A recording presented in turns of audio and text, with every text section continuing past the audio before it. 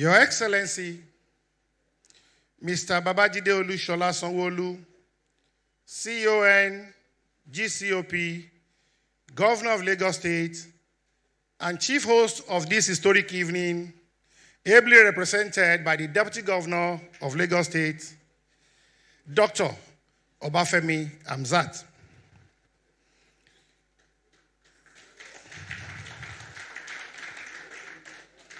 Your Excellencies, Governor of Ogun State, ably represented here this afternoon, Your Excellencies, Governor of Ondo State, ably represented here this afternoon, members of the diplomatic corps, our esteemed discussant, His Excellency Babatunde Raji Fashola, SAN, CON.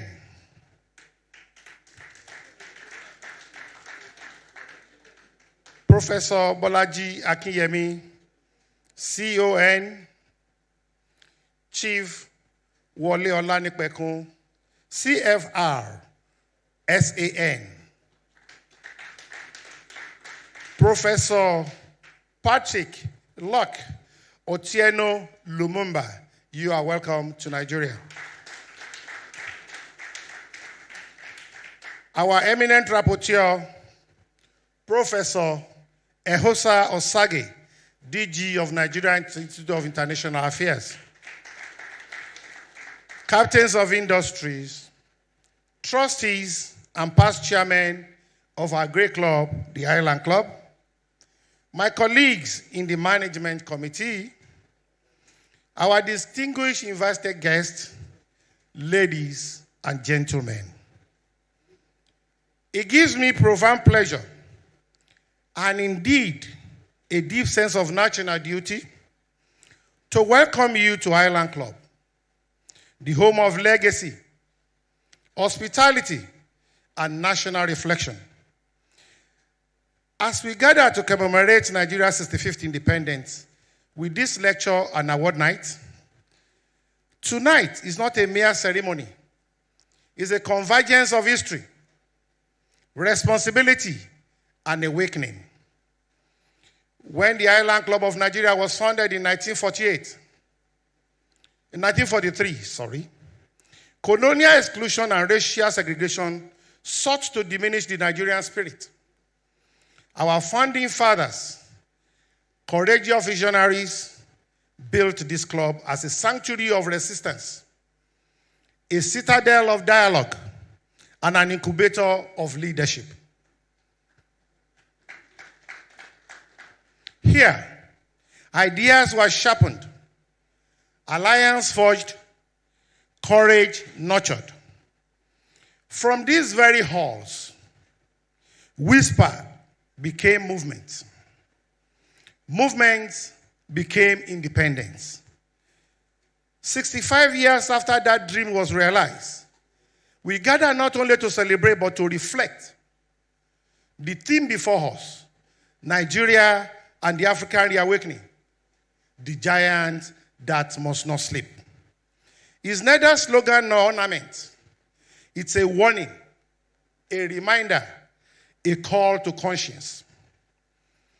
This distinguished assemblage of brilliant African minds underscore the gravity of our discourse. Their insight will stir reflection and inspire a renewed resolve for a new Nigeria and reawaken Africa. Propelled by courage, vision, and shared responsibility. Tonight must not end with speeches and photograph. It must end with resolve.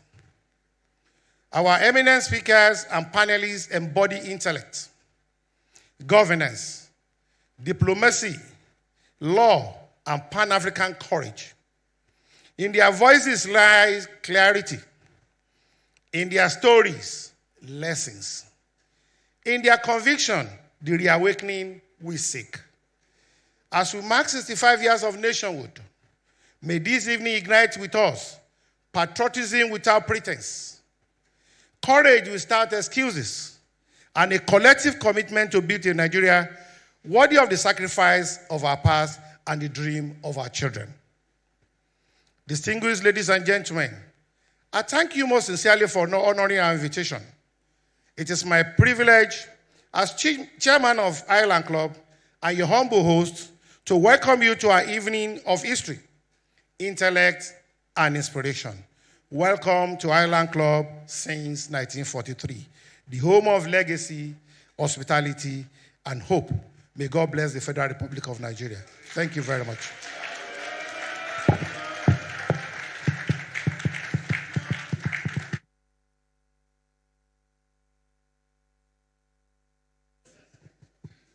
Thank you very much, Thank you very much, Chairman, Island Club.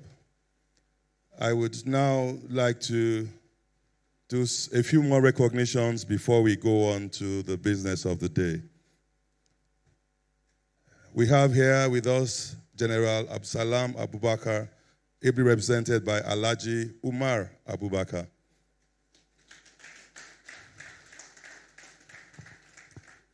Also here, I recognize again General Ike Nwachukwu, GCOP, sir. The Olowu of Owu Kingdom, Oba Saka Adelola Matemilola.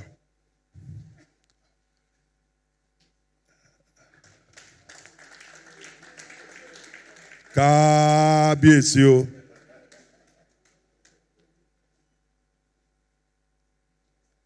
Distinguished guests, ladies and gentlemen, we have the President Echo Club, Mr. Adedeji Lawal, here with us.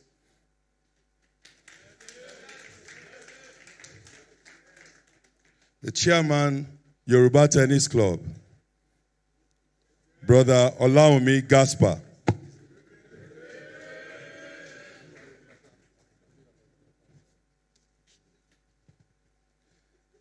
Do allow me to repeat this class and recognize again Oba Saka Adelola Matemilola, the Oluyalo Otilita 7. Kábíyèsí o. Thank you very much. Ọmọ Yorùbá ni mí. The chairman. Ó látún ṣe sàì má bínú. Mr. Governor, wọ́n náà wọ́n ti cover me.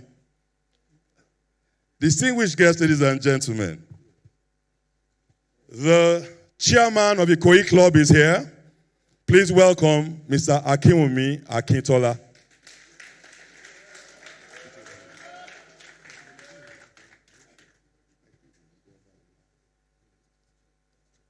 Past chairman of the Ikoyi Club 1938, Mr. Ademola Mumuni and his darling wife.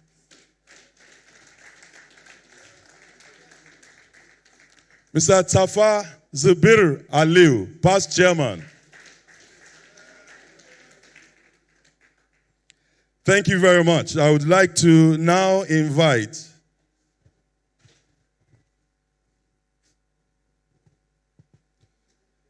the discussants and the rapporteur of this event, starting with a senior advocate of Nigeria, the Pro-Chancellor and Chairman of the University of Lagos Governing Board. Please welcome Chief Wole Olanipekun.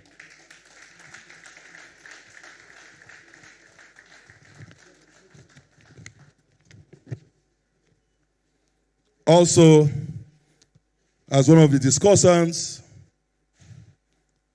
is a former governor of Lagos State, a senior advocate of Nigeria, Mr. Babatunde Raji Fashola, SAN, CON, GCOP. You can call him BRF. I can't call him BRF. Oh. Emma Kobami. Ejo. Also here is the moderator, the Director General, Nigeria Institute of International Affairs. Please welcome Professor Ekosa Emmanuel Osage.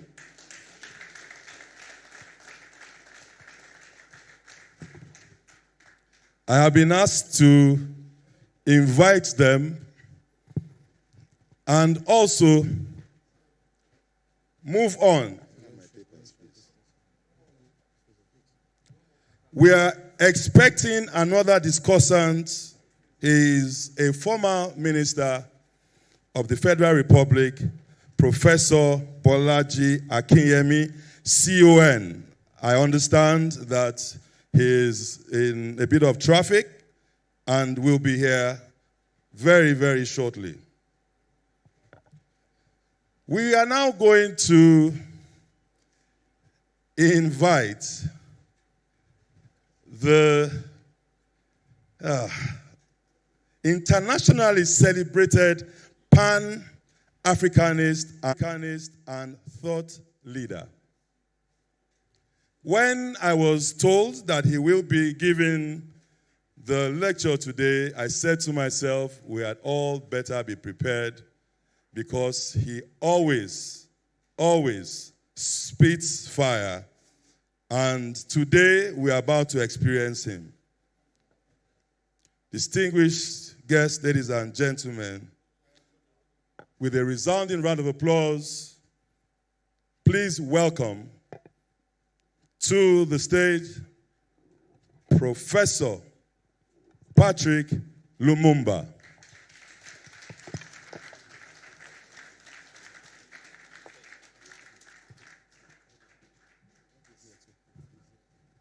I would also like to have you know that because of the importance of this occasion, he is here with his darling wife, and we thank you for accompanying him.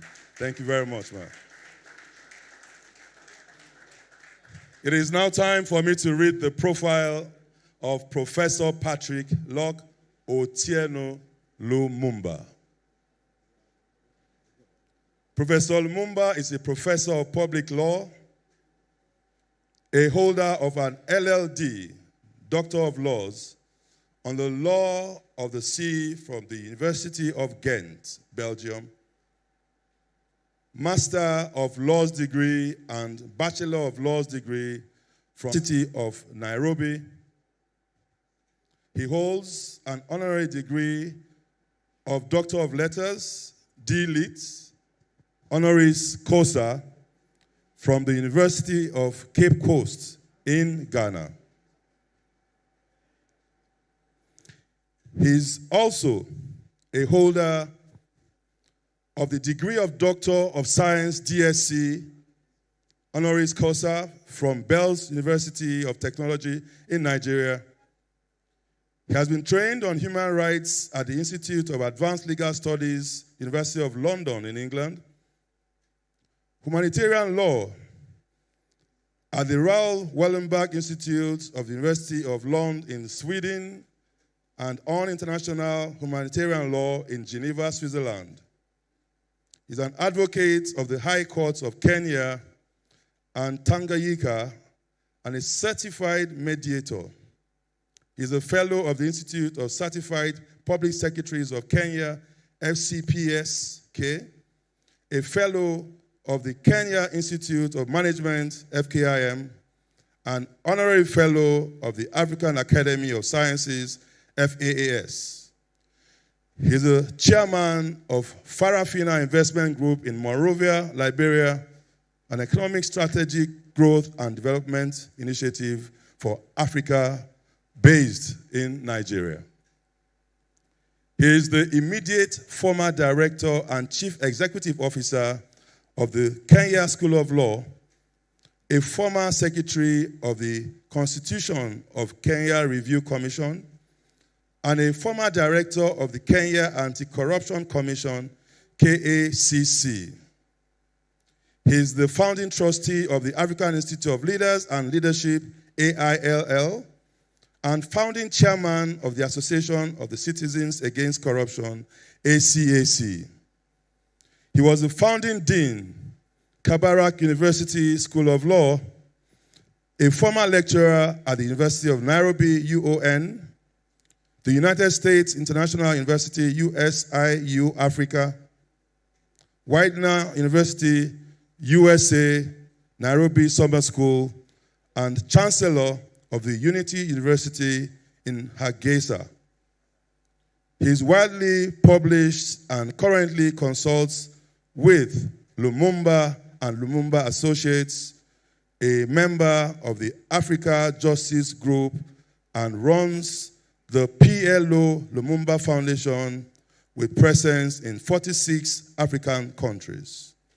From Nigeria to Kenya, please recognize in our midst Professor Patrick Locke Otieno Lumumba.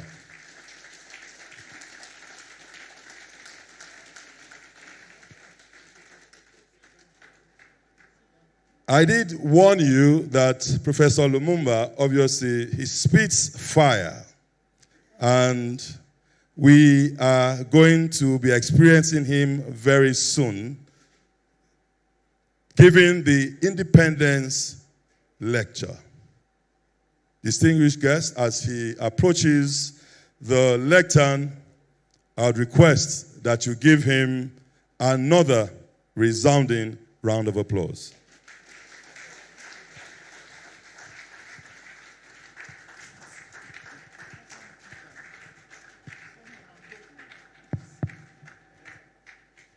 Thank you very much. Let me do what Nigerians do best by saying that I stand on the protocols already established. I think it is a clever way of ensuring that I do not annoy anybody by forgetting them, and is a very nice way. But it would be remiss on me if I did not recognize the chairman of Island Club who invited me to this occasion. Honorable Chairman, accept my gratitude. It is also proper and fitting that I recognize your dear wife, and equally proper and fitting that I recognize our chief host, who is the governor of the state of Lagos, and to recognize the former chairpersons, the trustees, and the distinguished members who are here present, as well as the distinguished discussants. Permit me to congratulate the Federal Republic of Nigeria on the occasion of her 65th birthday since she regained her independence from the British colonizers. It is a day that is worthy of reflection, and it is not lost on me that I've been asked to talk about Africa and Nigeria in that context. I speak at a time when it can be said that the continent of Africa is going through a midlife crisis. It is a midlife crisis that is punctuated by the dissatisfaction of young Africans. Young Africans who believe that the promises that were made by the founding fathers and founding mothers have not been fulfilled. It is a demonstration of the fact that there is a lot of work to be done. But it is on an occasion such as this that is also incumbent upon us to remember by a dint of history that the post-colonial African state, as we know them today, were designed to fail. In fact, it is true that the erstwhile colonizers, whether they are sitting in London, England, or in Paris, in France, or in Madrid, in Spain, or in Lisbon, in Portugal, or in Brussels, in Belgium, they are waiting for the African countries to collapse, that they may write the obituary. The fact that we are here and celebrating 65 years since we regained our independence is a demonstration that we have refused to fulfill the prophecies of the colonizer turned neo-colonizer. But yet, it is also important to remind ourselves that the time has come when we can no longer afford the luxury of attributing our failures to colonization. We have had occasion to do many things, and indeed it can be said that we have done many things, but there is a sense in which we continue to punch below our weight. We must also remind ourselves that it is true that we are not the only peoples who are colonized. There are others who are colonized, others who we may describe as our colonial age mates, and for some reason they appear to be doing better than us. So on this occasion, we must ask ourselves, what is it that we can do better? And the country that must ask that question more than any other country in the continent of Africa is the Federal Republic of Nigeria. The reason why she must do so is because out of every 5 Africans, 1 is a Nigerian. The reason why she must do so is because over 300 million people live within the territory of Nigeria. And I want to submit to Nigeria that the day you do your census properly, you will discover that you are actually 350 million. I look forward to that day when Nigerians will discover their number in this continent. And let us go down to history. Why are we assembled here? Are we assembled here simply because it is a jamboree at which we pat our backs? Are we assembled here simply to remind ourselves that 82 years ago, the Island Club was established? Are we assembled here merely to remind ourselves that 65 years ago, Nigeria regained our independence?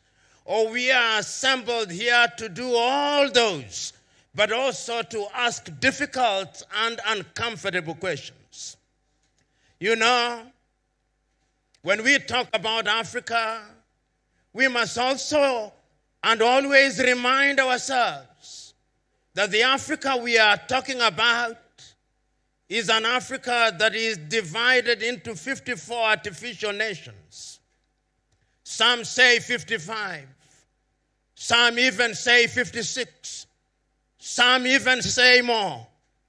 But we must remember that as this club was being established in 1943, and the chairman has already said that it was the ground upon which courage was incubated.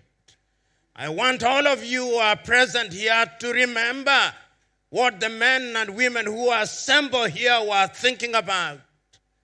In those days, when not every Nigerian could be allowed in these places. In those days, when Africans were considered to be children of a lesser God. In those days, when the British were quick to remind us that we were different because we were Hausa, because we were Fulani, because we were Yoruba, because we were Igbo, because we are Kalabari, and they were sowing the seeds of discord, that even when we regained our independence, we would not last for too long. We must ask ourselves what was going on in their minds. And those of you who are students of history will remember in 1945 in Manchester, in the United Kingdom, when Africans in the continent and those in the diaspora met for the first time and were talking about Pan-Africanism, Nigeria was ably represented in that forum by Obafemi Awolowo. And if you remember what he, among others, said during that period, he was reminding us that once we regained our independence in and of itself was not sufficient. Independence was only going to be the beginning. The question is, did we begin well? Are we running well? Is there a promise for all of us? Is there something to celebrate or something to shout home about? These are the questions that must reside in our minds and in our hearts today. Those of you who are assembled here, when I was making my inquiries, I was told that you are some of the shakers and movers of Nigeria. The question that you must ask, what are you shaking and what are you moving? If you are shaking something, is it something that is going to benefit Nigeria? You must remember, is it your own Chinua Achebe who said that the man or woman who shakes the iroko tree only ends up shaking his buttocks? Is it your buttocks that are shaking or you are shaking Nigeria? These are the uncomfortable questions that you must face. And you know, as we are assembled here, there is a sense in which there is discomfort in the continent of Africa. We are assembled here in Nigeria, but Africa is not at ease. If you thought Africa was at ease, go to the Sahel.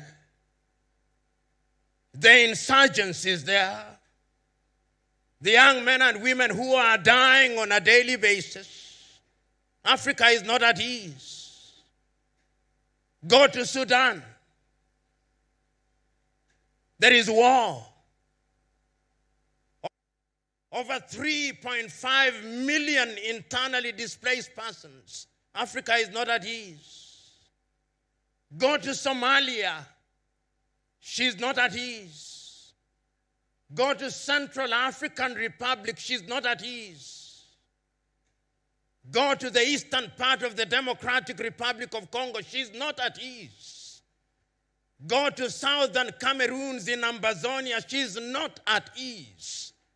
And even when there is no real war, no real conflict, as I speak to you now, for 4 days and 4 nights in Morocco, young men are in. As I speak to you now, young men and young women are in the streets of Luanda in Angola. As I speak to you now, young men are uncomfortable. Something is happening. Not only here in Nigeria, there are places in northern Nigeria where there are no-go zones. That is the reality. So we may sit in the comfort of Island Club, but this is just but an island. The reality is that it is an island in a sea of sorrow and desperation. The question is, beyond the lamentations, what can we do? We have lamented for too long. We have agonized for too long. Our young men and women are asking, what will we give them? The average age in this assembly, I suspect, is about 55. Our young men and women are not present in this assembly. They'll only watch on television. Where is the baton that we are going to pass over to them? Where is the united country that we are going to pass over to them? What are we doing in our health sector? As a young person, when we read about Nigeria, I read about the University of Ibadan, the University of Nigeria at Nsukka. And I remember those days, people would come from the Arab world to be treated at Ibadan. Today, when a Nigerian with an ability or an African with ability, depending on who colonized you, you run to hostels in London or Paris or New York or lately Dubai and India. Yet in the intervening period, we have produced doctors in the thousands. Where did we go wrong? Today, as you drive across the continent of Africa, we may talk about the good roads, and I saw some beautiful roads in Akwa Ibom, in Uyo. Beautiful. But who constructed them? If it is not Chinese, it is Europeans. In the intervening period, we have produced civil engineers whom, if you do not address as an engineer, he'll have a quarrel with you. What became of us? These are the questions which are uncomfortable, but we must ask. I'm booked in a hotel room here in Lagos.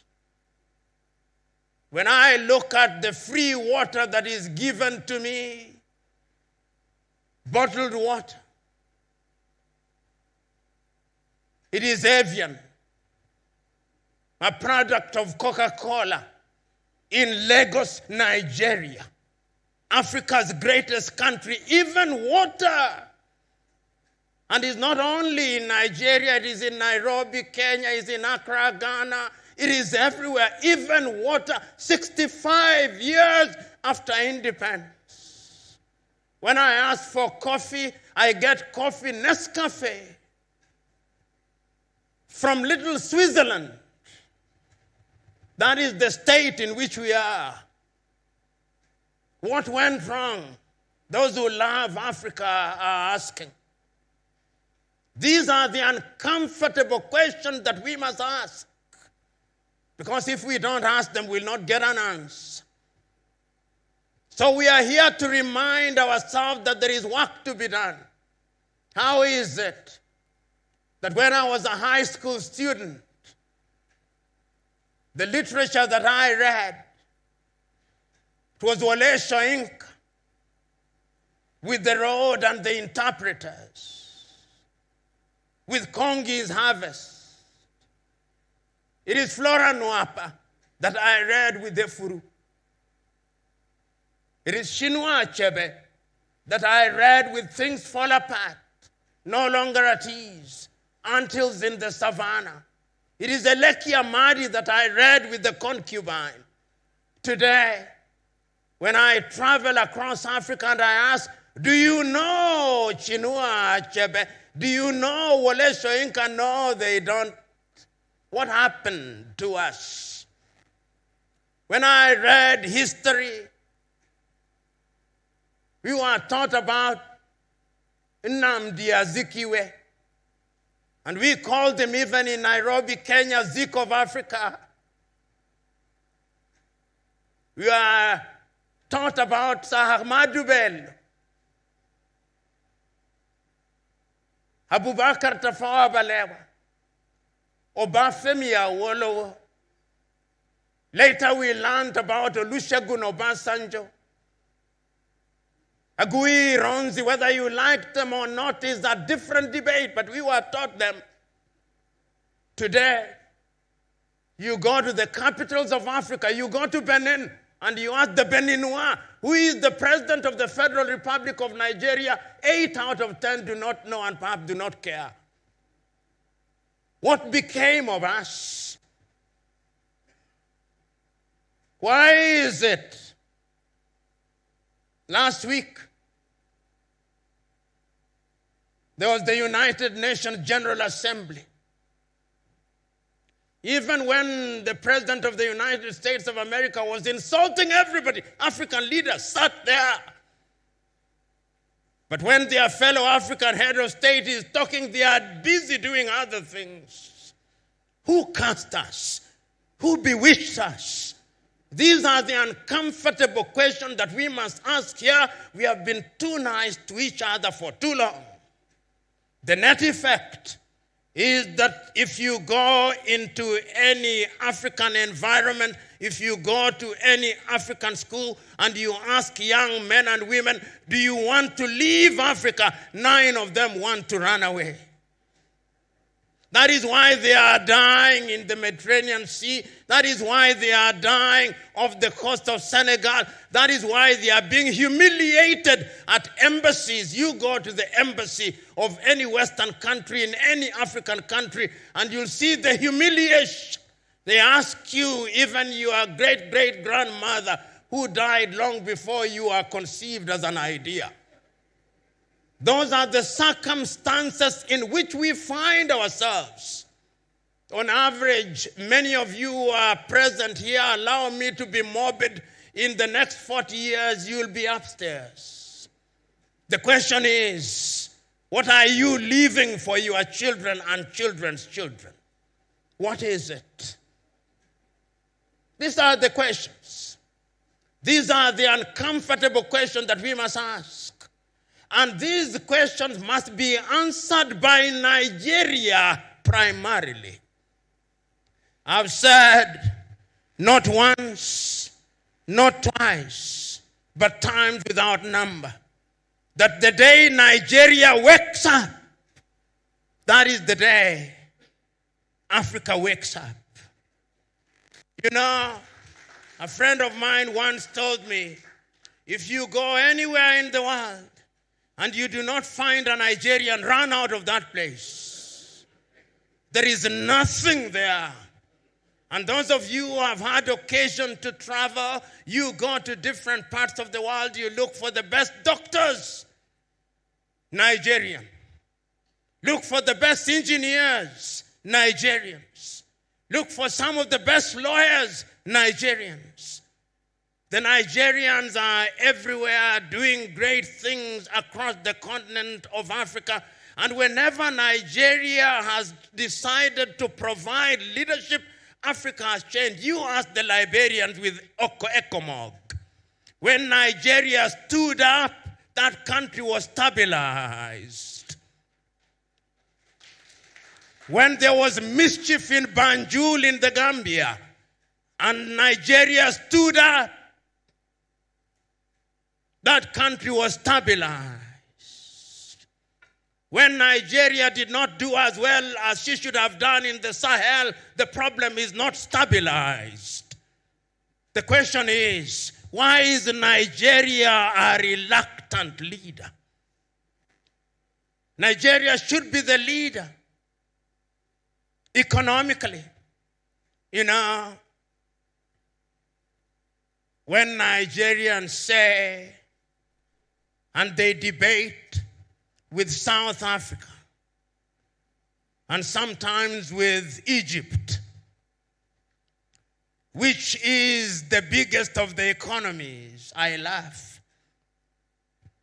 I laugh because the economies that they are talking about using the unreliable GDP, but we must use it, is that Nigeria is 500 billion USD GDP with a population of over 200 million. Singapore, which is smaller than Lagos, with a population of 6 million, has a GDP of 564 billion. So the debate between Nigeria and Egypt and South Africa is a debate between two dwarfs as to which one is the taller of them. Even if one is taller than the other, they are still dwarfs. The day that I will celebrate Nigeria is the day Nigeria tells me we are 2 trillion economy. And Nigeria can achieve it. And Nigeria must achieve it. What does Nigeria not have? Is the oil that is produced in Nigeria different from the oil that is produced in Saudi Arabia? Is it different than the oil that is produced in Kuwait, that is produced in Bahrain, that is produced in Qatar? Why must Nigeria not be the leader that has pipelines across the continent of Africa? Why can she not do it? She can. But we have allowed ourselves to be paralyzed by analysis and to be paralyzed by lamentation. It is your own kinsman, Chinua Achebe, who said that adversity is a problem of humanity, but we must never allow ourselves to be the victims or the agents of adversity. We must allow ourselves to be the conquerors of adversity, Chinua said. And I remember so very vividly in 1983 when Chinua Achebe wrote the little book, The Trouble with Nigeria, and he simply said that the problem with Nigeria, and he there said the rest of Africa is simply and squarely one of leadership. And his leadership at all levels. Many times we think that politics is the only side of leadership. No. Leadership is at all levels. Why can't you, if you've run this beautiful club for 82 years and run it well, why can't that be upscaled and replicated in every other sector of Nigeria? Why? Why is it that in this micro-environment, you do not care who is who? In this club, everybody has a sense of esprit de corps, a sense of camaraderie. You do not care from which ethnicity you come from. But when you want to run the club that is Nigeria, you now talk tribe, you now talk religion. Why? These are the uncomfortable questions that you must confront, because if you do not confront them, then Nigeria and Africa will continue to punch below her weight. I'm suggesting to you that the time is now that we must ask ourselves what it is that we can do. We have lamented for too long. Let us now ask ourselves what it is that Nigeria can do in the area of education. You know, many of you who are present in this assembly may be described as upper middle class or the top class. You are the best of the best. You are the crème de la crème of Nigeria. And when you are the crème de la crème of Nigeria, it means you are also the crème de la crème of Africa. But the question is, does Africa feel you? Does Africa feel you in the area of education?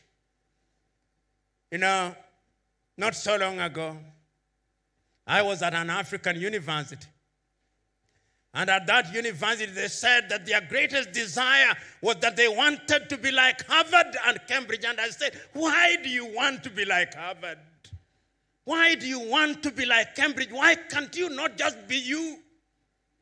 One of the things that we Africans must do is to exercise the ghost of low self-esteem and to wear the spirit of self-belief. The day we do that, that is the day that Africa will begin to grow. One of the things that gladdens my heart when I come to Africa, to West Africa, and particularly to Nigeria, is the manner in which the Nigerians dress. It gives one authenticity. It gives one confidence. But the question that I ask, are the clothes made in Nigeria? And if they are not made in Nigeria, it means the jobs are not in Nigeria. We have exported all our jobs to China. I'm asking us that if Africa and Nigeria is to be resuscitated to realize our potential. I want to see Nigeria grow in higher education. The other area in which Nigeria must provide leadership is in the area of the economy. You know, not so long ago, Nigeria was just about to provide leadership once again. And there was going to be a currency in this region called the Eco. And we were all happy, those of us who love the continent of Africa. We were looking forward to the day when you would come here and I would have the Eco, not the dollar. Something happened. I'm asking you who are shakers and movers. Shake those who are in government. Honorable Governor, Deputy Governor, ask yourself, 20 years from today, when you are no longer governor and history is written about you, what will they say? What will they say of your watch? What did you deliver? What did your administration deliver? History is harsh. It passes verdict that is without emotion. I'm asking all of us who are present here to ask those uncomfortable questions in the area of the economy. I'm asking those of us who are here to ask in the area of health. Why is it that young Africans are still dying of diseases that were conquered by Europe 100 years ago? What is happening to us? Why is it that when we have COVID, we have to import things from China? What became of our pharmaceutical industries? What became of our research institutes? Why do we pay our academics a pittance, peanuts, while our thieves thrive? Why? These are the questions that we must ask. We are talking at a time when we are talking about the Africa Agenda 2063 and Africa Continental Free Trade Area. What are we going to trade in if we are not manufacturing? A friend of mine whom I met when I was being brought to this site, former military general, as we were moving, for some reason he said about electricity, that electricity in Nigeria is epileptic. And it is epileptic indeed. Not only in Nigeria, everywhere. There is not a single place that you travel to Africa in today and you are in a hotel room, within 1 hour electricity has gone. Electricity is not rocket science. But for some reason, we are unable to supply stable electricity. Who cast us? Who bewitched us? That we cannot do what must be done. These are the questions. Ladies and gentlemen, I know it ought to be celebration, but how can I speak the language of a wedding at a funeral? I refuse to do so. And I'll not speak for too long either, because the issues that I'm raising are known. They are known because they have been spoken about. They are known because your former leaders have spoken about them. If you look at the writings of your former presidents, the statements of your politicians, the writings of Olusegun Obasanjo in his book, My Watch, he says, among other things, that potential is nothing if it is not realized. I look at the early statements of Sahamadu Bello, the early statements of Obafemi Awolowo, the early statements of MKO Abiola, the early statements of the two Ojukus, the father and the son. And I ask myself, what can we do now? And I know what we can do. The first thing that we must do today to commemorate the 65 years since Nigeria regained independence is for Nigeria and Nigerians to make a solemn resolve that is no longer business as usual. That from today on, Nigeria is going to provide leadership. That she's going to provide leadership in the economic arena. That we are going to hear more Nigerians talk about the Africa Continental Free Trade Area. That we are going to hear Nigerians talking about the diversification of the economy. That we are going to hear Nigeria talk about agriculture. That we are going to hear Nigeria saying that we are no longer going to import our chicken from Brazil, that we are no longer going to import our rice from Pakistan, that we are no longer going to have on our tables anything called English tea, that we are no longer going to have Nescafe on our table, that we are no longer going to import palm oil from Malaysia, that we are going to diversify our economy, that we are going to revive our leather industry, that we are going to revive our industry so that we can create jobs here, that Nigeria is going to be open space for the rest of Africa, that Nigeria is not going to ask for visas, that Nigeria is not going to ask me for a landing pass when I come to Nigeria. How can the mother country ask me for a landing pass? That Nigeria is not going to ask me for visas when I come here. This is our Mecca, so to speak, and we should be able to come here without any hindrance whatsoever. Nigeria must do that if the continent of Africa is to realize our potential. And I'm suggesting that you must also open up your education. Our young men and women who are going to study in Europe and America, if there were no ASU strikes, we would be coming to Ibadan. We would be coming to Nsukka. We would be coming to the Lagos School of Business. We have enough intellectuals to make us come here. And you can make the money through education. I'm suggesting that you can do that. I'm also suggesting that your airline must now be revived. Nigeria cannot be a country without an airline. How can it be? It can be done. There are many Nigerians. When I see Air Peace, when I see Air Ibom, I know that it can be done. This is the time for it to be done. Ladies and gentlemen, I wish not to speak for too long. Let me now move toward the conclusion, because conclude I must. We are at a difficult time in Africa, and that time can only be resolved if we make a solemn resolve. Today, we must remember the words of those who are in the forefront of leadership. Today, I remember the words of a great South African, a man who you must know, Pixley Kaisa Kaseme. Speaking in the year 1906, he said that Africa must be regenerated. And I'm suggesting that it is Nigeria that must be in the forefront of the regeneration of Africa. I'm also hearing it being said in 1957, on the 6th day of March 1957, the Osagyefo Kwame Nkrumah said that the independence of Ghana meant nothing.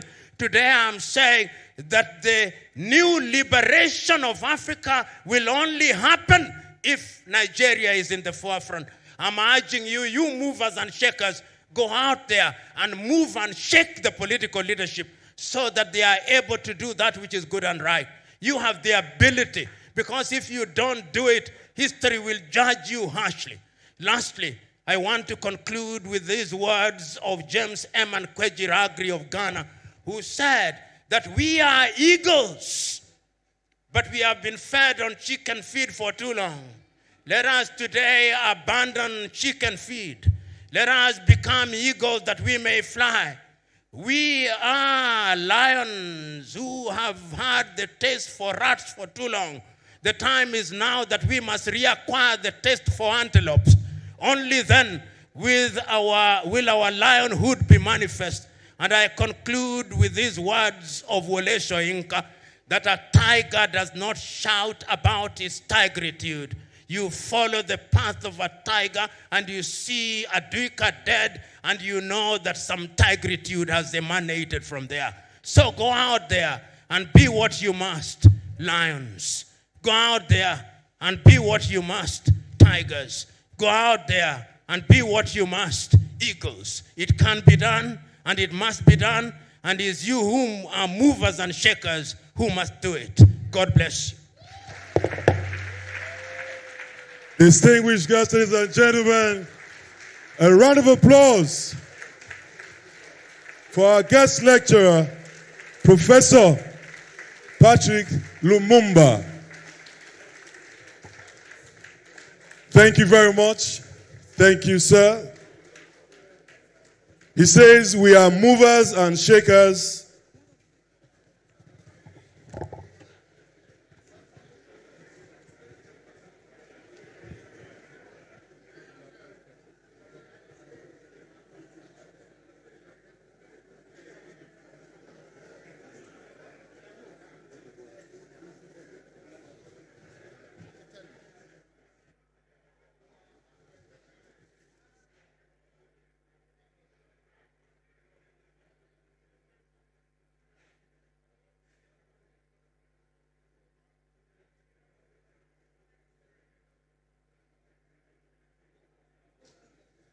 Distinguished guests, ladies and gentlemen, I do crave your indulgence for another round of applause for our guest lecturer, Professor P.L.O. Lumumba.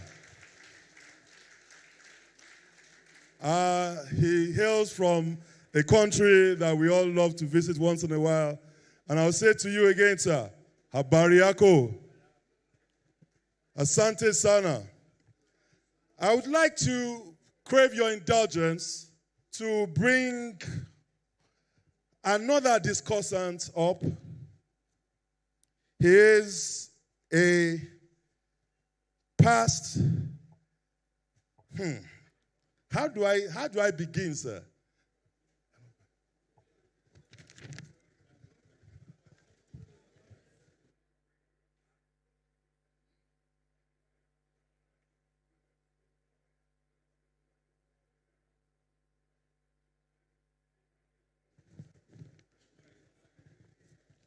Well, we were trying to ambush General Ike Nwachukwu, CFR MNI. Sir, I have been trying to coax you, sir. You will do that from here. Okay, we wanted him to join the discussants, but he has told me in his military fashion, I am not going. Who am I to argue with a general of the Nigerian army? We have been told that we are movers and shakers in Nigeria. And the question he asked was simply, what are you moving and what are you shaking? I'd like to inform us all that we have been live on TV Continental for over 1 hour. And I do request that you give a resounding round of applause for the organizers of this epoch-making event, because they have put in a lot into getting this done. We've been live on TV Continental. I would also want to say, as a prelude to the recognition I was about to give, that since 1943, the Island Club has been more than a social gathering place. It has been a melting pot of ideas, influence, and visionaries who helped shape Nigeria's history, including her independence struggle. I'd like to recognize in our midst the chairman of the Board of Trustees of Island Club, a past chairman of Island Club. Please welcome Architect Chief Anthony Shoeton, GCOP.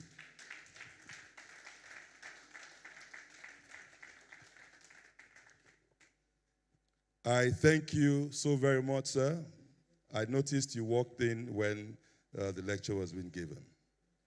It is now time to move on to the business of the day. And having listened to that awe-inspiring and fire-spitting lecture, it is now time for me to move on to the business of the day by handing over to the rapporteur who will take charge of the proceedings. He is the Director General of the Nigeria Institute of International Affairs. Please welcome again Professor Ehosa Emmanuel Osage. Thank you.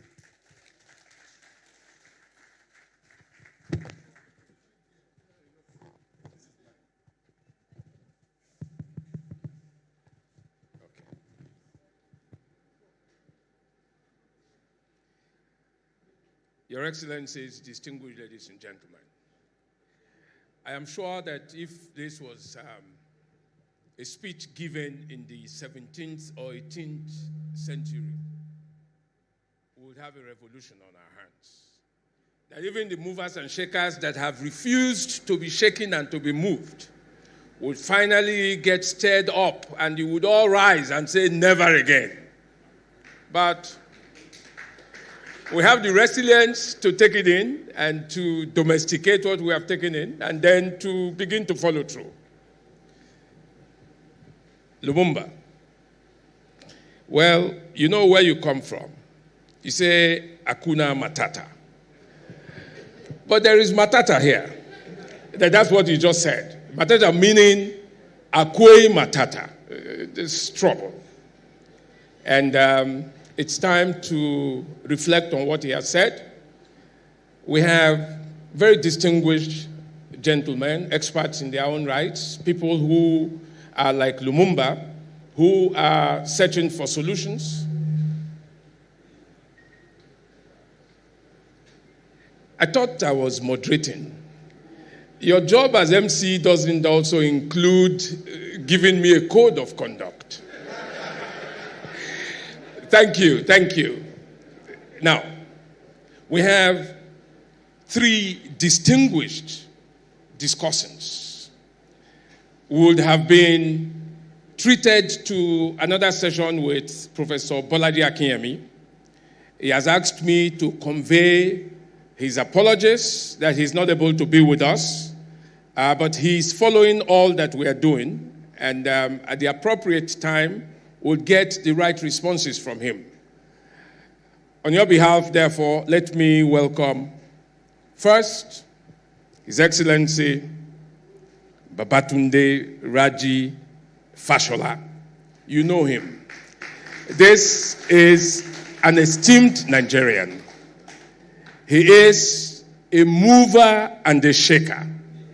He has had everything that qualifies him to be exactly what Lumumba has described, a senior advocate of Nigeria, a former minister of the Federal Republic. Now, by today's standards, he would have been more than a coordinating minister, because you all remember how many portfolios he had. And most of all, a former governor of this state, the foremost state in Nigeria and in Africa, Lagos State. Your Excellency, the other day, we were treated to why Lagos is number one, not only in Africa, but also in the global south. And I know that the geopolitical dimensions of what Lumumba has presented here would be Lagos as the beginning. So let me invite our first discussant, and I'm coming to you now. We'll give each discussant 10 minutes. I know that you have prepared a great deal here, but of course, we trust you. Ladies and gentlemen, Your Excellencies, please welcome His Excellency. Yes, sir. Thank you very much. And thank you, Prof, for that very stimulating intervention. I think that I will start from the end And in the end, you said we must resolve. And some of those resolutions, perhaps, in my view, respectfully overlook the world that we now live in.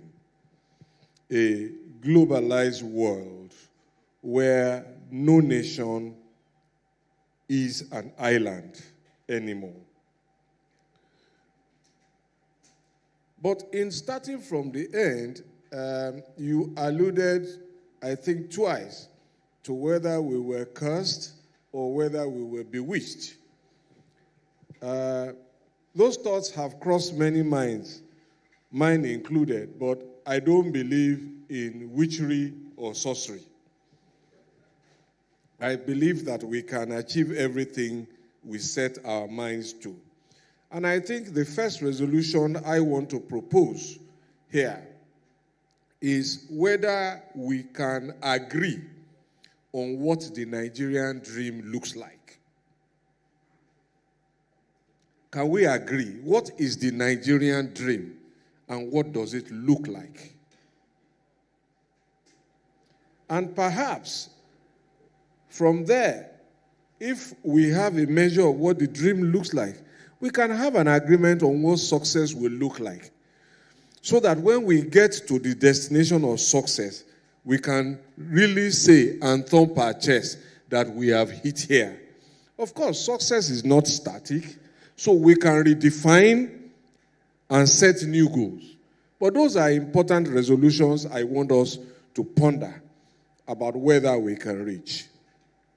Of course, the topic itself and the theme calls upon us as the leader of this continent to rise. And I want to dramatize that in a little way, just to perhaps contextualize the point I'm making about what success looks like. As Minister of Works, I served on many committees on the continent of Africa representing Nigeria. So I got to know that the leaders of Africa from a long time back had tried to connect this continent by road and by rail, apart from the airlines which he talked about. And there's a project called the Trans-African Highway. It contains 9 strategic highways to enable all of us to drive across the continent of Africa. But the instructive thing about those highways is that 3 of them end up in Lagos, out of 9 for the whole of the continent. So the significance of the challenge that Prof was posing in terms of our responsibility is somewhat demonstrated by just this data. That out of 9 Trans-African highways, 3 end up in Lagos. The Algiers-Lagos Highway, the Dakar-Lagos Highway, the Lagos-Mombasa Highway. And it was my lot as minister to do some work on some of these roads. So when Nigeria was building the Abuja-Kano Highway, 365 kilometers, they were contributing their share to the Lagos-Algiers Highway. When Nigeria was building the Lagos-Badagry Expressway, we were contributing our border share of the Lagos-Dakar Highway. And when we were building the bridge connecting us to Cameroon from Cross River, from Mfum, we were actually contributing our share to the Lagos-Mombasa Highway, which is the east-west road of the African continent, if you like. When Nigeria decided to embark on the Kano to Maradi rail line project, they were doing nothing different. They were standing up to be counted for their leadership responsibility. Of course, not a few of us raised questions then. Why are you spending money in another part of the world outside your border? And I think the raison d'etre has somewhat been provided in Prof's speech. But I think that those challenges themselves raise enormous opportunities. And I say the world has changed in a way that the generation that has the fiscal energy to do this work must understand that, as Prof said, instead of lamenting, is to find the opportunities within the definition of what the Nigerian dream looks like, what success looks like, and what good leadership looks like. Because we have had all sorts of leaders, and we seem not to be satisfied with what we have had. And so can we define what the successful leader looks like, so that when we see him,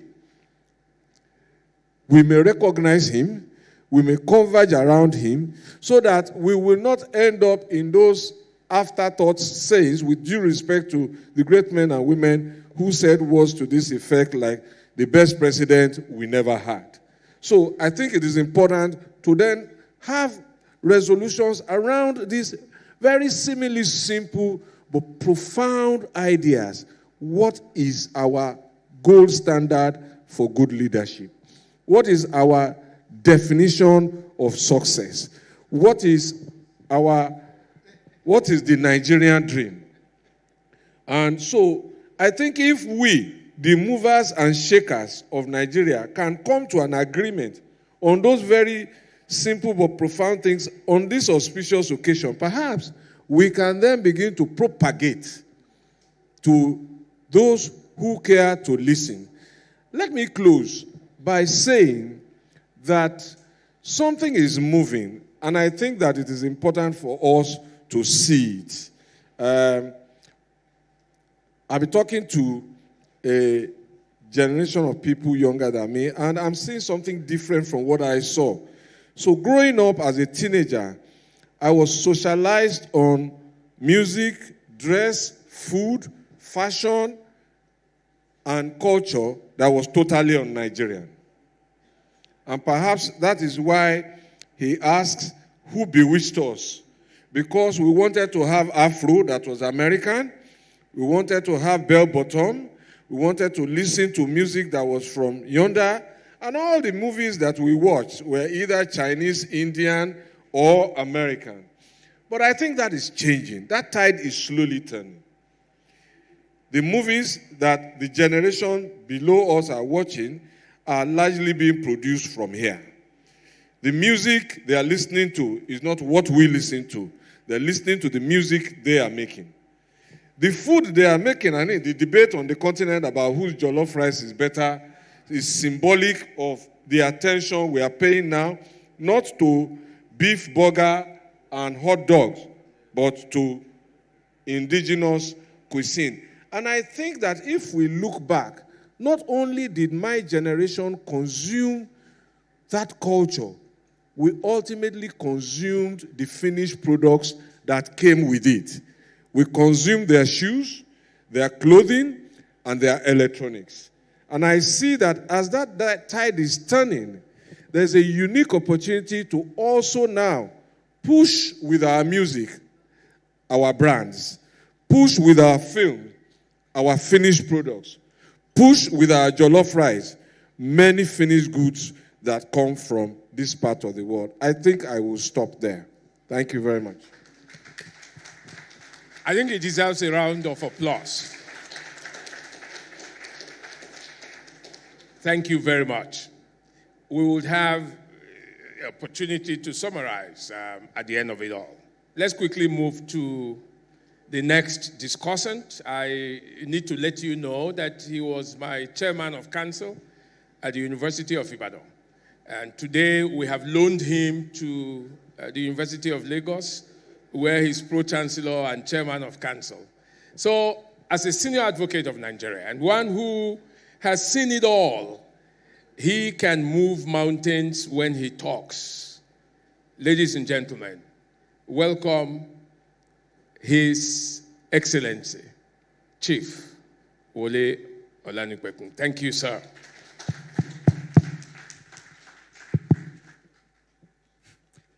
May I appreciate you. And may I appreciate the Island Club for this very topical subject that we have brought to the front burner. It's a very, very serious one. It's one that we should approach with soberness, with reflection,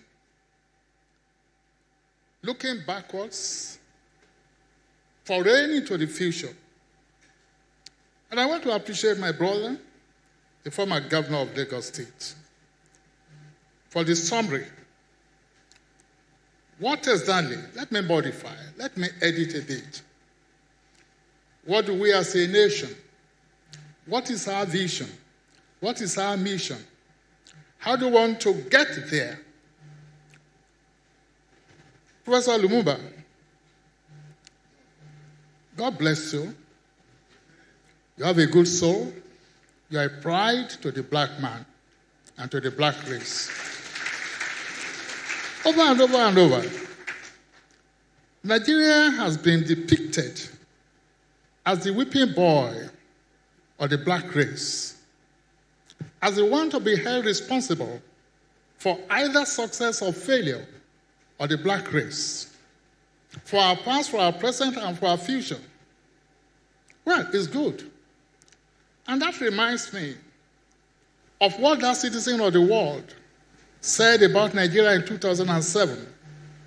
And please, Professor Lumumba, when I asked for a copy of your speech, of your lecture, I was told that you would talk as the Spirit directs. So I will also make presentation as the Spirit directs.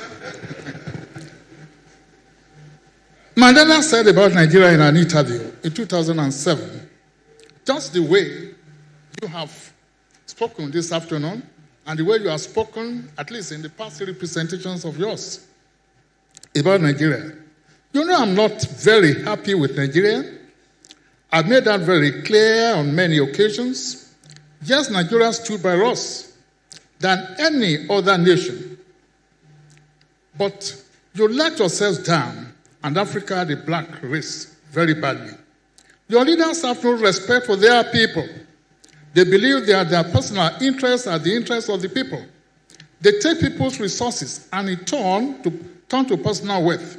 There is a level of poverty in Nigeria that should be unacceptable. I cannot understand why Nigerians are not more angry than they are. What do young Nigerians think about your leaders and their country? Do you teach them history? Do you have lessons on how your past leaders stood by us and gave us large amounts of money? You know, I hear from Angolans and Mozambicans and Zimbabweans how you open your hearts and their homes to them.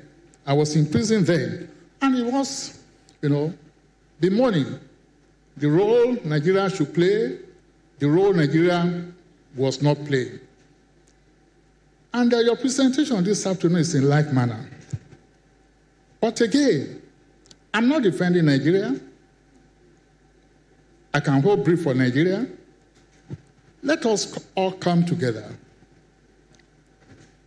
Let us remember what Shakespeare said in Julius Caesar, that the fault is not in our stars, but in ourselves.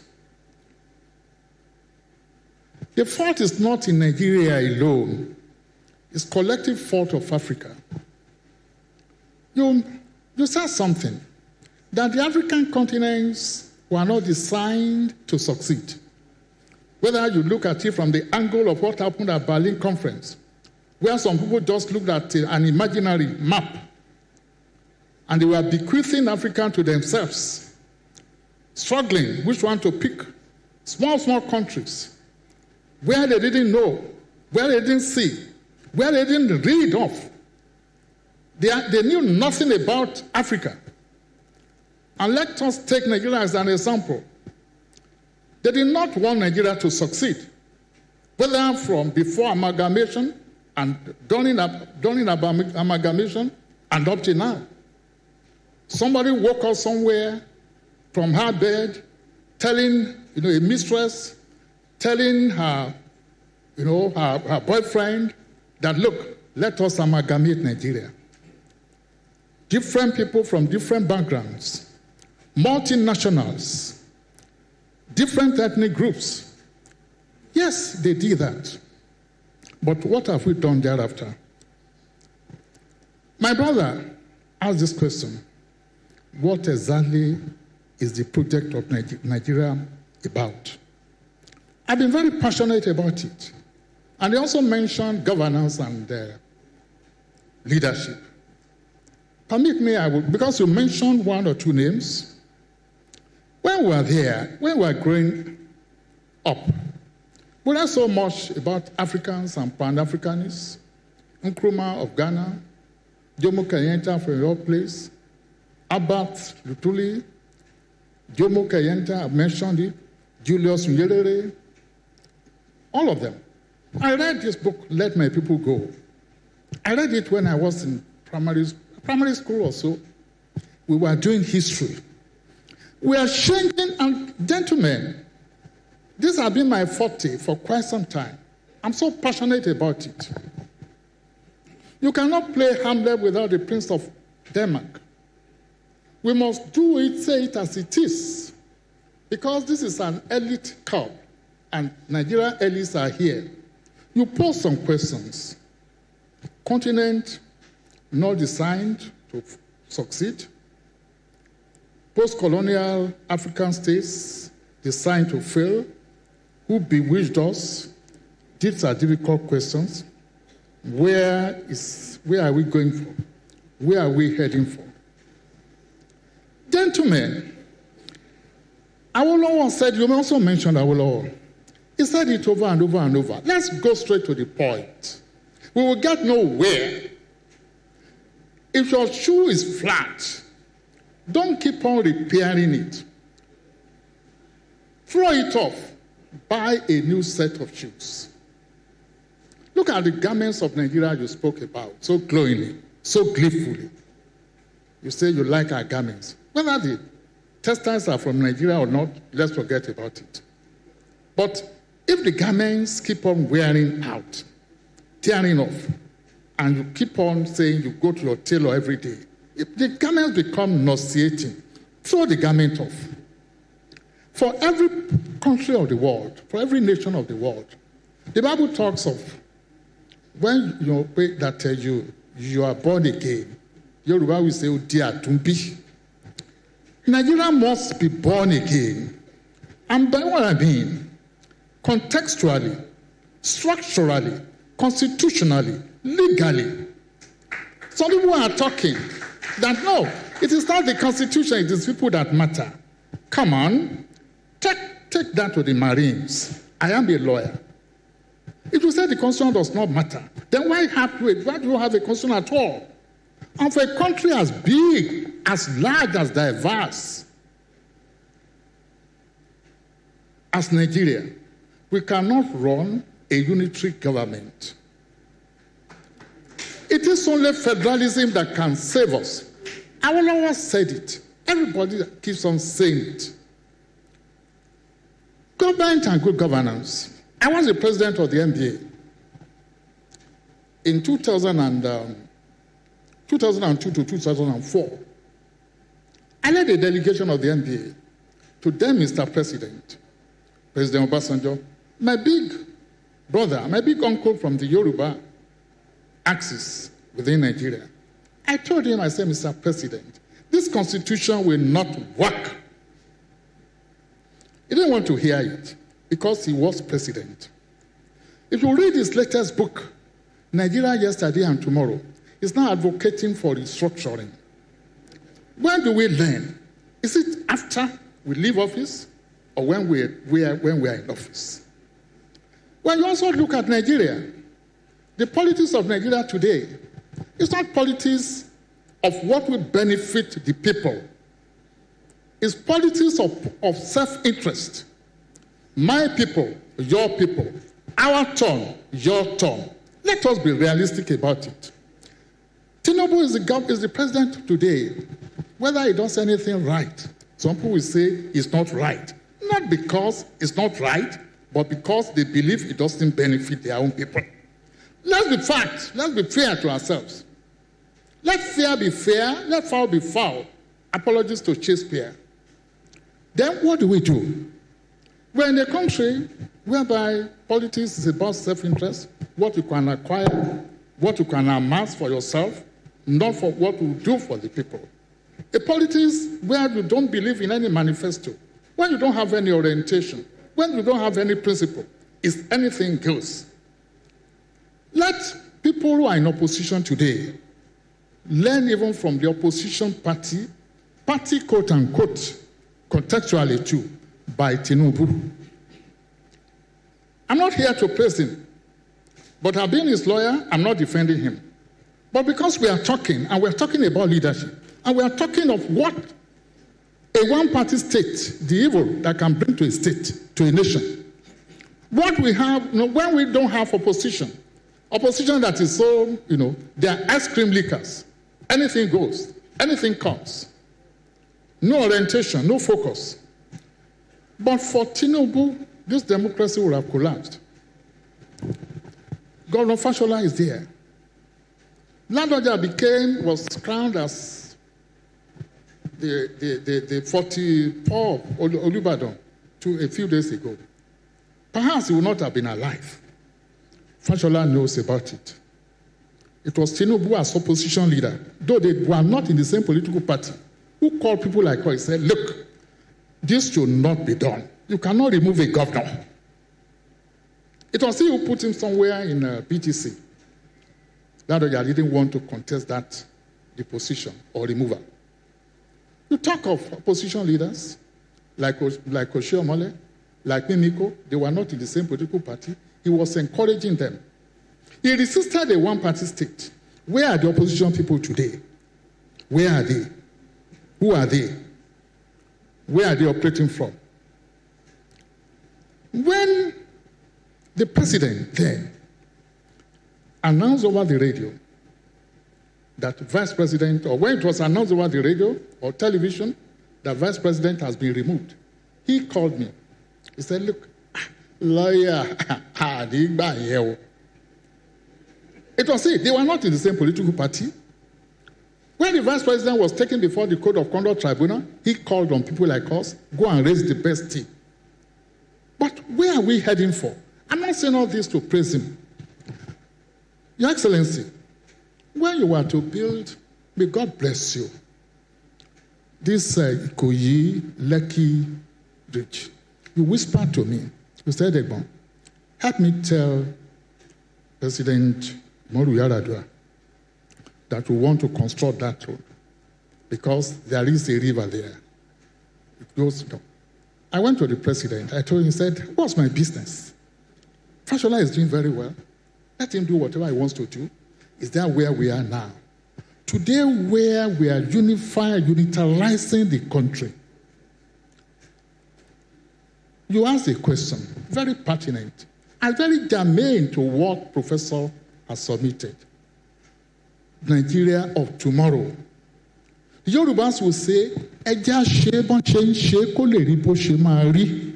there is no way. That's very important. I talk like a lawyer, and I don't pretend about it. There is no way where you can govern Nigeria unitarily. We have to liberalize our unitarism. United States of America was a colony of Britain. They decided to have a constitution. No constitution is perfect anyway.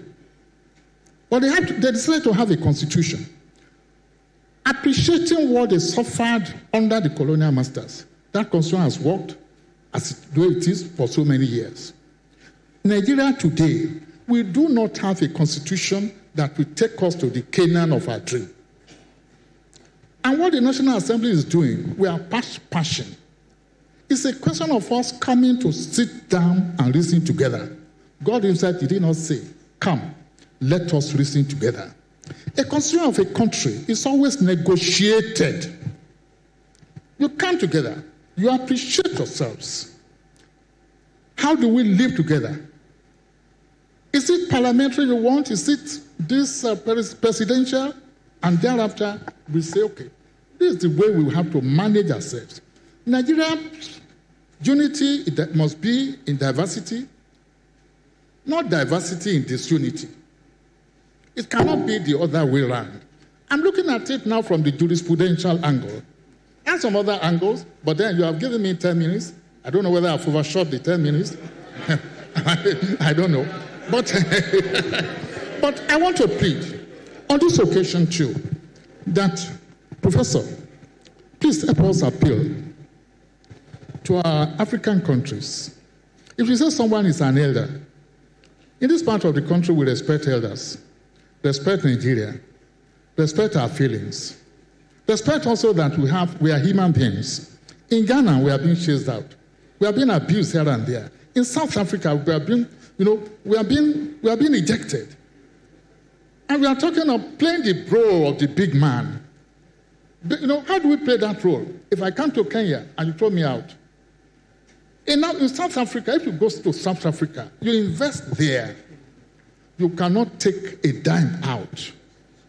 That's not fair to other African countries. That's not fair to the big brother. You see, there is a proverb in my place that you say, okay, in the church, you are saying, oh, let us be orderly. Let us maintain orderliness. Then you see Baba Joe in front, and you see a young man, he comes, you just slap Baba Joe, bam. And you say, then let there be orderliness in the church. Let us appreciate ourselves. Let us understand ourselves. Let us have self-respect for ourselves. Let us have feelings. Then the question is this: where has Africa thrown its thoughtfulness, its humanity?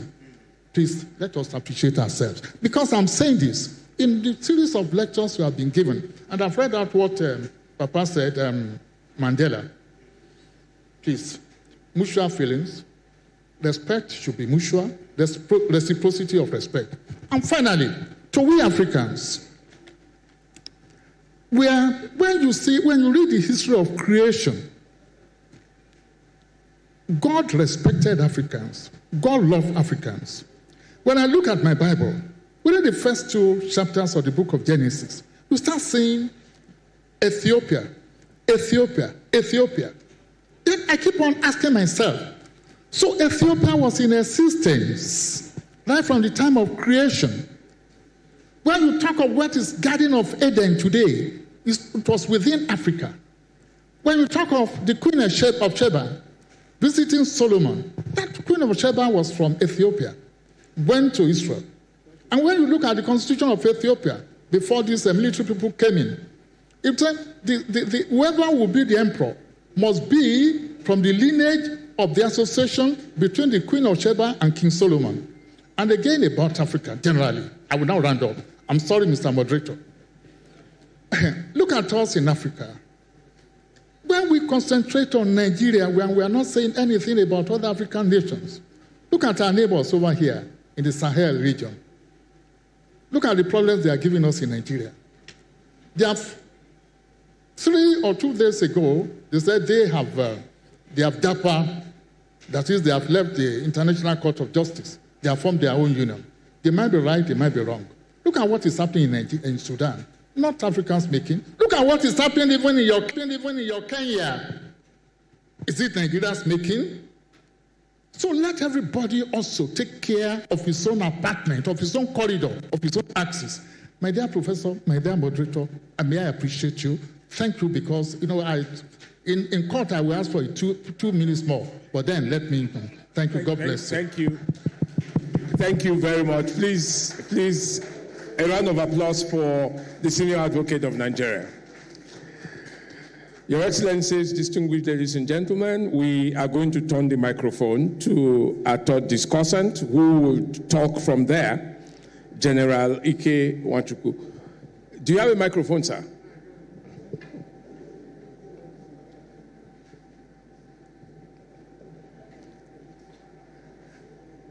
General Nwachukwu, you may sit, sir. Okay. Thank you, sir.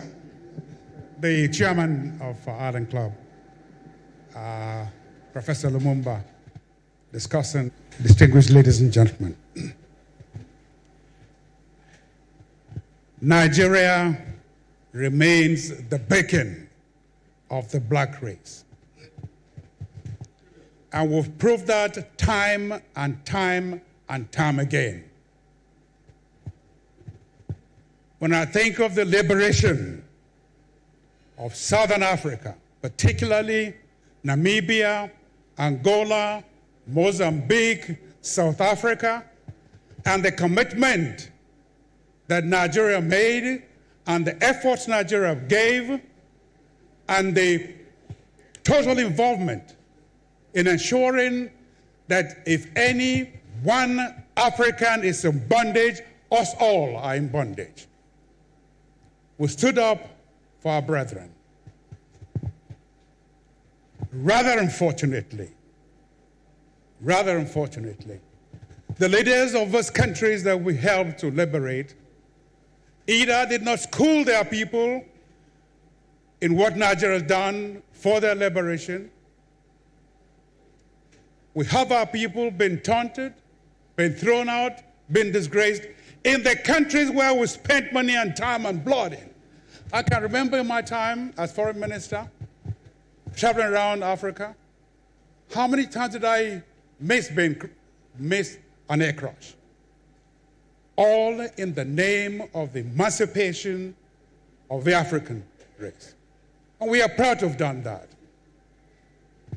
Yes, Nigeria must lead the charge. And we are not shy in leading the charge. We led the charge when it counted. In Liberia, I was foreign minister, I negotiated it, and went with my troops and so on. And we brought peace to Liberia. When we did, the Americans and the British and so on came behind under the umbrella of the UN to deride Nigeria of the benefit of our commitment to saving our people in Liberia. Same for Sierra Leone. Now, the point here is, we within our country, Nigeria, we are yet to coalesce as a nation. We talk Yoruba, talk Igbo, talk Hausa, talk Igbo, and so on. But yes, there is value in ethnicity, but there's no value in ethnicism. That's the point SAN Wole Olanipekun was just making here now.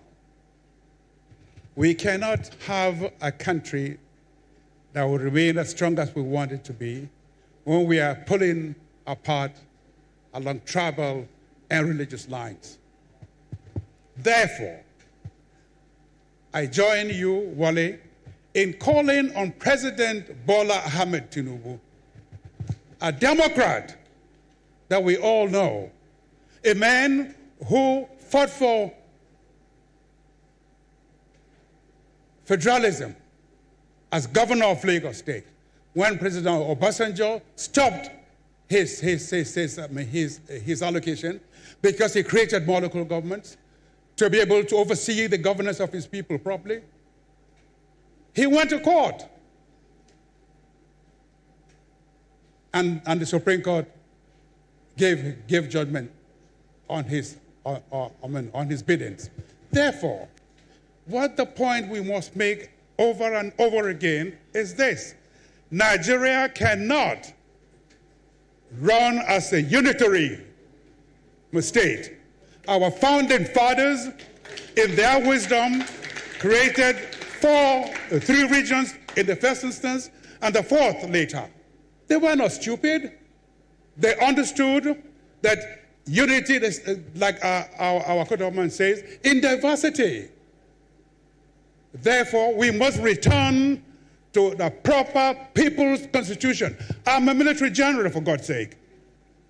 We were the ones that turned the thing over, all right? But I must say here that whatever policies we put in place, we did believing it was best for the country. But time may have shown that it isn't the best. Therefore, this country calls for a change. That change must come. All right? And our president, our beloved president, Bola Ahmed Tinubu, has the greatest opportunity to make this country better. And we plead to him to please convene a proper constitutional conference in which all the ethnic groups in this country would come together and negotiate a better Nigeria.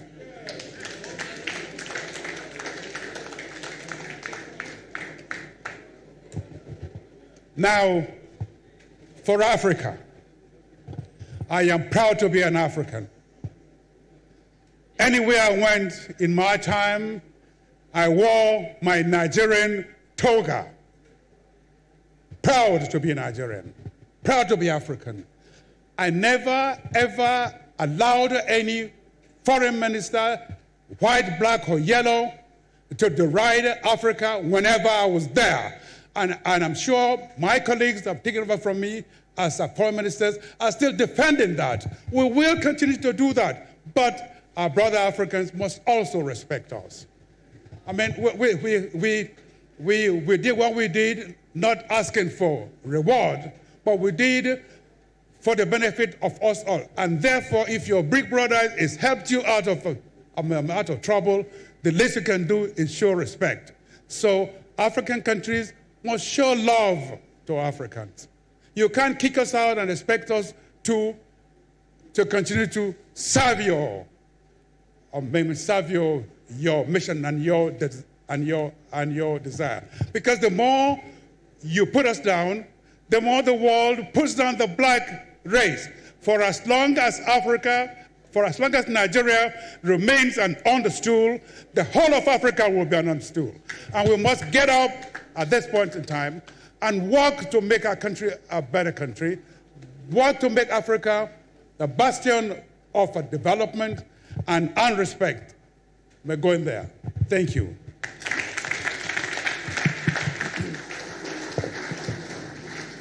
Thank you very much, General Nwachukwu.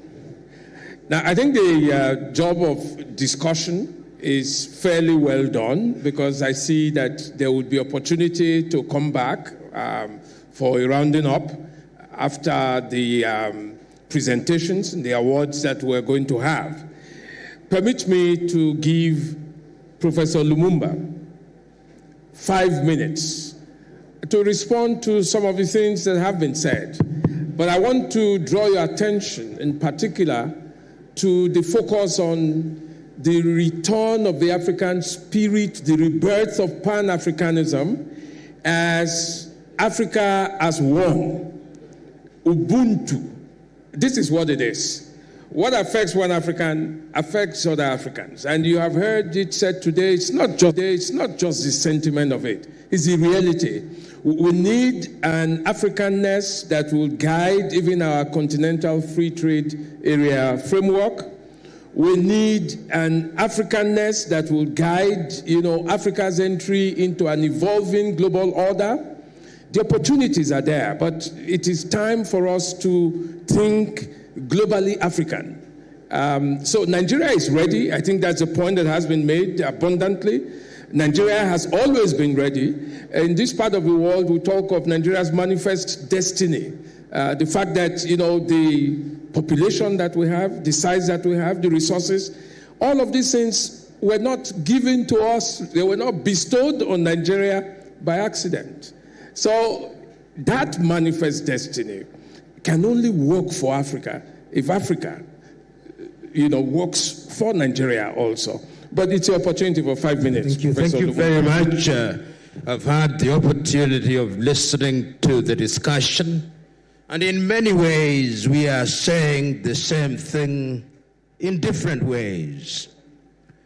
In 2001, the Kenyan Professor Ali Mazurui wrote a paper which I commend. He said, if African politics is ethnic prone, can we have constitutions that are ethnic proof? And the essence of that paper was fine governance. And Ali Mazurui was coming from the standpoint of a statement that had been made a little earlier by the African-American John Henry Clark. Henry Clark had said that when there was the explosion of independence in Africa, each African country adopted systems of governance that were inherited from the colonizer, and that no African country will ever succeed by mimicking those systems. To answer your question, therefore, part of the thing that many African countries must do is to rethink governance. And I can't agree with you more. Nigeria, purely from a political science academic standpoint, claims, as many countries in Africa do, that we are federal. But when you look at the practice, it is not federal. The same is to be seen in Ethiopia. We also define ourselves as democratic. The Democratic Republic of Congo says we are the Democratic Republic of Congo. The question is, what is democracy? My submission is we must have the courage as African countries to rethink governance, to even ask ourselves whether there are elements within our traditional governance systems that can be infused, adopted, and adapted to address the post-colonial states, which, as we all agree, are artificial states. The second issue that I would want to deal with is xenophobia. Nigerians have been the victims of xenophobia in South Africa. Right now, we see what is happening in Ghana, where the Ghanaians are telling the Nigerians to go. And one does not hear the voice of the African Union. One does not hear the voice of the political class. I'm suggesting that the time is now that we must up the ante. It is here in Lagos, Nigeria, in 1980 that we came up with the Lagos Plan of Action on how to re-engineer the continent of Africa. It is time that we must ask ourselves, how do we re-engineer the continent of Africa politically, economically, and otherwise? And lastly, this is what I want to say. We must also look at the area of education. What kind of education are we offering across the continent of Africa? Africa is still the only continent that is referred to in these terms, Anglophone, to mean those which are English-speaking, Francophone, to mean those that speak French, Lusophone, to mean those that speak Portuguese, and Hispanophone, to refer to Equatorial Guinea, which speaks Spanish. Some even say Arabophone, and some say Sinophone. There is no other continent in the world. The question is, we who are sitting here, we who are elite, beyond lamentation, what have we done? Because many times, we who are the elite, we speak with two sides of our mouths. There is one side of our mouth which in fora such as this pretend to be Nigerians. The other side of the mouth speak in mother tongue. So that even when you speak to your political leaders, they say, which one should I accept? Is it what you said publicly or what you are telling me here? I think the time is now that we must avoid what I call political schizophrenia. Because being schizophrenic means that we have split personality. And if we have split personality, nobody is going to respect us.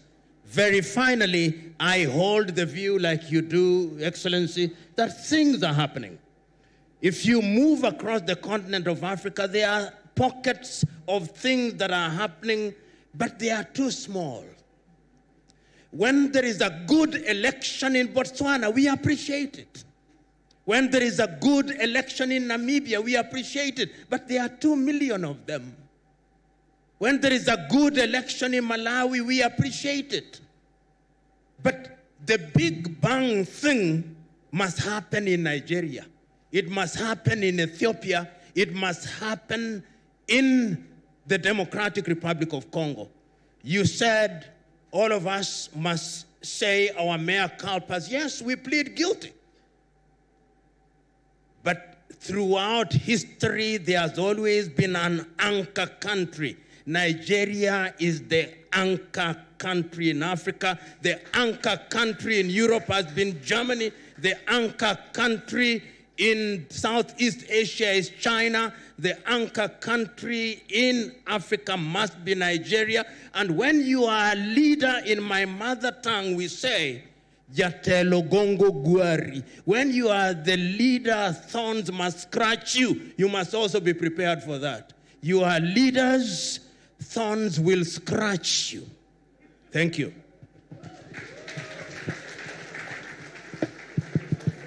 Thank you, thank you, thank you, thank you. Thank you very much, Professor Lumumba. And it is good that he has ended on the note of the mother tongue. Remember Ngugi wa Thiong'o, who was of the view that how we think and how we write and how we articulate our positions, our cognitive maps, the things that guide what we do, must be very clear. He thought we probably would do better if we were using the mother tongue the way you finalized it. But I think that has summarized it all very well. I hand over to the MC because we move to the next phase of this program, and we'll return to the wrap-up session afterwards. Thank you. MC. Can I get a round of applause for the discussants and the rapporteur, please?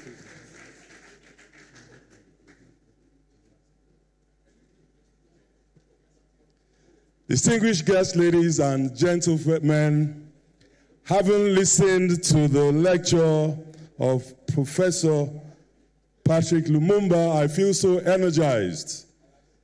Earlier on, when the DG was intimidating me, I couldn't say anything. But having listened to Professor, I tell you, sir, Jategongo Bwagani, I'm now going to speak like our eminent professor. I will spit fire. Sir, let me let you know that your own government is temporary. Ìjọba fìdí here. You are going to come back on the authority of the chairman at this point in time. Do allow me to invite, to give his goodwill message, the governor of the great state of Lagos, Mr. Babajide Olushola Sanwo-Olu, ably represented by Mr. Deputy Governor, Dr. Kadiri Hamzat, to give his goodwill message. I believe that the governor deserves a better round of applause, please. Keep it coming, please.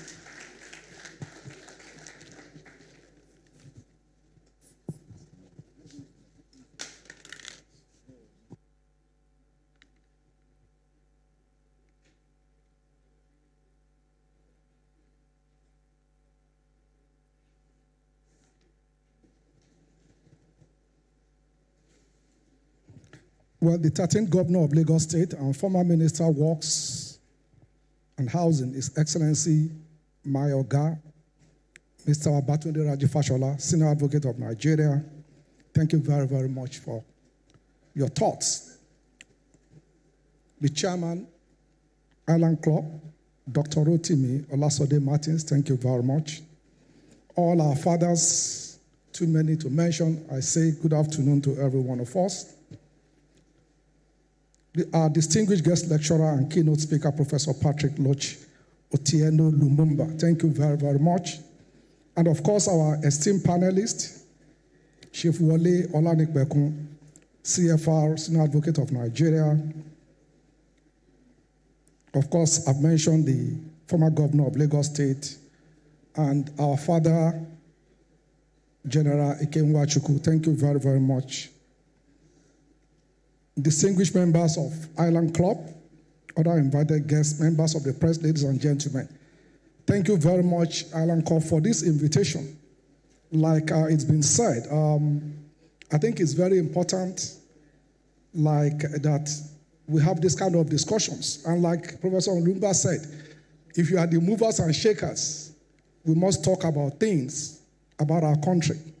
And I've listened to a lot of, it's good to talk when you've listened to a lot of thoughts. So we're talking about the independence of Nigeria, but we're here at a club, which was established, like I said, October 29th, 1943. That's 17 years before independence. So we all know that somebody who is 65 years old certainly is not a little child. So like the Yorubas will say, Agbaki should be away. So an elder must perform rituals like an elder, not like a youth. And as such, we are talking about the situation we find ourselves today. Are we getting it right? Are we playing our role as giant of Africa and the hope of the black world? What future do we have? In other words, considering the dreams of the founders of this club and its membership, eminent Nigerians who are leaders in their various field, it is fit and proper now to examine the question by reflecting on the question that you raised, Nigeria and the African reawakening, the giant that must not sleep. And this is the topic of our discussion today. I know you said it's a lecture, but I think it's a discussion, an intellectual exercise that should not be student-teacher affair, but a reflection about Nigeria and our collective being.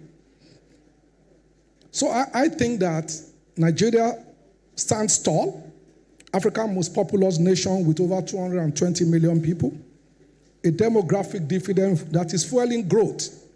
Of this figure, I believe is 60% are believed to be young and in their productive age. And we've listened to our former foreign minister, General Ike Nwachukwu, about the roles that our country has played. And we must be proud of it. In South Africa, I remember as a young student in secondary school, Oliver Baptist High School, Oyo, they took us out of our... We have people from South Africa as students, and they were living better than us, even from Zimbabwe. So we've done a lot of great things for Africa, and it is sad that we are now being treated somehow this way. But that's the African way. So let's put things in perspective. We've said that of 10 black people in the world, 4 will be Nigerian. So Nigeria is an important country. I have no doubt that we will make it. I'm optimistic. And I'm optimistic because of various things. Sir, Prof said that we must look at education. The reality today is that education is changing. In fact, as a matter of fact, I don't believe that the quality of education in Nigeria is going down. I don't. And I'm supporting that. What are we measuring? Sir, I studied engineering, and Oba of Olowu is here. We were in UI together. He did his mechanical engineering there. We have professors that we respect. They were around the world. And he was telling me some 6 years ago, you know, you give us, as professor, you give us projects as undergraduates every year. So every year he gives this project. When you apply a force to a board and you increase that, how is it distributed? It's strength material. And he told me that he saw a young child who was in his final year, and 3 weeks later, the young man said, "I've finished my thesis." How can you finish your thesis? It's supposed to be a year. And the young man was teaching him about the modeling, because it's on ChatGPT. So the way we teach today must be different. We are not teaching people about inherent knowledge anymore. It's out there. It's a question of how do you get it? How do you use it as fast as possible? We noticed recently that professors in Yale were threatening to go on strike for the first time because of ChatGPT, because of Copilot from Microsoft. Because the reality is, the knowledge that is out there is more than what any undergraduate can study. So things must change. And that is the bottom line for us. So considering our position in this country, I don't believe, honestly, that we won't get it right. And I will give statistics and reasons why I believe that we make it. So considering the great talent and potential of our youths, The black man will occupy the well-deserved position at the top. We receive comfortably when decisions are being taken. Should we fail, though, God forbid, the black man may lose it forever. So Nigeria has all it takes to succeed. We are home to the largest number of millionaires in Africa. So we have money to a reasonable extent in different pockets, a true reflection of economic vibrancy. Most of the prestigious hospitals in the Western world have Nigerian doctors leading most of the specialties of medicine. And that goes for many areas of human endeavors. But Governor Fashola, you will recall our visit to Singapore when we met Lee Kuan Yew. And everybody knows Lee Kuan Yew, the man. And they asked the question. So, sir, it might also not be there are intelligent people that also believe that constitution is not the problem. Intelligent people. Lee Kuan Yew said, sir, you recall, he said that they came to Nigeria to beg for money. He was asking, how is Olusegun Obasanjo? We said he's there. And he said that the mistake you made was when Nigeria got independence, you have 3 leaders. You either remain as a country or you go your separate ways. He said at independence, you cannot have 3 leaders. You can't have a Wole, you can't have Tafawa Balewa. He said, no, you must have 1 leader. And that is where you missed it. And that is what we see today. That is what we see today. Today, sir, one of the biggest problems in our country is ethnicity and probably religion. That is it. You do something. The biggest challenge for us in Africa or West Africa, economic and physical planning. If you cannot plan your physical space, you can't prosper. We've seen it. Let's go everywhere in the world. It's simple. But you really can't do things without us exercising everything in our country today. How is it that in the year of the Lord 2025, you will build a building without a permit? Are you stupid? In 2025. And then we don't talk. So those are the problems. In terms of money, the budget of Nigeria, federal government, is 54 trillion. And that's the biggest we've seen in a long time. The budget of the whole country, all the states together, all the local government, is about 100 trillion naira for 2025. The whole country, everything, federal government, state governments, local government, that is just $65 billion. The budget of the city of New York is $114 billion. Can I say that again? The budget of the city of New York, I'm not saying New York State, is $114 billion US dollars. What are we talking about? The population of New York City is 8 million. So the reality is also public commentary. We have too many experts. Too many experts on television talking about things they don't understand. And as such, the prognosis is not what is happening. And the solution, therefore. And every discussion in our country is very toxic. That is the problem. Every discussion in our country is too toxic. We've had intelligent people, Nigerians. I used to work for Morgan Stanley. I was the only black man in the office. Only black man. As far back as 2003. We were in charge of $1.7 trillion a day flowing through our system. We are the only black man. But today we have people talking about finance they don't even know the subject matter. And that is the problem. Public commentary in our land. So how then do we say, we cannot borrow? Why can't we borrow? Why can't we borrow? So how did they build New York City? Is it not municipal bond? What is the debt of the United States of America today? It's about $34 trillion. Go and check, it's on Google.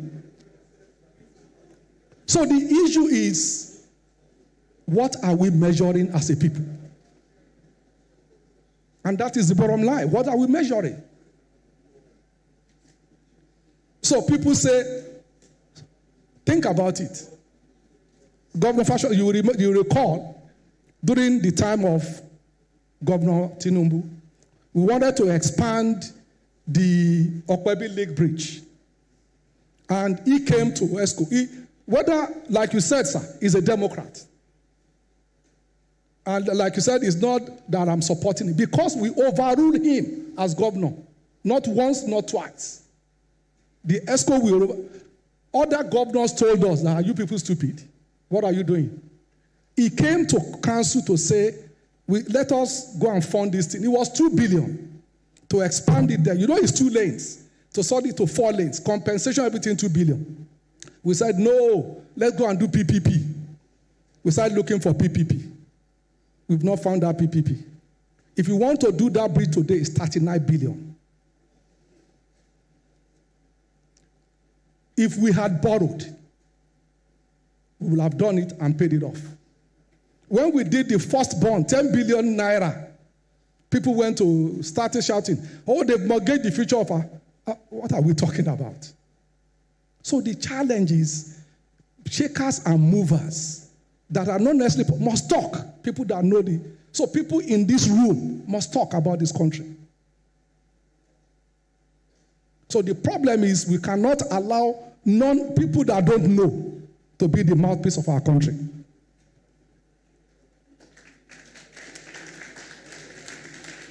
So for Lagos State, our Lagos, we epitomizes entrepreneurial dynamism, a commercial upbeat, driving Africa's economic pulse. It is working towards becoming Africa's model megacity, one that is safe and secure, functional and productive. It has the ambition of becoming a global economic and financial hub in which businesses thrive with high returns on investment. We are on the way to achieving this. We've just been named the second largest city economy in Africa with gross domestic product of $259 billion based on the purchasing power parity after Cairo in Egypt. So our GDP is contributing about 20% to Nigerian GDP and of course 25% of our country's non-oil GDP. So Lagos is important to our country. In other words, with these impressive figures from Lagos alone, there is no doubt that this giant will wake up soon if we keep at it. A country's strength is not only in its military might, nor is it only in its natural resources, definitely not in the number of friends it can call on the day of adversity. No. It is also about its people. What I'm saying, distinguished fathers, mothers, ladies and gentlemen, many of our compatriots have made their marks in their chosen field. We've listened to Professor Lumumba mentioning Professor Wole, who is Africa's Nobel Prize winner in literature. We've listened to Chinua Achebe, and so many. So today, Nigerians stand tall in terms of intellectual prowess. In finance, we've seen leaders from different atmosphere, young people. We've seen many new tech startups. Today, Lagos is now the tech startup of Africa. We've defeated Johannesburg. We've gone far further than Nairobi. So things are happening. The question is about scale. And that's why I mentioned the budget. How do we increase it? It's too small. How do we increase it? We increase it by doing things that will increase our economic ability. So the Lagos tech system like Andela, Flutter, Waves, and so on has positioned Nigeria as West African innovation hub. We have many hubs where our youths use technology to resolve everyday challenges. The cowrie card, I know most people in this room will not have it, that we use to board our trains, our buses, and our ferries in Lagos, carried by 5 million Lagosians, was actually designed by a Lagosian, by 2 young Lagosians. They are Nigerians. And they've designed that card that allows everybody to use the same card for our train, for our bus, for our Olak ferry, and so on and so forth.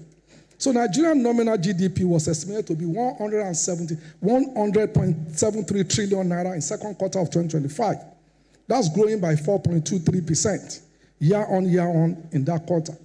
A trend that, if it continues, we see us rising about 6%. So in US dollar terms, projections vary, with some models suggesting a nominal GDP of about $293 billion by the end of 2025. Others project it as about $400 billion in terms of purchasing power for the same year. So for me, some of the actions of the president, I think, is important. And in his speech, President Bola Ahmed Tinubu said that he sees the light at the end of the tunnel. I think I believe him. Why do I believe him? The budget that we as a country were allocating to service fuel subsidy was bigger than the budget of Ministry of Health, Ministry of Education, Ministry of Works put together. It cannot work.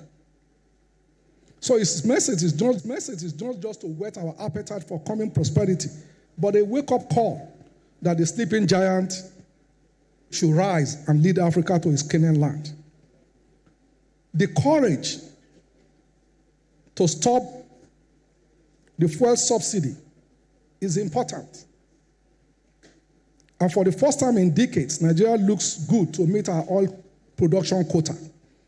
Over 20 trillion naira was realized in August. It's the first subsidy that elevated corruption to an art. Gone also is the multiple exchange rate regime that helped some people and disadvantaged some other businesses. And gone is the inertia that ironically made the Nigerian National Petrol Company Limited a sick baby of the economy that was unable to oil the treasury as it should. Engaging for us in highways is very important to the life of any nation. So for me, the Lagos-Calabar Highway, the Sokoto-Badagry Highway is very important, and we must build it. On the Sokoto-Badagry Highway, there are about 64 farm settlements that are technically moribund today. Because if you finish your farm, what do? We spend tons of money on agriculture, but what is the result? Whatever you cannot measure, you really can't manage it. So that's why I like the idea that we are now creating farm settlement, which is what we've done before. That's why during Western region, Apapa and the rest, they have oil plantation. They have this plantation. They have because it's a measured area.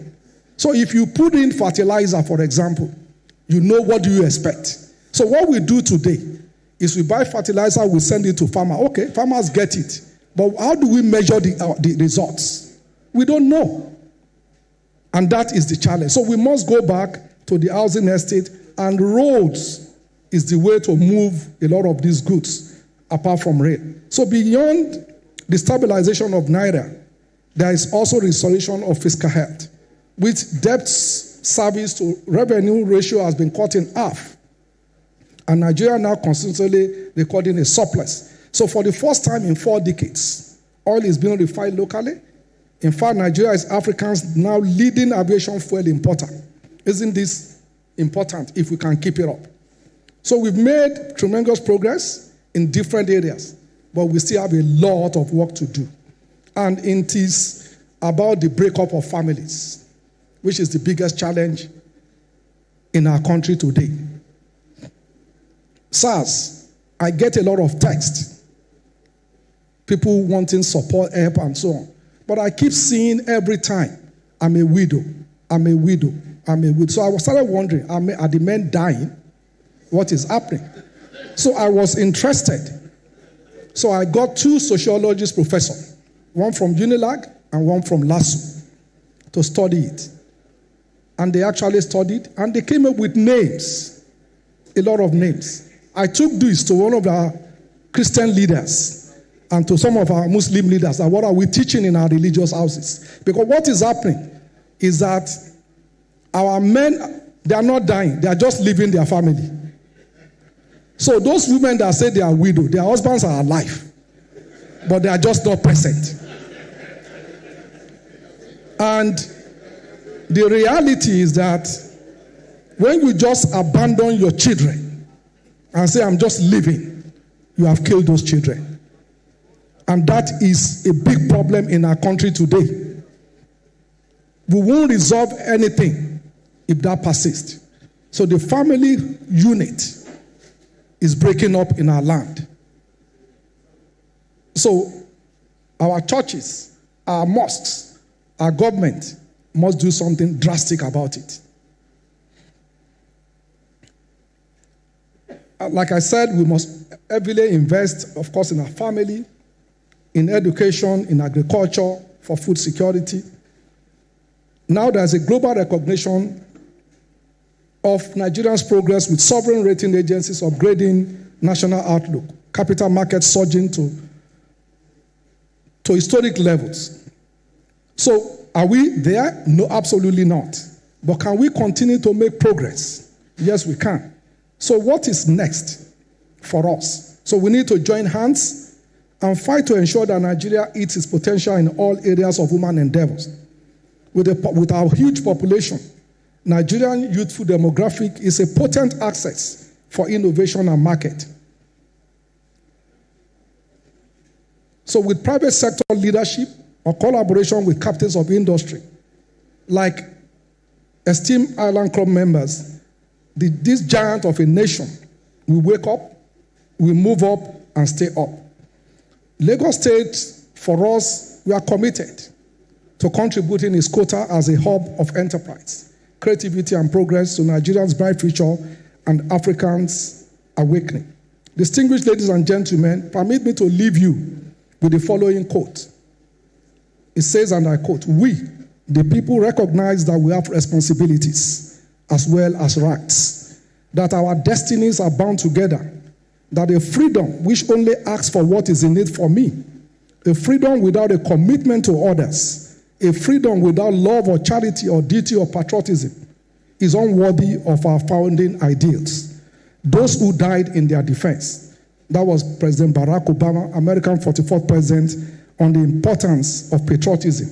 That, I think, is what we need now. We must come together to move this country forward. I thank you very much.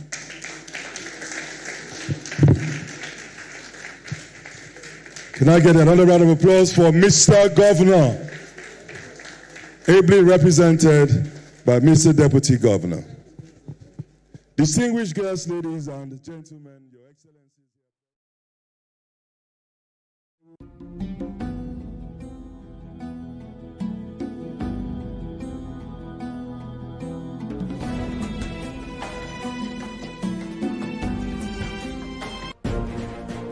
Welcome back from the live telecast. We'll now continue with our regular programs. Stay tuned.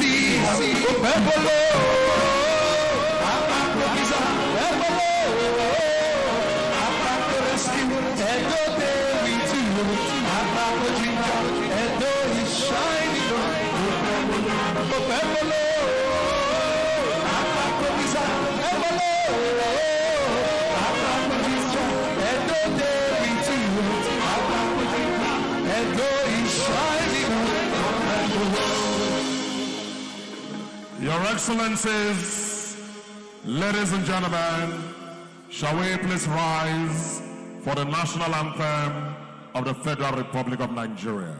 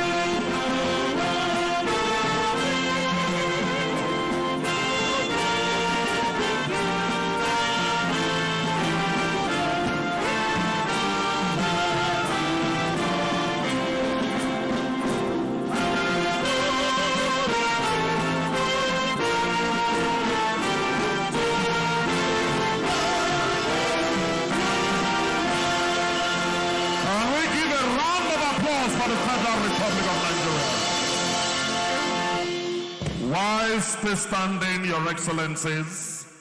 May I respectfully invite Apostle Sule Faladay Azakume, Special Advisor to Mr. Governor on Religious Matters, and the Chaplain, Edo State Government House. The men wearing caps, please remember to remove your caps as we pray. Your Excellencies, the opening prayer is now. Hallelujah. Let us stand up as we honor God. The Bible says in Psalm 133 verse 1, how good and how pleasant it is for brethren to dwell together in unity. Father, we are here to thank you for 65 years now. Nigeria, the people of this nation have dwelt together in unity. Oh Lord, my Father, tonight, we are here to thank you as a mark, to mark our 65 years anniversaries. Oh Lord, my Father, for the peace we enjoy in Nigeria, and especially Edo State. Last year, you set Edo people free by bringing your dear son, your servant, the angel of Edo State, who doubles as the executive governor of Edo State, District Senator Monday Okbewolo. Oh Lord, my Father, I soak the food, the drink with the blood of the Lord Jesus Christ. You said in Exodus 23 verse 25, you said, when we'll obey your commandment, you shall bless our bread and water and take away sicknesses from us. As they consume the food, they drink the water, and the soft drink, it will heal our soul, spirit, and body, and it will be more effective than the Holy Communion of the Bible. There is in the name of Jesus Christ. Amen. Can somebody give Jesus a round of applause?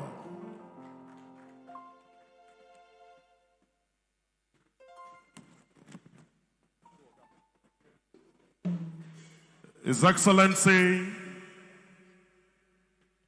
the Executive Governor of Edo State, the practical governor's governor, the governor that has come to rescue Edo people, the Akbako Meza, the Akbako Rescue, the Akbako Flyover. Can you make some noise for distinguished Senator Monday Okpebolo? Now governor when they walk, now he weep before me.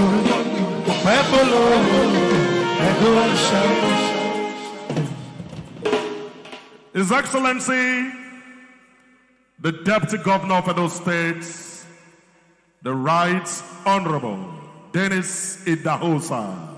Can you please warmly make him welcome?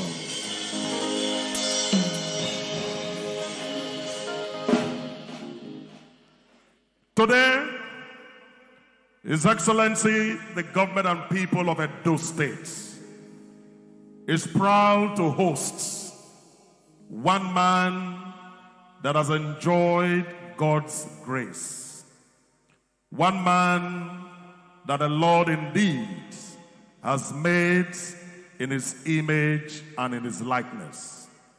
This great personality, the former Executive Governor of Ebonyi State, now Honorable Minister of the Federal Republic of Nigeria, that has earned the trust of Mr. President, His Excellency Asiwaju Bola Ahmed Tinubu, to help reconstruct the entire roads in Nigeria and make them motorable. Can we please warmly welcome His Excellency, distinguished Senator, Engineer, Weze David Umahi, CON.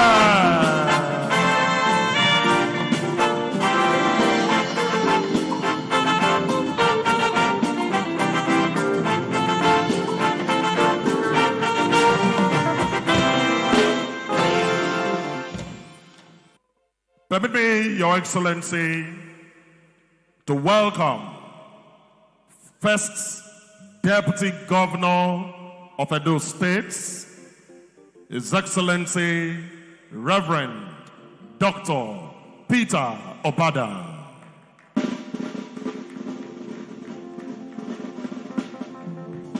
His Excellency, the former Deputy Governor of Edo State, the Right Honorable Dr.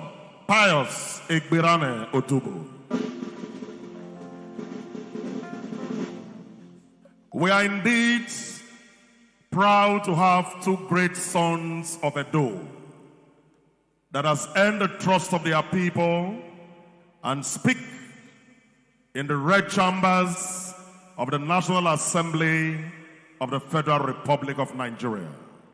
Distinguished Senator, Barrister Neda Imaswe, Edo South. Distinguished Senator Joseph Ikpia, Edo Central. Your Excellency, Edo is proud to have a speaker that supports good governance. A speaker that is indeed a collaborator with all the wonderful, lofty work that His Excellency, Mr. Governor, is doing for our people. The speaking speaker of the Edo State House of Assembly, the Right Honorable Chief Blessing Sharif Akpebaku.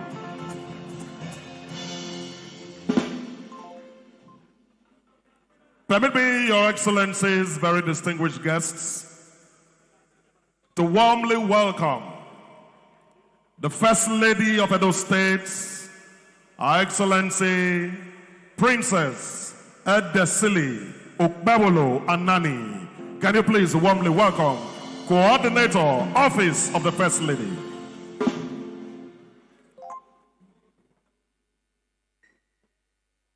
The Chairman of the Edo State APC, a chairman that has ensured that Edo's people's vote counted, and a chairman that has brought about the Okpebolo Great Initiative of Governors that we all enjoy, Emperor Jarrett Tinebe.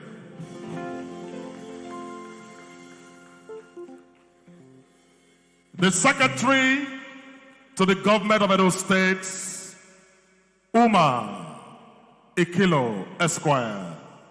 Ladies and gentlemen, please warmly make welcome.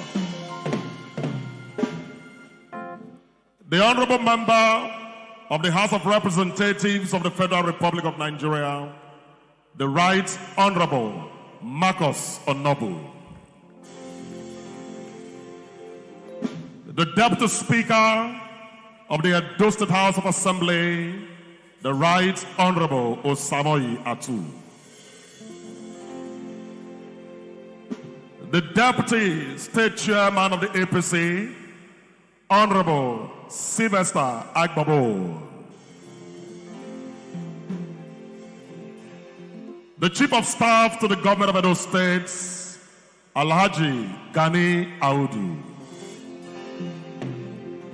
The State Secretary of the APC, Engineer Lawrence Oka. Permit me, Your Excellencies, to warmly welcome as a group honorable members of the National Assembly that have served at time past, the honorable members of the Edo State House of Assembly that is supporting Mr. Speaker, members of the Edo State Executive Council, our party leaders, very distinguished guests, ladies and gentlemen. Can I request for us to warmly welcome at least 2 persons and wish them happy independence. Today, our beloved country celebrates 65 years of nationhood. Can you please warmly welcome somebody by your side and wish the person happy independence? The Right Honorable Cesar Iyawe.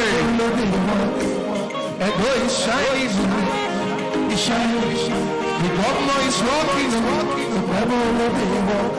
the governor when they walk, now he will be falling.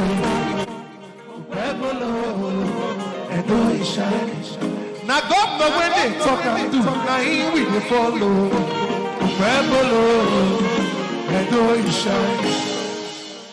In a special way, we also welcome all members of the State Working Committee, heads of government MDAs, and parastatals. We welcome you warmly. Permit me, Your Excellency, to welcome on the entourage of our special guests that have come all the way, the Special Assistant to the President on Community Engagement Southeast, Barrister Mrs. Chioma Weze. Please warmly welcome her. The Special Assistant to the President on Community Engagement South-South, Gifts Jumbo. The Director, Highway Construction and Rotation, Engineer Clement Ogwagu. The Director, Highway, Bridges and Design Legislative Projects, Engineer Musa Saidu.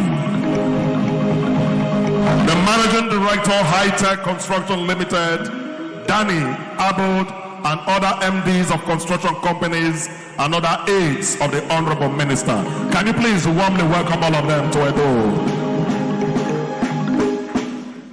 Your Excellencies, very distinguished guests, it is my singular honor to invite the Speaker of the Edo State House of Assembly to convey our welcome for all our special guests and indeed everyone that has joined His Excellency, our Governor.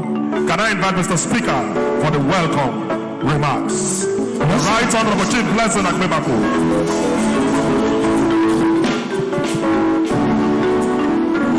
Your Excellency, the Executive Governor of Edo State, distinguished Senator Wole, Your Excellency, the Deputy Governor of Edo State, Your Excellency, our visitor and his entourage, the Minister for Works, Engineer David Umahi,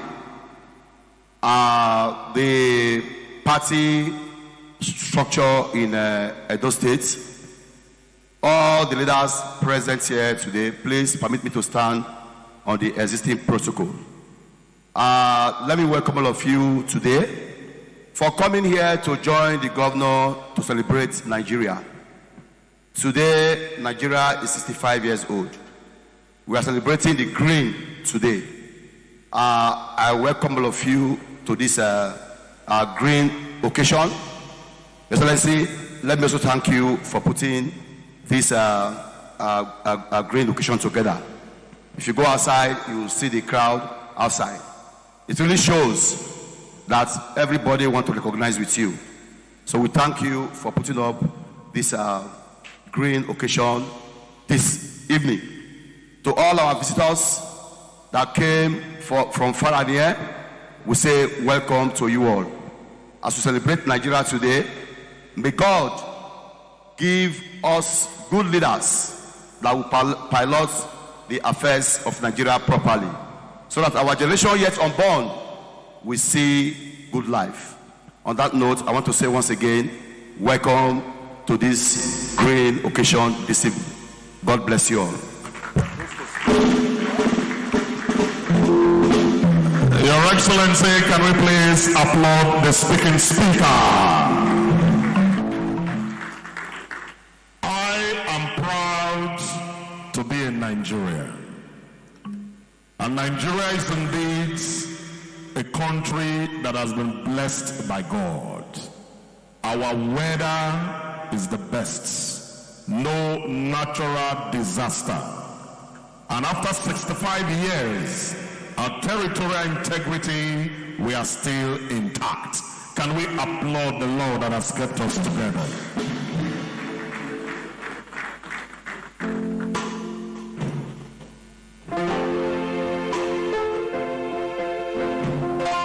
Today, as part of our independence, we are counting our blessings.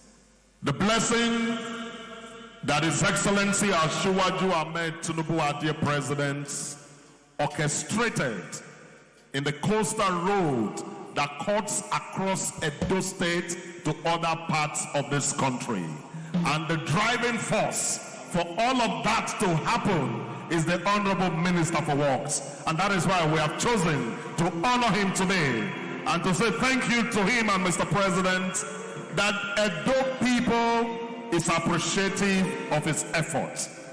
And our governor is very passionate about the renewed hope agenda of Mr. President.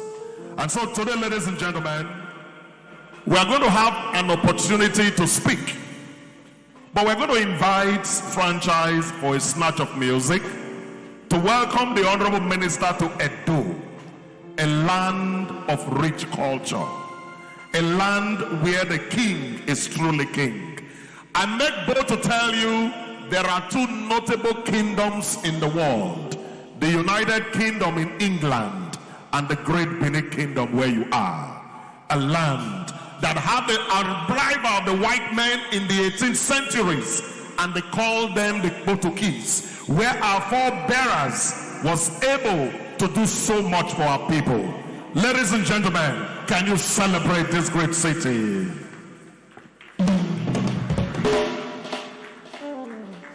I'm expecting signals that our caterers are ready.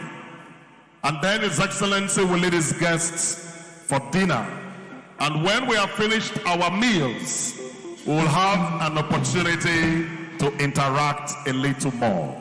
But for now, let me invite Franchise to warmly give some wonderful music to welcome Your Excellencies to this event. Franchise.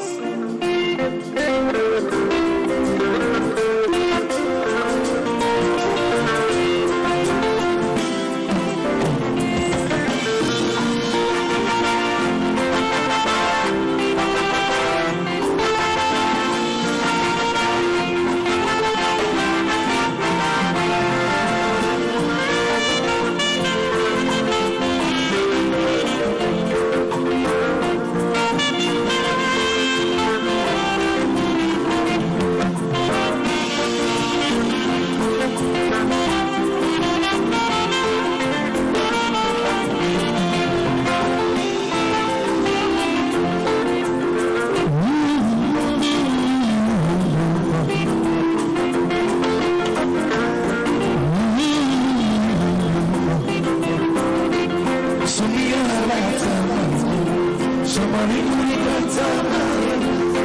We are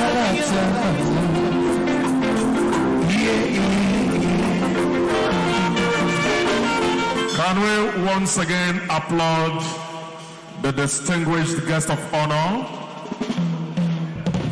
Let me warmly welcome our leader, former Secretary to the Government of Edo State, Pastor Dr. Osaigeze Yamo, and his very dear wife, the first female Chief Medical Director of the University of Benin Teaching Hospital, Professor Idia Eze-Yamo, and President of the Orthodontics Association of Nigeria. Your Excellency, it is a night to reminisce on our togetherness. And I wish to respectfully invite His Excellency to lead his guests for dinner while the music is on. Shall we please allow their Excellencies to have their meals? Franchise.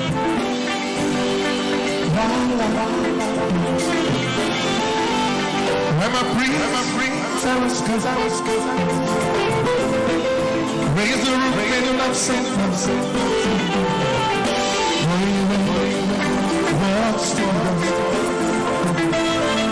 Let them still play.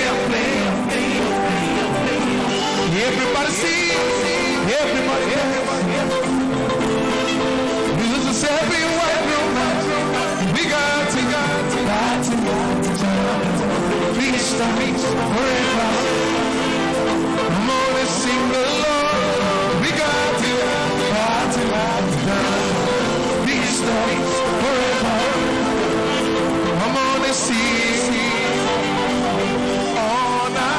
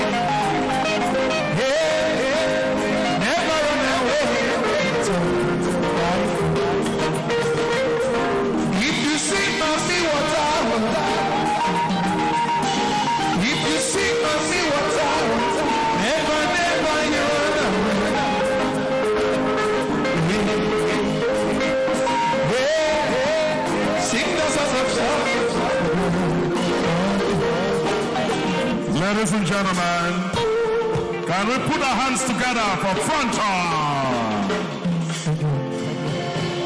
Celebrating Nigerian 65th Independence Day with the Honorable Minister of Works for the Federal Republic of Nigeria, His Excellency, Distinguished Senator Engineer David Wenze Umahi. Can you please applaud the working minister that is making a Shiwaju government really? I'm sure many of you listened to the broadcasts of Mr. President today, and he said the worst is over. Can somebody say that again? The worst is over. Nigeria is work in progress. We are not where we used to be. Things are changing for the better. And so we must continue to speak well. Pray for your leaders. Be ambassador of your country. In the US, they say, God bless America. For us, we have no other country to call our own. Nigeria is going to be a great country. And with the right president, courageous and very people-centric, We are in for a good ride. Your Excellency, the Honorable Minister, you are one of the ambassadors of Mr. President. And anywhere we go, we tell people all over the world that Ashiwaju 2027 in Edo is settled. Because our governor has been enriched by Mr. President to transfer the dividend of democracy to Edo people. Through Obawolo and our Bakumbisa, for the first time, Edo has a flyover. I don't know when they walk.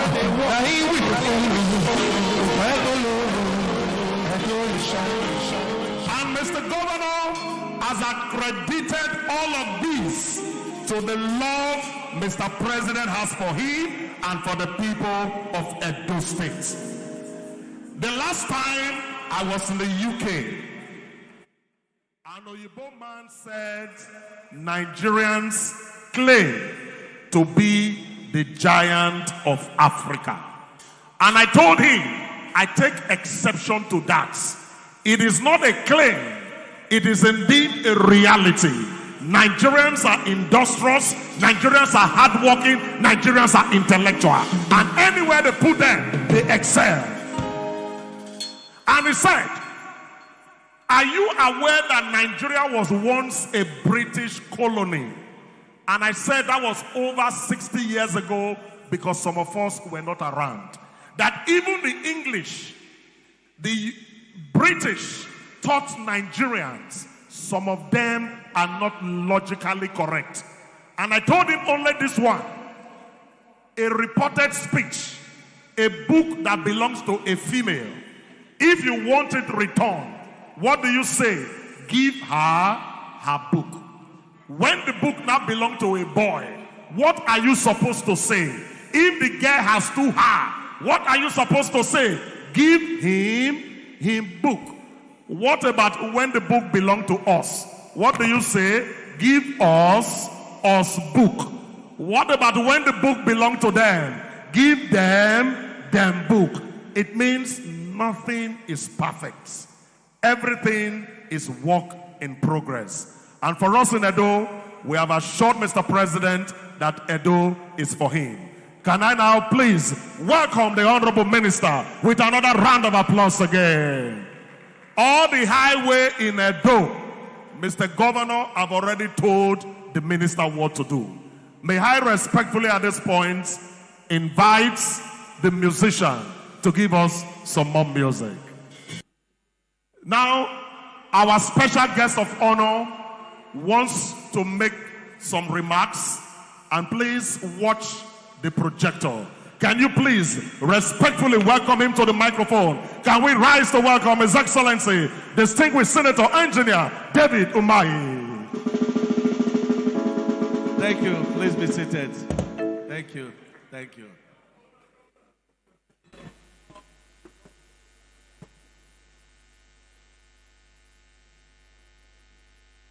Your Excellency, the Governor of this great state, Edo State,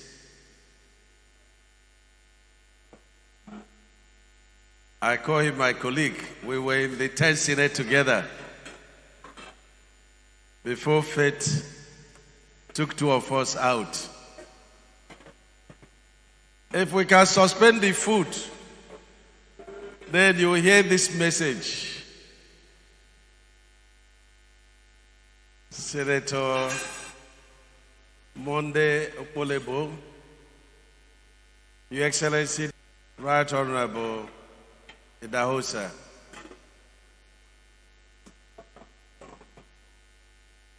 the distinguished senators that are here, the Speaker, Edo State House of Assembly, Your Excellencies, past Deputy Governors,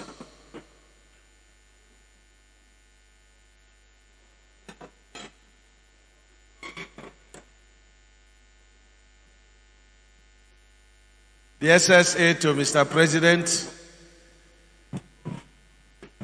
the National Assembly members that are here, State House of Assembly, our dear party chairman, APC chairman, Secretary to Government, my brother and the wife, Pastor Izi Eyamu, and other very great personalities that are here, my dear brothers and sisters. First, let me congratulate Nigerians. We are 65 years old today. Let me congratulate Mr. President very, very highly. Mr. President was in Imo State yesterday, and he said two things that I will never forget. One, he said, I know what I inherited. And the second thing he said, the worst is over. The worst is over. I call him Divine President. Somebody said to me, where would we have been as a people if this man did not take over? Look at our economy, is breathing now. He took an economy that was in shock, was in oxygen. Today, our GDP is growing by 4.2%. Today, our foreign reserve is over $42 billion. Today, inflation is down to less than 20%.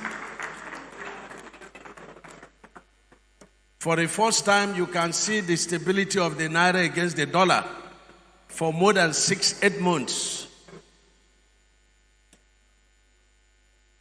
I want to congratulate Mr. President.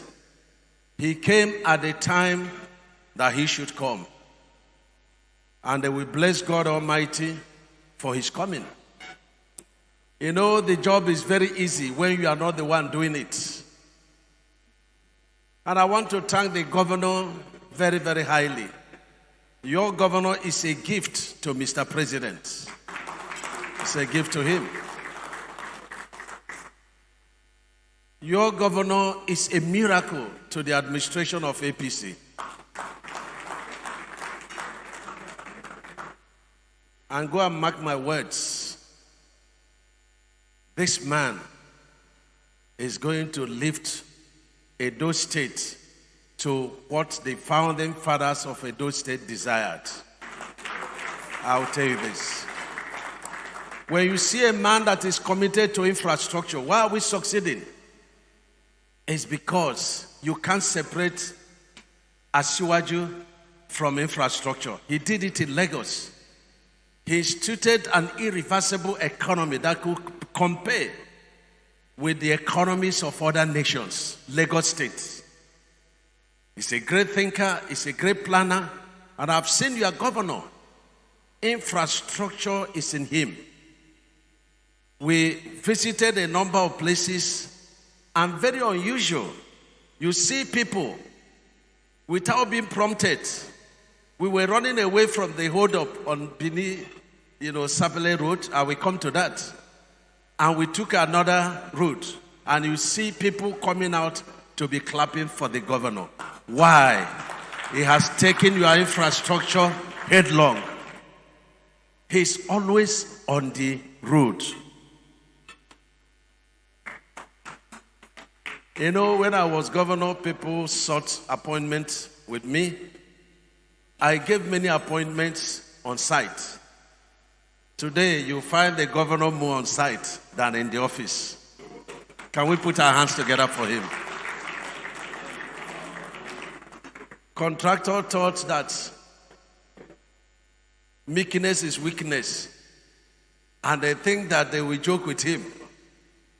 But they are there to tell the story.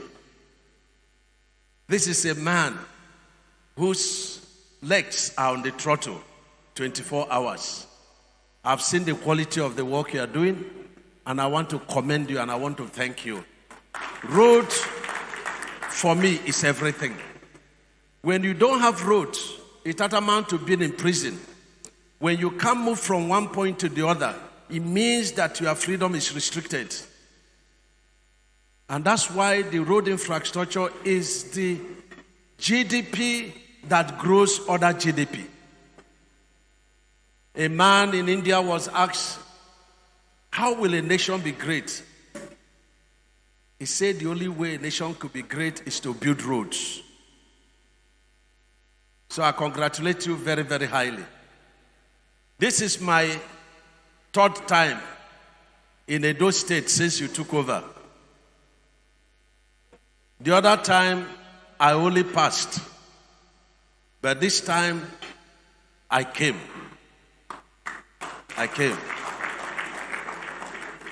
First is to thank you very highly. The Benin to Warri Road has 3 sections. These projects were awarded 23rd of May, just 4 days to the end of that administration. The first section was 28 kilometers by 2. That's 56 kilometers, awarded to Levant Construction Company. The second section was about 23 kilometers, awarded to Guild Construction Company. And the third was 23 kilometers, awarded to SKCC Construction Company. When we came on board, we felt that building these sections of the road on asphalt will not help the state. And so we had to redesign the project. We did also a redesign of the Eleme-One road. Today the Ogonis are very happy. And what did we do? We had to redesign the project that you have to dig up to 1 meter, fill with lumps half a meter, fill with sharp sand another 30 cm, and then stone base 20 cm, and they allow the traffic on it. And that's what we've been doing. But we felt that Levant was not living up to expectation. The areas that people are suffering so much is the areas that we spoke to Levant severally to do, and he refused. And trust us, we terminated the job. And when we terminated the job, I came to the governor and I begged him.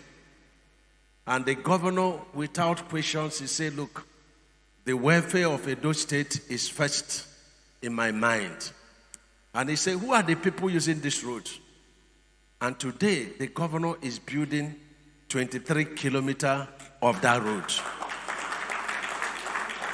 We may be passing through some difficulties now, but he's building it on reinforced concrete. It's like doing a decking on a road, and that's what he's doing. You can go and see what he has done, and you'll be very happy with what he has done. And now, we have another 9.3 kilometers. That's where we went to inspect. Now, these projects, the NMPC tax credit projects, and unfortunately, the NMPC tax credit all over the nation, NMPC has pulled out. But the good news is that the president directed me, and he said, Minister, let none of this NMPC project stop. Can we put our hands together for Mr. President? So, the South-South people are very lucky because we have 26 of these projects in South-South.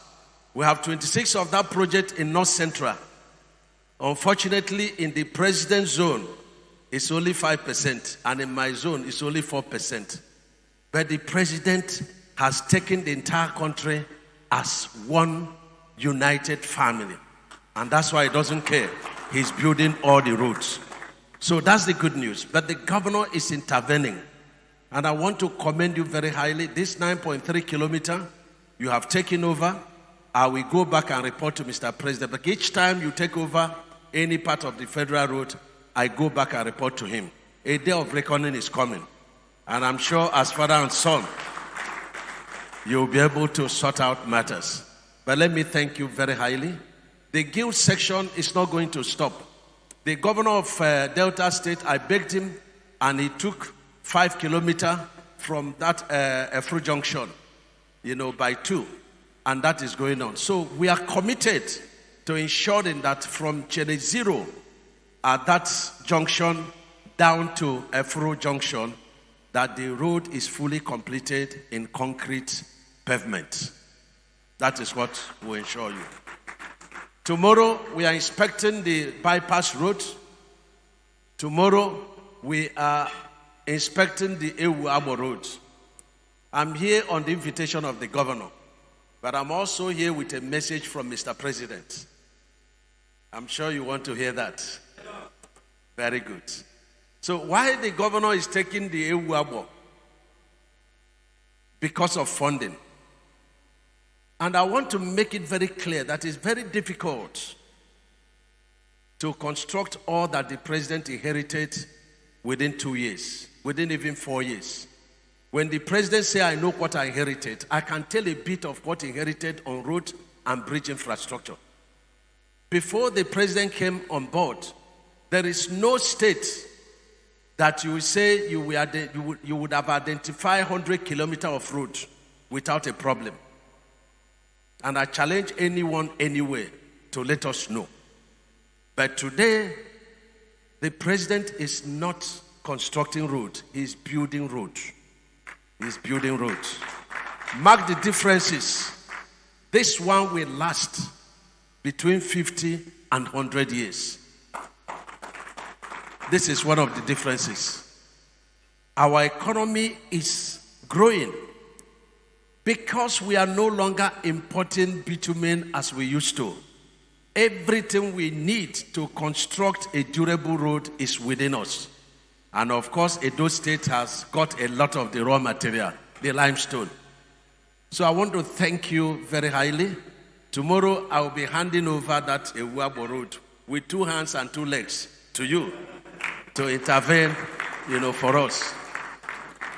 But then the big one, the coastal road. The coastal road was first dreamt by President Bola Ahmed Tinubu. And he dreamt of it about 47 years back. He contacted over then governors that were in offices with him. But unfortunately, the project could not take off. But then the route was made known. But unfortunately, the route did not pass through Edo State. Very sad. And when you hear 750 kilometers, you hear 700 kilometers, you have to ask yourself, where is the difference coming from? The difference is coming from here because a miracle governor appeared on the scene. Put your hands together for Senator Monday. When he became a favorite or one of the favorites so that the other governors will not kill me, or President Bola Ahmed Tinubu, the president called me and said, listen, this project must pass from Lagos to Ogun State to Edo State, and from Ondo State to Edo State to Delta to Bayelsa to Rivers, Cross River, Akwa Ibom and Cross River. And that's why we are here. Your Excellency, the president has given you 100 kilometers by 2 of the coastal roads.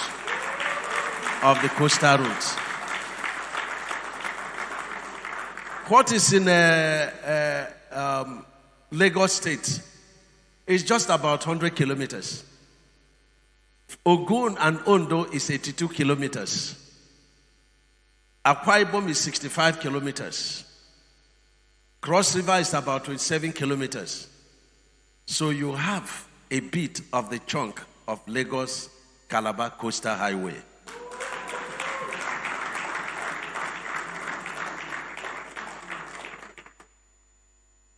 Mr. President is a rewarder.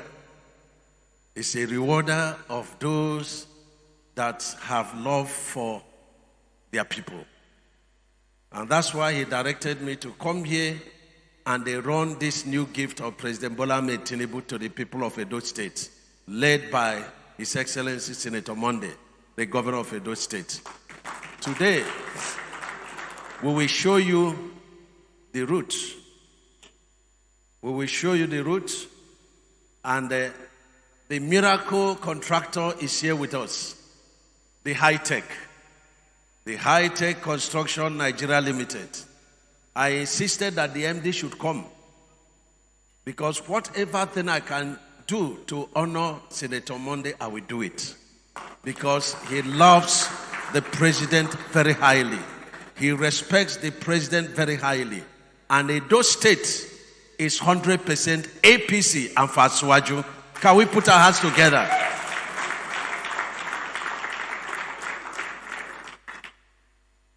You know, when we see somebody that has love for, his or her people, we admire such so highly. There is no way we can engage in all the roads of the federal government. But whoever that uses the road is the owner of the road. And that's why we've made our program available that private sector could come and get involved in our road construction. They can take our roads, construct it, and toll it for those who are very serious. And the first example is the Bini-Asaba Road. Tomorrow we shall inspect it. Whether it is PPP or EPC plus F or is being funded through budgets or Sukuk, the quality of our roads under President Bola Ahmed Tinubu will remain the same. We will not allow anybody to compromise anything. And I challenge our brothers and sisters to monitor any project that is going on around you and within your state, because the project is for you. Your Excellency, I'm very happy that the president also gave you a very big gift. At the time your election was about to happen, I witnessed, just coming on board, at Ekpoma axis, where a truck fell at the middle of a federal road, and people had to swim to go and rescue the driver. Today, you can close your eyes and they pass that 10 kilometer at Ekpoma axis, courtesy of President Bola Ahmed Tinubu. And I want to thank Edo people. When we said, Mr. President said, they trusted us, they voted for you. And so we will keep our words. And the entire from Benin, to Ekpoma, down to Pela, down to Lokoja, they are all NMPC projects. We are redefining it. I was in Abuja to Lokoja, and I inspected that section. Next week, I will inspect all the way from Lokoja back to Benin. And I can assure you, in the next 2-3 weeks, you will see very heavy, effective construction going on all through that section. That's what the president said I should assure you. Let me thank you for the honor of giving us this gala night, and we will retaliate by showing you the gift of Mr. President. Let me invite High-Tech Construction to please put on the Lagos-Calabar Coastal Highway, 750 kilometer, 100 kilometer by 2 in Edo State. Thank you very much, my dear brothers and sisters. Thank you. High-Tech.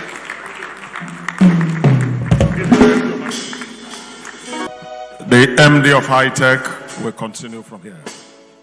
Can you celebrate His Excellency, Senator Engineer David Wenze Umahi, a square peg. Now, minister, when they walk, now in we before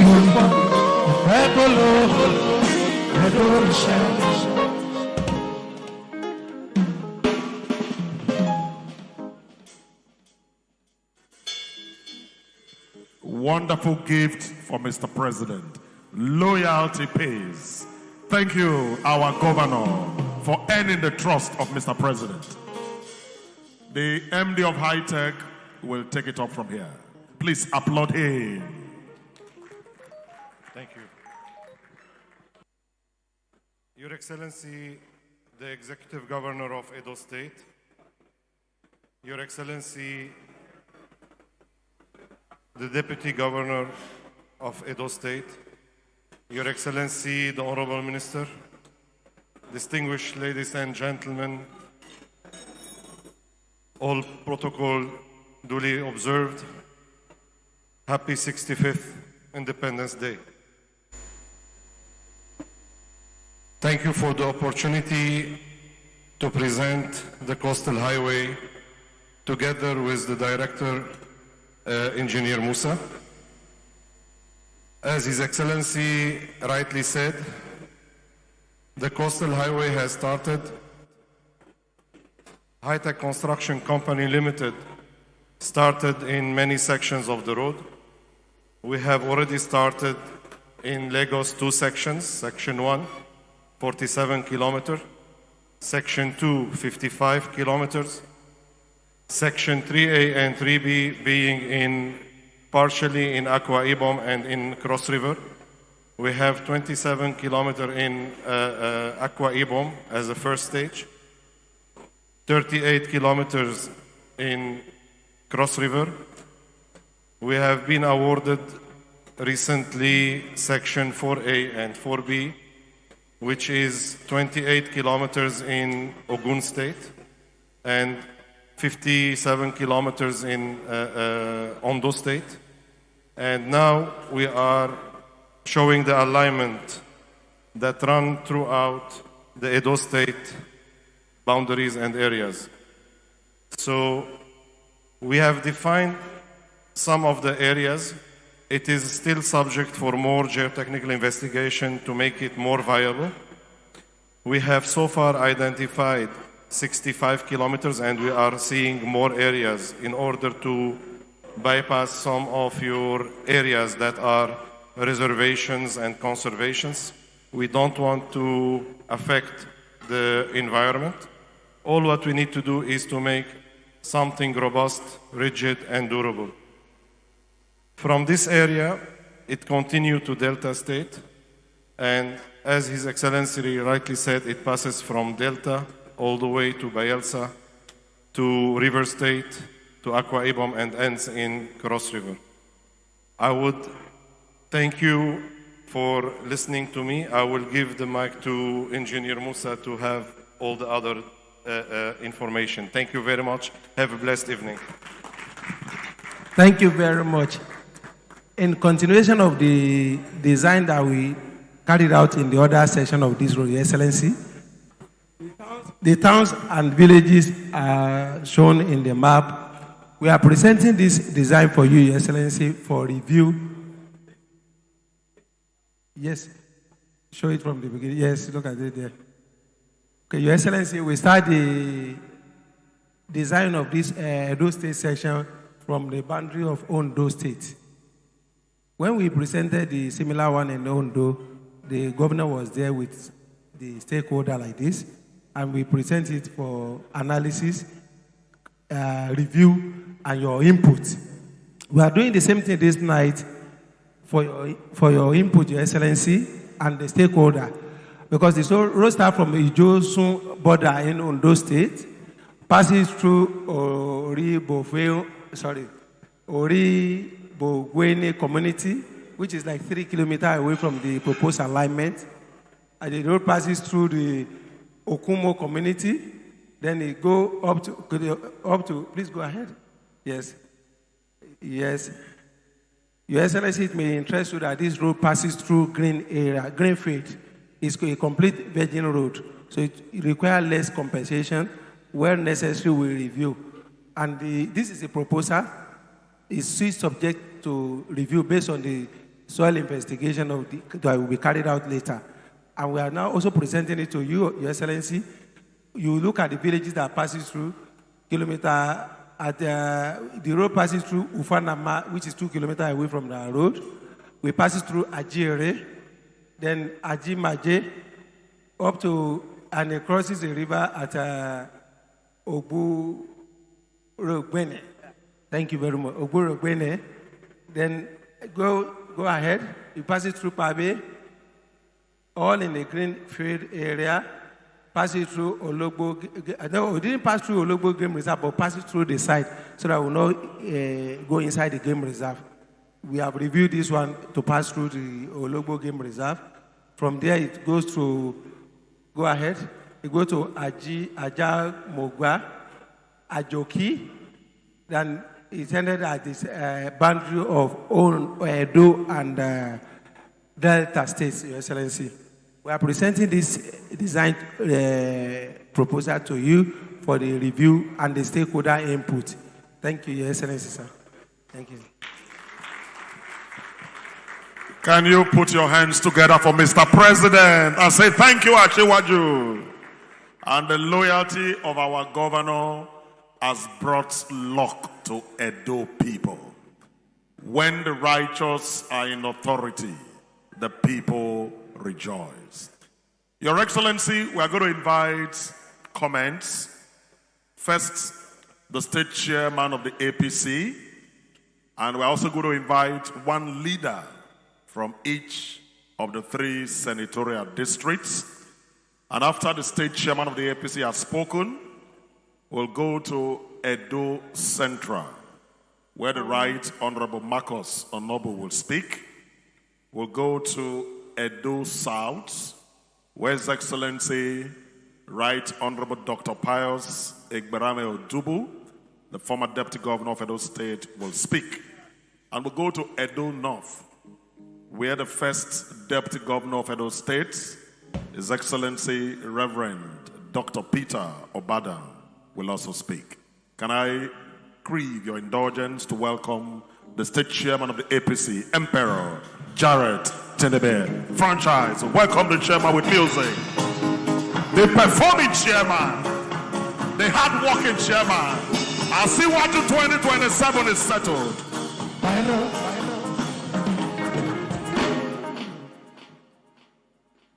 The Executive Governor of Edo State, Senator Monday Okpewolo, the performing governor, the Deputy Governor of Edo State, the Minister of Works, the performing Minister of Works of Nigeria, the Speaker, party leaders, ladies and gentlemen. I wish every one of us happy Independence Day. I'm not going to talk based on the independence, but the news we are just hearing today from Mr. President.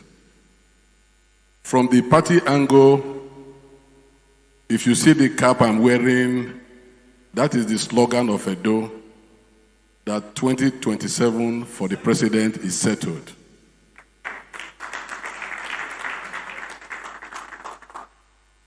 And in that settlement, we said 2.5 million vote for Mr. President is settled in Edo. But some few weeks back, when we traveled to Glasgow for investment summit in Scotland, we had the opportunity of listening to our people in the United Kingdom, where they said they are up to about 2 million of them who are active APC members in diaspora in the United Kingdom. And at that point, it was clear that even the 2.5 million vote will even increase to up to about 3.5 million votes. And the reason is because the people in diaspora have at least 3 voters to talk to. Where you have 2 million people talking to about 2 or 3 people, if you do the mathematics, you will discover that the 3.5 million vote is also settled. So we have increased. The minister, we want to let you know that you should let the president know, based on what he's doing for Edo State, based on what he's providing for the governor that is working for Edo State, that the party in the state has increased the 2.5 million vote to 3.5 million votes in 2037. We want to thank you, we want to thank Mr. President for what he's doing for Edo and the power and the strength that is given to our governor to deliver for the state. Thank you, and God bless all of you. Thank you. Thank you.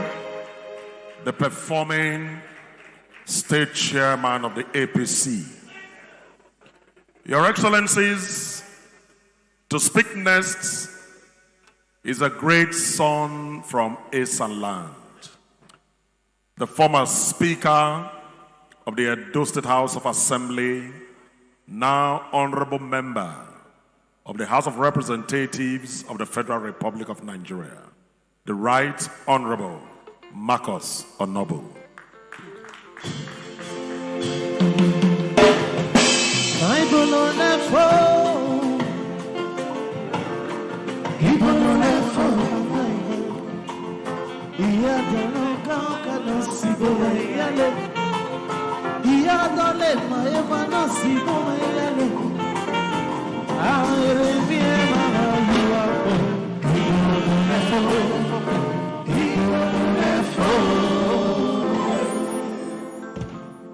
Your Excellency, the Executive Governor of Edo State, Senator Monday Okpewolo, Your Excellency, the Deputy Governor, our own guests, Your Excellency, the Minister for Works, Senator David Umahi, our distinguished senators of the Federal Republic of Nigeria, Mr. Speaker, our respected leaders, party chairman, I welcome you all.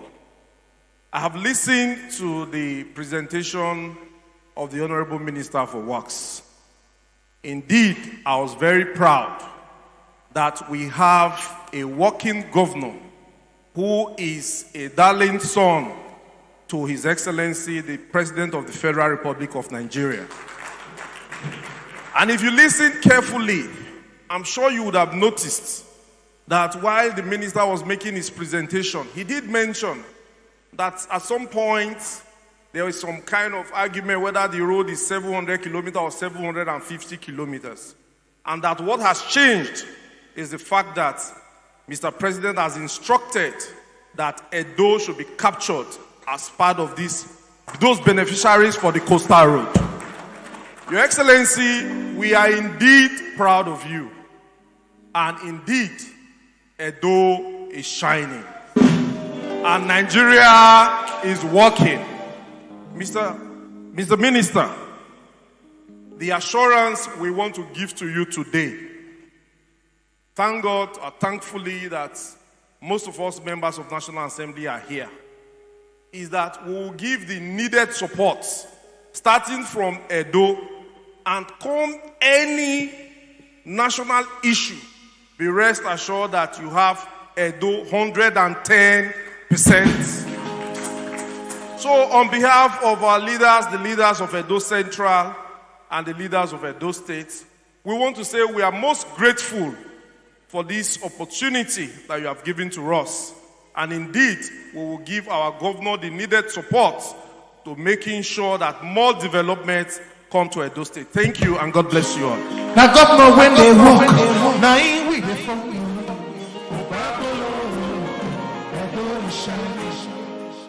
Thank you, the Right Honorable Marcus Onobu. And when I saw Right Honorable Dr. Justin Okonobo, he was nodding his head in affirmation for all you have said. Your Excellency, permit me next to invite another great son of Edo, a man that has got a PhD in law, who represented his people in the House of Reps and became Deputy Governor of Edo State, the Okaku one of the universe. His Excellency, Right Honorable Pius Egberame Otubu.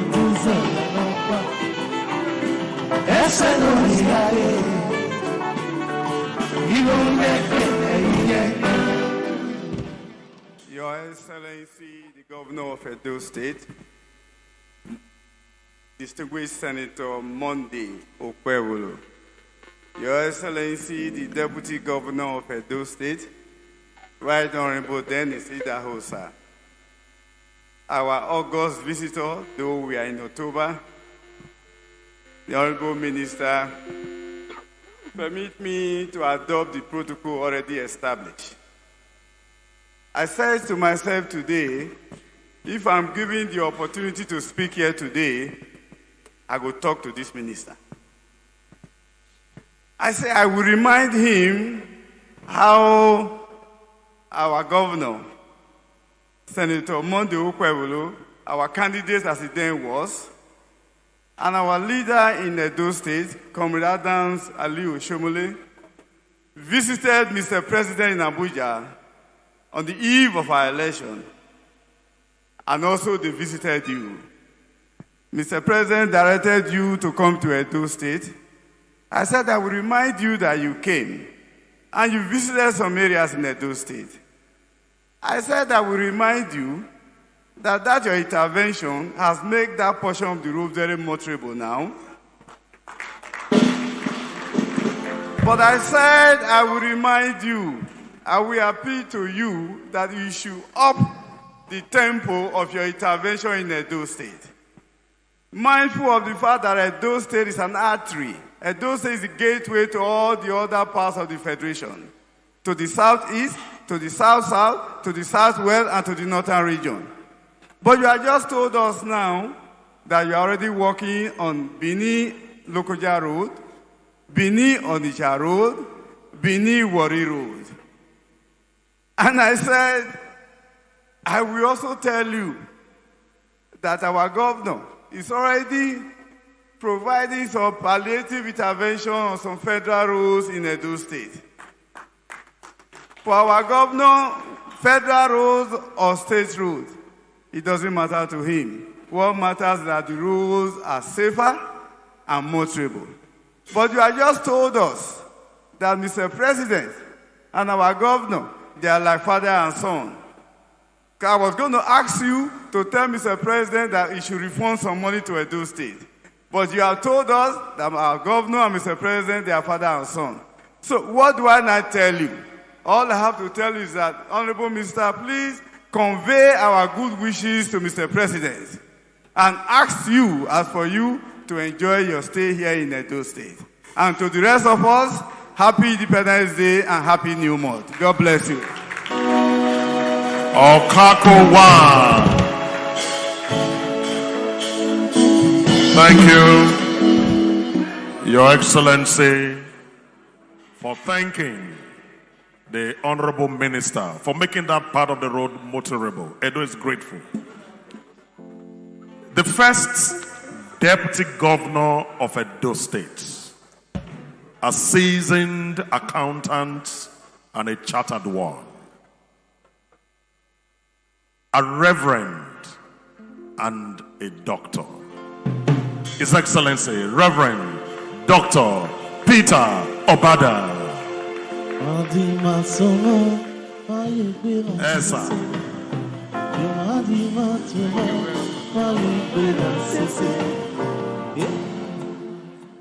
Your Excellency, the amiable Governor, Edo State,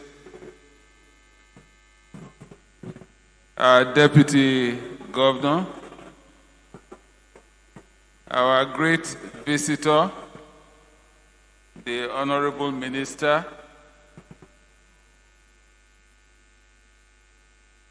all the leaders here. Let me stand on the existing protocol. We thank God for a day such as this, that we are all here witnessing the 65th anniversary of this great country. Nigeria is a great country. I want to thank God for our president. When he actually took over, some of us were skeptical, and I was very worried. Haven't been in exile with him. We're just 11 of us. I think 3 are already gone home now. By Nauru, Rafuwechwe, and Dan Suleiman.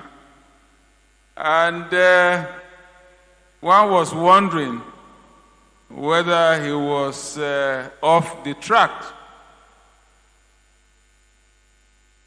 But with what we are saying now, I think he's fully on track.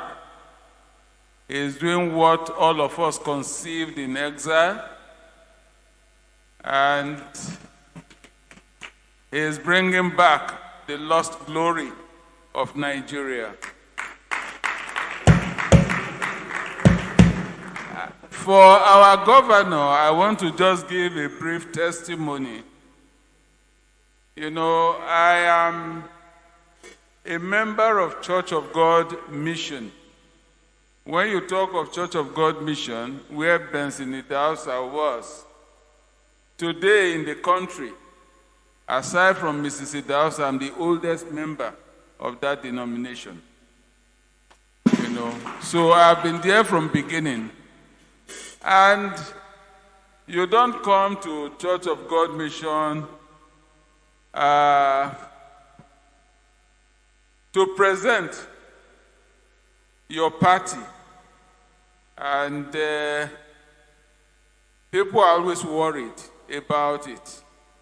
And I have been from beginning at the mother church, the Yarrow Church.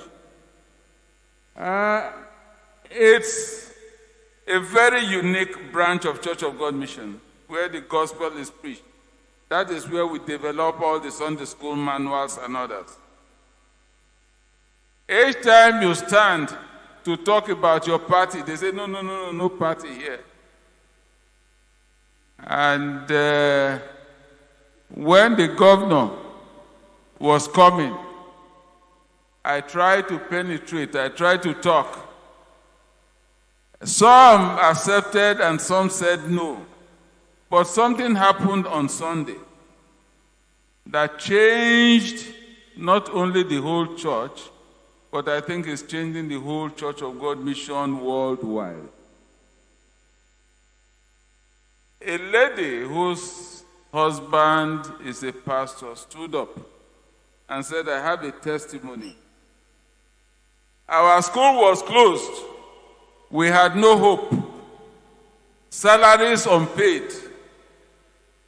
And yes, many of us here did not vote for this man. But this man came and said, all the arrears will be paid in 4 installments. He said, some of us did not believe.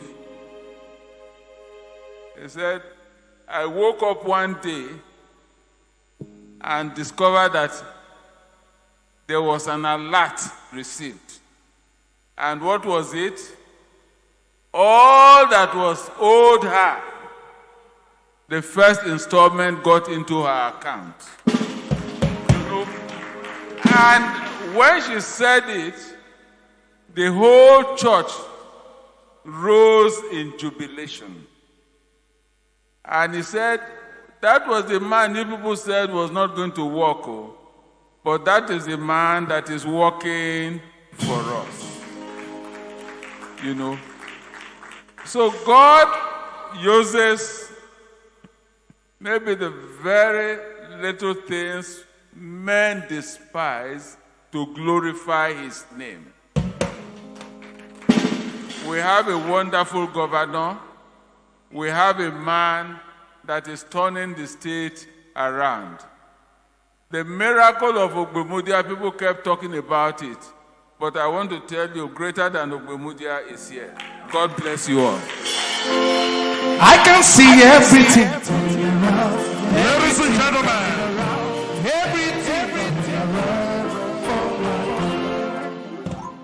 you can't have a celebration without a dance. All the good things our governor has been doing that have earned him as one of the choicest and the best sons of Asiwaju, that for his sake, the coastal road from Lagos to Calabar, Edo is having the largest chunk. Let us show Mr. President we are grateful. The governor will lead Edo to dance for 5 minutes before he speaks. Can Trochas give Mr. Governor music? Let's show our appreciation to dance. Your Excellency, please come to the dance floor. Hey! Join your governor.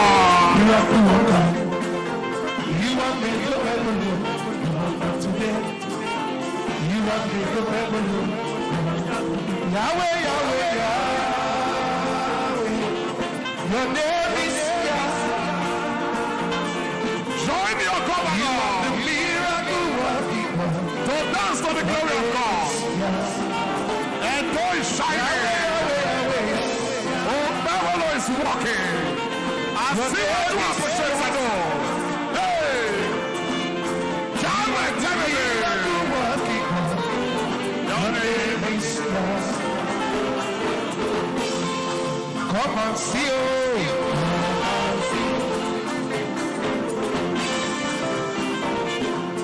State chairman, see your governor. Come and see what your people do. Come and see what your people do. Come and see, oh. Come and see, oh. Come and see. Come and see what you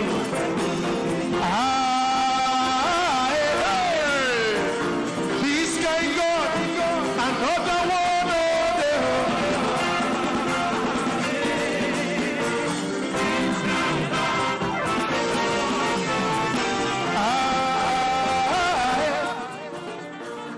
this guy got another one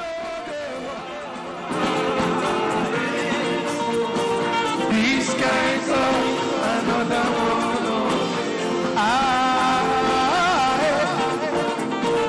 This guy go another one. This guy go another. This guy minister. Another one. Another one. Another one. Commissioner for women. See, who they talk, waiting God not talk. I know they hear, waiting God talk. You, I know you're waiting God talk. Thank you very much for your choice. Thank you. Ladies and gentlemen, can you give Asiwaju a round of applause? Please maintain your seats. It is my singular honor to invite the man that has changed Edo for the better.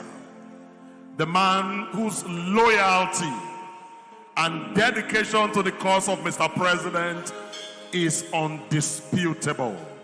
And that has brought dividend of democracy to Edo State with over 100 kilometers of the coastal road from Lagos to Calabar. Can we all rise as I welcome His Excellency, the Distinguished Senator.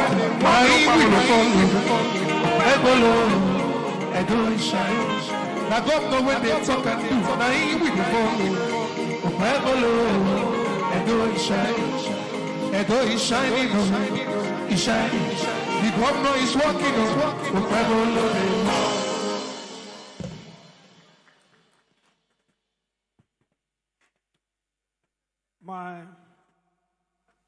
The Deputy Governor of Edo State,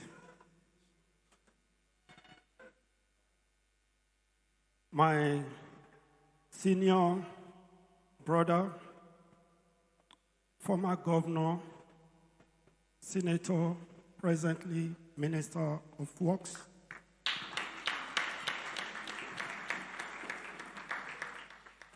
the Speaker of Edo State, leaders of our great party, the chairman of our party, let me beg to observe the existing protocols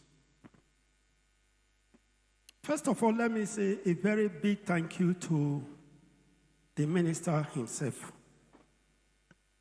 Because we had a brief stay together at the Senate. It was just like 1 week. And I remember the first motion I moved was about our road. And I also remembered when he was nominated as minister, not yet Minister of Works at that time. I told him he was going to be the Minister of Works because of Edo Road. I told him that just by the car park, and eventually, as God could have it, he is the Minister of Works, the best minister ever we have ever had as Minister of Works. He takes Edo as his second home, just as Mr. President loves do like himself.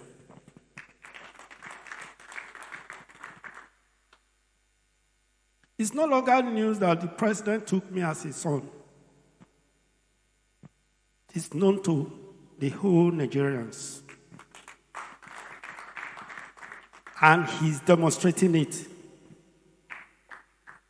Because whenever I request for anything through the minister, he will not waste time.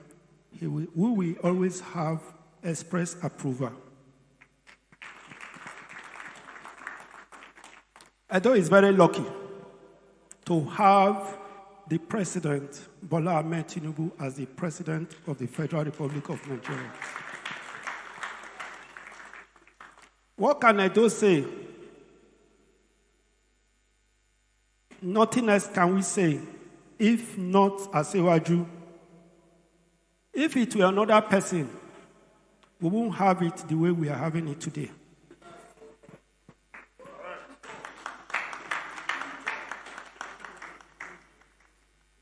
I remembered the very first day I met him at the Benin airport. I was introduced to him. He looked at me. He said, when I become the president, he told Oshiomhole, bring him to me. But when we get to the Senate, how to get to the president was in my mind. Every time, how do I get to him? Something that can never happen. Even if it happened, it will happen only when probably we have a courtesy visit as senators to him, and I will not have time to introduce myself. Little did I know that I will be chosen as one of his sons. Today, I am very proud to associate with the president. Not only because I'm a governor, because of what he's doing for Edo. The road at Ekpoma, coming to Benin, was awarded at 130 billion naira. He doesn't pass that road. He has no investment here, just because of the love he has for this state.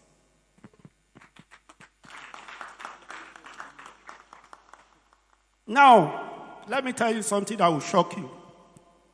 Every step, every move I made, the president is always aware of it. I was struck yesterday when, with the crowd, he said, when he held my hand and said, are you back? What came to my mind? Who told him I traveled? That is to let you know he's so concerned about this state. So how are we going to pay him? Our chairman has just increased it from 2.5 to 3.5. So he has given us more work to do. So now we are going to change the narrative. We are going back to our villages.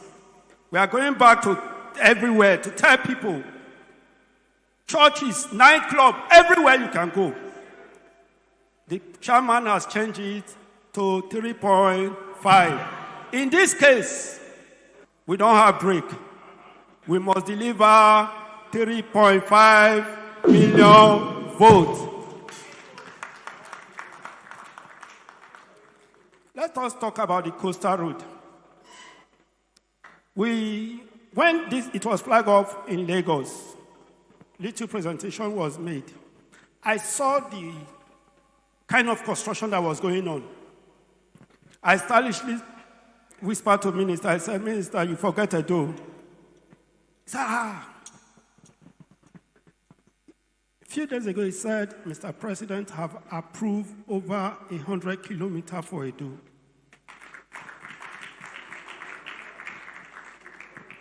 Say it, he will act on it. That is because of the love he has for us. May God bless him.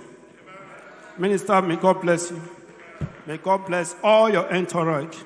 Yes, I said to the President, God bless you. Welcome, and God bless all our leaders.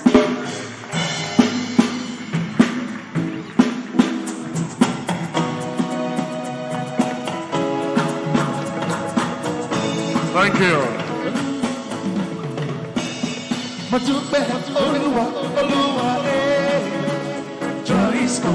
Joyce here. Thank you. What an amazing night. What a memorable night. What an independence gift the ministers brought. Good news, good tidings to Edo. May that goodness follow you. To officially move the vote of thanks for our honorable minister and his entourage, and may I respectfully invite a great son of Edo, a political juggernaut, former secretary to the government of Edo State, Oviegedege No Cow. His father has the first story building in Edo, and is a son, Pastor Dr. Osaigye Izeyamo. Can you celebrate this man of God?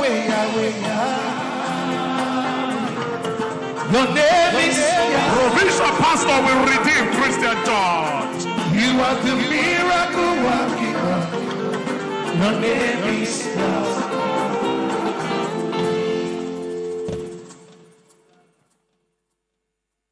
Your Excellency, the Governor of Edo State, Senator Monday Okpewolo, your brother, Deputy Governor, Right Honorable Dennis Idahosa, Your Excellency, the Minister of Works, Senator David Umahi. If not for protocol, I would have just stopped to talk what I would love to say about you. But let me acknowledge Mr. Speaker and members of the House of Assembly, the senators, members of the National Assembly, our state chairman, very distinguished leaders of our party. I thank the governor for this privilege to move a vote of thanks. And indeed, we must thank you. We must thank you.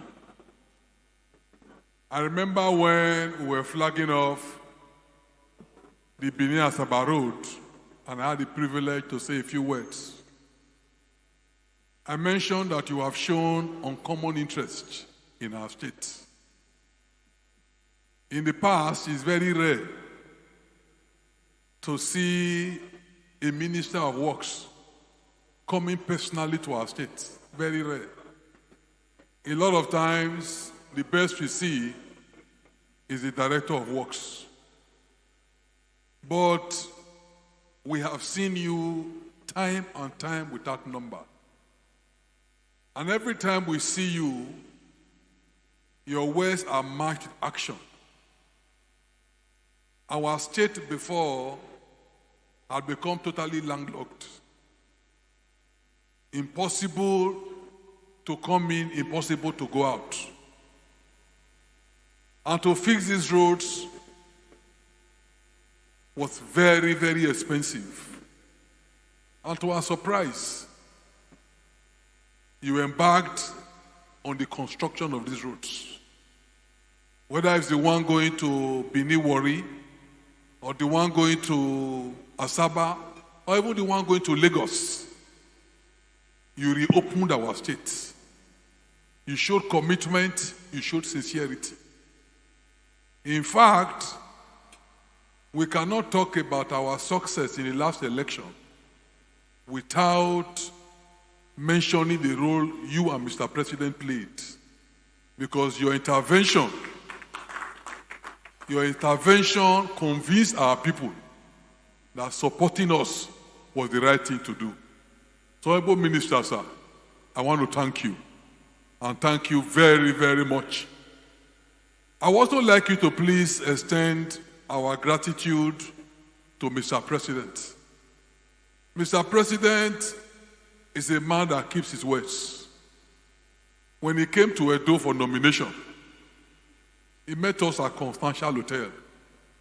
And he told us, support me, and I will support you. And indeed, during the election, he supported us. And after the election, he has continued to support us. So please tell the President that we are very, very grateful. On a personal note,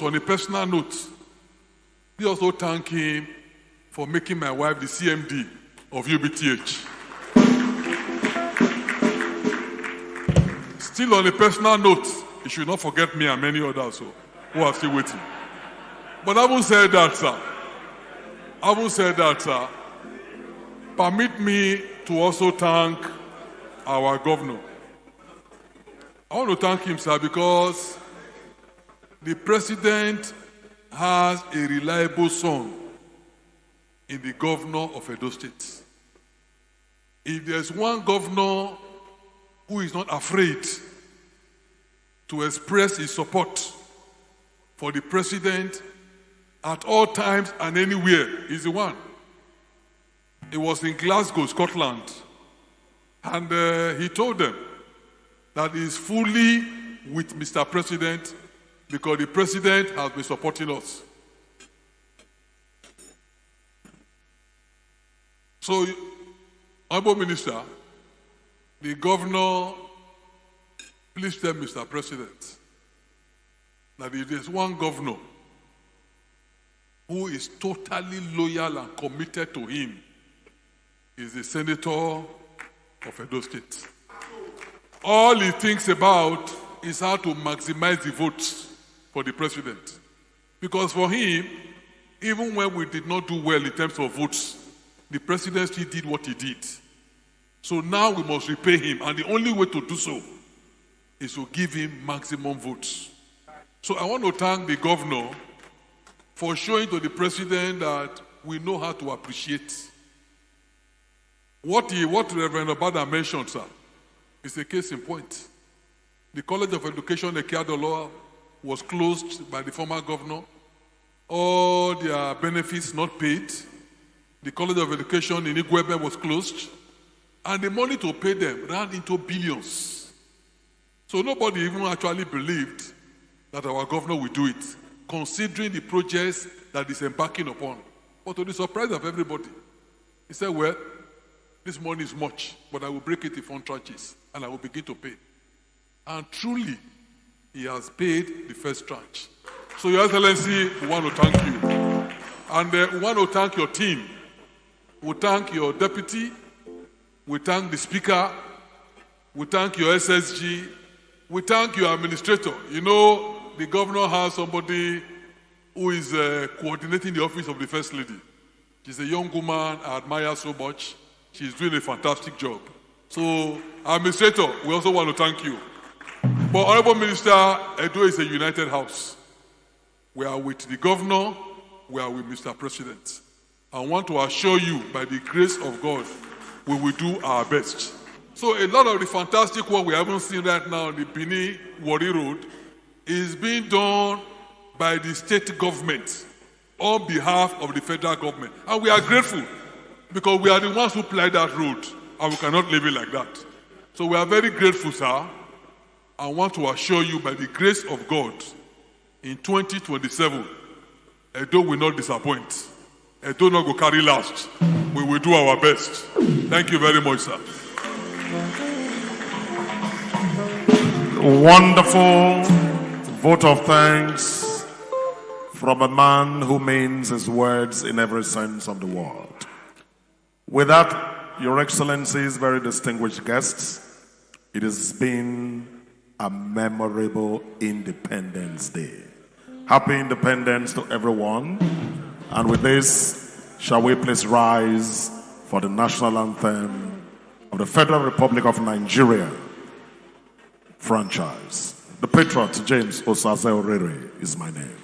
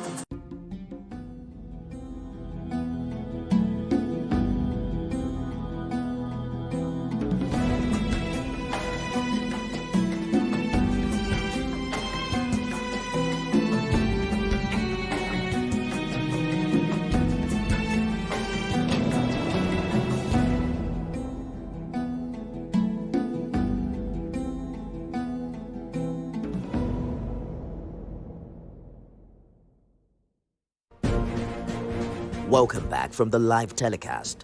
We'll now continue with our regular programs. Stay tuned.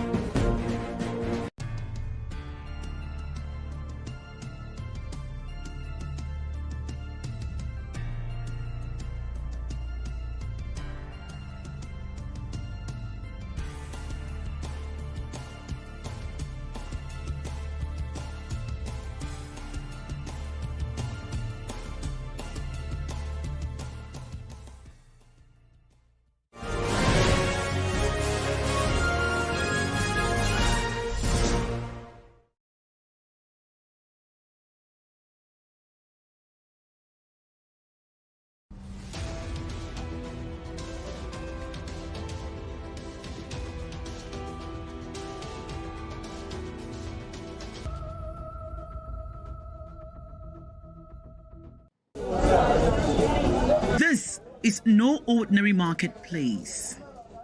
It is a city, an empire of Yaji spies, where sweat, laughter, and bargaining collide in one ground theater of commerce. The Gamburu market is where the dust of history dances with the bustle of modern trade. But hidden within the noise and chaos are the real stars of the show, the Enyaji. Call them spice merchant if you wish, but here in Maiduguri, they are more than that. They are the conductors of flavor, the chemists of taste, the very reason suya across the northeast commands both appetite and respect. With the precision of a surgeon, they scoop the red pepper, sprinkle some ginger, crush cloves, and fold sesame, nutmeg, and salt. But what other ingredients complete this process? Malam Modu Umara has been in this business for about 3 decades. He reveals some secrets of the Yaji spice. He says, I've started this Yaji business 29 years ago. We are deeply rooted with this business and have made a lot of progress financially. The ingredients for a delicious Yaji is the pepper itself, dried ginger, cloves, bay leaves, garlic, calabash nutmeg, cinnamon, onion powder, and seasoning for taste. From Gumburu Market, we sell out our Yaji spice mix all over the country and even outside Nigeria. When you come to Gumburu Market, the flavor speaks for itself. Our business is booming and we are happy about it. Most people who buy my Yaji spice always do so in large quantity for exportation. Every suya joint in Maiduguri wears the Yaji signature. One secret of the mix is the pepper itself, ginger and cinnamon. Our Yaji is super tasty. Let's observe how it's been made. Watch closely. See how their hands move? Swift, confident, unerring. And the result? Yaji, a magical powder, so fairy and fragrant that suya without it is just a grilled sadness on a stick. You know, when you talk about markets, think about Northeast. When you think about Northeast, think about the Gumburu markets. Why? Because their Yaji is special and is second to none. You know, there is this feeling you have when you are eating suya or you are eating enwake or the likes of kodo, that's zogale. The taste, the Yaji of Gumburu is given is second to none. When you take the Yaji, you will thought you are in a different world, and you know, that is why we are different here in Maiduguri. So for everyone who wants Yaji, I'm recommending, I think, Gumburu Market is the best we have so far in Nigeria. It is said that Yaji has the power to mend broken appetites, turn an ordinary evening into a festival. That is the magic these vendors serve daily, right here in Gumburu Market. Sitting here amidst the flavors of Gumburu Market, one thing is certain. Maiduguri's relish, it's not just in the food, but the people. Their wit, wisdom, and yes, their super Yaji. So next time, if someone tells you about the Northeast, don't just think of conflict or hardship. Think spice, think suya, think Yaji, and think Gumburu Market. What's that my name? Jessie Tofida, TVC News, Maiduguri.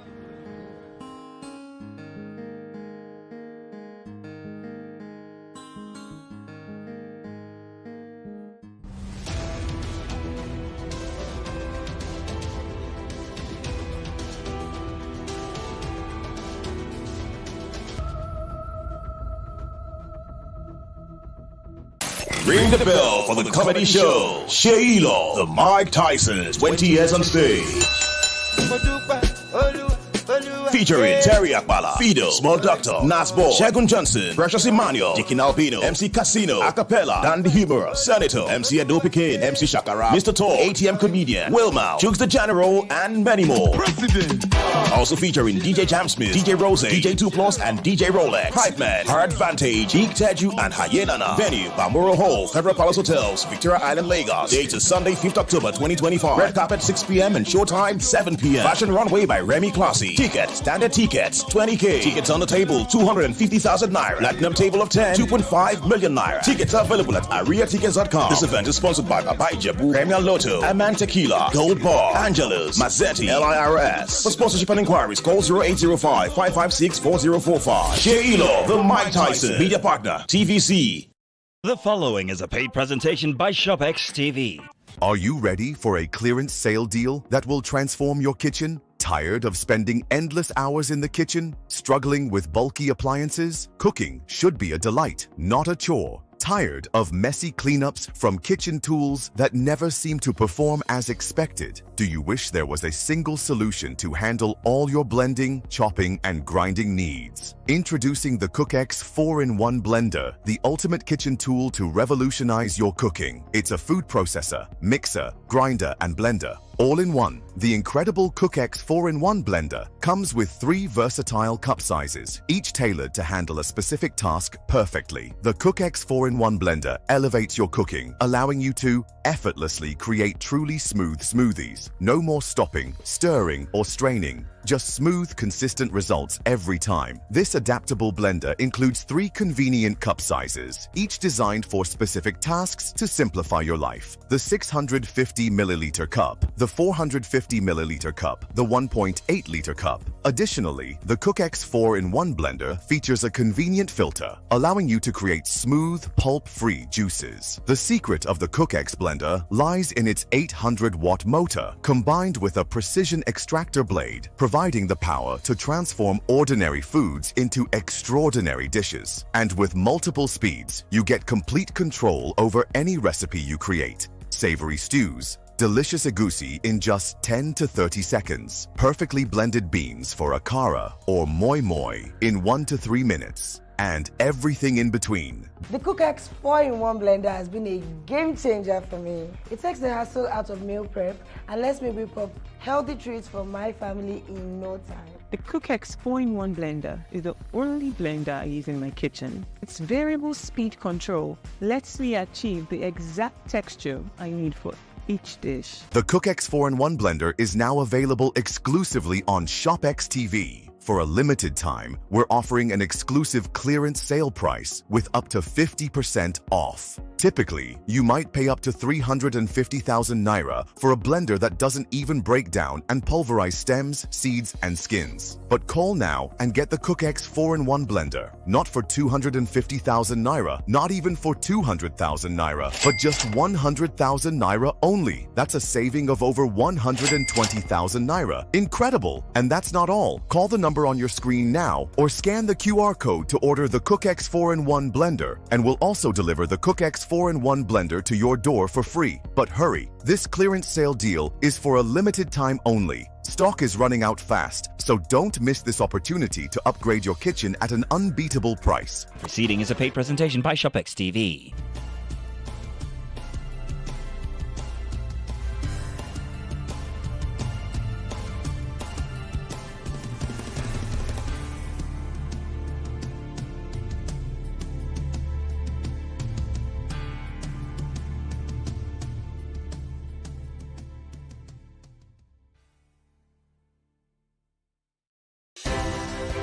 At TVC News, wherever the big news story is happening, we're geared up to break it. TVC News, first with breaking news.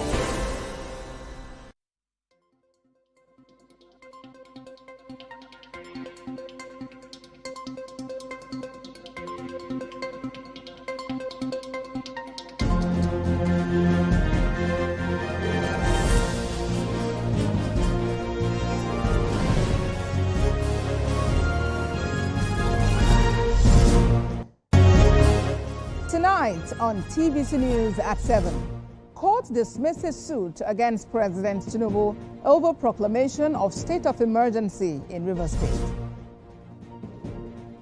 Residents of Ibaji in Kogi State continue to count losses as NEMA confirms more than 10 deaths from Tuesday's boat accident. Outside Nigeria, Israel moves to deport intercepted Gaza flotilla activists after failed attempts to deliver raids and break siege on Gaza. In sports tonight, defending champion Coco Gauff beat Valise to set up China Open semi-final clash against fellow American Amanda Anisimova.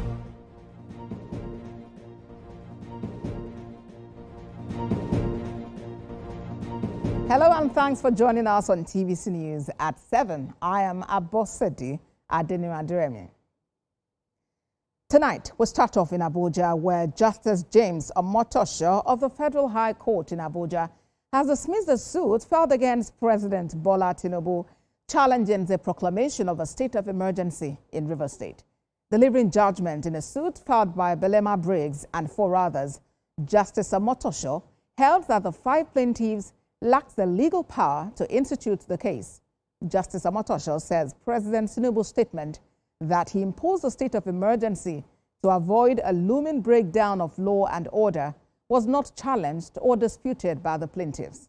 The court declared that the case was frivolous and baseless because the mandate of other people from Rivers State was not obtained before instituting it on their behalf. Now let's turn our attention to Kogi State in north-central Nigeria, where residents of Ibaji there are counting their losses after Tuesday's boat mishap, which claimed several lives and left many others missing.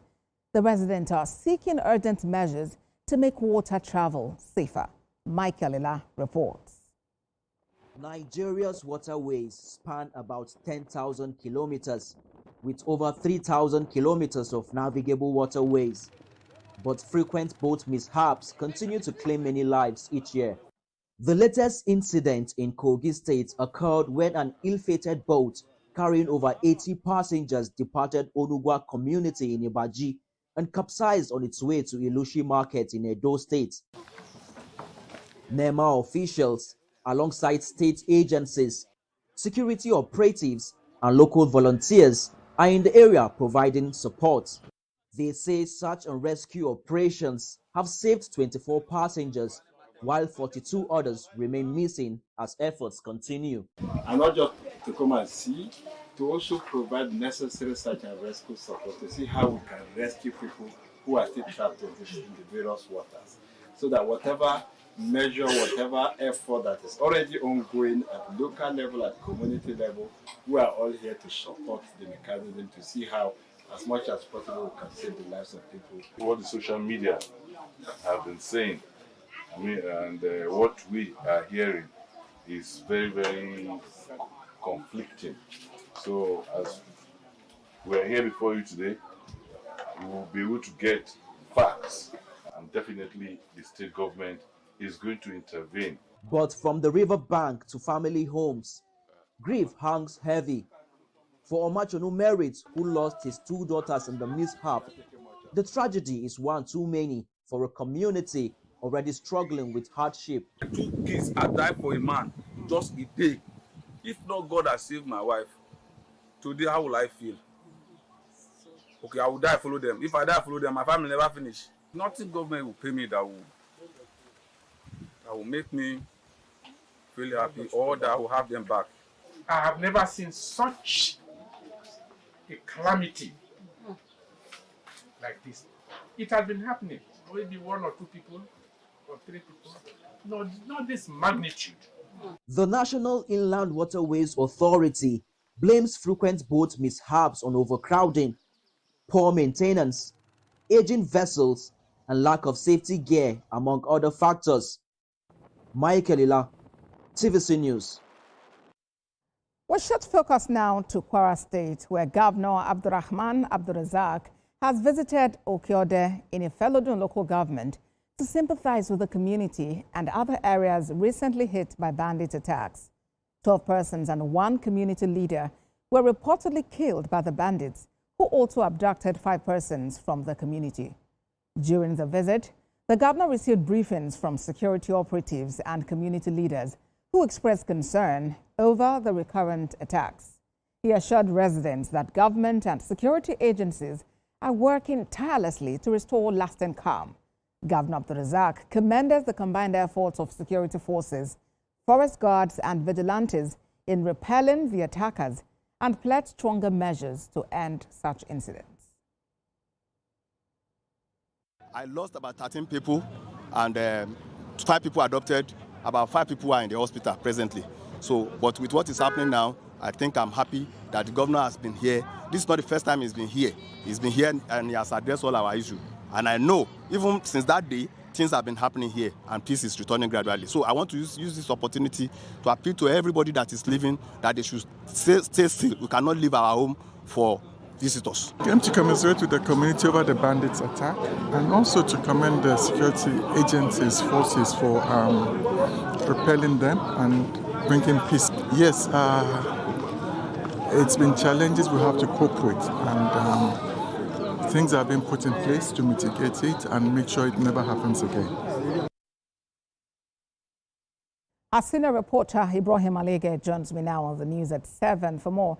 Ibrahim, first, give us a feel of the mood in Okiode community in the wake of the bandit attack. The people are absolutely apprehensive, but the government is trying to calm them down, and mostly that some of them had to leave their communities because of the uncertainty of when these bandits attack again. Some of the households deserted, but then we still met some of them, in the community, especially the youth, coming out to express, their feelings to the governor and, of course, the security officials. They acknowledge the fact that government is putting some effort to ensure that this does not happen again, but they want more reassurance that they will not be attacked again.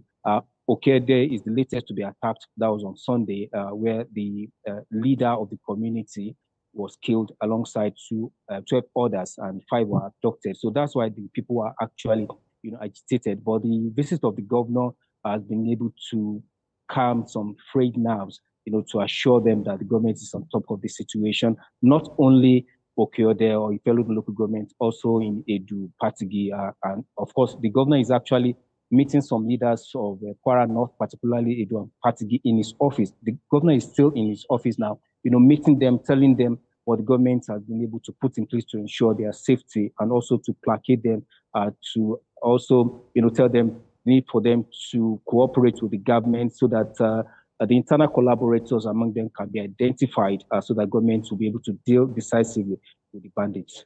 Ibrahim, we're hearing about the government telling people to stay at home, limit their movements, even as security forces, carry out attacks on bandits. Tell us more about that, and what does it mean for the people? Is it that they should stay home, not move out at all? Is there restriction on vehicular movement, or what exactly does it entail? No, people are allowed to move, but there are certain places that the government is asking them not to move closer to.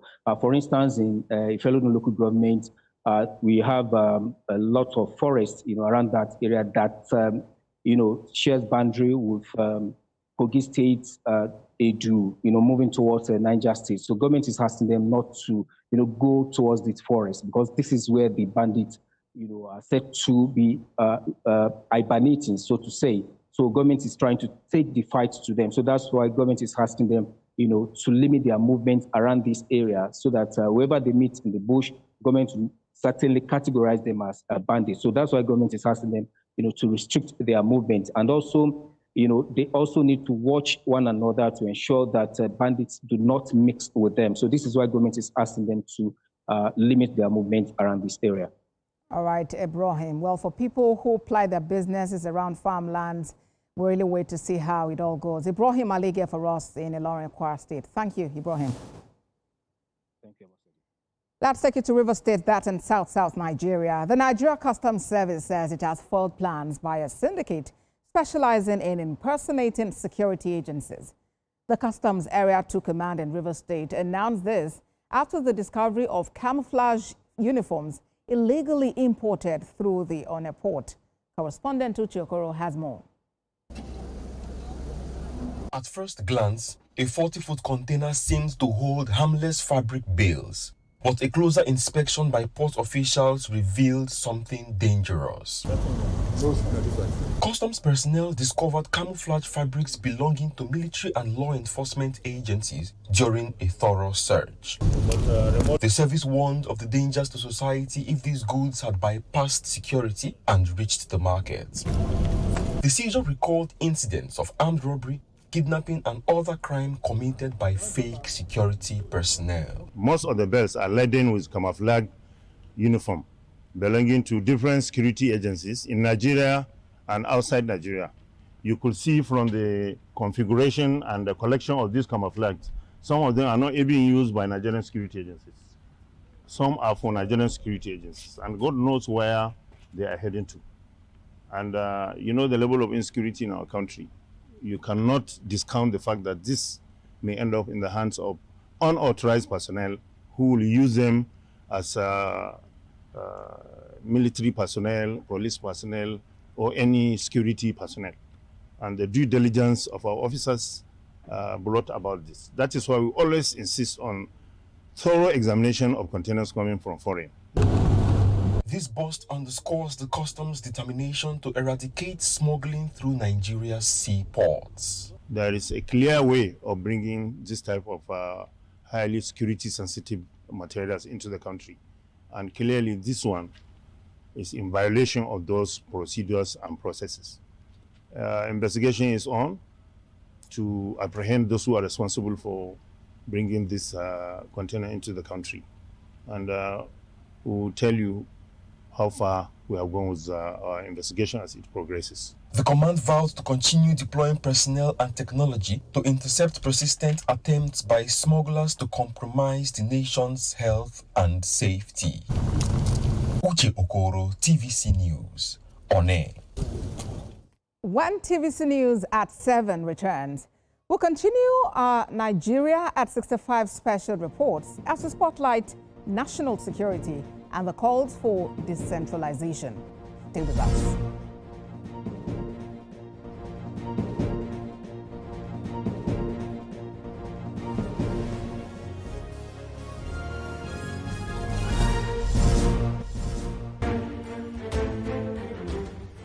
The Renewed Hope Initiative RHI presents the RHI Green Nigeria Challenge. Go green today for a greener tomorrow. This national competition is in 3 categories. The household category is a tree planting competition amongst 11 frontline states in northern Nigeria. Each participating household in Adamawa, Borno, Bauchi, Gombe, Jigawa, Kano, Katsina, Kebbi, Sokoto, Yobe, and Zamfara states will plant a minimum of 1 tree to qualify, with a video evidence of before and after the tree planting exercise. 20 million naira would be awarded to the best household. Submission deadline is 20th December 2026. Community category will see local governments, local communities, schools, and NGOs reclaim and transform degraded or abandoned areas such as dump sites, landfills, parks, and their likes into green, vibrant gardens,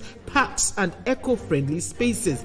50 million naira would be awarded to the overall best community group. Deadline for submission is 15th July 2026. States category will have all states of the Federation and the Federal Capital Territory, excluding Enugu State, have a chance to address the growing threats to environmental sustainability and cleanliness. States will be judged based on the number of trees planted on major roads and inner streets and how clean they are. 100 million naira will be awarded to the best performing state. Already, Enugu State has 100 million naira for being RHI's model green state due to its greenery and cleanliness. Video evidence must be submitted by participating states on or before 20th December 2026. All entries must be directed to RHI Office, State House, Abuja, or email rhi.greenchallenge@statehouse.gov.ng. RHI Green Nigeria Challenge. Go green today for a greener tomorrow.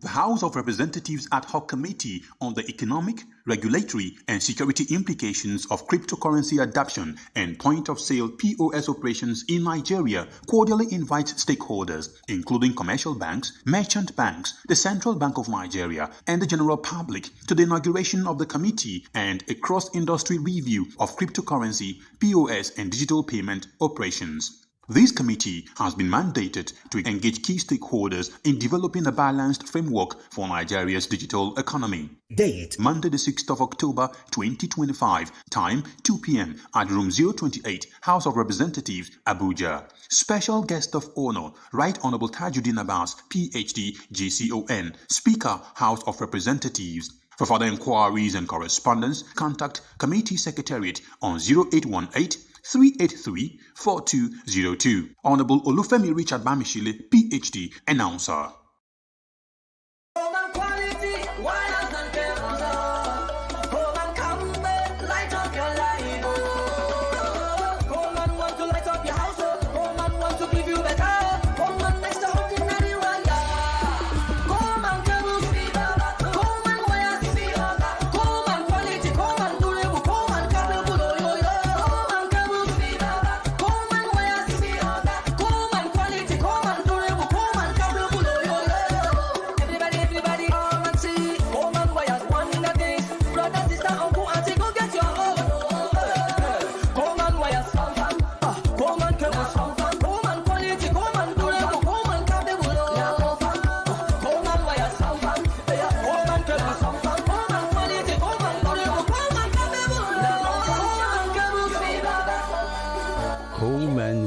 And cable, great quality, now with the new look.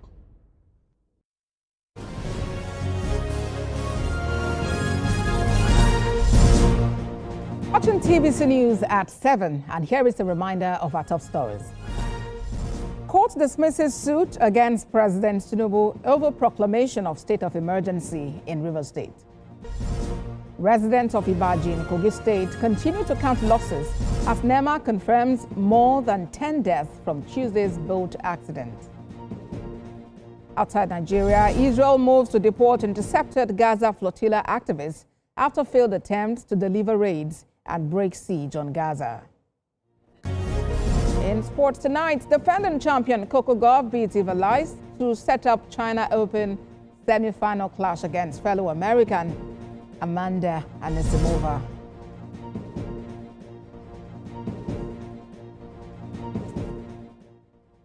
The police have commenced nationwide enforcement of the tinted glass permit for vehicles as part of efforts to check crimes linked to illegal vehicular movements. In Delta State, the enforcement was led by the Deputy Commissioner of Police in charge of operations, Olumuyiwa Adejobi, and according to the police, is targeted at ensuring that only vehicles with valid permits are allowed on the road. Police Public Relations Officer of the command, DSP Bright Edafe, explained that the exercise also focuses on vehicles with covered number plates and the unlawful use of sirens. Untinted vehicles is to commence today, and that's why we are here. And it's not just untinted vehicles. We are here to checkmate particularly crimes that are vehicle related, which includes covering of plate numbers, unlicensed using of sirens and revolving lights. You know, Delta State is central. We have boundary with Edo, Anambra, Ondo, Bayelsa and other states. And it's very, very important to ensure that we do these things to checkmate crime, not just in Delta State, but for crimes even in other states, because in the past we've arrested suspects who are either traveling to other states or coming to Delta from other states. That's why we're here. And like you can see, this operations is led by the DC operations himself, the person of DCP, Olumuyiwa Adejobi, under the instruction of the Commissioner of Police, Delta State. Deltans are rule of law compliant actually, and like you can see, some of them are already having the tint permit. For now, we've not seen anybody with covered plate number or using siren indiscriminately. Let's bring in our senior reporter, Ike Nwachukwu, who monitored the exercise in Delta State, and he joins me now on the news. Ike, tell us about what you saw today, even as police kicks off implementation of this policy. Right, Ambassador. It's the dates that the police have actually announced before now about enforcing these tinted glass permits on those who probably their vehicle came with that as factory fitted, or those who actually put a tinted glass to actually sheet for health reason or whatever reason. But the police today is enforcing that permits that if you don't have your tinted glass permits, you are not supposed to apply, or you are not supposed to, move on the road with your tinted glass. So it's actually an exercise not just to actually enforce it, to educate people that what they are saying is not just a paperwork, but they meant it because it's actually about crime fighting, because there are a lot of crime associated with those who use tinted glass to perpetrate this crime in Asaba. And because the state is a transit state, a lot of people will commit crime from other states and they will just come to Delta states to hide or hibernate. But this time around, the police is going all out to ensure that the state is crime-free, especially using tinted vehicles to go around committing crime and, escaping the law. So it's something that it's a continuous process, and they are urging the public, those who have not actually gotten their tinted permits, to apply. If you apply, the application is done online, and if it's done, definitely you will be allowed to, drive your vehicle around the state. But if not, definitely you will not be allowed, and your vehicle will be impounded. And there's a mobile court that is set up to handle situation like this. At the end of the day, whatever the mobile court rule will be meted to the world. Anybody that is defaulting, Ambassador. Well, maybe this is just a call to Nigerians that the enforcement is on, because a number of people were concerned that the NBA was making a move to challenge this in court. Thank you very much, Ikenna.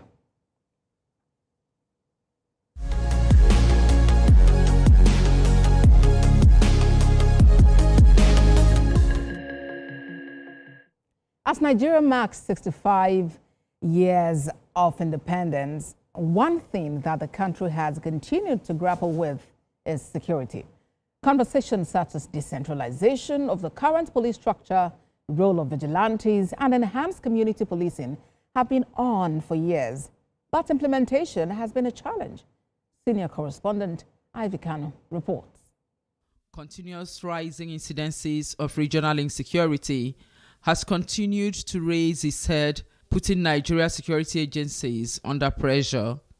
Human trafficking, armed robbery, kidnapping, religious and communal wars have found their way into the country, taking security agencies unaware and unprepared for the task. Most vigilante groups emerged out of the need to tackle their peculiar insecurity or criminality, as the case may be, making most of them child of necessity. In time past, the Bakassi boys in the east, the north had Hisbah, and not forgetting Odua People Congress in the west. Maiduguri had civilian joint task force formed to help in the fight against Boko Haram. They were made up of mostly young men who had weapons such as machete, bows and arrows, and sticks. Their emergence was of great assistance to the Joint Task Force at that time. Their approach to fighting criminality was termed crude, as most of them depended largely on charms, unlicensed firearms, and others. Most recently is the prominent entrance of Amotekun into Ondo State. Some argue that they are unprofessional in their approach, but like or hate them, they have earned the trust of the people they represent.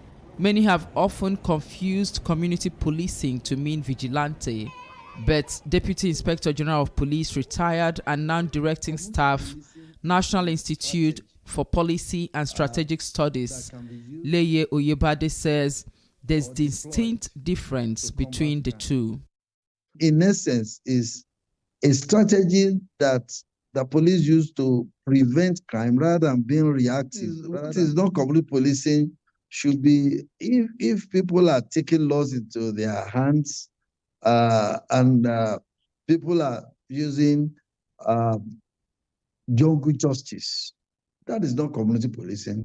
For retired Assistant Director with the Department of State Services, Dennis Amakri, and International Certified Anti-Terrorism Specialist, Dixon Osagie, state police or decentralization of the current police structure would be the best for the country's many security challenges.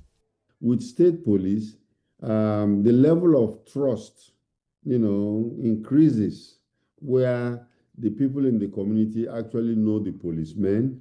The policeman lives in the community. They know their names. They know their family.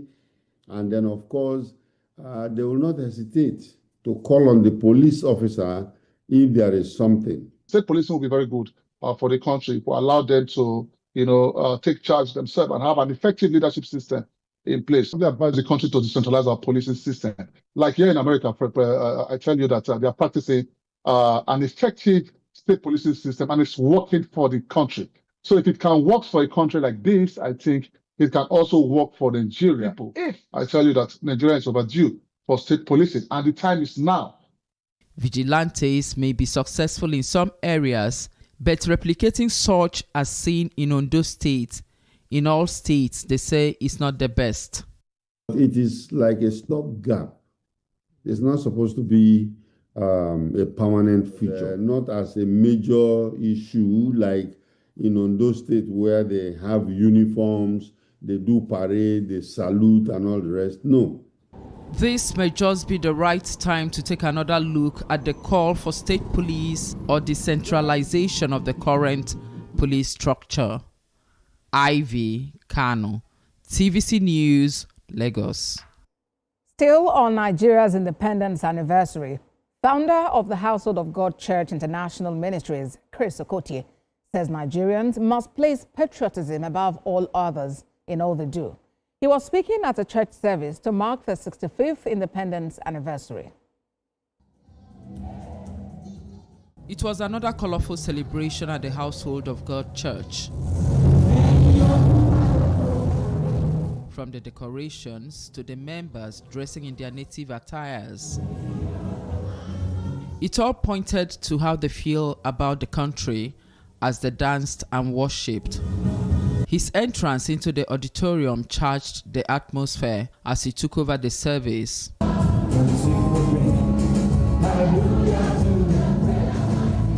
Addressing journalists on independence, the preacher said, "This is the time to preach patriotism and resilience." Nigeria is here to stay. At 65, we stand on the terra firma of faith and hope in God. And in the teeth of 1,000 contradictions, we'll continue to march forward with resilience and tenacity towards El Dorado, chanting slogans of patriotism and national jingoism, so that the people will know that Nigeria is strong, Nigeria is bold, Nigeria is resilient, and Nigeria has come to stay. No shaking. The guest artist for the independence service was Mandy Brown, whose song Taxi Driver ruled the airwaves in the 80s. But now she's into gospel music. She strongly believes in the unity of the nation. My wish is that we continue to excel in technology, we continue to excel in our faith, we continue to excel in being proud Nigerians, because we are supernatural people. We have supernatural power, supernatural energy given to us by the power of God. I know that this 65 is just the beginning of all greater things to come, and I'm just thankful and grateful to be alive in a century where Nigeria and Nigerians are continuing to be celebrated in industry, technology, and music. We're strong, we're tenacious, we're intelligent, super intelligent people. We have a youthful population who are striving, who are hustlers. We're on our way. No shaking. We're going to get there in the end. We're superior. I believe that Nigerians are superior. The church service continued with the preacher calling for more prayers for the country. Ivy Kano, TVC News, Lagos.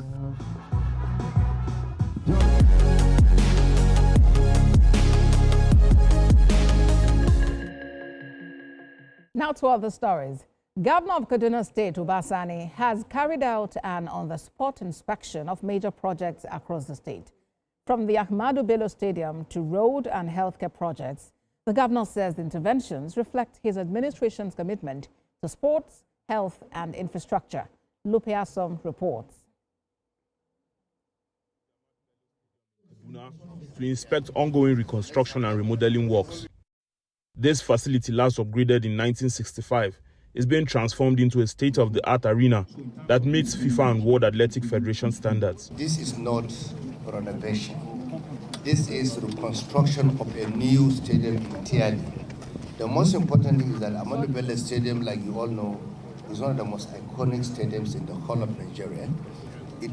In the past, it hosted FIFA events here, including under 17 FIFA tournament here in Kaduna.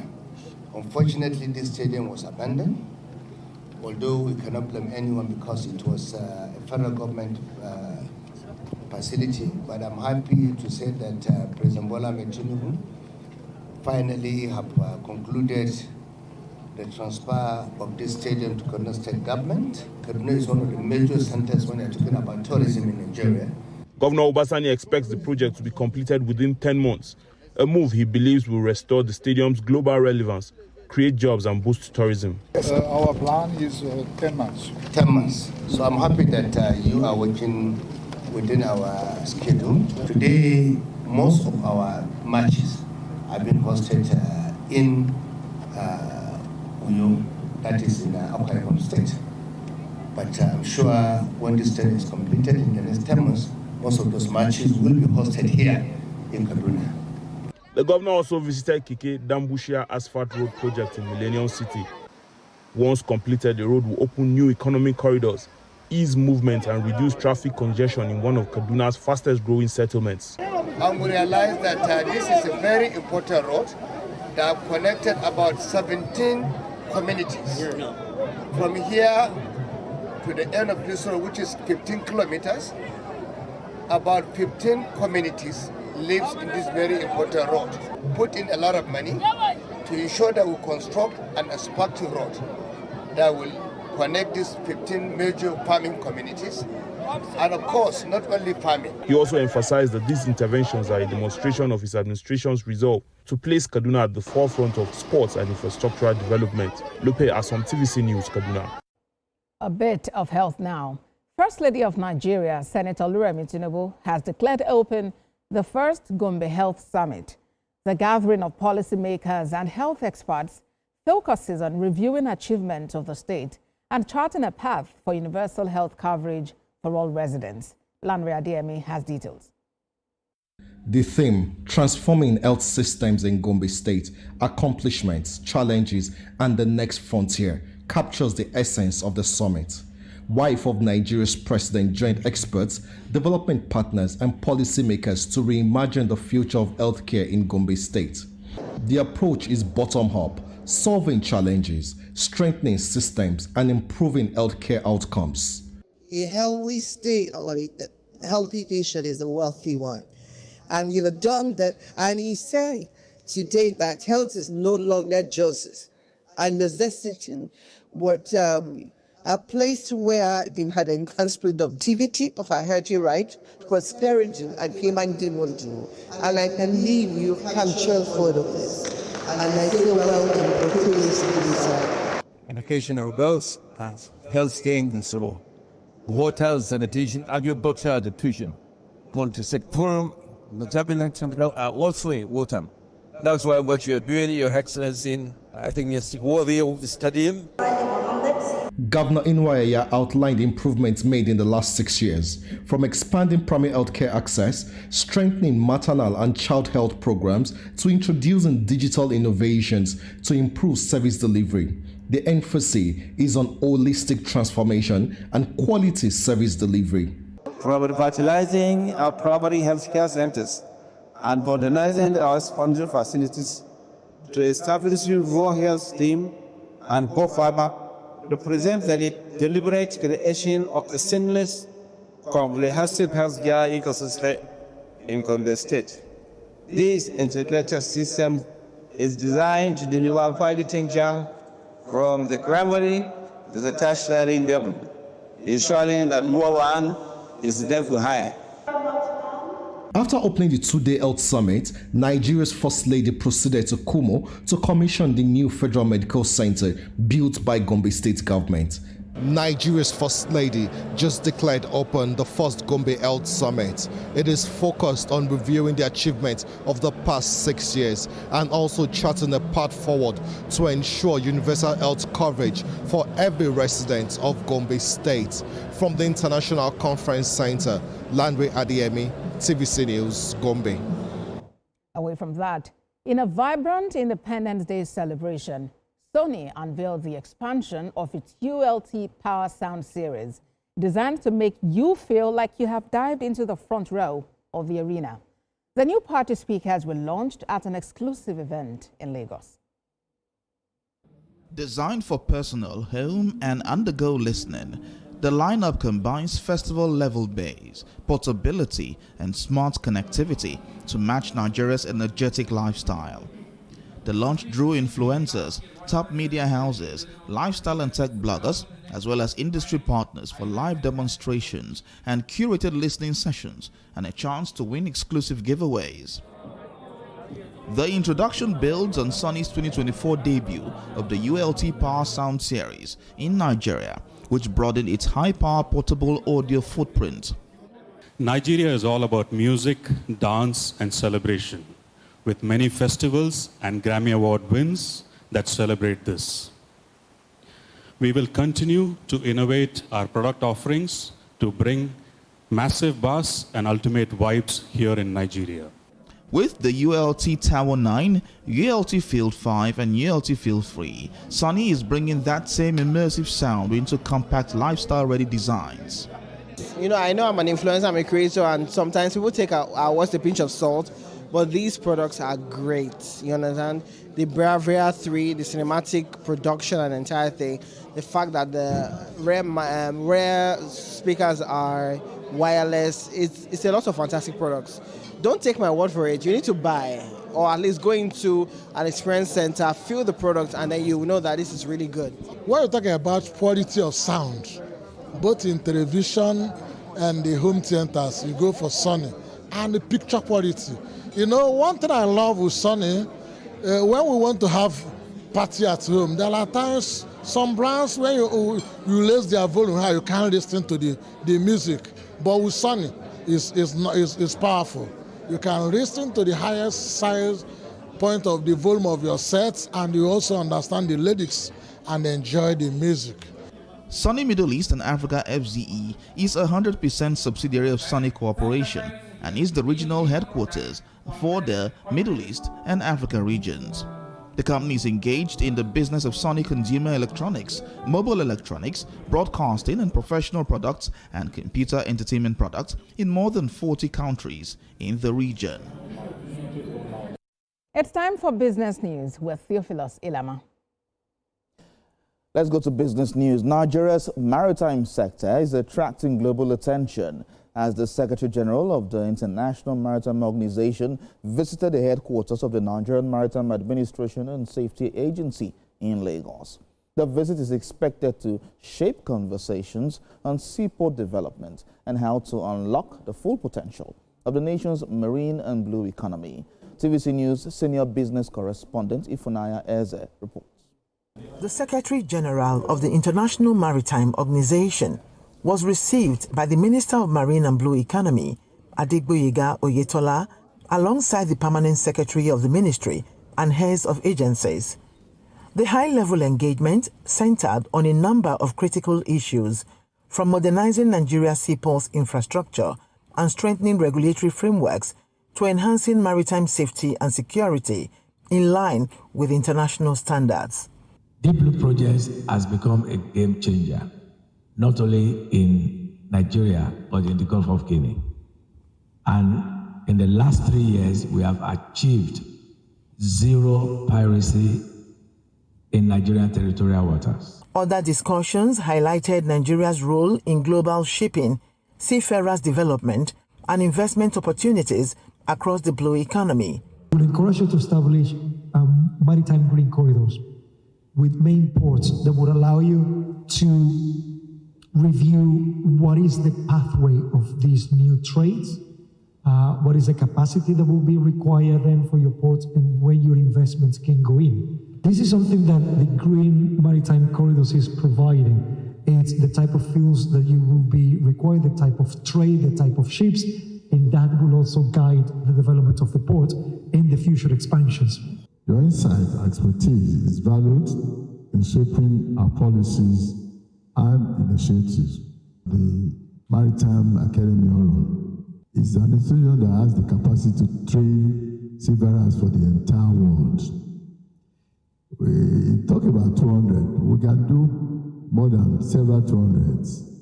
But what is important is for us to be able to place these seafarers on international vessels. They need a practical experience. The capacity within the country may not give them sufficient exposure. So we need your assistance in ensuring that these seafarers, once they attain the necessary academic qualification, they have the opportunity to be able to be put on international vessels to have the kind of practical experience. The outcomes of these engagements are projected to shape the trajectory of Nigeria's marine and blue economy reforms. Ifunanya Eze, TVC News, Lagos. Professional Women Engineers of Nigeria APWEN is inspiring the next generation of innovators through play-based learning. The association has unveiled and FundSTEM, an initiative designed to simplify science subjects for young girls and encourage them to pursue careers in engineering and technology. The forum themed Expanding Horizons in STEM Education and Professional Development across Nigeria featured hands-on workshops in waste-to-art creativity, renewable energy and practical science experiments. APWEN says the project aims to reach 300 students and 100 teachers across the country, beginning with Calabar and Lagos, while promoting gender balance and inclusivity in STEM. Speakers at the event emphasized that engineering does not diminish femininity, but strengthens opportunities for women to contribute to national development. The core theme of APWEN FundSTEM is actually introducing fun and excitement into STEM learning. And how do we intend to do that is by expanding the STEM horizons across Nigeria. And that is just not just students, but also engaging the teachers such that they are able to teach basic science-oriented principles in a STEM way. We want to make STEM to be an excitement to the young girls and young boys. We want to make science to look simple to them. We want to practicalize what they are seeing outside there as simple as possible so that they will have the interest of studying sciences. That's why we call it FundSTEM. To tell them that you are an engineer, you can also be fashionable. You are an engineer because they believe that if you are a woman engineer, then you will go and be carrying spanner, be carrying this. No, it's to just tell them that it's a balanced thing. You are a science student does not mean that you are out of fashion. You are a science student does not mean that you will not have fun. Even if you're a medical doctor, the fun part of it will also come. So it's also to tell you that it is not what you think it is. Latest figures from the National Bureau of Statistics show that the finance and insurance sectors recorded real-time growth of 16.13% in the second quarter of 2025, a strong signal of renewed momentum in Nigeria's financial ecosystem. To build on this growth, the West African Insurance Companies Association is bringing together professionals, policymakers, and industry leaders in Lagos for its education conference. With the theme, The West African Insurer in the Face of Climate Change, the conference will equip insurers with fresh insights, practical skills, and strategies to tackle emerging risks as extreme weather, agricultural disruptions, and environmental challenges. We will look at the area of understanding the environment, not to even contribute more to the degradations of the environment. Our gutters and all other environment will be kept in it. The green area evolutions will start changing, and as well as looking at the green energy. The data inherent that we have from this conference will be utilized for the benefit of all. We're going to discuss, innovation that we need to put in place and possible solutions using technology to drive, weather for agriculture, for example. That's already ongoing. How do we amplify? How do we improve? How do we use it more to know the impact of weather? To know, use it to plan the impact in terms of agriculture and other areas that we cover for insurance. Moving on to the NSE, the stock market enters the last quarter of the year with positive outlook as operators get set to reposition investment basket. The market index rose by 0.19%, showing improved prices. PZ was the biggest price gainer in the market following renewed focus on the stock.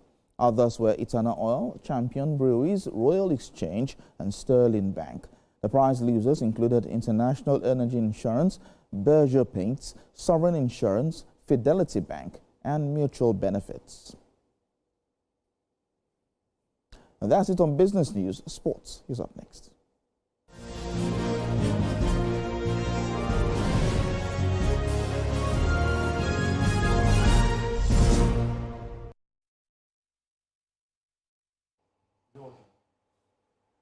Let's begin sports right now with the very latest from the matches played in the UEFA Europa League in terms of results. We have AS Roma losing at home to French side Lille, while you had Celtic as well suffering a 2-0 loss to Braga right there. You had Bologna playing out a 1-1 draw against Freiburg, and FCSB lost at home as well to Young Boys by 2-0, while Real Betis edged the Ludogorets away from home by 2-0.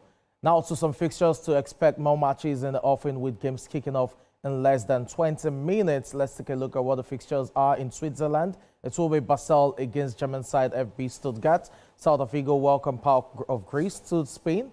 You have Red Star Belgrade traveling to Porto, while Feyenoord will play English side Aston Villa. In other games, Genk host Ferencváros. Lyon have a date with Salzburg. Nottingham Forest host Mr. Tilland, while Rangers travel to Austria to play Sturm Graz.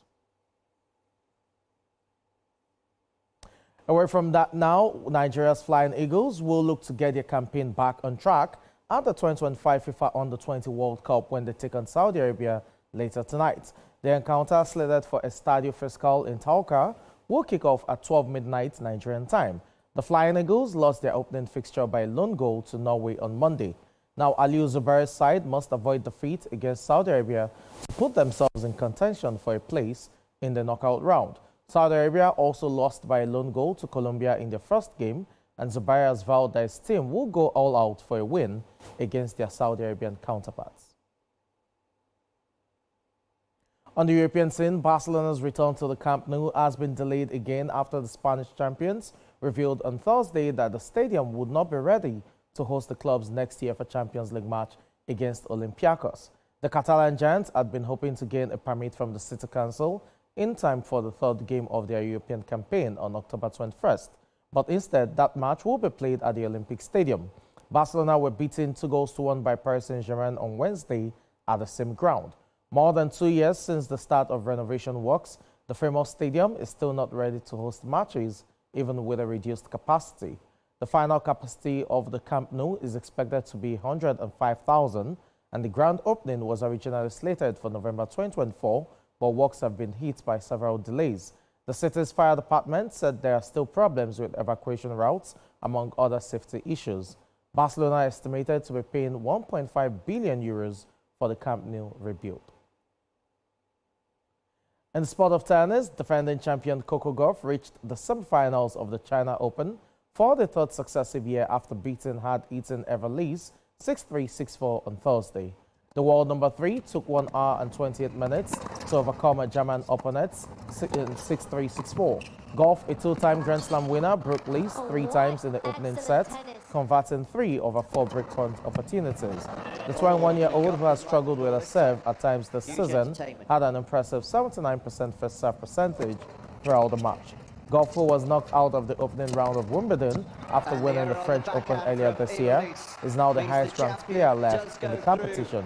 She will face American compatriot Amanda Anisimova in the semi-final.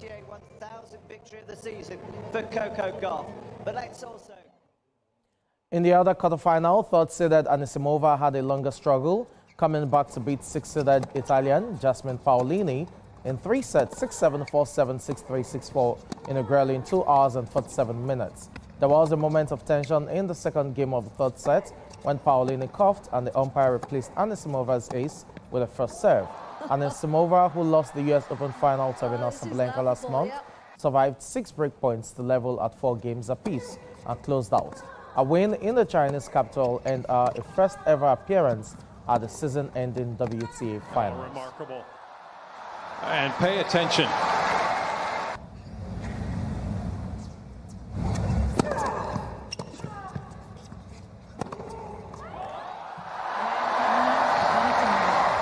That is a sight worth seeing. And finally, American boxer Brandon Glanton won his highly anticipated cruiserweight bout against arch rival and fellow American Marcus Brown as Nigerian boxers impressed on the fight card of Chaos in the Ring. We have more details in this report, and Ambassador returns with the rest of the news. The fight night of the highly anticipated Chaos in the Ring witnessed the presence of Lagos State Governor Babajide Sanwo-Olu, Ministers of Finance and Women Affairs, Chairman National Sports Commission Shehu Diko, among other dignitaries, as electrifying action took place in the boxing ring. This is the biggest card since Rumble in the Jungle, so we are super excited. And look at the turnout. The turnout are amazing. The energy is electrifying. And what I've been saying as well to that, if you watch fights in Saudi or watch fights in America, it's different. But the energy in Nigeria, the energy in Africa is completely different. And we're super excited about the turnout and what we're seeing here. The government of President Bola Ahmed Tinubu were quite very keen and allowing to do this. That's why we are bidding towards the Commonwealth Games. It's because we want to make Nigeria global and put it on the global map. It's our soft power.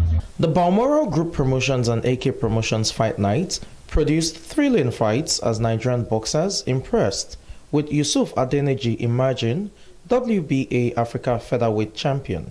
I'm happy that I'm the new WBA African champion. I'm so excited. Now looking forward to next year for the world title. I want to bring the world title to Nigeria. The headline fight of the card saw American cruiserweight Brandon Glanton overpower his arch rival Marcus Brown in a grueling bout. The importance of such historic fight night to boxing development in Nigeria and the sports economy cannot be overemphasized. Do you know the number of young boxing talents that have been motivated today seeing this fight at close range? And this is what this sort of organization does to our athletes, is capacity building. It can only but get boxing to the next pedestal. The number of small-scale businesses that are thriving right now in hundreds, selling all sorts, food, drinks, apparels.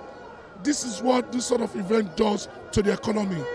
We are putting money in the pockets of the D's and the E's, the A and B's and the C's. Across board, everybody's making money.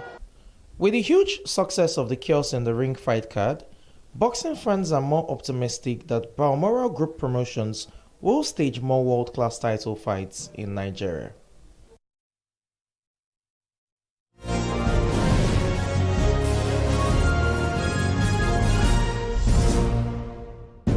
Let's now bring you news from outside Nigeria.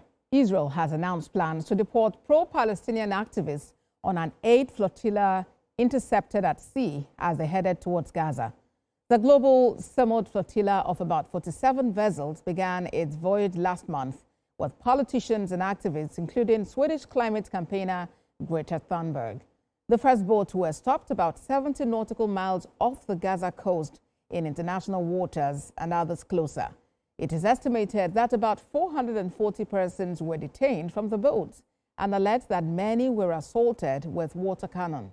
World leaders and rights groups have described Israel's interception of the flotilla as unlawful and condemnable. Well, that is TVC News at 7. We thank you for watching. There is more on our website, www.tvcnews.tv. Join our online community. Follow us on Facebook, Instagram, and X at TVC News NG. We have updates for you on WhatsApp and Telegram at TVC News Nigeria, and we are streaming live on YouTube at TVC News Nigeria. I am Abosedi Adenu Adremi. Coming up next is Politics Tonight. Stay with us.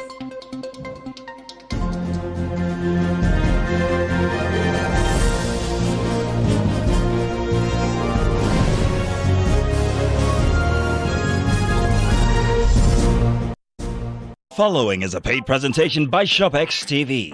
Are you ready for a clearance sale deal that will change your kitchen forever? Introducing the CookX 10-in-1 Air Fryer Oven, a powerful 12-liter oven that provides 75% more cooking space than traditional air fryers. Stay tuned to learn about the amazing free bonus items included with the CookX Air Fryer Oven. Say goodbye to greasy, unhealthy food and hello to nutritious, delicious meals. And here's the best part. This revolutionary kitchen appliance isn't just an air fryer. It's also an oven, dehydrator, toaster, pizza grill, and rotisserie, all in one. The CookX Air Fryer Oven is a 12-liter powerhouse that can fit a whole chicken and feed the entire family. Using hot air circulation, it cooks food to crispy perfection with up to 80% less fat than traditional fryers, requiring little to no oil. What's the secret? Fry food using superheated air, giving you that irresistible crispy texture without the excess fat and calories. It's a chef-quality, all-in-one kitchen machine. Air fry crispy yam, plantain, or akara in just 3 minutes with 80% less oil. Roast a full chicken or turkey perfectly in 15 minutes using the rotisserie mode. Make kilishi, dried fish, or fruit snacks with the dehydrator function. Bake meat pies in 10 minutes. Toast wings without smoke using the grill function. Just set it and walk away. Your delicious meal will be ready in minutes. My husband is happy, and of course I have a happy home. From my grilling on check, to my frying on check, to my baking on check. This CookX Air Fryer Oven is the bomb. It is super fast, small time, everything all set. The CookX Air Fryer Oven is now available exclusively on ShopX TV. Take advantage of this amazing clearance sale price, the best deal you'll find anywhere. Buying multiple appliances could cost you well over 400,000 naira, but you can get the CookX Air Fryer Oven today for just 149,950 naira only. But wait, there's more. Order now and receive 3 free bonus items valued at 50,000 naira, absolutely free. Extra large rotating stainless mesh basket, stainless steel rotisserie fork, stainless steel food handle. That's 50,000 naira in savings on these accessories. Completely free. Incredible. And that is still not all. Call the number on your screen now or scan the QR code to order the CookX Air Fryer Oven. We'll also deliver the CookX Air Fryer Oven to your door for free. But hurry up, this exclusive ShopX TV offer is available for a limited time only. Don't miss out. Call now while stocks last. The proceeding is a paid presentation by ShopX TV.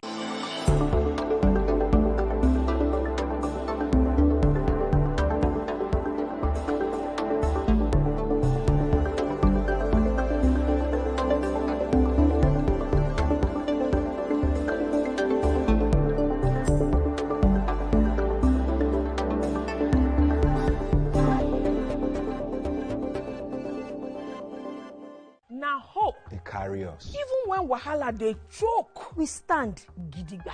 Hope dey waka with us for downfall. E dey gist with us for buka. No matter the gbege, our spirit e no fit scatter. Hope na that pikin wey dey read ABCD and still get ogbonge dream for hearts. Hope na the mama wey dey fry akara wey see the reason say tomorrow go soft for am. Naija, your freedom na promise. Say hope go always come, no matter wetin happen.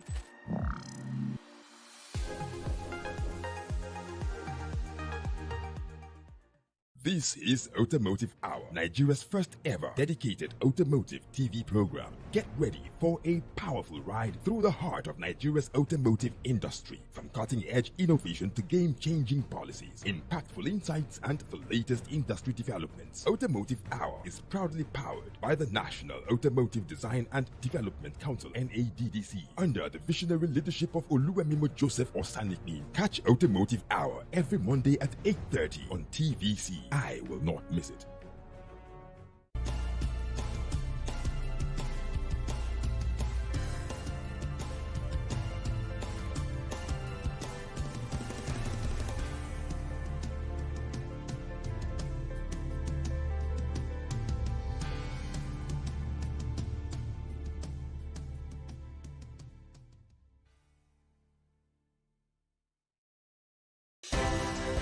At TVC News, wherever the big news story is happening, we're geared up to break it.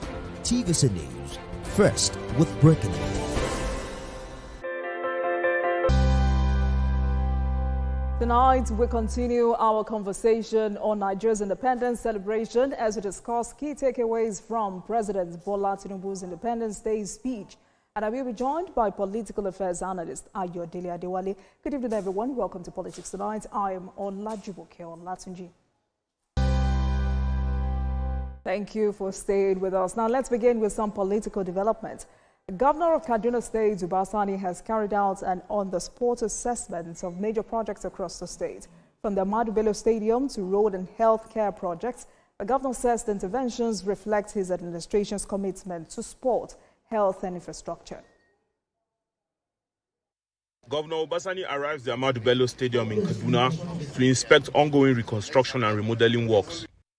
This facility, last upgraded in 1965, is being transformed into a state-of-the-art arena that meets FIFA and World Athletic Federation standards. This is not renovation. This is reconstruction of a new stadium entirely. The most important thing is that Ahmadu Bello Stadium, like you all know, is one of the most iconic stadiums in the whole of Nigeria.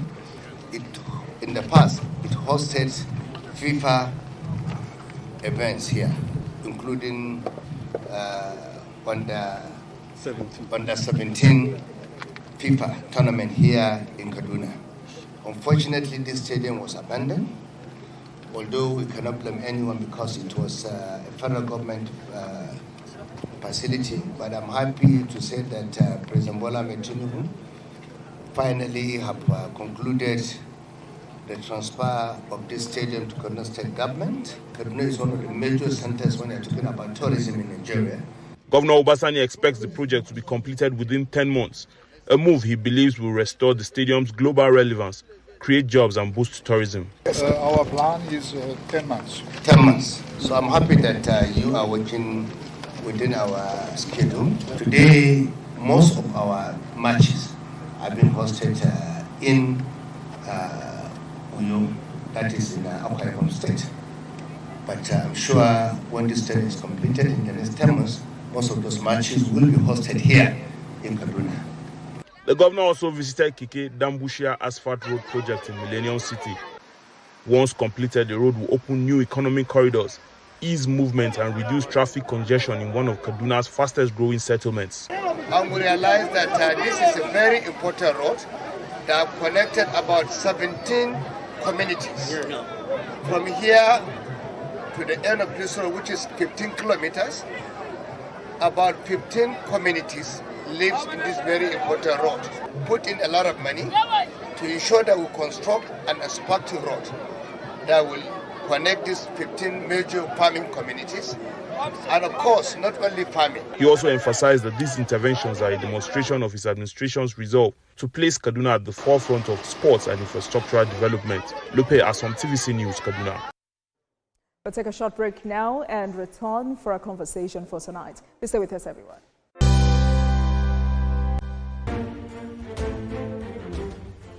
The Renewed Hope Initiative RHI presents the RHI Green Nigeria Challenge. Go green today for a greener tomorrow. This national competition is in 3 categories. The household category is a tree planting competition amongst 11 frontline states in northern Nigeria. Each participating household in Adamawa, Borno, Bauchi, Gombe, Jigawa, Kano, Katsina, Kebbi, Sokoto, Yobe and Zamfara states will plant a minimum of 1 tree to qualify with a video evidence of before and after the tree planting exercise. 20 million naira will be awarded to the best household. Submission deadline is 20th December 2026. Community category will see local governments, local communities, schools and NGOs reclaim and transform degraded or abandoned areas such as dump sites, landfills, parks and their likes into green, vibrant gardens, parks and eco-friendly spaces. 50 million naira would be awarded to the overall best community group. Deadline for submission is 15th July 2026. States category will have all states of the Federation and the Federal Capital Territory, excluding Enugu State, have a chance to address the growing threats to environmental sustainability and cleanliness. States will be judged based on the number of trees planted on major roads and inner streets and how clean they are. 100 million million naira will be awarded to the best performing state. Already, Enugu State has 100 million naira for being RHI's model green state due to its greenery and cleanliness. Video evidence must be submitted by participating states on or before 20th December 2026. All entries must be directed to RHI Office, State House, Abuja, or email rhi.greenchallenge@statehouse.gov.ng. RHI Green Nigeria Challenge. Go green today for a greener tomorrow.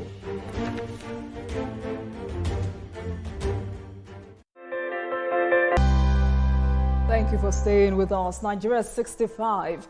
A time to reflect not just on the challenges, but also on the resilience, progress, and potential of Africa's most populous nation.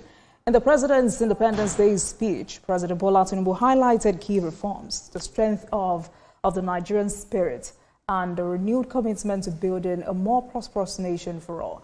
And to help us with deeper insights into what lies ahead, we're joined by political affairs analyst Ayodele Adewale. Thank you very much for joining us on the program, sir. Thank you for having me. Good evening. Right, so looking back, I'm sure you watched the president's speech yesterday. So looking back over 65 years, would you say Nigeria has made significant progress as a nation? Oh, definitely. We've made giant strides, especially as our political architecture evolves. We've gone through the bitter past of the military adventurers that actually came to distort our political journey. And we've also gone past a lot of wasteful period. Wasteful period. And I use that cautiously, wasteful period. Because there was a time when Nigeria enjoyed a lot of oil windfall, especially during the military era. And of course, I think at the Fourth Republic, around the year 2000 and downward, and all that, proper management was not seen, because if there had been a deliberate, conscious build-up, by now, what the administration is trying to rejig and setting a concrete foundation for economic prosperity wouldn't have been, right? They would have been laying on additional foundation to take us to a much greater height. But again, that is history. That is history. We need to move on from where we are. And I'm particularly gladdened by the brief statement that the president was able to put out touching cogent areas, especially areas that concerns the youth, who are today and future of this country.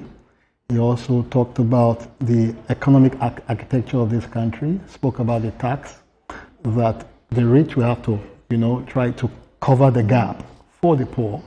And for those at the bottom of the pyramid, a lot of them will be exempted, right, in order to help their businesses grow. Nigeria will be able to get more inflows in order to take us out of their borrowing that we are witnessing now, so that there'll be stability in funding of a lot of infrastructure and other welfare and sundry matters in the country.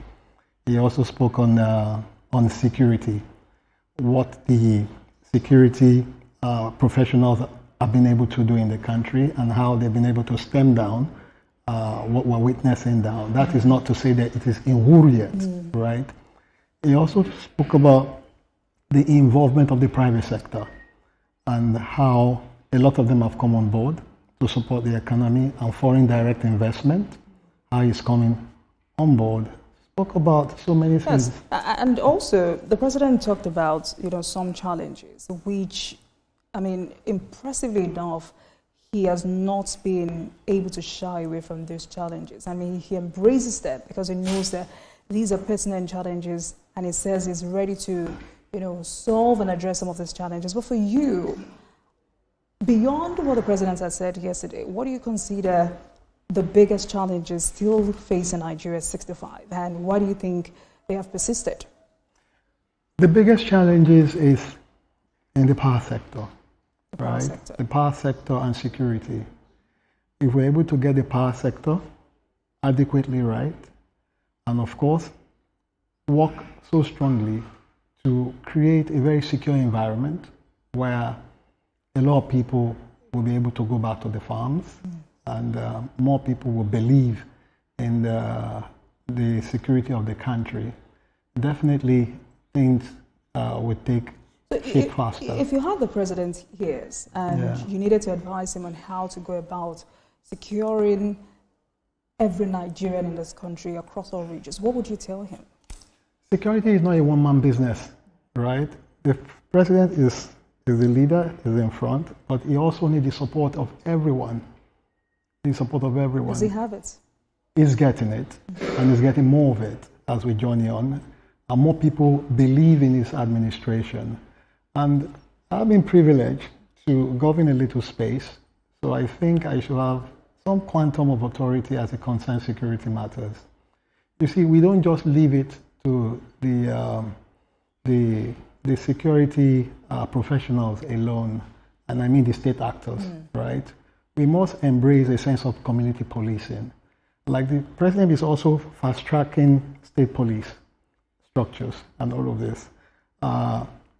State government, a lot of them must have to, quickly come to the bear in order to get this thing working. We do not have enough boots on the ground. And when I mean boots on the ground, men, officers that will carry out these country matters.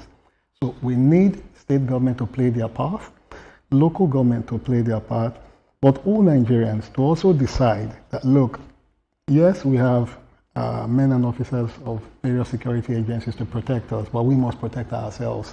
We must shun away from bad deeds. We must be able to live among ourselves as neighbors, right? We must not be quick to take up arms in order to settle some quarrels.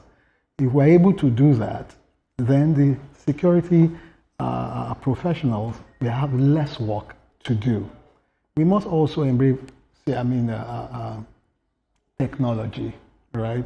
We must be able to capture happenings around us and transmit it directly to those who will come in and wrap up the matter. If we all get involved, then we spend more. Then our values, right? A lot of values have been lost in so many corners of this country. There used to be a time in this country whereby people put things outside, right? People passing by will know the amount that such goods worth. They put the money there, you come back to see your money, right? So you don't really see that readily, right? So it means that people must trace back to the old good times and try to instill such values, especially among the young ones, because they are the ones that will grow up. If care is not taken, they will get into wrong hands and carry out these wrong deeds. And speaking about the young ones, just to add to what the president said yesterday, what's your message to young Nigerians who feel disconnected from the system and have lost hope in this country's future? Like the president said, he's encouraging them to believe in the country, right? Even if we have some gaps within the system, it's not enough for you to bring down the roof and rubbish the brand, because it is the brand that provides that identity for you. No matter the country you go, it can never be like home. Those who you meet there will have one cause or the other to refer you back to where you have come from. You can see what is happening in the UK. You can see what is happening in America, right? Yes, we are going for green. Some people are going for greener pasture. But those at home must decide to hold on to the system, support the administration. Those who have the opportunity to go abroad, don't debrand the brand. If you keep doing this, it's going to affect the outlook of the country, and it will make the work more difficult to achieve. All right. And how instructive do you consider the president's speech yesterday? The president's speech was very inspiring. What stood out for you? For me, it was very inspiring, right? It's a speech that gives hope that something is happening and something is going to get us to a future that we all desire. It's not a speech where it seems to be helpless. No. is an inspiring speech, is a hopeful speech, is a speech that pushes you to continue the journey, right? And we have no other place to call home, you understand? We just must all do our bits, regardless of the gaps, right? We must all do our bits in order to put this country to where it should be. Because the president says choosing tomorrow over the comfort of today sounds noble, but it has come with hardship for many Nigerians. If you're to dissect this speech, how do you think the government should balance long-term reforms with immediate public welfare? Because Nigerians are still complaining. Oh, definitely. Definitely. And I'm one of those who is also hit, right? You are affected. Everybody, yes. Even the most wealthiest person in this country is affected in one way or the other. But that does not mean that we should throw in the towel, right? And that's what the president has said. His administration have also created safety nets, right? Look at the NEL funds. So you can imagine if that NEL fund wasn't there, you know how many youth, students would have left schooling by now, right? Thank God for that social intervention that is there, right? Look at the technical education structure that they put in place. You don't have to pay any money. The government is taking care of that. You go learn some skills, right? And develop yourself. You understand? Look at the infrastructure that is creating more job opportunity for people from Lagos to Calabar, right? From Lagos to Sokoto. You can imagine the thousands of jobs that is being created from the unskilled jobs to the skilled jobs, right?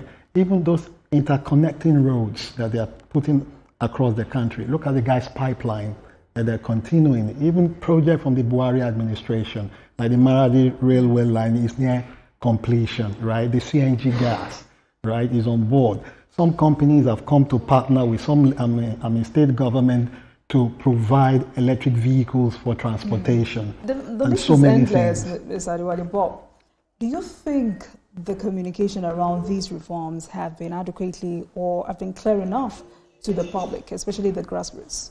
As for me, right, I would say, like I've said before, that the channel of communication for this administration has been increased exponentially more than ever before. Can it be better? The National Orientation Agency, right, I see them coming up every month to give account of what the administration is doing, especially on security and other matters, right?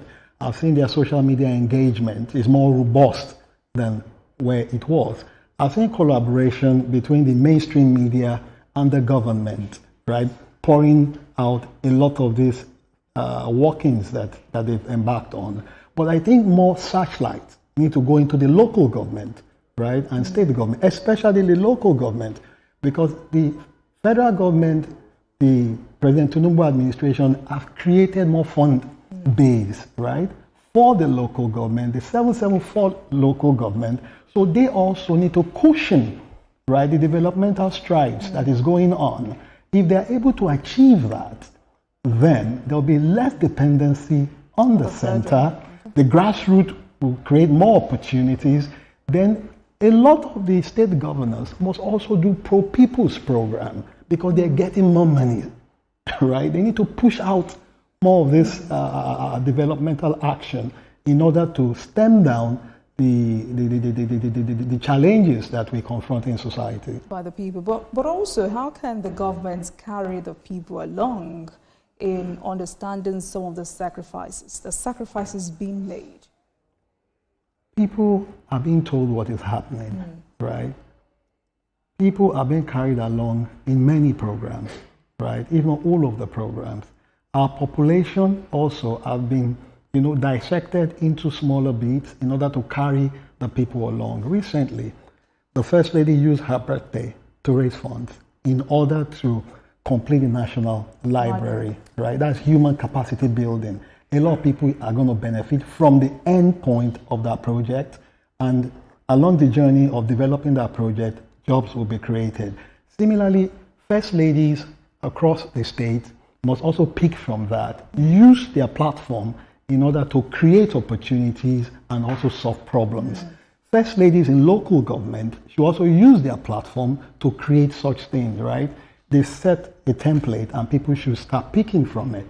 You understand? By the time this strata of government all pick up this at the same momentum, I can assure you that we'll get there sooner than it's expected. Let's talk about the education sector, because students in tertiary institutions across the country have hailed the president's reforms in the education sector. They've described it as bold and showing intent. Is this Nigeria, or rather, are we seeing a departure from the previous approaches to education in the country? Oh, definitely. We've seen a departure in the sense that government is creating succor for the students. Like in my time, a lot of my colleagues could not complete their education. A lot of them, they had to drop out. Some of them were also doing extra work that disturbed their academic pursuit. But right now, they've even gone to a system that it has no human interference, direct. You don't need to know anybody. Go to the website, plug in your data, right? They verify from the school, they plug off your tuition fee, they give you some welfare fund, stipend, right, to support your daily living. So what you need to do now is prune down on your wasteful expenditure, focus on the needful things that will help you guarantee success in your education, knowing fully well that by the time you leave school, apart from you coming out with certificates, you will be certified in terms of the capacity that have been built inside of you. Then you can also create opportunities for yourself, and while government try to open more doors for opportunity in order to suck them in and provide jobs for them. Oh, that sounds good. But going back to the president's speech, was there any part or anything missing in that speech that you believed should have been addressed? I don't think so. You see, the speech was very apt, right? And it touches on key points of development, right? You don't have to have a very elaborate speech in order to wanting to be a Cicero, if you know what I mean. The major key point is what is happening in the country.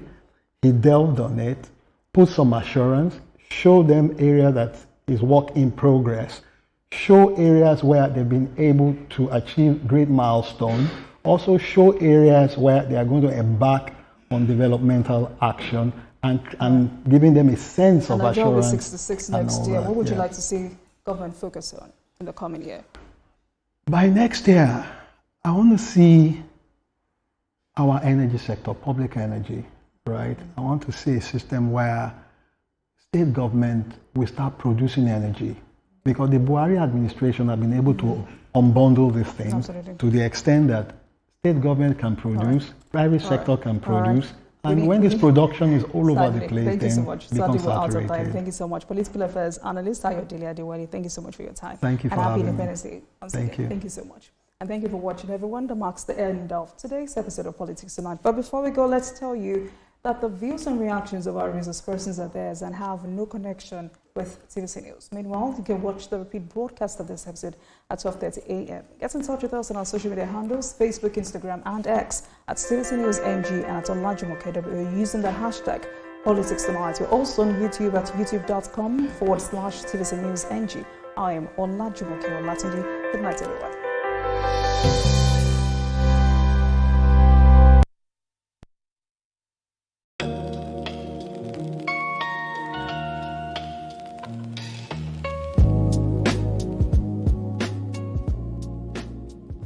...700-kilometer iconic project spanning the coastal areas of Ogun, Ondo, Delta, Edo, Bayelsa, Rivers, Akwa Ibom, and Cross Rivers states.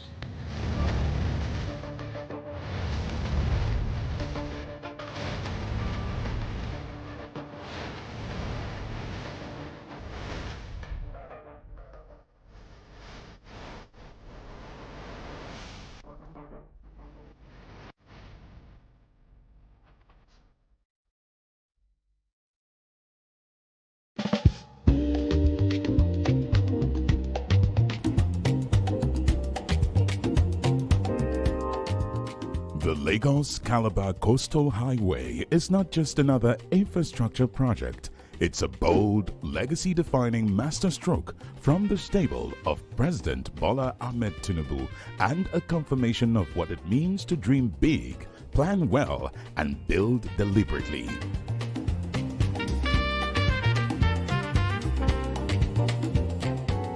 Spanning over 700 kilometers and cutting across 9 coastal states, this highway stretches from Lagos to Calabar in Cross River State on the Atlantic shoreline. It is a road project like no other in Africa, as it is constructed with reinforced concrete, a first of its kind on the continent, built to endure, to last, and to transform.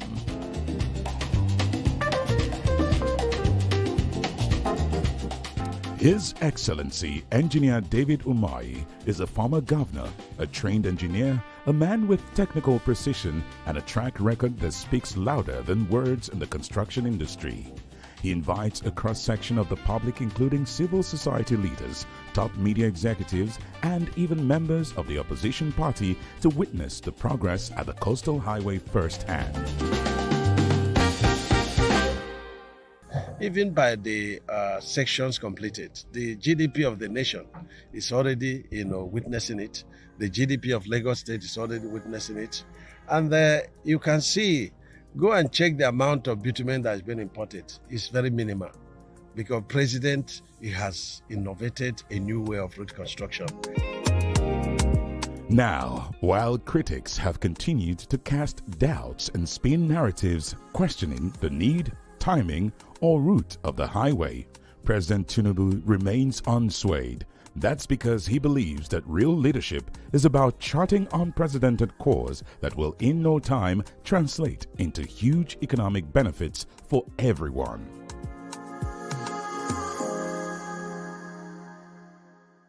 It's a symbol of hope, unity, and prosperity.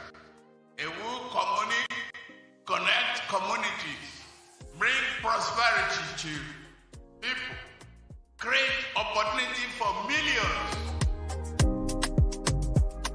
The Coastal Highway is an alternative route and a strategic economic corridor designed to unlock trade, tourism, and mobility along Nigeria's southern coastline, connecting communities, states, and creating future economies. Some men stood up and converted a fishing community in Dubai to the wonder of the world today.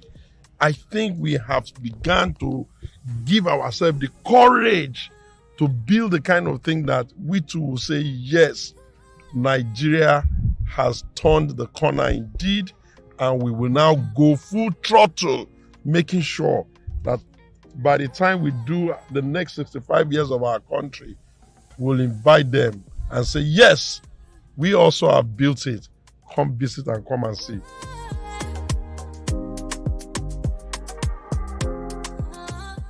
Today, sections 1 and 2 are fully underway, and the pace is relentless, with machines and boots on the ground and clear eyes on the goal. President Bola Tinubu leads with conviction and competence. To him, every detail matters and every milestone is intentional. The fact that we have split it at kilometer 2.7 is the fact that we did not want to, or under the instruction of the government, in order not to demolish a lot of buildings and properties, we had to create a certain kind of a deviation. For President Bola Tinubu, courageous leadership is not just about giving big speeches or making bold promises. It means rolling up your sleeves, stepping into the game, and facing the tough calls that others shy away from, so long as the end game is better standards of living for the people. The Coastal Highway is not just infrastructure, it is the renewed hope agenda on full display. It is visible, tangible, and unstoppable.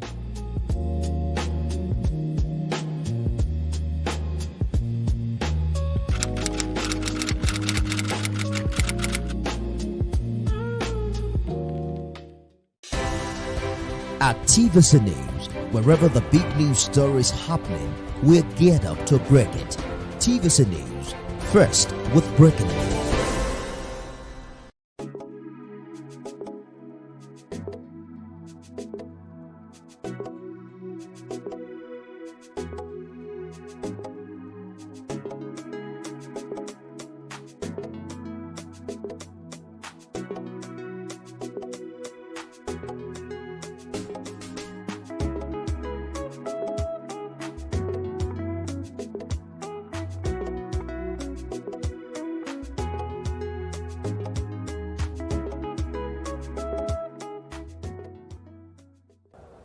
The budget that I've glimpsed before I assumed office and what I've had is that no provision is there for fuel subsidy. So fuel subsidy is gone.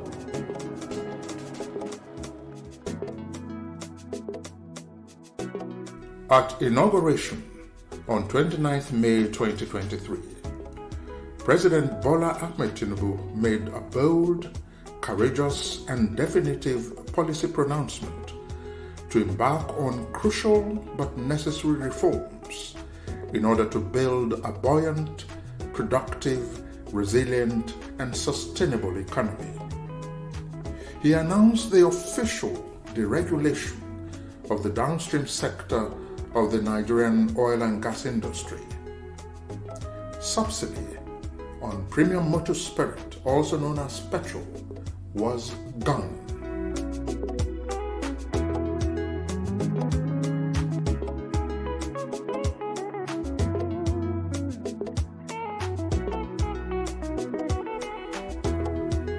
The socio-economic and political implications of the removal of subsidy on petrol sent sudden, unprecedented shocks to the Nigerian economy.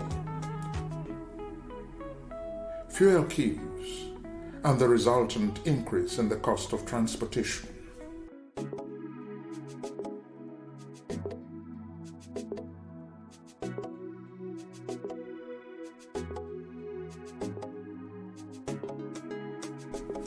In anticipation of the likely distortions to the economy, President Bola Ahmed Tinubu had declared at inauguration on May 29, 2023, that earnings from the removal of subsidy on petrol would be invested in critical sectors of the Nigerian economy.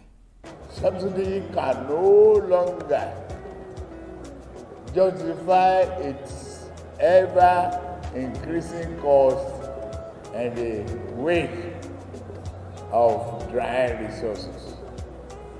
We shall instead rechannel whichever so-called to fund investment in public infrastructure, education, healthcare, and jobs that will materially improve the lives of our people. The Presidential Compressed Natural Gas Initiative, PCNGI, was one of the crucial, innovative, unique, and necessary investment intervention programs of the President Bola Ahmed Tinubu administration to encourage and promote cleaner, convenient, cost-effective, and much safer mode of transportation. The executive, the President Bola Ahmed Tinubu, GCFR, has set a goal that Nigeria should leverage its gas resources during what they call the decade of gas.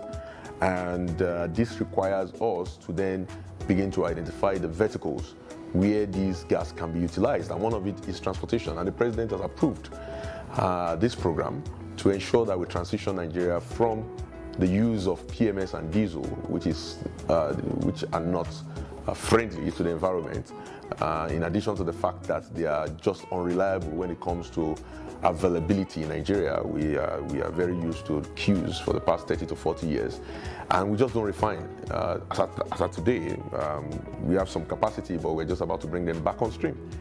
And of course, he's saying let's move to gas. Gas is the fuel of the present and the future.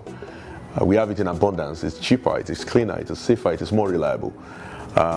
We have it in abundance across Nigeria. You know, more than 30 of Nigerian 36 states have some gas in them. Even the north, in the Benue Trough, the Nasarawa and the recent find in Bauchi, gas fields. So all across Nigeria, there's both associated and non-associated gas, and we should use that, and that's the president's strong belief, and that is why he's implementing the presidential CNG initiative, that the compressed natural gas is that form of natural gas which is cheaper, cleaner, safer, and more reliable, should be utilized for Nigeria's transportation to provide Nigerians a cheaper alternative, allow them to have cost savings, reduce transportation inflation, allow the government to reduce what it's spending today on implicit subsidy, either in forms of the opportunity cost of not selling our crude oil for the highest bidder, so that we can be able to accommodate and we'll be able to ensure we can pass on some kind of lower pricing to the Nigerian people. I think at the end of the day, gas affords us that opportunity, and that is what the president is insisting on with respect to the presidential CNG initiative.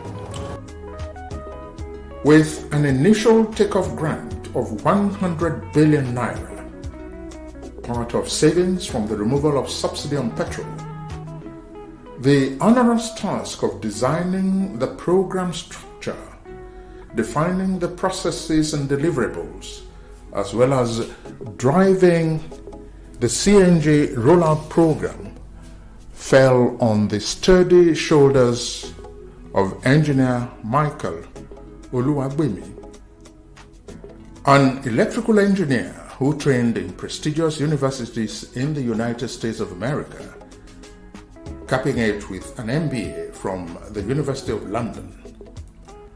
Engineer Oluwagbemi is a serial entrepreneur with a wealth of working experience at ExxonMobil and Wole Parsons Corporation, among others. Providing the strategic support and crucially necessary guidance to the Michael Oluwagbemi management as a board of directors of well-heeled professional technocrats with an enviable cumulative cognitive experience spanning several years. Initially led at inauguration by Mr. Zach Adedeji, Executive Chairman of the Federal Inland Revenue Service, FIRS, the board is now guided by Malam Ismail Ahmed, a consummate corporate attorney and political leader.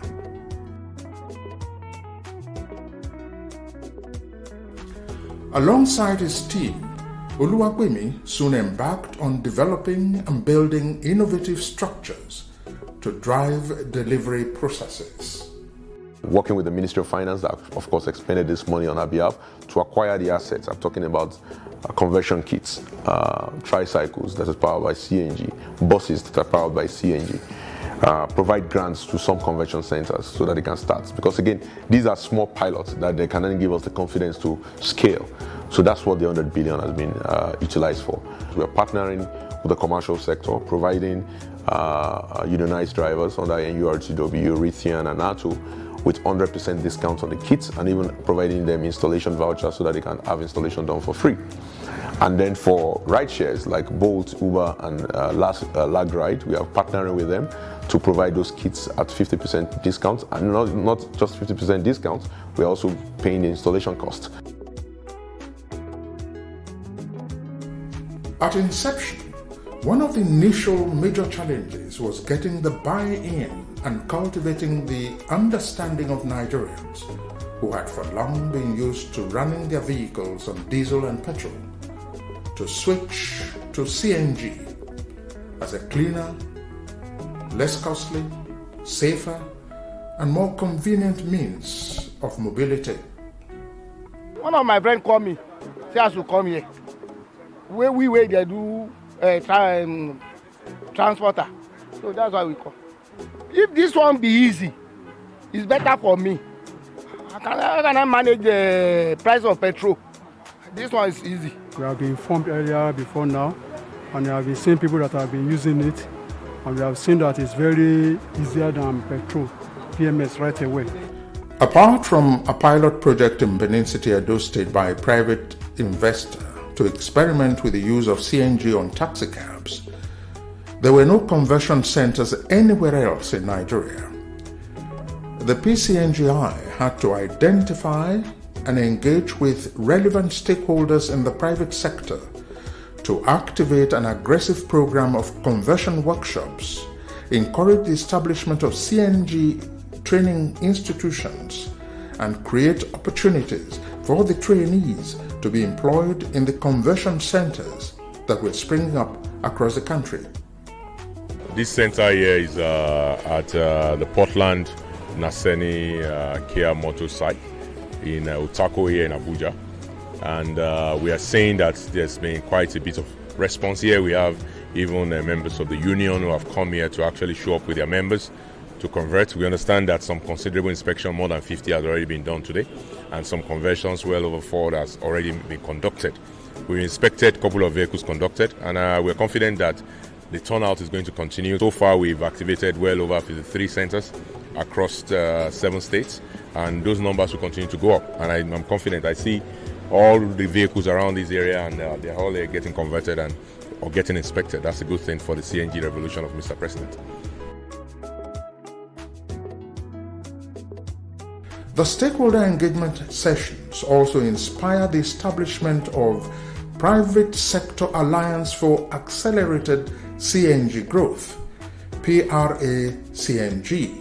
The CNG journey is irreversible for 2 reasons. One is that we are providing cheaper fuel, cleaner fuel, and also utilizing the resources that God has made available to our country, which we haven't leveraged for a long time.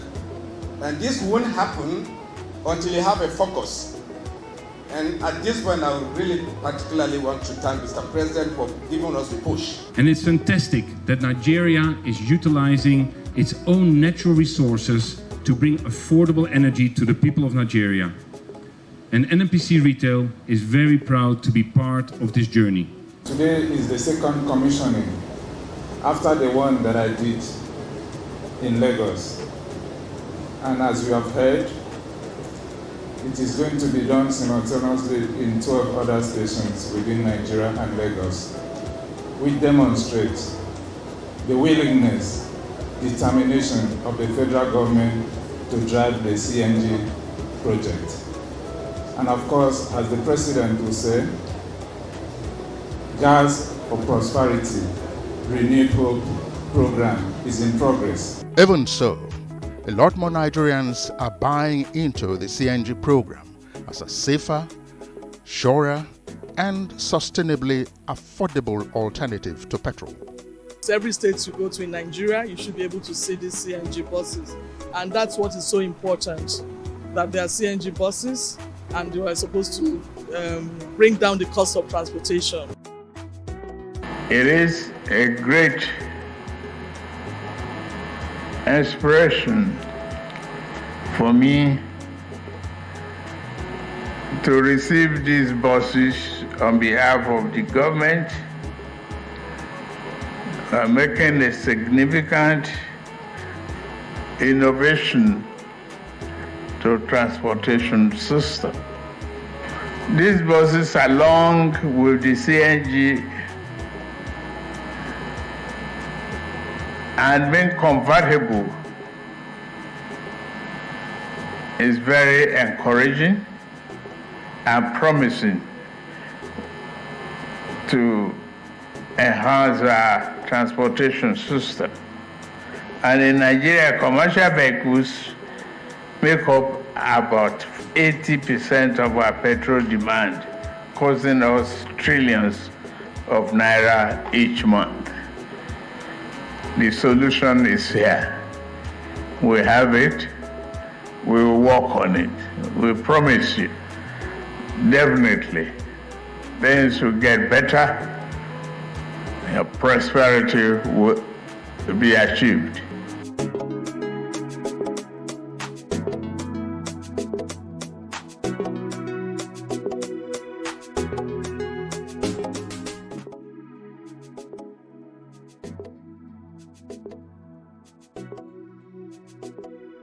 Activating conversion centers on heavy vehicular traffic belts across the geopolitical zones required that PCNGI supplied conversion kits to existing service and auto mechanic stations that had embraced the CNG initiative.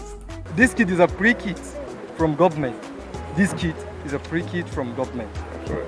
So you can see that the president, through his initiative, is providing this quite expensive product upfront. Normally, what will be costing almost 1.2 million naira to our motorists, providing it for free.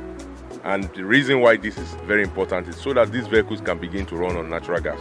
And then you can stop being dependent on the use of petrol, which is expensive. And I keep saying it's bankrupting this country. So we are here to witness one of the centers that is implementing this program on behalf of the presidential CNG initiative.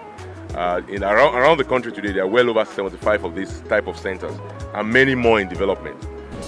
CNG is good, and I must say everybody should get a way of getting his or her vehicle converted, because in doing so, we are cutting down almost 70% cost in fueling your vehicle. CNG initiative, in fact, is the most wonderful initiative of government that affects the life of our members directly. So my take is we are moving in the right direction. CNG is really the way to go. We are very happy, especially for federal government to recognize our trade union. In fact, we are very, very happy. We are enjoying the CNG. So it's a very good initiative at this critical moment for both we commercial and commuters. Yes. The conversion process is simple, but we do have long queue based on the number of the people we have now.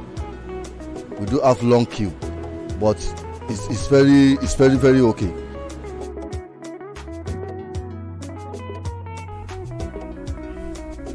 The supply of conversion kits to existing auto mechanic workshops also dictated that technical competency skills in the new CNG technology had to be acquired by technicians who were knowledgeable in diesel and petrol engine repairs.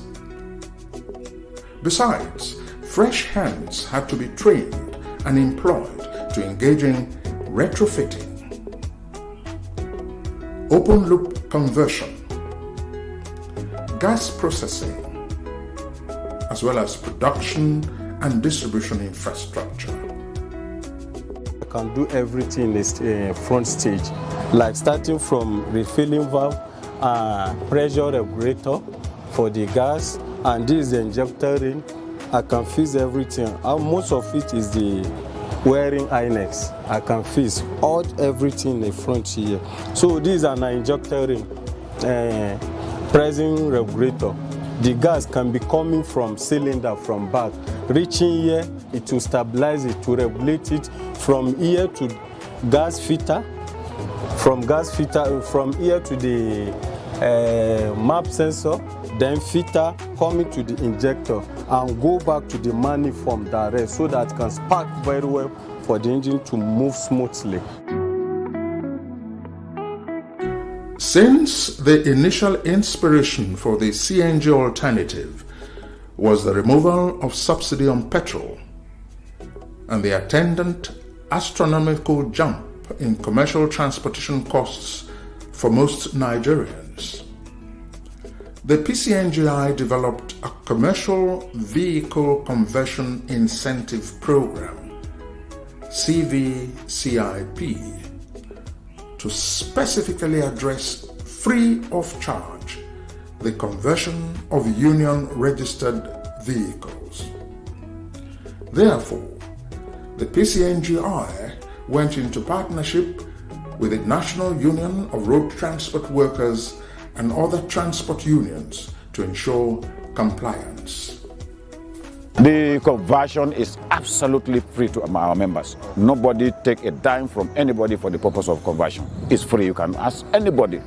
This conversion is absolutely free. The government has sponsored that, and we are enjoying that. That's gesture by the government. The rule is that your vehicle, the data collected, must be attached with the kit supply. through the policy of the government, first come, first serve, so many people, not necessarily our members, other operators, Abuja Green, the Uber operators, whoever is in the companies, mobilize to the first come, first serve, because it does not restrict anybody until as long as you are there, you are first come or second come or the last come, you will be treated. And that place is now choked up.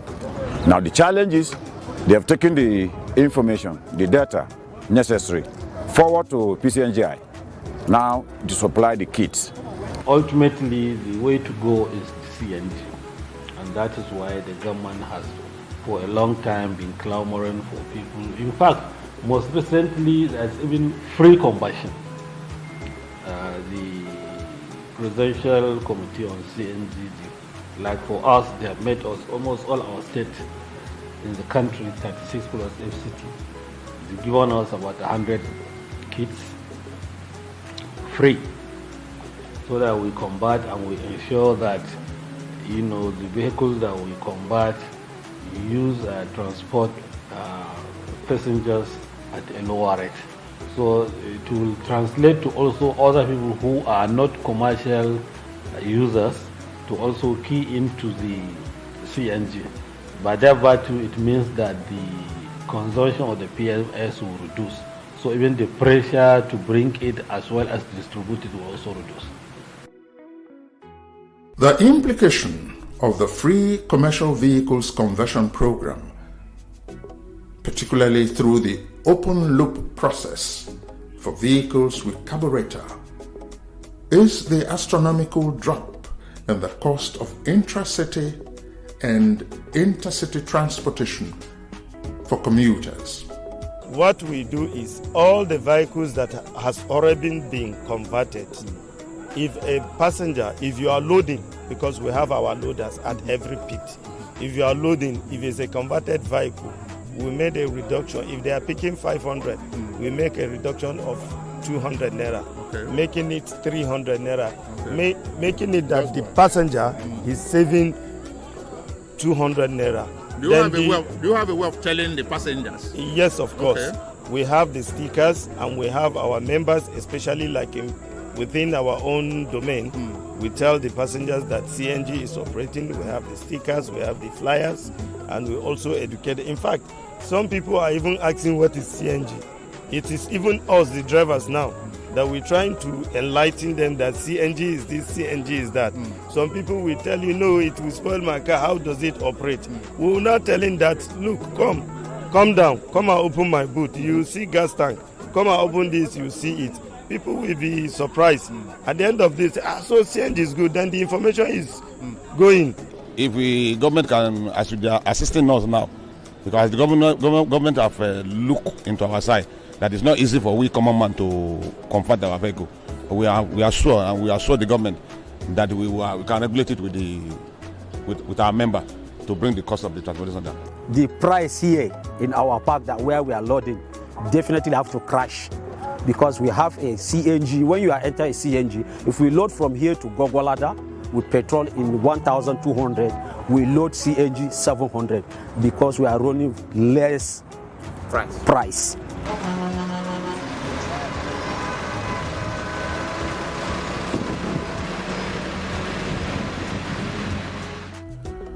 Compressed natural gas costs 70% less than petrol. Savings from reliance on CNG-powered vehicles are enormous and quite substantial. For instance, a driver covering 200 kilometers a day would spend nearly 600 naira less per kilometer with CNG compared to petrol. For a commercial vehicle driver, the savings and earnings are substantial enough to lift a family out of poverty. Using CNG is just too superb. Why? Because in a day before now, we buy fuel 30,000 naira just to work in a day. But now we can just use 4,000 naira to get CNG and work, meaning that we are saving about 25%, 25,000 naira just to operate. So that 25,000 naira is an extra even money, at least that can be able to assist any family member or any driver that has family at least to survive. Now that we have alternative to petrol, our price is going to come down with 30% decrease, and passengers will enjoy our services more than before. Right now I spend like 6,000 naira every day, but before I spent 25,000 every day.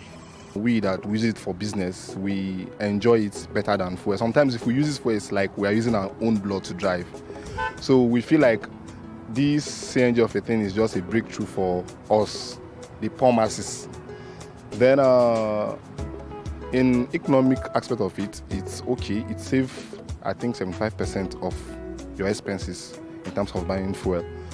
If you go around and discuss with people doing Uber or Wole, they will tell you that once they acquire this kit, in less than 3 months, the savings they make from what they would have paid for petrol covers that investment that they've done. And thereafter, they are smiling home with cheaper means of fueling.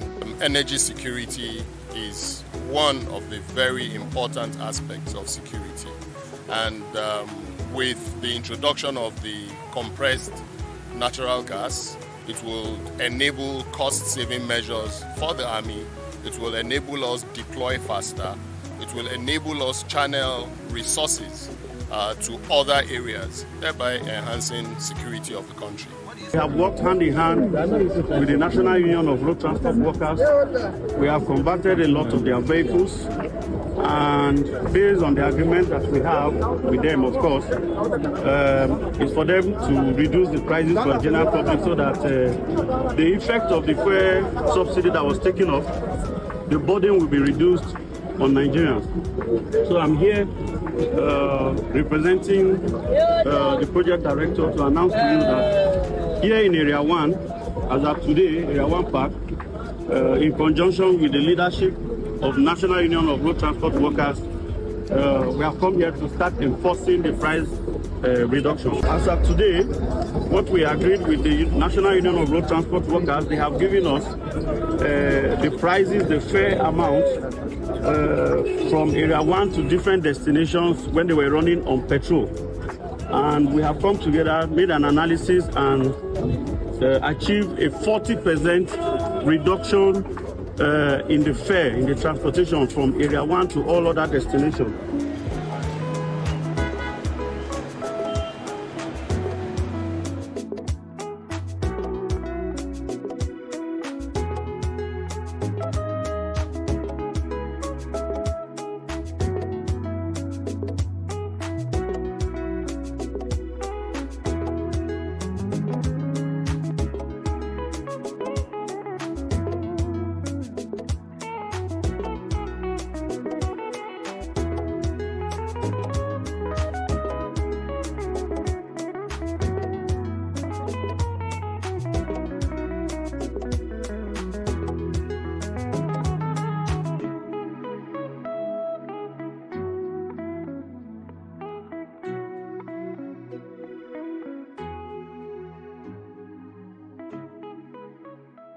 The following is a paid presentation by ShopX TV.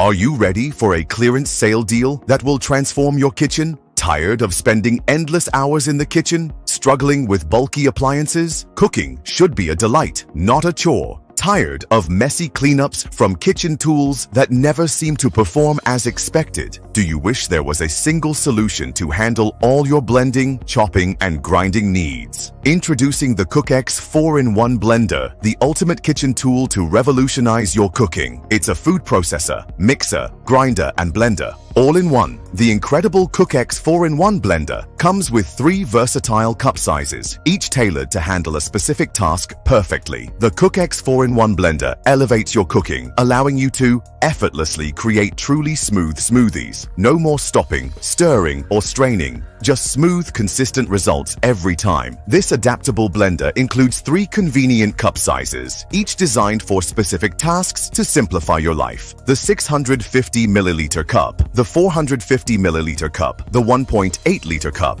Additionally, the CookX 4-in-1 blender features a convenient filter, allowing you to create smooth, pulp-free juices. The secret of the CookX blender lies in its 800-watt motor, combined with a precision extractor blade, providing the power to transform ordinary foods into extraordinary dishes. And with multiple speeds, you get complete control over any recipe you create. Savory stews, delicious egusi in just 10 to 30 seconds, perfectly blended beans for a kara or moi moi in 1 to 3 minutes, and everything in between. The CookX 4-in-1 blender has been a game changer for me. It takes the hassle out of meal prep and lets me whip up healthy treats for my family in no time. The CookX 4-in-1 blender is the only blender I use in my kitchen. Its variable speed control lets me achieve the exact texture I need for each dish. The CookX 4-in-1 blender is now available exclusively on ShopX TV. For a limited time, we're offering an exclusive clearance sale price with up to 50% off. Typically, you might pay up to 350,000 naira for a blender that doesn't even break down and pulverize stems, seeds, and skins. But call now and get the CookX 4-in-1 blender. Not for 250,000 naira, not even for 200,000 naira, but just 100,000 naira only. That's a saving of over 120,000 naira. Incredible! And that's not all. Call the number on your screen now or scan the QR code to order the CookX 4-in-1 blender, and we'll also deliver the CookX 4-in-1 blender to your door for free. But hurry, this clearance sale deal is for a limited time only. Stock is running out fast, so don't miss this opportunity to upgrade your kitchen at an unbeatable price. Proceeding is a paid presentation by ShopX TV. At TVC News, wherever the big news story is happening, we're geared up to break it. TVC News, first with breaking news. Feel the power. Welcome to Righteous Invasion of Truth with Dr. Abel Damina. Welcome to Righteous Invasion of Truth Riot, presented by the Power Broadcasting Network. Abel Damina is my name. I want to welcome you today to an exciting time of the study of God's Word. I'm so excited to have you here. Wherever you're watching this broadcast around the world, I'd like you to call a friend, a loved one, a family member. Ask them to connect to this TV station right now. It's going to be an exciting study of God's Word. You know, the entrance of God's Word brings joy. The entrance of God's Word brings light. It brings understanding to the simple. It's going to be an exciting study today as we unveil the riches and the treasures of God's grace. My prayer for you is the same prayer Brother Paul prayed for the churches in the New Testament, that the eyes of your understanding be enlightened. I pray for you today that you stand complete and perfect in all of God's will. That as the word is taught, your mind is open, your heart is open, and as the word is taught, solution and answers, revelation knowledge grows big in your heart until nothing else matters. In Jesus' name, amen. Now listen carefully. Our phone numbers are coming on the screen in the course of teaching. If you have a question you want to ask, you can call us. You can reach out to us in the course of the broadcast. People are waiting on the line to pray, to counsel, and to supply answers to queries you may have. I have a magazine I want to send to you free of charge today. Every one of you watching the broadcast, wherever you're watching around the world, I want to send these magazines to you for free. Wherever you're watching around the world, all you need to do is send us messages. Give us a call, send us a text message asking for the magazine. It's called Righteous Invasion of Truth Magazine. So much material, so much is loaded with a lot of teaching, a lot of information that will further build up your spiritual life and equip you in your work with the Lord Jesus. I also want to add, those of you that want to be part of our devotional, every morning there's a teaching I have that is a daily devotional. We can send that to you on your phone every day for free, and we can send it to you on WhatsApp, on Telegram. All we need is for you to give us a call, send us a text message or a chat. Listen carefully. Our ministry is committed to equipping you, building you to live out the realities that are yours in Christ Jesus. I'll be expecting to hear from you on any of the phone numbers today. But I'd like you right now to fasten your seatbelts. It's going to be an exciting study of God's Word. And I'll be back to you at the end of the broadcast. And until then, enjoy the broadcast and be blessed. Amen. Previously on Riot. So the blessedness of Abraham in Romans chapter 4, was it for Abraham? Abraham was just an example of what is available, the availability of God's grace. He's not the prototype. He's just an example of everyone saved. Look at Romans chapter 4, verse 22 to 24. And therefore it was imputed to him for righteousness. Next verse. Now it was not written for his sake alone that it was imputed to him. Next verse. But for us also, to whom it shall be imputed, if we believe on him that raised up Jesus our Lord from the dead. If we believe on him that raised up Jesus from the dead. Who is the hour there? The hour there is the world.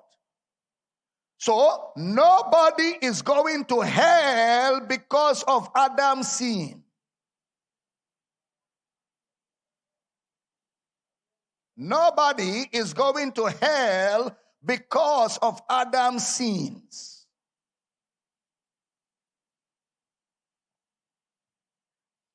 Nobody went to hell for Adam's transgression because Jesus Christ has paid the price. Nobody goes to hell for Adam's transgression because Jesus has paid the price. So nobody goes to hell today because of his individual sin. And we will get to the depth of that salvation. So the width of salvation is for everyone. Romans chapter 5 verse 1. Therefore, being justified by faith, we have peace with God through our Lord Jesus Christ. Justification is by faith. So have you seen, when we read grace, salvation is through Jesus. That's grace. Today on Riot.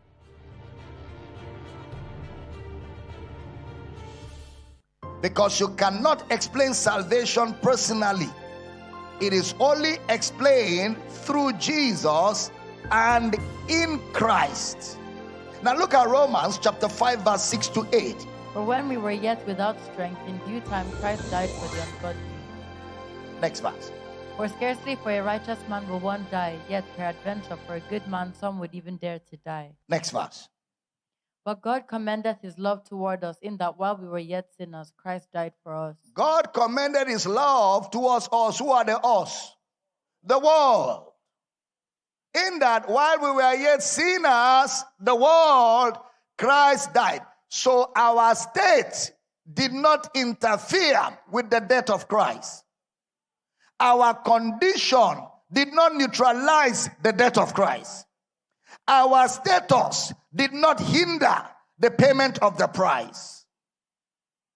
While we were yet sinners, Christ died for us. So how wide is the love of God? Look at verse 9 and 10 of Romans chapter 5. Pay attention.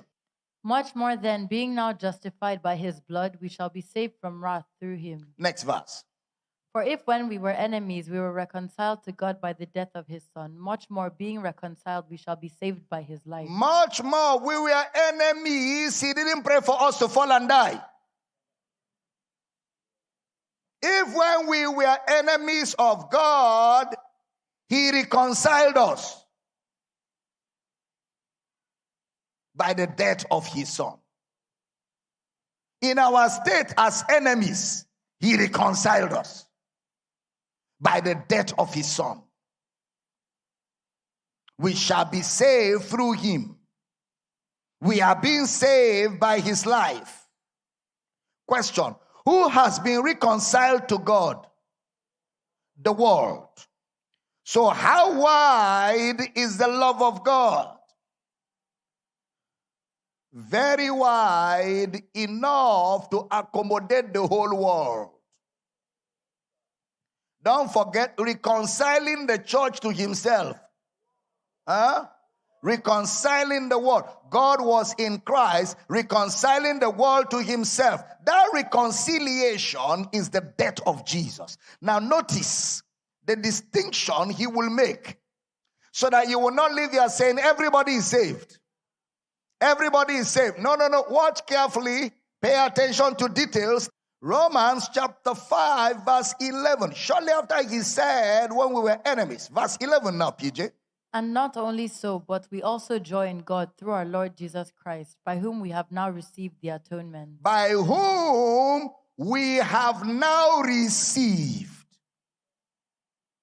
He reconciled us by the death of Jesus, but we have now received the atonement. Key. The word atonement is the word reconciliation. That is, God has made reconciliation available to everybody, but the Christian is the man that has received by faith. The Christian is the one that has now received that reconciliation by faith. That reconciliation is grace, which is now freely given. The character of grace says, you don't deserve it. You are not special. You are not chosen. Okay? It is for you, not because of you. It is for you, not because of you. And that relates to the whole of humanity. For example, a preacher who said, no evangelism is important anymore, just packaging. If you behave well and behave well, unbelievers will receive Christ. No, sir. Packaging does not save. Only Christ saves.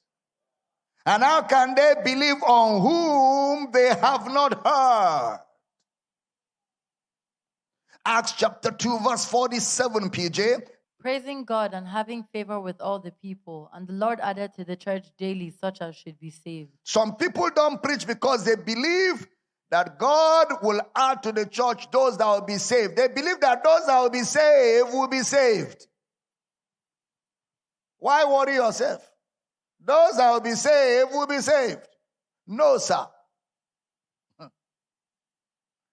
He says, and the Lord added daily to the church such as should be saved. There's a translation issue there. What the original says is that the Lord added daily to the church such as were being saved. Such as were being saved. Not such as should be saved. Such as were being saved by evangelism were added to the church. That means the church will grow as people are being saved. Question: how are people being saved? By the preaching of the gospel. How does God multiply the church? Through preaching.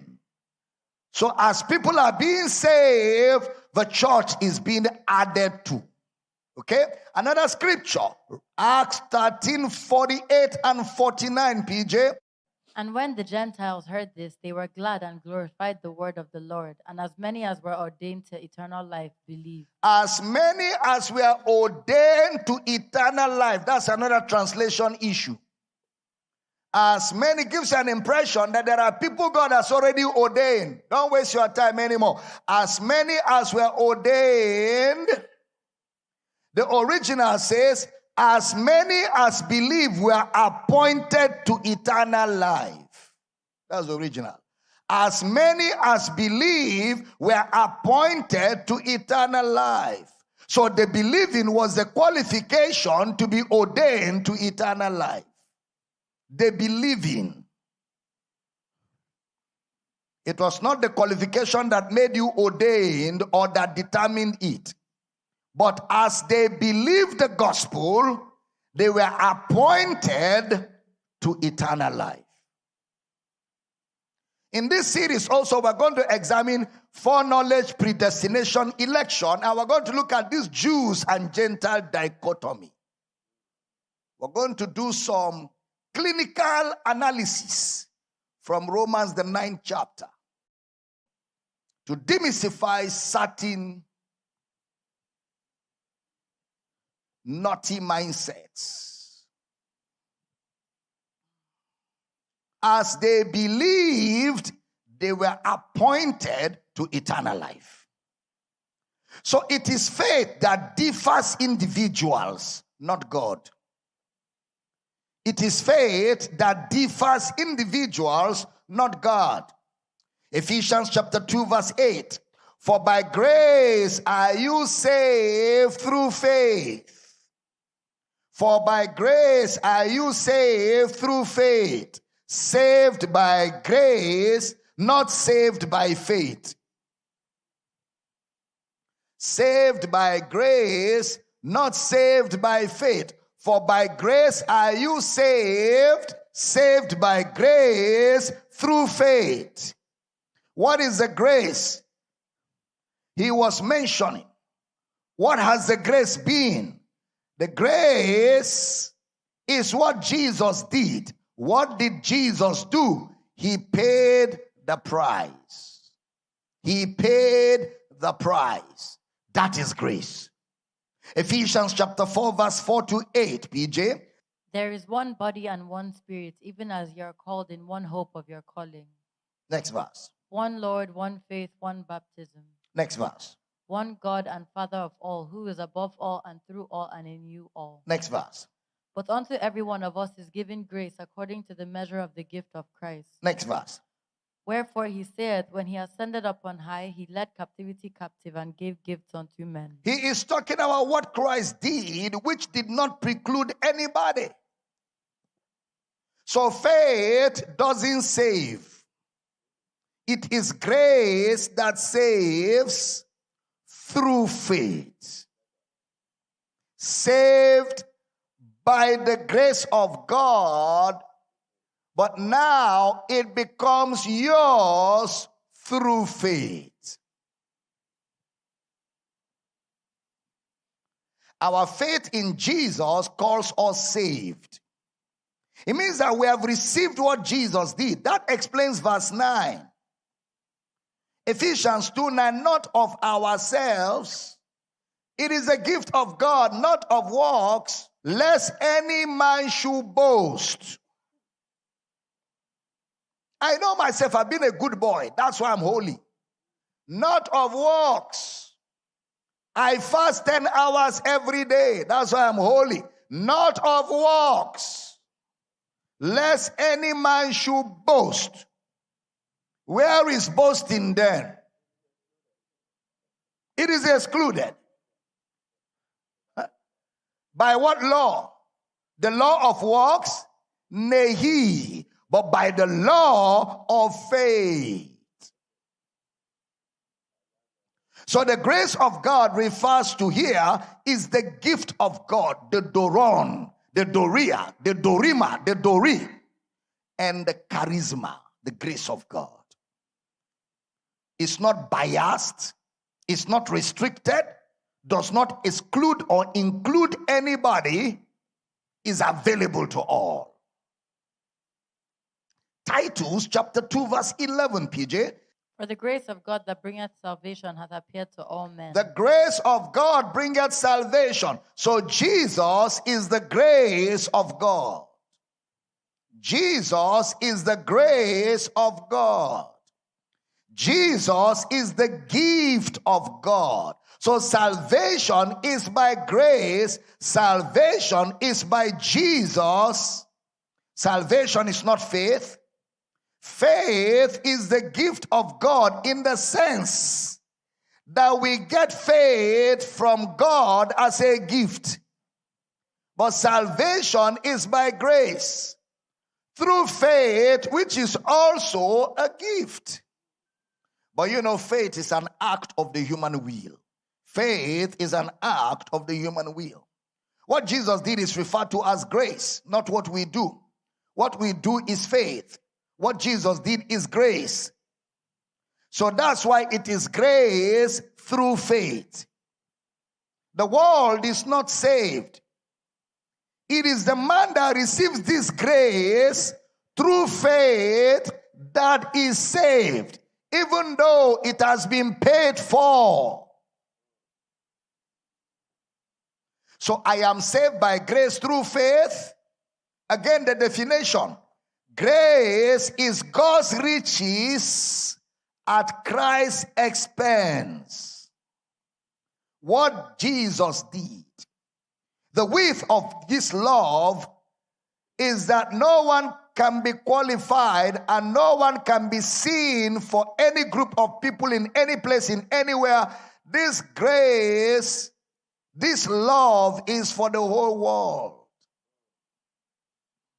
Look at Romans 5:12-18 now. Wherefore, as by one man sin entered into the world, and death by sin. And so death passed upon all men, for that all have sinned. Next verse. For until the law, sin was in the world, but sin is not imputed when there is no law. Next verse. Nevertheless, death reigned from Adam to Moses, even over them that had not sinned, after the similitude of Adam's transgression, who is the figure of him that was to come. Next verse. But not as the offense, so also Pay attention to 15. Pay attention. Observe the rule. Read on 15. But not as the offense, so also is the free gift. For if through the offense of one many be dead, much more the grace of God, and the gift by grace, which is by one man, Jesus Christ, hath abounded unto many. Next verse. And not as it was by one that sinned, so is the gift. For the judgment was by one to condemnation, but the free gift is of many offenses unto justification. Next verse. For if by one man's offense death reigned by one, much more they which receive abundance of grace and of the gift of righteousness shall reign in life by one, Jesus Christ. Last verse 18. Therefore, as by the offense of one, judgment came upon all men to condemnation, even so by the righteousness of one, the free gift came upon all men unto justification of life. The rule of the offense is that it passed upon how many? All. So the same principle, offense on all, grace on all. No selection, all men. Salvation is for all. That's the width of God's love for humanity. Again, everything must be explained in Christ. Everything. Everything must be explained in Christ, because Christ is the explanation of all things. Look at Ephesians chapter 1 from verse 1 to 3, PJ. Paul, an apostle of Jesus Christ by the will of God, to the saints which are at Ephesus, and to the faithful in Christ Jesus. Next verse. Grace be to you and peace from God our Father and from the Lord Jesus Christ. Next verse. Blessed be the God and Father of our Lord Jesus Christ, who has blessed us with all spiritual blessings in heavenly places in Christ. Question. Who has blessed us? Who are the us? Church or the world? The world. Blessed be the God and Father of our Lord Jesus Christ, who has blessed the world with all blessings, spiritual blessings, in Christ Jesus, in heavenlies. Welcome back, ladies and gentlemen. Welcome back. Oh my goodness, what a service. You know, as we keep learning the Word of God, the Word of God actually is supposed to be learned precept upon precept, line upon line. You can't teach everything in one sitting. So we have this broadcast going almost every day. The time for the next broadcast is on the screen, and you don't want to miss it, because it's going to be a continuation of all that we have been teaching in the past few days. The truth of the matter is, the Word of God is communicated like building blocks. We drop the blocks, and as you follow the thought of God's Word, then the holistic picture, the revelation of Christ and the believer in Him comes to the fore. And the moment you know who you are in Christ, identity, you know, the entire intent of God's Word is to solve the issue of identity. Then it unveils to you your capacity and your ability. So you live a fulfilled life on the earth. I'm so excited. And I'd like to hear from you today. The phone numbers are on the screen. Once again, I have a free magazine I want to send to you today to say thank you for watching the broadcast. It's loaded with a lot of teaching, a lot of materials that will enrich your walk with the Lord Jesus. It's free. We can give you the hard copy and we can send it to you as a soft copy. All you need to do is that number on the screen right now. Call the number. Chat us up on WhatsApp. Reach out to us by a text message. But make sure you call us today. If you need prayer, we believe in miracles. We like to pray for you and we like to hear from you. Finally, I have a daily devotional where I teach the word and I pray for a few minutes every day, 5 minutes thereabout. We want to send that to your phone. We want to send that to you on WhatsApp. All you need to do is just send us a text or give us a call. Say to me, Dr. Damina, I want your daily devotional, and it will be sent to you for free. The whole intent is to equip you to know who you are in Christ, what you have in Christ, and what Christ can do through you. Let me pray for those of you who are not well today. If you're sick in your body, I'd like you to place your hand where that sickness is. Father, thank you for healing that flows right now. I rebuke sickness. I rebuke infirmity. Satan, get your hands off of our viewers' life right now. Now receive healing for your body from your head to the soles of your foot. Be healed right now. And I thank you, Father, for answered prayer. In Jesus' name, amen. Praise God. I'm really excited to be able to bring you the treasures of Jesus Christ through the teaching of his word. I look forward to seeing you again in the next broadcast. And tell more people about what God is doing right here on this TV station. And until then, enjoy the grace of Christ and be blessed. Amen. We trust that you have been blessed by this message. To order the complete series of this message and other messages by Dr. Abel Damina, please call +234 806 800 9939 or email powercityoffice@gmail.com.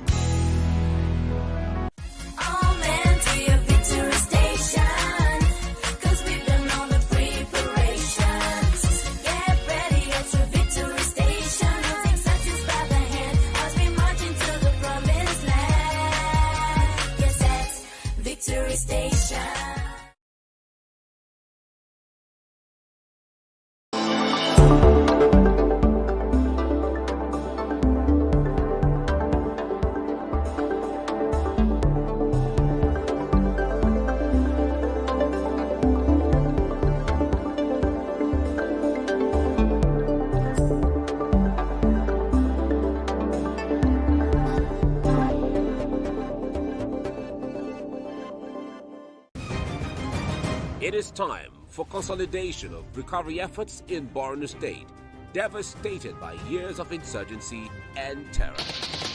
From security to education, health, agriculture, infrastructure, and housing, every sector has continued to bear the stamp of Zulum's visionary leadership. Join us on Borno Restoration as we try, showcase, and analyze developmental strides of Professor Babagana Zulu and his overwhelming care for the vulnerable. Borno Restoration on TVC News every Saturday at 8 p.m. It's time to restore.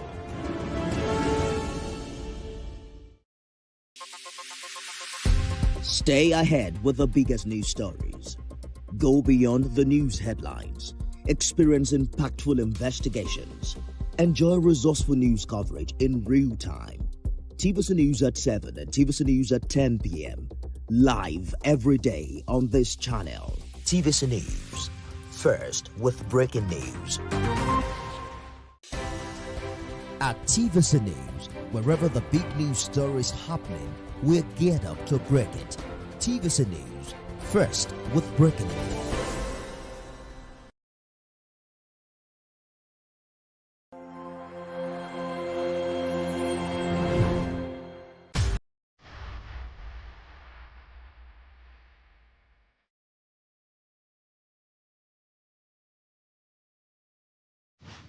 Hello and welcome to Tax File. I am Laurie Bala Hassan, your host. In this episode, we bring you tax news, then tax facts in the Do You Know segment. Then we get to hear the public's opinion in the Vox Pop segment. We'll shed more light on your opinions in the Knowledge Zone. Hear experts' views in professional insights and respond to your questions in What's on the Net. But first, let's begin with the news. And now, the news.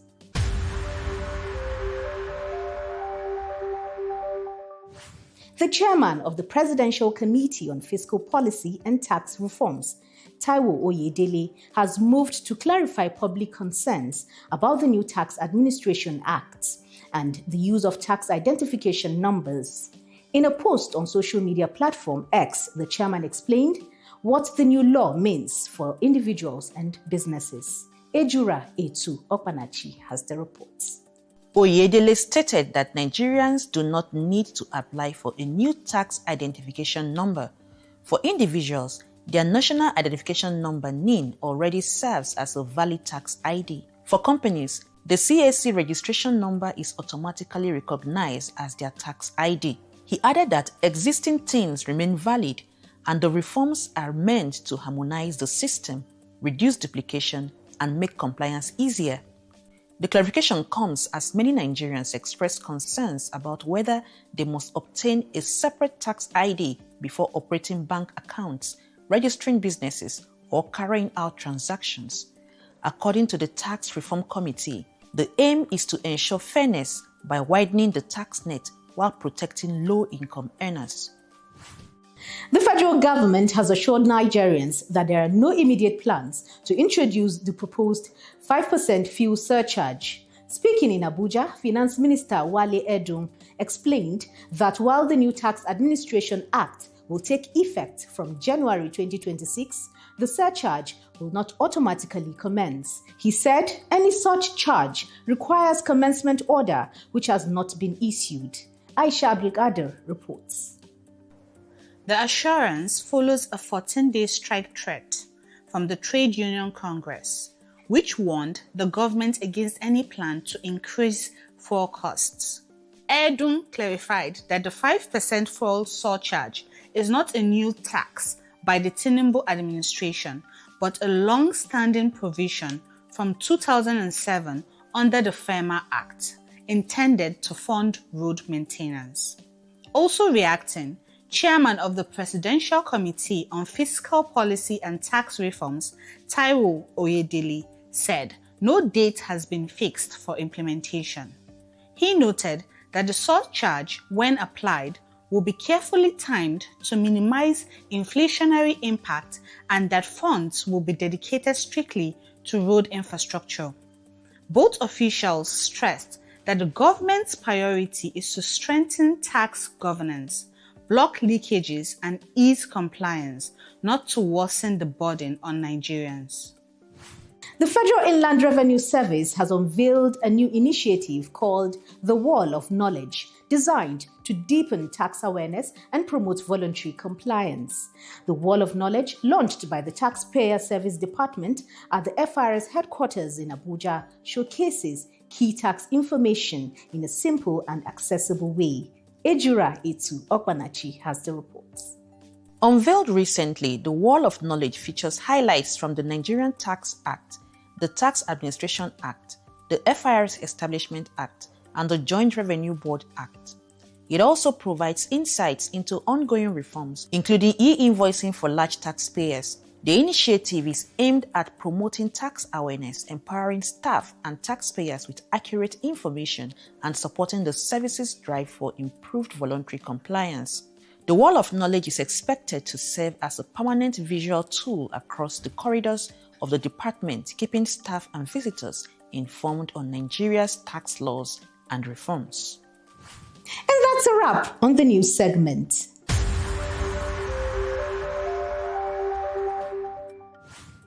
Let's join Mariam on the Vox Pop segment.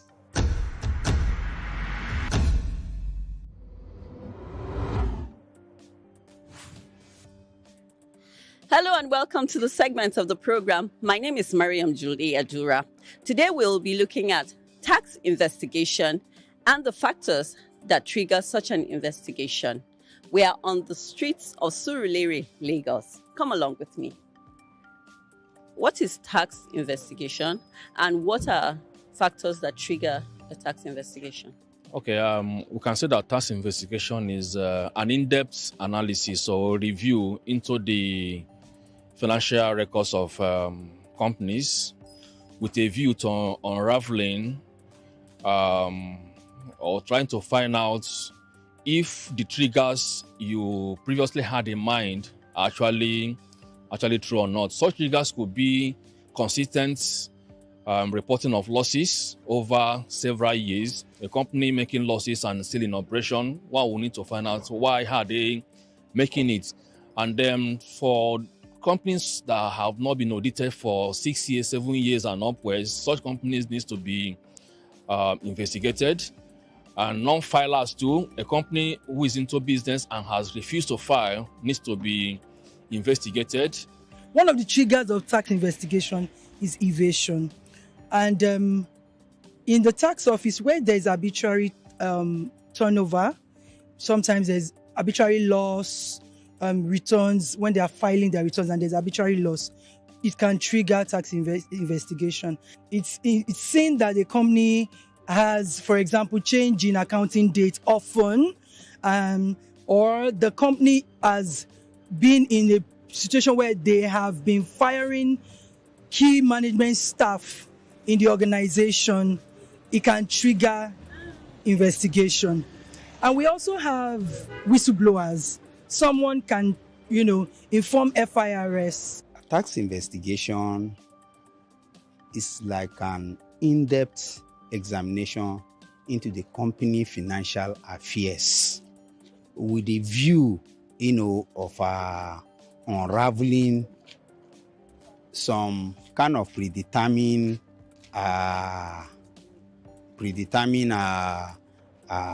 trigger that you have already had, in mind or you have been informed about. And some of these triggers are the obvious, reporting of losses. A company continually report loss, and as a result of that, it can be referred for investigation. And sometimes referral cases, maybe in the tax office, they have continual problems with a particular taxpayer. They will need to also refer such cases for investigation. Please, ma'am, what is tax investigation and what are the factors that trigger a tax investigation? Okay, tax investigation is a type of audit. However, for you to be investigated as a taxpayer, that means there must have been a trigger that your accounts are not up to date or your records are not in order, and that is usually referred to the department by the FIRS management. You can't just go to tax investigation. So there are various triggers for tax investigation. Other taxpayers can refer a company, probably it had deducted withholding tax and from them, and it didn't remit, and they need that withholding tax to offset their account. That's one of the triggers that a company can be investigated.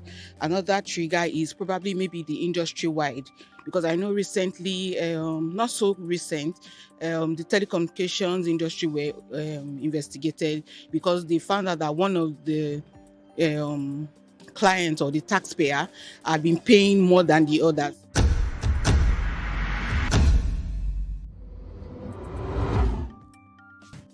Did you know tax investigation may be carried out where fraud and deliberate false declarations are suspected?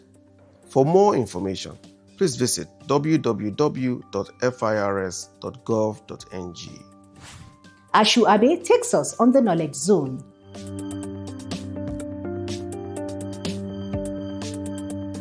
Hello and welcome to Knowledge Zone, where we shed more light on interesting conversations earlier had on the streets. I remain your host, Ashu Abe. In this episode, we'll be talking about tax investigation. Tax investigation is an in-depth investigation process by a tax authority in order to recover tax undercharged in previous years of assessment. Tax investigations may be carried out where fraud and deliberate false declarations are suspected. An investigation is much more detailed than an audit. Tax investigation may be carried out where fraud and deliberate false declarations are suspected. Tax investigation is much more detailed than a tax audit, where some of the techniques adopted in audits and investigations may be the same. Investigations are conducted with the intention to legally prosecute and sanction more severely.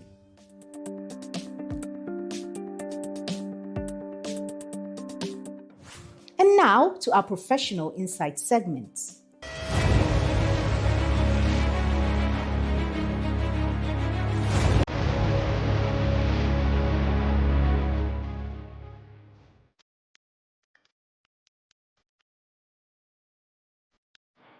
We were created to manage and coordinate the relationships between FIRS and its key stakeholders, right? And in that, I see the purpose of this collaboration by way of projecting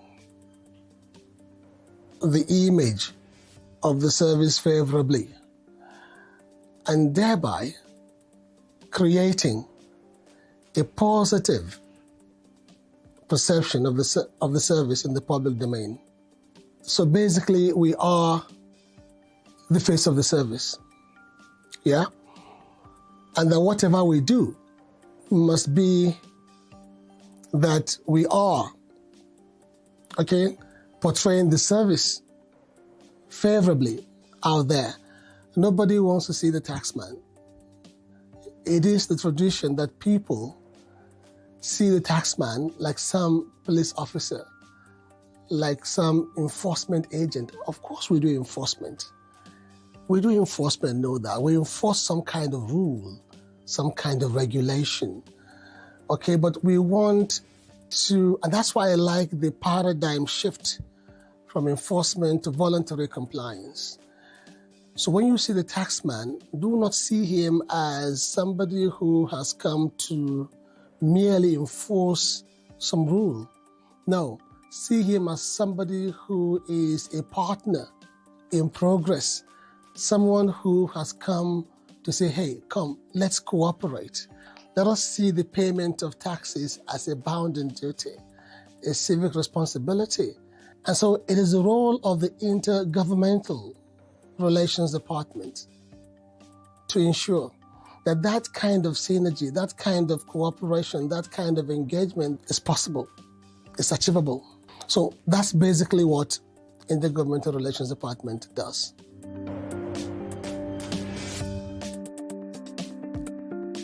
One of the primary responsibilities of the IGRD is to collaborate very closely with the National Assembly. We've done this effectively over the past 1 year.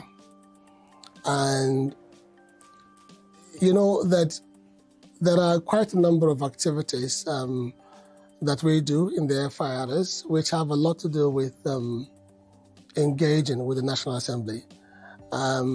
There's the House and Senate committees on finance, on public accounts. These are the two most relevant, and we've had numerous engagements with them. Now, if I put this in context, the 4 tax laws that have been, tax bills that have been signed into law recently and also gazetted, were activities, that we started at some point. Intergovernmental Relations Department had a lot to do, in that process, where the lawmakers on these 2 committees especially were engaged, in the course of,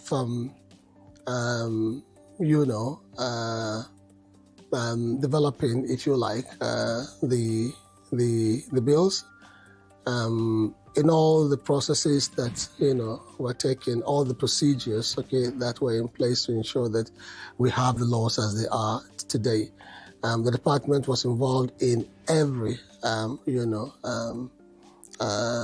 stage. The National Assembly is one body, of course, that we engage with. And I'm saying that the one result, to always look at and be proud that you've done something worth mentioning is that we were very relevant, important in that process that has led to the bills that we have today, the laws that we have today.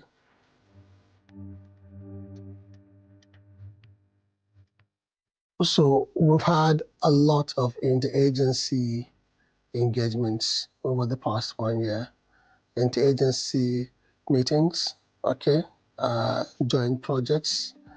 And what we do basically is to say those things about the service, okay, that will promote trust, which is very important.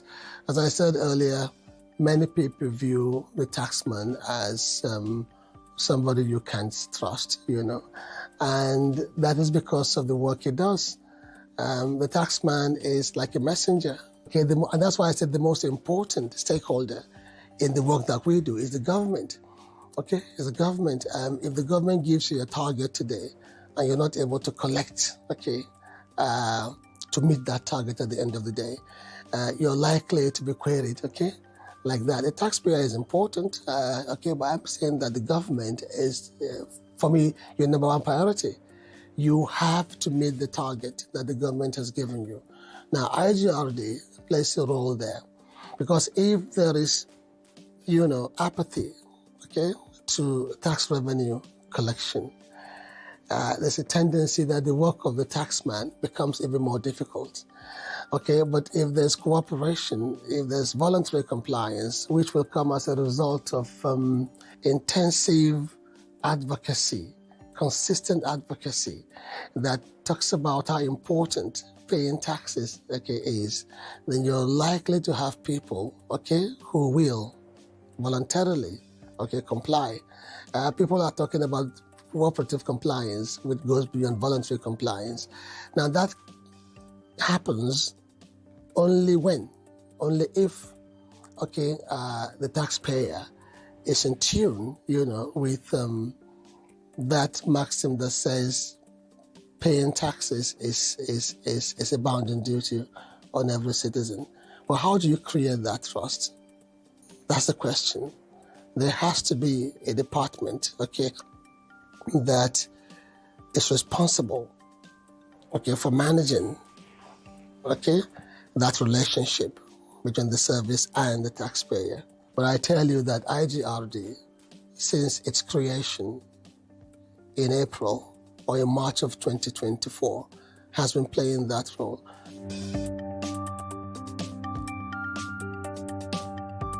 One or two.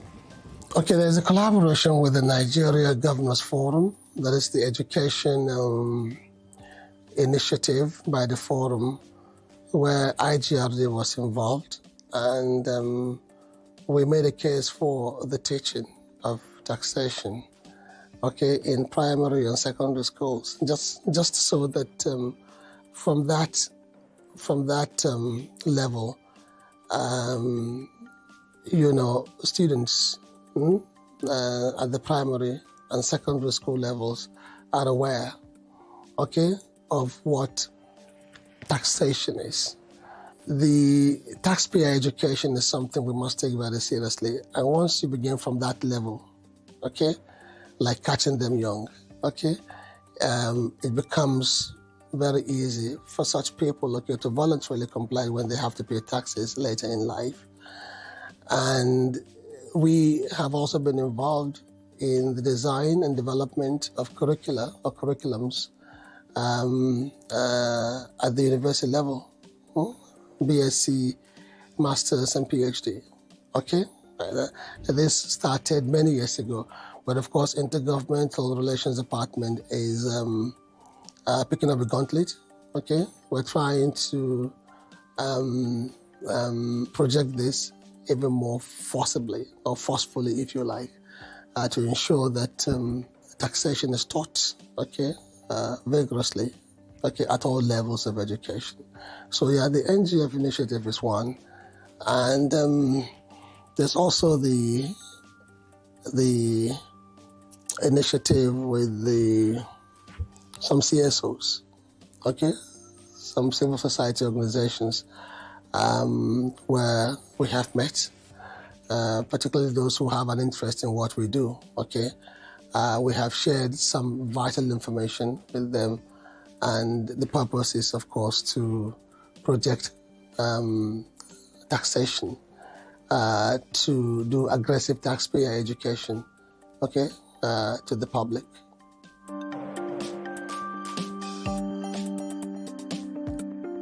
When we say that we're committed to fair tax administration through responsive and accessible service to optimize revenue for national development, if we say that, then there are things we must also do now and in the future, okay, to meet that.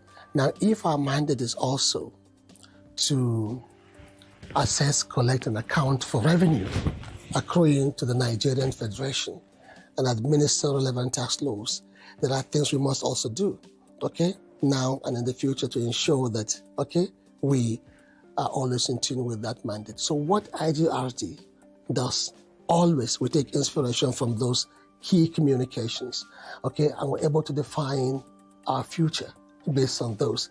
Those communications tell us what to do at every point. And I speak about IGRD and where I want us to be in the future. Those are my inspiration, right? Yeah, to do those things that will make us achieve those key communications.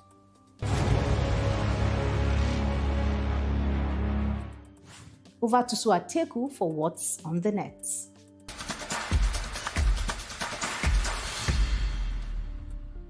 Good day and welcome to What's on the Net. My name is Joyce Swateku. Therese Bliss is asking, please, I need someone to teach me more about business taxes. I registered my CAC already and my team is validated according to my CAC plug. I'm starting my business this month or next, and I want to know how to calculate and when to pay for my tax or team. In Nigeria, business owners must pay taxes only after their companies begin operations and start earning income. In FIRS, company income tax is filed 6 months after the end of a company's first financial year. Value-added tax at 7.5% is filed monthly by the 21st, while small businesses earning 25 million naira or less are exempt. It is advised that new businesses keep proper records, use the FIRS e-tax portal for filing, and seek guidance from tax professionals to ensure compliance. Afolabi Oyeyemi is asking, what is the process of obtaining tax exemption printout for NGO at FIRS? The Federal Inland Revenue Service recently stopped the issuance of tax exemption certificates and advised all NGOs to apply for tax clearance certificates. Over to you, Laurie.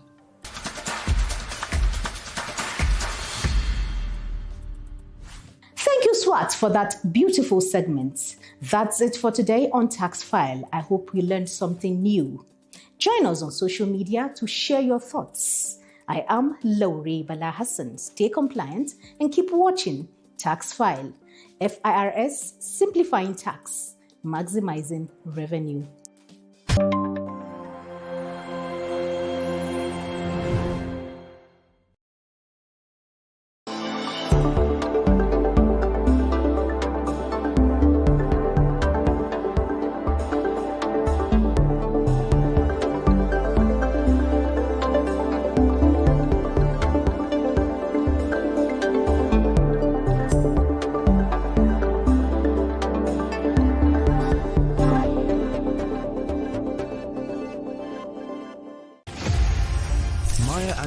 Civil rights activist, poet, and award-winning author known for her acclaimed 1969 memoir, I Know Why the Caged Bird Sings, and her numerous poetry and essay collections. Angela was born on April 4, 1928 in St. Louis, Missouri. Angela had a difficult childhood. Her parents split up when she was very young. Around the 1960s, Angela lived in Ghana working as an editor and a freelance writer. Angela also held a position at the University of Ghana for a time before she joined a community of revolutionist returnees exploring Pan-Africanism and became close with human rights activist and black nationalist leader Malcolm X and Martin Luther King. In 1961, Angela appeared in an off-Broadway production of Jean Gennett's The Blacks with James L. Jones, Lou Gossett Jr. and Cicely Tyson, and went on to earn a Tony Award nomination for her role in the play Look Away, 1973, and an Emmy Award nomination for her work on the television miniseries Roots, 1977, among other honors. Angela's career has seen numerous accolades, including the Chicago International Film Festival's 1998 Audience Choice Award and a nod from the Acapulco Black Film Festival in 1999 for Down in the Delta. She published 7 autobiographies, 3 books of essays, several books of poetry, and is credited with a list of plays, movies, more than 50 honorary degrees, and television shows spanning.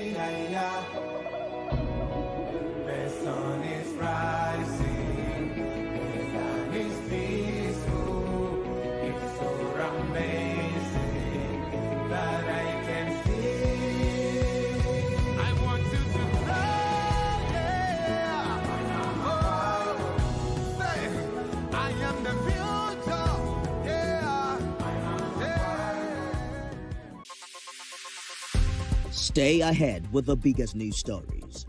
Go beyond the news headlines. Experience impactful investigations. Enjoy resourceful news coverage in real time. TVC News at 7 and TVC News at 10 p.m.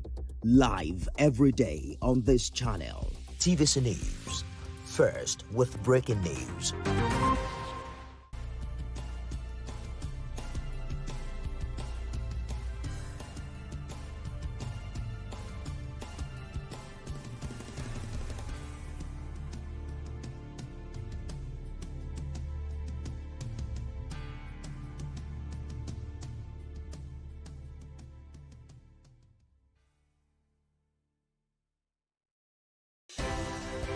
At TVC News, wherever the big news story is happening, we're geared up to break it.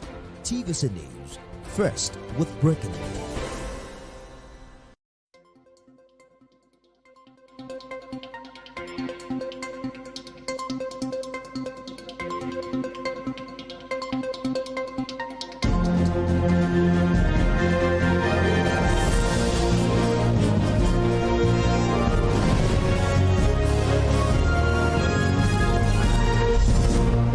It's 10 p.m. in Lagos, Nigeria, 10 p.m. in London, 5 p.m. in New York, and 5 a.m. in Beijing.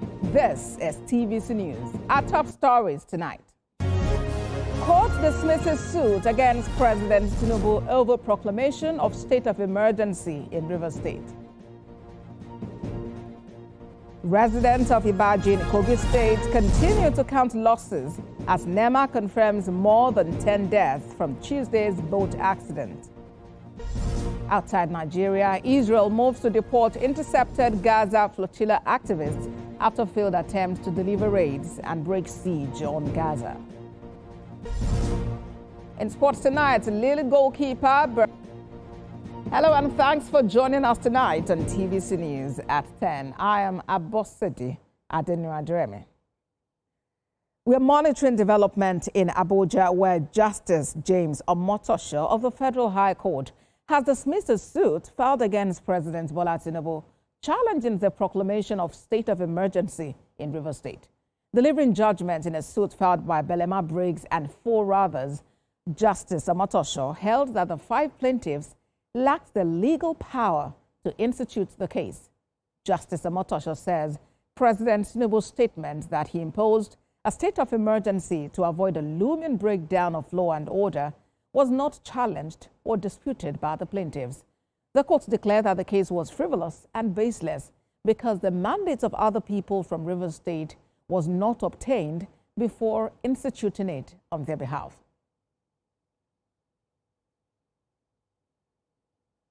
Let's turn attention now to Kogi State, where residents of Ibaji are counting their losses after Tuesday's boat mishap, which claimed several lives and left many others missing. The residents are seeking urgent measures to make water travel safer. Michael Ila tells us more. Nigeria's waterways span about 10,000 kilometers, with over 3,000 kilometers of navigable waterways. But frequent boat mishaps continue to claim many lives each year. The latest incident in Kogi State occurred when an ill-fated boat carrying over 80 passengers departed Onugwa community in Ibaji and capsized on its way to Ilushi Market in Edo State. NEMA officials, alongside state agencies, security operatives, and local volunteers, are in the area providing support. They say search and rescue operations have saved 24 passengers, while 42 others remain missing as efforts continue. And not just to come and see, to also provide necessary search and rescue support to see how we can rescue people who are still trapped in the various waters. So that whatever measure, whatever effort that is already ongoing at local level, at community level, we are all here to support the mechanism to see how, as much as possible, we can save the lives of people. What the social media have been saying, and what we are hearing is very, very conflicting. So as we're here before you today, we will be able to get facts, and definitely the state government is going to intervene. But from the river bank to family homes, grief hangs heavy. For Omachonu Merit, who lost his 2 daughters in the mishap, the tragedy is one too many for a community already struggling with hardship. 2 kids I died for a man, just a day. If not God has saved my wife, today how will I feel? Okay, I will die, follow them. If I die, follow them, my family never finish. Nothing government will pay me that will make me feel happy or that will have them back. I have never seen such a calamity like this. It has been happening. Maybe 1 or 2 people or 3 people. No, not this magnitude. The National Inland Waterways Authority blames frequent boat mishaps on overcrowding, poor maintenance, aging vessels, and lack of safety gear, among other factors. Michael Ila, TVC News. Head of NEMA Abuja Operations Office, Zakari Abubakar, joins me on TVC News at 10 for more on this incident. Mr. Abubakar, what is the latest on the boat mishap? Give us the casualty figures, and are search and rescue operations still ongoing?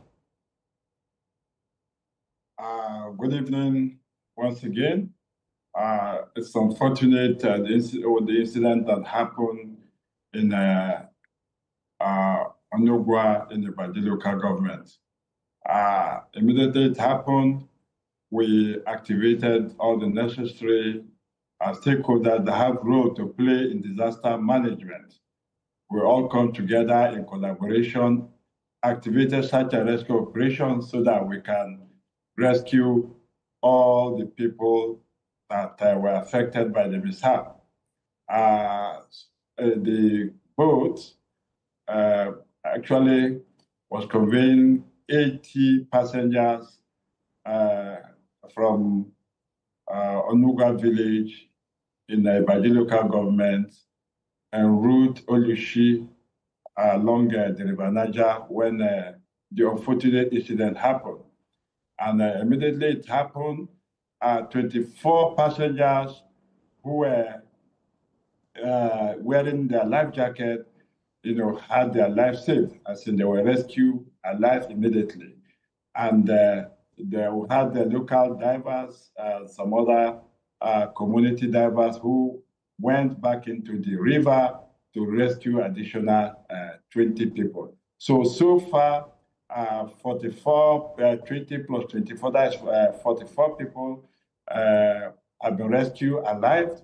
While we have, as at this afternoon, we were able to recover 20 dead bodies, that's 20 corpses.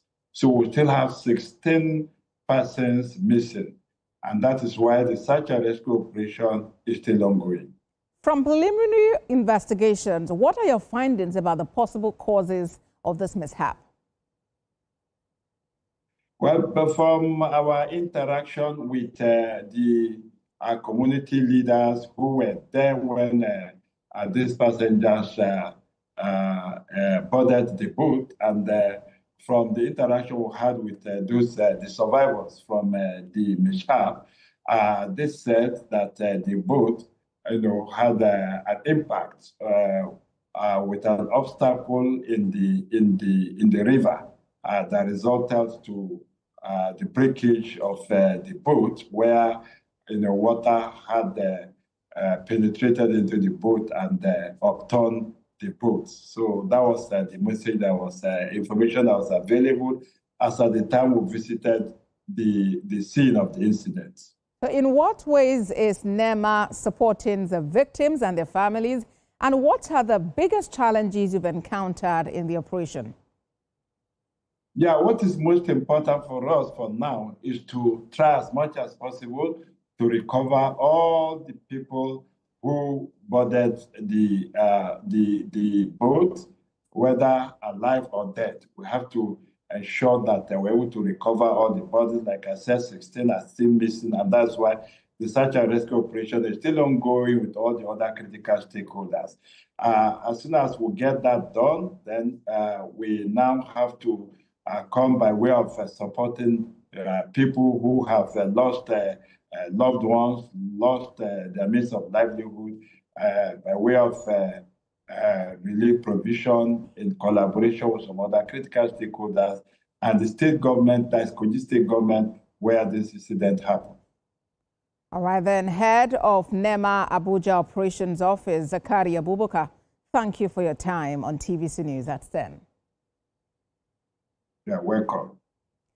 Away from Kogi, let's take you to Kaduna State, where the Nigeria Customs Service has handed over seized donkey bones and skins worth 3.94 billion naira to the National Environmental Standards and Regulations Enforcement Agency.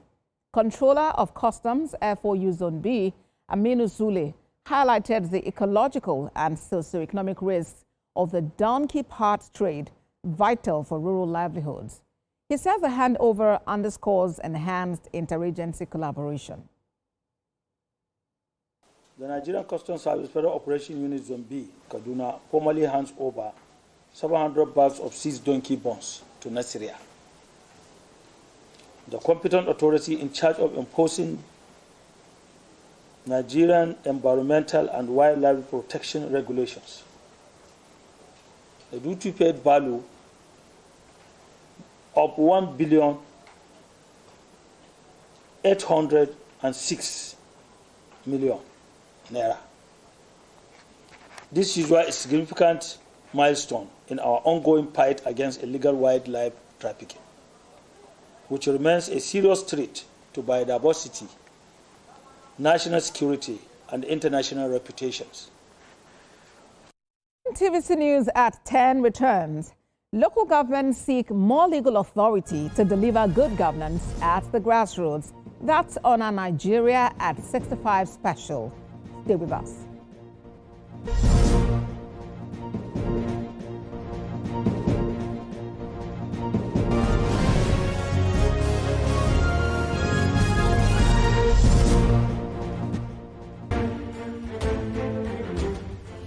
The Renewed Hope Initiative RHI presents the RHI Green Nigeria Challenge. Go green today for a greener tomorrow. This national competition is in 3 categories. The household category is a tree planting competition amongst 11 frontline states in northern Nigeria. Each participating household in Adamawa, Borno, Bauchi, Gombe, Jigawa, Kano, Katsina, Kebbi, Sokoto, Yobe, and Zamfara states will plant a minimum of 1 tree to qualify, with a video evidence of before and after the tree planting exercise. 20 million naira would be awarded to the best household. Submission deadline is 20th December 2026. Community category will see local governments, local communities, schools, and NGOs reclaim and transform degraded or abandoned areas such as dump sites, landfills, parks, and their likes into green, vibrant gardens, parks, and eco-friendly spaces. 50 million naira would be awarded to the overall best community group. Deadline for submission is 15th July 2026. States category will have all states of the Federation and the Federal Capital Territory, excluding Enugu State, have a chance to address the growing threats to environmental sustainability and cleanliness. States will be judged based on the number of trees planted on major roads and inner streets and how clean they are.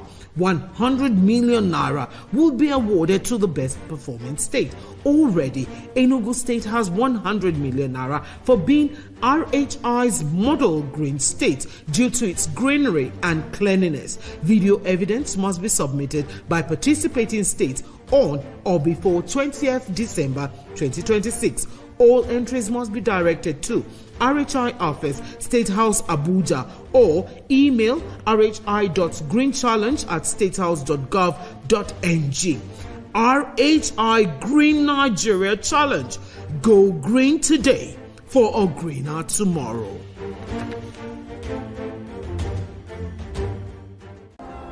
Progress no dey happen just like that.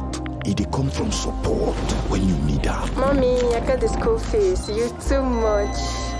Na money point oh. Money point, thank you. Customer, na transfer abi? Confirm. Bro, na transfer. Na money point oga. Oh, na confirm. Progress na peace of mind when you know say payment go land as sure banker.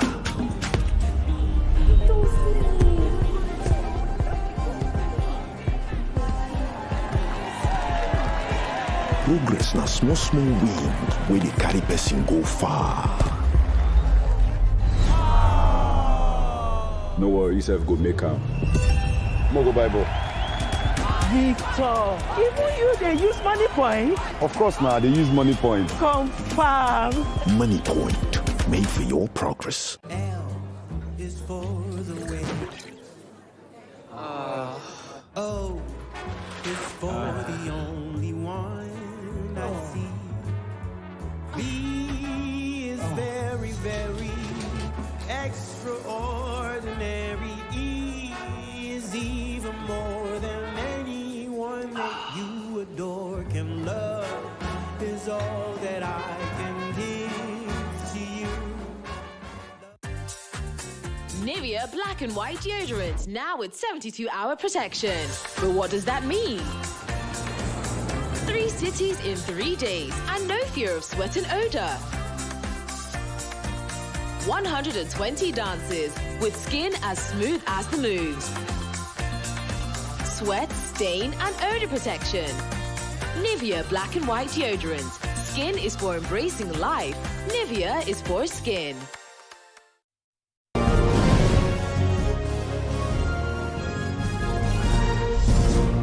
You're watching TVC News at 10, and here is a reminder of our top stories. Court dismisses suit against President Tinubu over proclamation of state of emergency in Rivers State. Residents of Ibaji in Kogi State continue to count losses as NEMA confirms more than 10 deaths from Tuesday's boat accident. Outside Nigeria, Israel moves to deport intercepted Gaza flotilla activists after failed attempts to deliver raids and break siege on Gaza. Coming up in sports, Lily goalkeeper Berke Oza dramatic.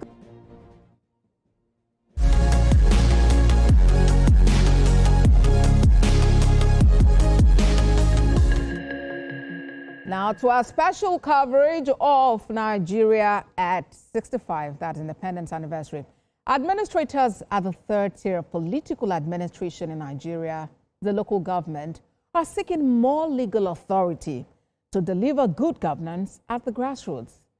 Just a year ago, the Supreme Court granted financial autonomy to the local government, but this has not translated to independence from state control. Solomon Ajuziogu reports.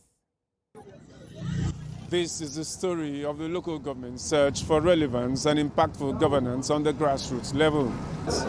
Governance dwells, starts, ends in the local government. So local government is very critical to the policies of our country. Local government is very critical as a barometer to measure the well-being and the impact of governance on the people. The local government is regardless of your level of education. You have to do with your ologians, babaologians, CDAs, CDCs, community leaders, primary health care centers, primary schools. That's local government. Just a year ago, the Supreme Court of Nigeria in a judgment gave fiscal independence to local governments in the country. This judgment appears to break the stranglehold of state governments on the local councils across Nigeria. A lot of changes have been made, especially with the recent Supreme Court judgment that has to do with financial autonomy. We celebrate the decision of Supreme Court that the money should be released directly to them. Maybe if that is released to them directly, maybe things will change for better. But it does not look like this independent and most important third tier of government has broken free from the grip of the states. You just have to be creative as a council chairman or council chairperson. I'm working with data. Data is very critical for me. I'm trying to do my enumeration to know those to interact and deal with, to provide for, to cater for. From Obasanjo reform in 1970, they go through a lot of reforms. But you know, there's a lot of law in Nigeria. Still, we are still lawless. So it's about implementation. This is a source of worry for the federal government.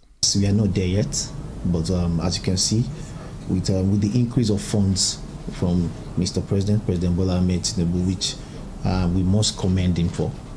We just need more funding, and how can we get more funding? Recognize LCDs as local governments. The local government administration was introduced in Nigeria during the colonial era. It has existed through both the civilian and the military eras in the country. Its operations became limited under the 1979 Constitution in the Third Republic, but reawakened in the current Fourth Republic with some state control. A lot of things have changed since that particular, since 1960, as far as I'm concerned.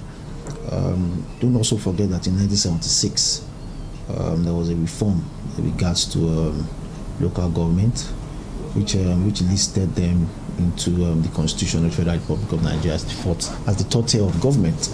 The government story has gone through a lot of process. When they were fully in charge of housing and work and housing department, when they have the independence to run the community, town planning and every other things. Then the military interventions, then we have this present democracy we are running. Section 7 of the 1999 Constitution guarantees the existence of the local government as an independent third tier of political administration and governance. But the Constitution mandates each state House of Assembly to make the laws for the function, structure, composition, and finance of the councils. The euphoria that greeted the Supreme Court judgment on local government just a year ago has died down as financial autonomy has not become administrative autonomy. The local government has their power from the Constitution. Section 7, they derive their guarantee from that place. They have their duties stated there in the Constitution too. Give us more powers to be able to do as much as we can. Allow the local government, by virtue of what the Constitution says, allow them to handle what they need to handle. And I think in that case then the people of the community or the people of that local government can now hold their local government chairman responsible. The responsibility of the LGAs is to provide the basic things that affect the day-to-day living of the people at the grassroots. We need to first identify why the local government was created, which is has to do with issues of primary education, healthcare, the markets, things that has to do with the locals, basically. People need to understand the difference between what the local government is supposed to do and what the state government is supposed to do. With constitution review and amendment, the relevance of local government administration is expected to receive due attention for the benefit of the people. Solomon Ajiziogu, TVC News. As Nigeria marks its 65th independence anniversary, religious leaders are advocating more support for the federal government. For General Overseer of the Foursquare Gospel Church in Nigeria, Sam Aboyeji, it's a new dawn in the country. Senior correspondent Ike Nwachukwu reports. It was a gathering of thousands of Christian worshippers. Songs of praises, worship and thanksgiving took over the Tafawa Balewa Square arena of the program.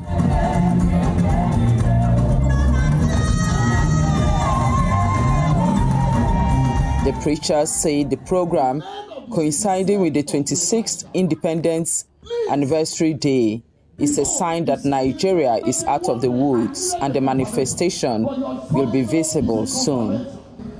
If you follow me very well, today is the 1st of October, 2025. Today is exactly when Nigeria turns 65. Now, just follow me very well. This same place where we are was the source of independence.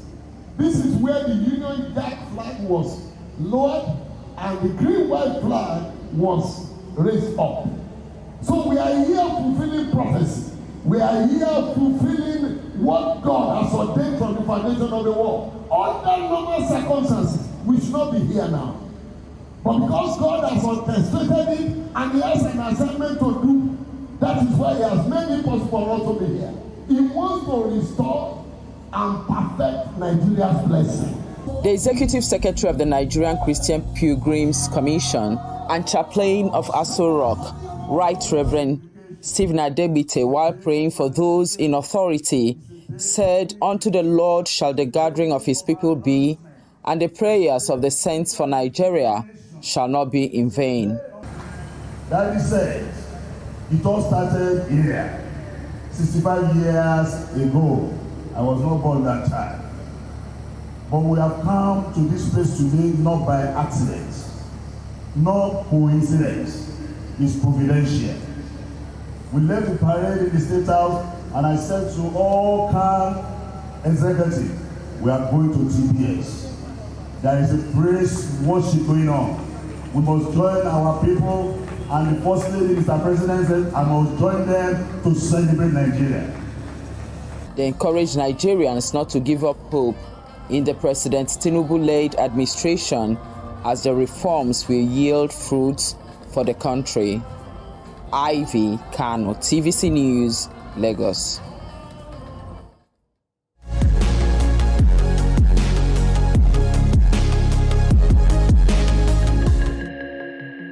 Away from Independence Day reports, but still in Lagos, Attorney General of the state, Lawal Pedro, says the government has initiated contempt proceedings against the National Assembly over the House of Representatives' passage of a new central gaming bill for Nigeria.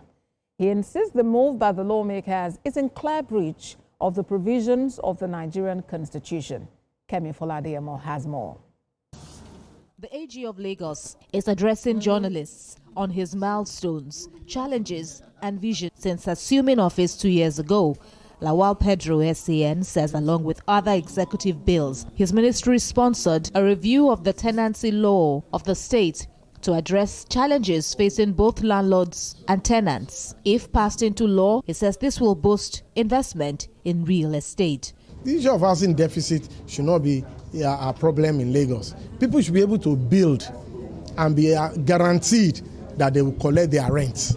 And the one we want to do is that if you're a sitting tenant already, you've paid 1 year rent in advance, and you're a sitting tenant, for God's sake, but your tenancy is monthly, it should be allowed to, if you can't pay monthly, at least 3 monthly, not to ask you to go and look for another 1 year rent in advance. And I think it will go a long way to ease people's problem on accommodation.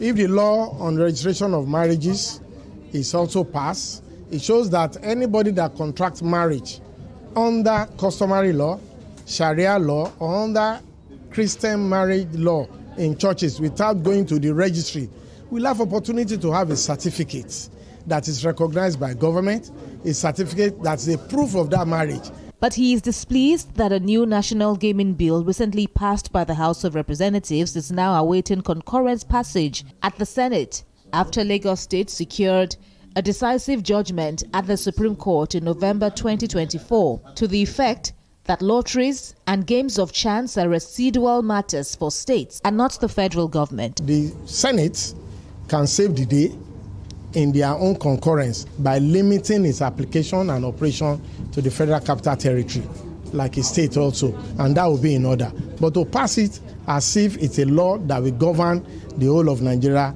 will totally be unconstitutional and will be in breach of the judgment of the Supreme Court. And that's why we have resolved to initiate a contempt proceedings. They are violating the Supreme Court judgment, and the judgment of the Supreme Court will be enforced. The Chief Law Officer also reveals that plans are on course to ensure better access to justice for residents, timely hearing of cases, and create a more business-friendly legal environment. Kemi Fola-Adeyemo, TVC News, Lagos. To Health Now, the presidential initiative on unlocking the healthcare value chain is set to collaborate with the Scientific Products Association of Nigeria on capacity building and supply chain management of pharmaceutical products in Nigeria. PVAC's National Coordinator, Dr. Abdul Mokhtar, emphasized that PVAC welcomes stakeholders who support its mandate of creating an ecosystem with human capacity, standard structures, and quality pharmaceuticals in the healthcare industry. Dr. Mokhtar also mentioned that PVAC is eager to work with relevant authorities to support local manufacturers in delivering quality services and products. What you do, you are a natural partner, obviously, to PVAC in that part. And then the last KPI mandate that we have from the president is to create jobs along the various parts of the healthcare value chain, which is what many of you are doing in your various companies, but also to mobilize resources both internally and foreign direct investment. So this is how we've been operating, and the way we do this is just from listening to the team members. And so a lot of the things that you see us doing in PVAC is really based on feedback that we're getting from the industry. So what are your problems? And then we try to address them. If our people, pharmaceutical companies, researchers are developing products for our people, we can have faith in the drugs. Most of what's going on in the world right now, personalized precision, we're not in it. We need to get in it. Yeah. So with that said, Scientific Products Association of Nigeria, all of a sudden, is a very important association. We equip laboratories. We supply products into laboratories. Laboratories where the pharmaceuticals are tested for quality to make sure they won't kill people when they take them. Elsewhere, Nigeria's First Lady, Senator Oluremi Tinubu, has launched the Flow with Confidence program in Maiduguri.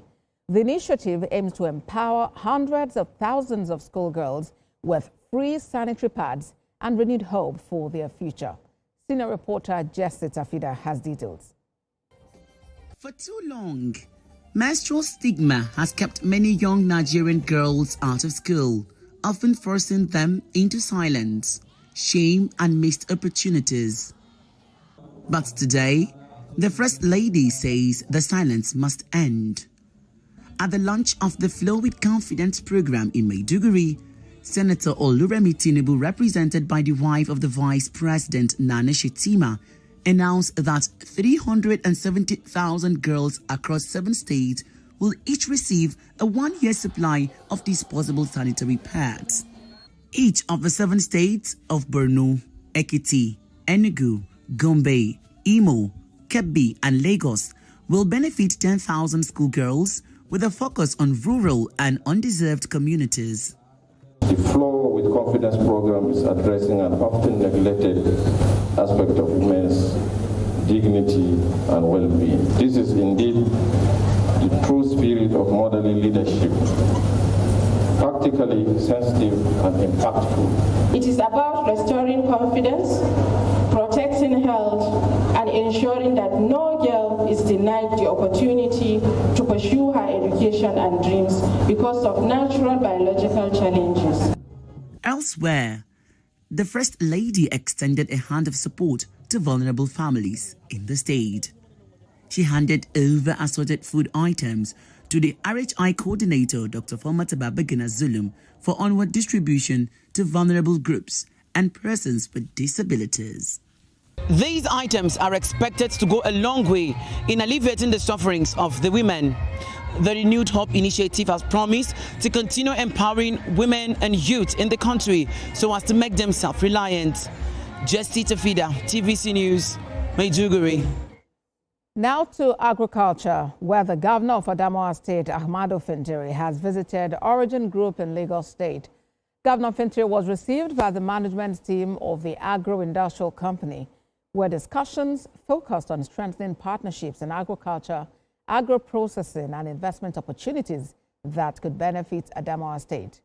Governor Fintiri commended the group for its innovation in agricultural value chains and reaffirmed his administration's commitment to boosting food security, job creation and industrial growth through private sector collaboration. You know, in Adamawa we have large hectare of land. We have large body of water that we can do agriculture and do irrigation. So we are looking for a reputable and world-class partners who specializes in all of this so that we can boost the food security of the country. And we'll find the right partner. And so I'm here to see for myself what they have in stock, generally what the company is doing, because I felt it's not enough to have just listened to them in Yola without coming real time to see what is happening. And today I'm here. Elsewhere, Governor of Edo State, Monday Okpebholo, has assured that his administration will ensure that residents benefit from infrastructural development. The governor was speaking while inspecting the first flyover bridge in Edo State, which government says is now at 60% completion. Valentine Osumbo reports.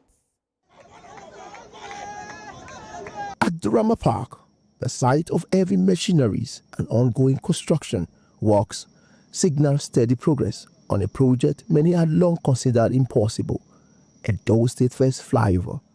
Governor Okpebholo, during his inspection tour, expressed his satisfaction with the pace and quality of work so far.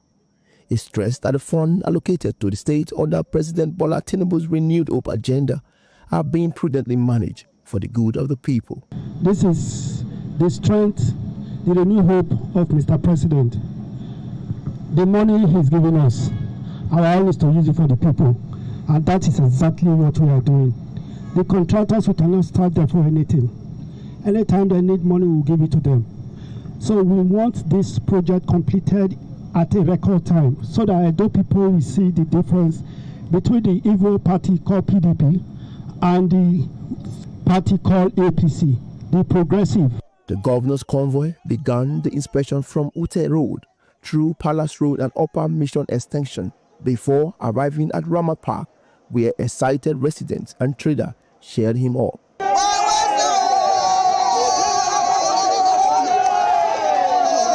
Along the way, he also inspected site drainage and engaged with engineers on technical details. Providing details, Special Advisor on Project Monitoring and Evaluation revealed that despite being awarded for 18 months, the contractor is set to deliver the first flyover in just 14 months. The percentage of work done, we can say the contractor is already above 60% work done. By the end of the rain season, the pavement work will start, and the contractor is really capable, and the pace of work is really fast. The Rama Park flyover, when completed, will feature 3 lanes, improved drainage, and a modern design.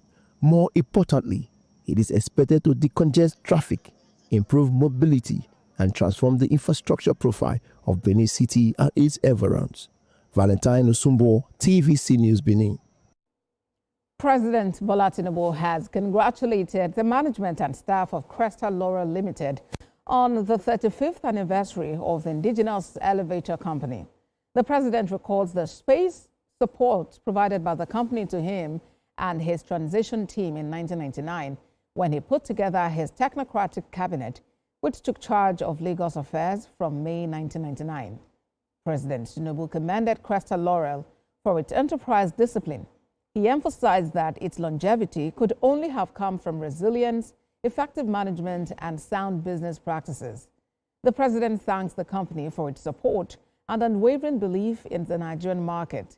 He identified Cresta Laurel Limited as a major player in elevators and escalators. The company is a recipient of the African Order of Merit in cranes, escalators, and elevator technology.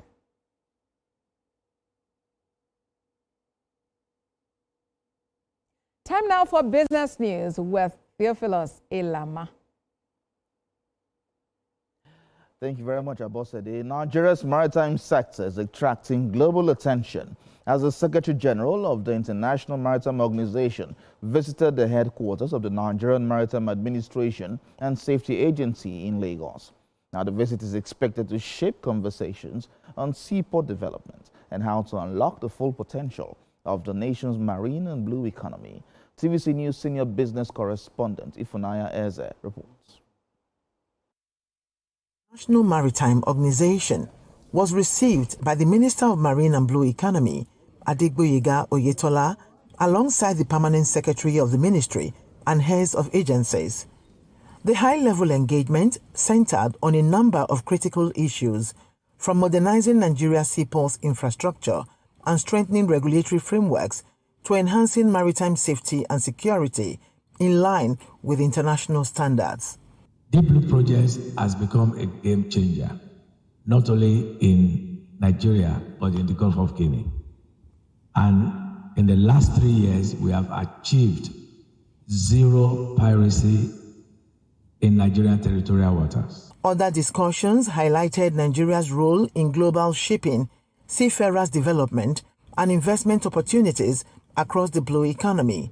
We encourage you to establish maritime green corridors with main ports that would allow you to review what is the pathway of these new trades, what is the capacity that will be required then for your ports, and where your investments can go in. This is something that the Green Maritime Corridors is providing. It's the type of fuels that you will be required, the type of trade, the type of ships, and that will also guide the development of the port and the future expansions.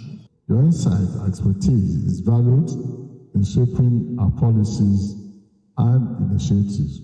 The Maritime Academy is an institution that has the capacity to train seafarers for the entire world. We talk about 200, we can do more than several 200s. But what is important is for us to be able to place these seafarers on international vessels. They need a practical experience. The capacity within the country may not give them sufficient exposure.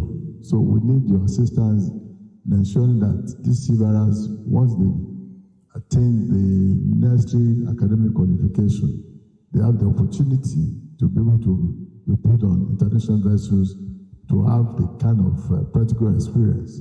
The outcomes of these engagements are projected to shape the trajectory of Nigeria's marine and blue economy reforms. Ifunanya Eze, TVC News, Lagos. Nigeria's fintech sector has maintained its pivotal role in the nation's economic landscape, significantly improving access to capital, enhancing financial inclusion, and boosting operational efficiency for businesses through diverse digital platforms. To sustain this growth, energy lawyer and analyst Dr. Ayodele Oni, earlier today on our Business Nigeria program, urged the government at all levels to continue to support fintech sector as it has the capacity to boost the nation's foreign exchange markets and create more jobs. tax revenue. I think government is doing a bit more around that, encouraging the guys who are doing fintech, encouraging some of that. But you also need to be careful that some of the signals, even around the tax, don't end up scaring people elsewhere, right? The nomads and all of that.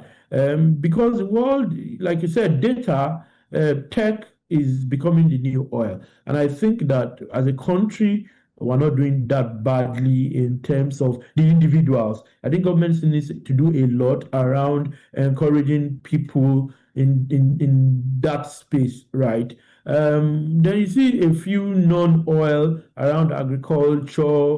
You hear people say they are exporting certain agricultural products outside of the country and are generating revenue. Real estate is gone. It's been good. I mean, there have been challenges recently because of fluctuation in forex, forex itself has been more stable in the last few months, but prior to that time. But overall, I think we've moved from 90-80% oil, both forex and even revenue, to if you are doing 50%, it shows that we've made progress. The stock market enters the last quarter of the year with positive outlook as operators get set to reposition investment baskets. The market index rose by 0.19%, showing improved prices.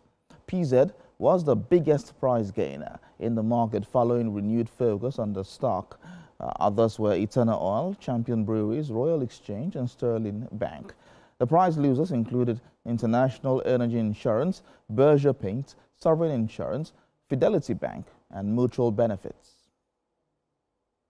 Well, tech shares rallied today, driving Asia's stock indexes higher, while gold hovered near a record high, and the dollar languished after a weak U.S. labor market report bolstered bets for Federal Reserve interest rates cuts.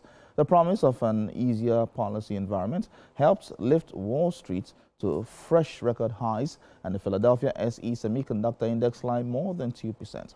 Japan's Nikkei gained gains of more than 1% despite the pressure from a stronger yen versus the dollar. Taiwan's tech-heavy jumped 1.8%, while South Korea's Kospi shot up 2.8% after chip heavyweight Samsung and Hynix inked partnerships to supply OpenAI data centers.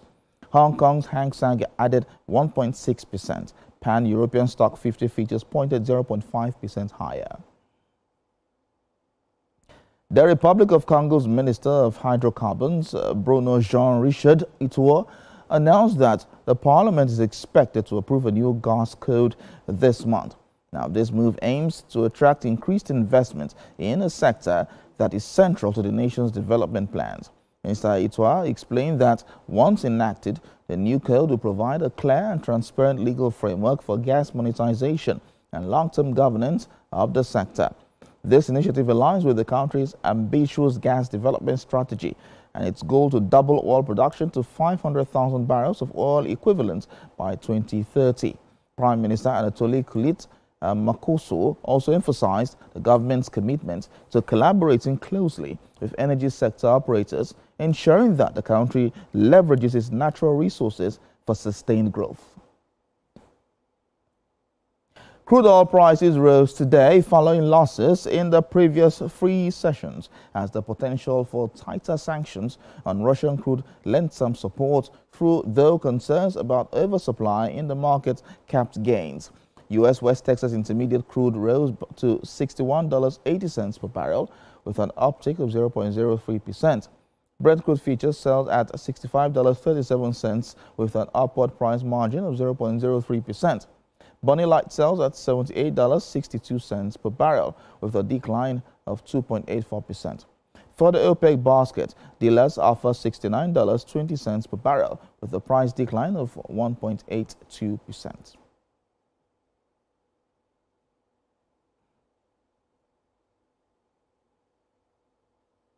Well, that's it on business news. Sports is up next.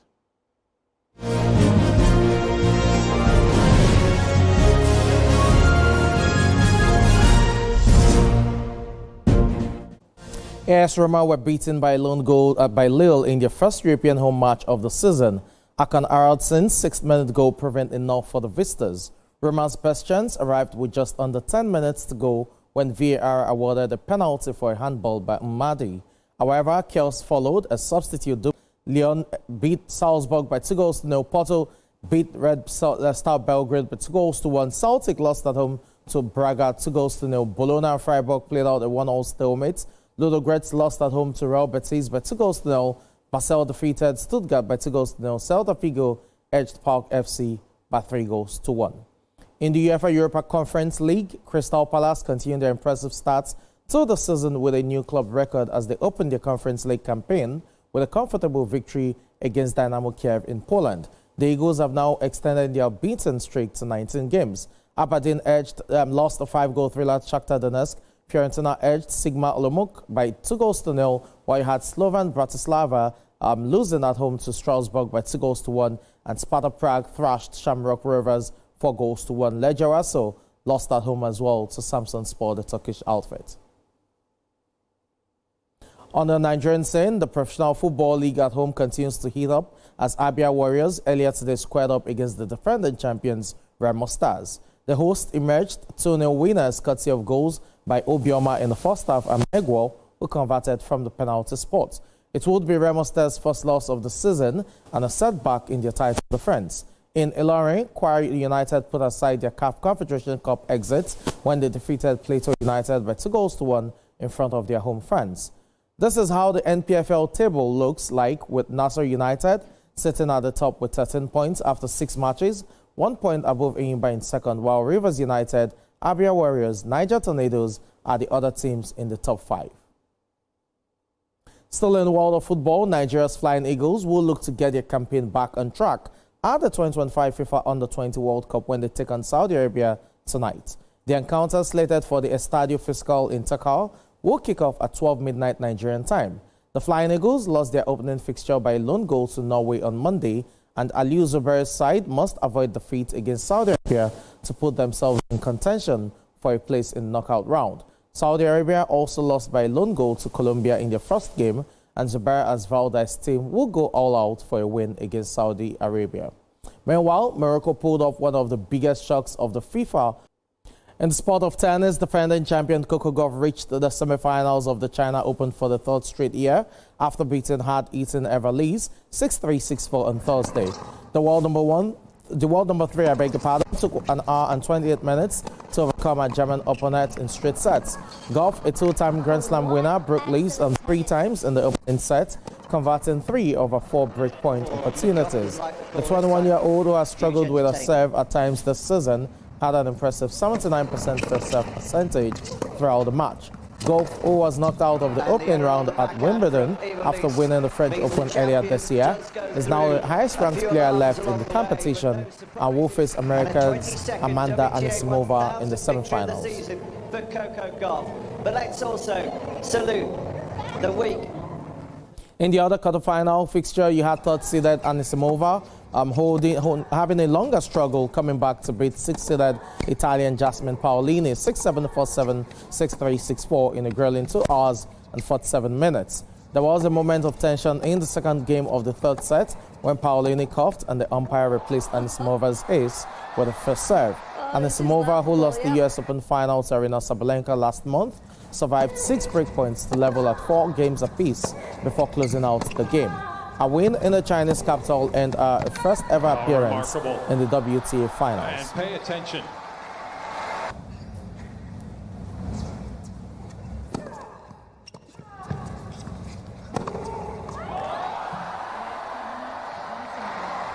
That is a sight. And finally, American boxer Brandon Glatson won his highly anticipated cruiserweight bout against Ike rival and fellow American Marcus Brown as Nigerian boxers impressed on the fight card of chaos in the ring. We have more details in this report, and Ambassador will return with the rest of the news. Witness the presence of Lagos State Governor Babajide Sanwo-Olu, Ministers of Finance and Women Affairs, Chairman National Sports Commission Shehu Diko, among other dignitaries, as electrifying action took place in the boxing ring.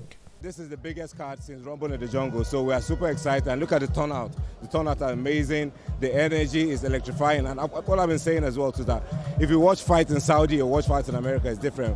But the energy in Nigeria, the energy in Africa is completely different, and we're super excited about the turnout and what we're seeing here. The government of President Bola Ahmed Tinubu were quite very keen and alignment to do this.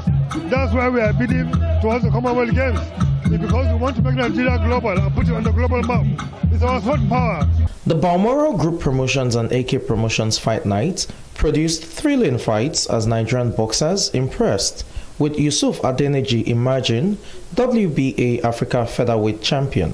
I'm happy that I'm the new WBA African champion. I'm so excited. Now looking forward to next year for the world title. I want to bring the world title to Nigeria. The headline fight of the card saw American cruiserweight Brandon Glatton overpower his arch rival Marcus Brown in a grueling bout. The importance of such historic fight nights to boxing development in Nigeria and the sports economy cannot be overemphasized. Do you know the number of young boxing talents that have been motivated today seeing this fight at close range? And this is what this sort of organization does to our athletes. It's capacity building. It can only but get boxing to the next pedestal. The number of small-scale businesses that are thriving right now in hundreds, selling all sorts, food, drinks, apparels. This is what this sort of event does to the economy. We are putting money in the pockets of the D's and the E's, the A and B's and the C's. Across board, everybody's making money. With the huge success of the chaos in the ring fight card, boxing fans are more optimistic that Balmoral Group Promotions will stage more world-class title fights in Nigeria.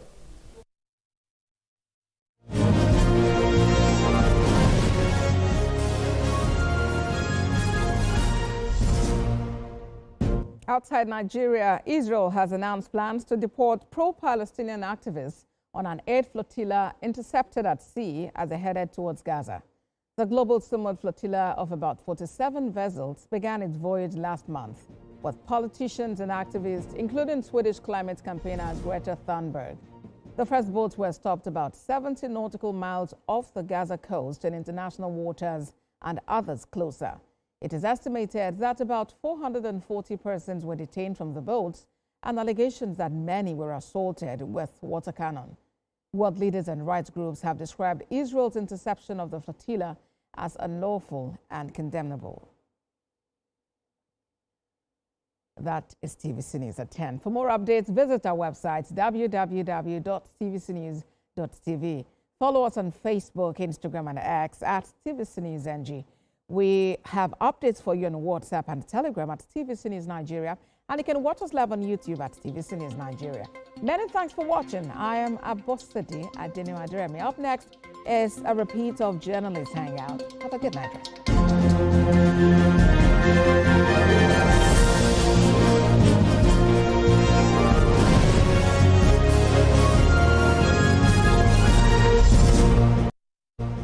Keeping hope alive. We are the drumbeats that refuse to be silent, even when the rhythm falters. We are the green that refuses to fade. And the white that dares to shine. Hope is not a stranger here. It lives in our markets, our music, and our streets. Every dawn in Nigeria is proof that tomorrow is still worth fighting for. Hope is a child in the classroom, eyes wide, with dreams bigger than walls. Hope is the farmer planting seeds in faith, believing in rain and harvest. Hope is the youth unafraid to rise, rewriting the story of our tomorrow. Hope is us, millions of voices refusing to give up on the promise of this land. Nigeria, our independence is not just history. It is a call to keep believing, to keep building, to keep hoping.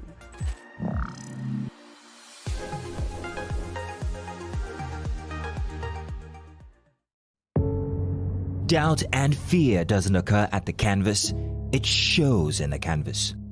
It shows the conation of raw earthen material slabbed, stroked, and molded at a pace provided by the doubt and fear. Every move way in the struggle of one to the other, merging the past to the present, brushstrokes of colors seen but not known. For when the wailing stops, The pieces settle down in abject beauty erected for a century of a century, speaking, advocating, protesting as the arts are meant to be.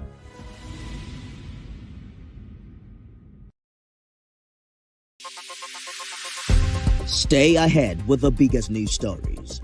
Go beyond the news headlines. Experience impactful investigations. Enjoy resourceful news coverage in real time. TVC News at 7 and TVC News at 10 p.m. Live every day on this channel. TVC News. First with breaking news. From Lagos to the world, TVC Communications has been nominated for its very first international award, the prestigious AIB.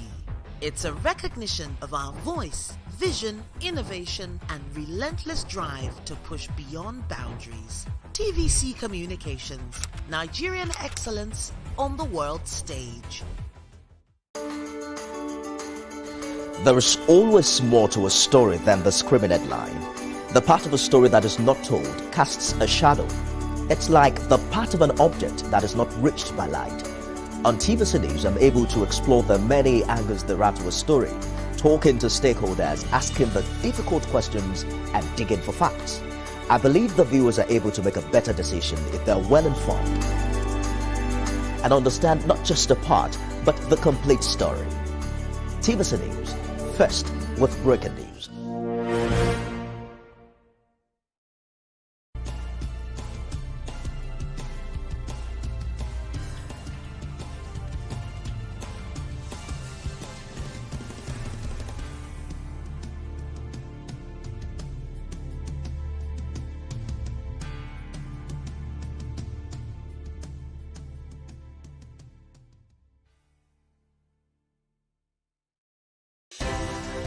At TVC News, wherever the big news story is happening, we're geared up to break it. TVC News, first with breaking news.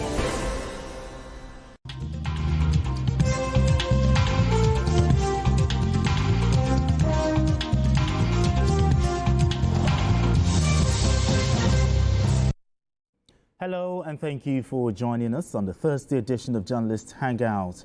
I'm Binga Oreshegun. Today on the program, FCT Police Command explains how Arise TV anchor Sami Maduagu met her untimely death trying to escape robbery attack.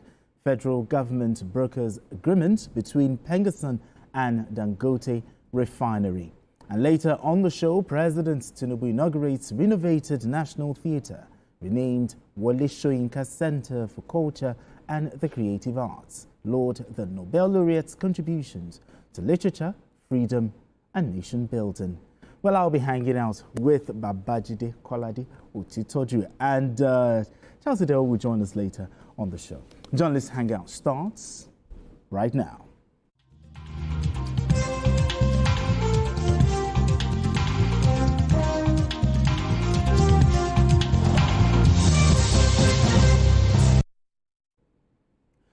Now let's begin the conversation. In the face of speculation, clarity has emerged regarding the death of Arise News correspondent Somtochukwu Maduagu.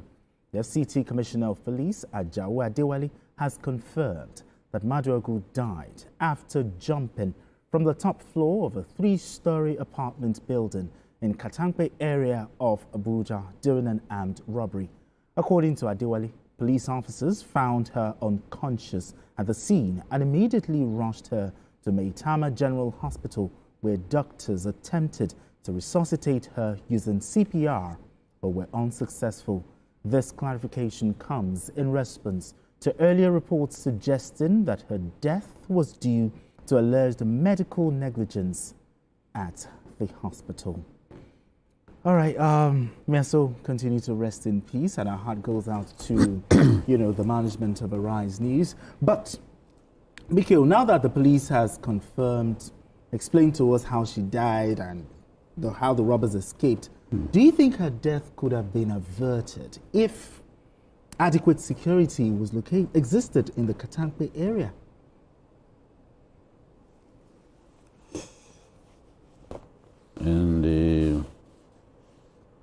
In their own area of Katampe. They had security guards. They also had vigilantes. It is impossible for the police or the army to be everywhere. Let's not kid ourselves. I mean, a country as vast as ours, the police cannot be everywhere. People also need to make arrangements for their security, like communities can come together, raise vigilantes. That's how civilian JTF began in Borno State. It was civilian JTF that chased Boko Haram into Sambisa Forest because they knew the boys and they were getting them one after another. Okay. So the city of Maiduguri became too hot for them. They had to flee into the Sambisa. And today, the civilian JTF, they are still part of the security architecture of Borno State. They've made tremendous sacrifices. They've lost, a lot of them have lost their lives, in thousands. This is the way it is. I understand that when they got to, that estate, they overpowered the security guards, on duty. We've also seen policemen overpowered. We've seen even soldiers overpowered by criminals like this. It depends on how prepared they are, the kind of weapons they are carrying. So clearly they overpowered the security. One of the security guys even had gunshot wounds. The stories we had before now had to do with what didn't happen. That the police, when they got to the, when they called the police, they said they didn't have fuel, this and that. But we have seen now that the story was not true. It was actually the police that took her to the hospital. So how people will sit there and be concocting lies? I don't know what Nigerians stand to derive. What Nigerians stand to derive from lies. We've lost a young journalist.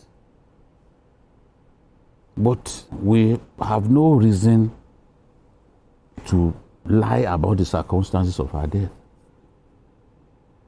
A lot of the newspapers were reporting the killing of. You cannot talk about the killing of the journalist because you can say the death of the journalist, not the killing. Because what actually happened was not killing. Out of panic, she jumped to her death. It was bad enough. But you can't be talking about the killing of this individual because that was not what happened. And you can't demonize the police because in this case, they got to the scene in good time. But she had taken the decision to jump and she was on the top floor. Yeah. So this was all, and when you jump from the top floor and you landed on the concrete floor in front of the building, at such a height you don't stand any chance of surviving. Even if you jump from like 5 meters high, and I believe that place will be more than 5 meters. If you jump from like 5 meters, you don't stand a chance of surviving. You end up with broken limbs, maybe fractures, internal injuries, and all that. It's unfortunate. But for me, our armed forces must be supported and we must continue to use technology. Technology is very good. Look at the guy who, in broad daylight, relieved an individual of his gold chain around Island. Because that whole area now is being monitored by CCTV. They got him. So there are many crimes that there are not many crimes that you can commit in broad daylight in Lagos that you get away. In fact, now if you are along Oregon, I was driving along Oregon and I saw that they note the little signage that this place is being monitored 24 hours. I think Lagos State FCT, we must use technology, especially CCTV, where criminals know that an area is fully covered by CCTV, they will not want to go there. Absolutely. In South Africa, the Durban area, for example, many criminals know that if they go to Durban to rob, they are most likely going to be caught. Because there is tremendous CCTV coverage of that area. Okay. And there are many parts of London to more than 200,000 CCTV cameras are watching you. So people know that they could easily get caught. Exactly. So I believe that what we have seen in Lagos with incremental CCTV coverage of communities in Lagos, it has to continue. It's unfortunate we've lost this young woman, you know. We pray that this sort of thing doesn't happen again. I just think that it also makes sense for the public to know the truth. Situation you know, there's no gain in lying against the police. The police, their vehicle had no fuel, this and that, when that was not what happened. Or that the police were negligent, they didn't attempt to help, when it was actually the police that took her to the hospital. But in the state that she was, she didn't stand a chance. Absolutely. Yeah. Now, BK will give a very good background here, and he talked about technology and community collaboration. Charles Idel, thank you so much for joining us today. But he talked about two things, technology and community collaboration, in ensuring that we create a safer neighborhood. Your thoughts here? Well, first of all, I think where we're talking from is the misinformation. As media men and women, we have every cause to ensure that facts are presented before the public. Sure. The reading public, the viewing public, as the case may be here, or the listening public, as the case of the radio may be. There were so many distortions in the presentation of the case. We also saw they said when the police came, they said they had no fuel in their car, so that's why they couldn't take her. Yes. Or somebody else took her. Then first it was second floor. First, the one person was shot dead. But four were tied up. But the police said there were only two police, two security people were there. Okay. Not even up to say, they came about 15. I said, somebody will stand and be counting armed numbers. 1, 2, 3, 4, 5, 7, 8, 9, 10, 11, from 15. So, facts are very sacred and facts very, very important to us as newsmen. Let us present the facts before the public. Number two is what he talked about. The other day, somebody sent me a video about the CCTV in Lagos. Yes. I mean, there's hardly anywhere you are now they are not watching. They're watching you. You understand? There's hardly anywhere you are. So if we have things like that replicated all over the big cities and then there is this collaboration, the interconnect, so that when something happens in Lagos and then somebody runs to Ogun State, for instance, Abeokuta, then Abeokuta will pick it from there. Exactly. Then somebody runs to Ibadan. So with that cooperation, I'm sure we'll be able to nip this in the bud. Another thing, we need the assurance that these perpetrators, these armed robbers will be arrested and then justice will be served. Yes. I'm confident that they will get them. I'm confident because I hope the police have assured that they will get. That is the least. It's only when they get scot-free that they will now know that justice must be served. This girl must not die in vain. Absolutely. All right, gentlemen, let's move straight to our next conversation. The Petroleum and Natural Gas Senior Staff Association of Nigeria, PENGASAN, has suspended its industrial action against Dangote Refinery and petrochemicals following an agreement facilitated by the National Security Advisor, Nuhu Ribadu. The national president of PENGASAN, Festus Osifo, said the decision was made out of respect for the federal government. However, he expressed dissatisfaction with the outcome, stating that the agreement failed to address the union's core demand for the immediate reinstatement of over 800 Nigerian workers allegedly dismissed by the refinery. Osifo warned that the union is prepared to resume the strike without, quote, any further concessions. He said the agreement was made out of respect for the federal government. However, he expressed dissatisfaction with the outcome, stating that the agreement failed to address the union's core demand for the immediate reinstatement of over 800 Nigerian workers allegedly dismissed by the refinery. Osifo warned that the union is prepared to resume the strike without without notice should Dangote management fail to honor its commitments. Now let's share the story with you. So we are convening later today in the afternoon to continue with the meeting. There are other issues now, issue of unionization. These are two basic issues that we have been discussing. We need to limit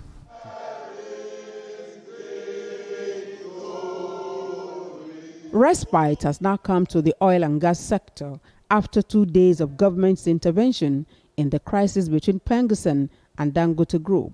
The chief conciliator of the country and Minister of Labour and Employment, Mohammed Dengeyade, announced early Wednesday that the government had brokered peace.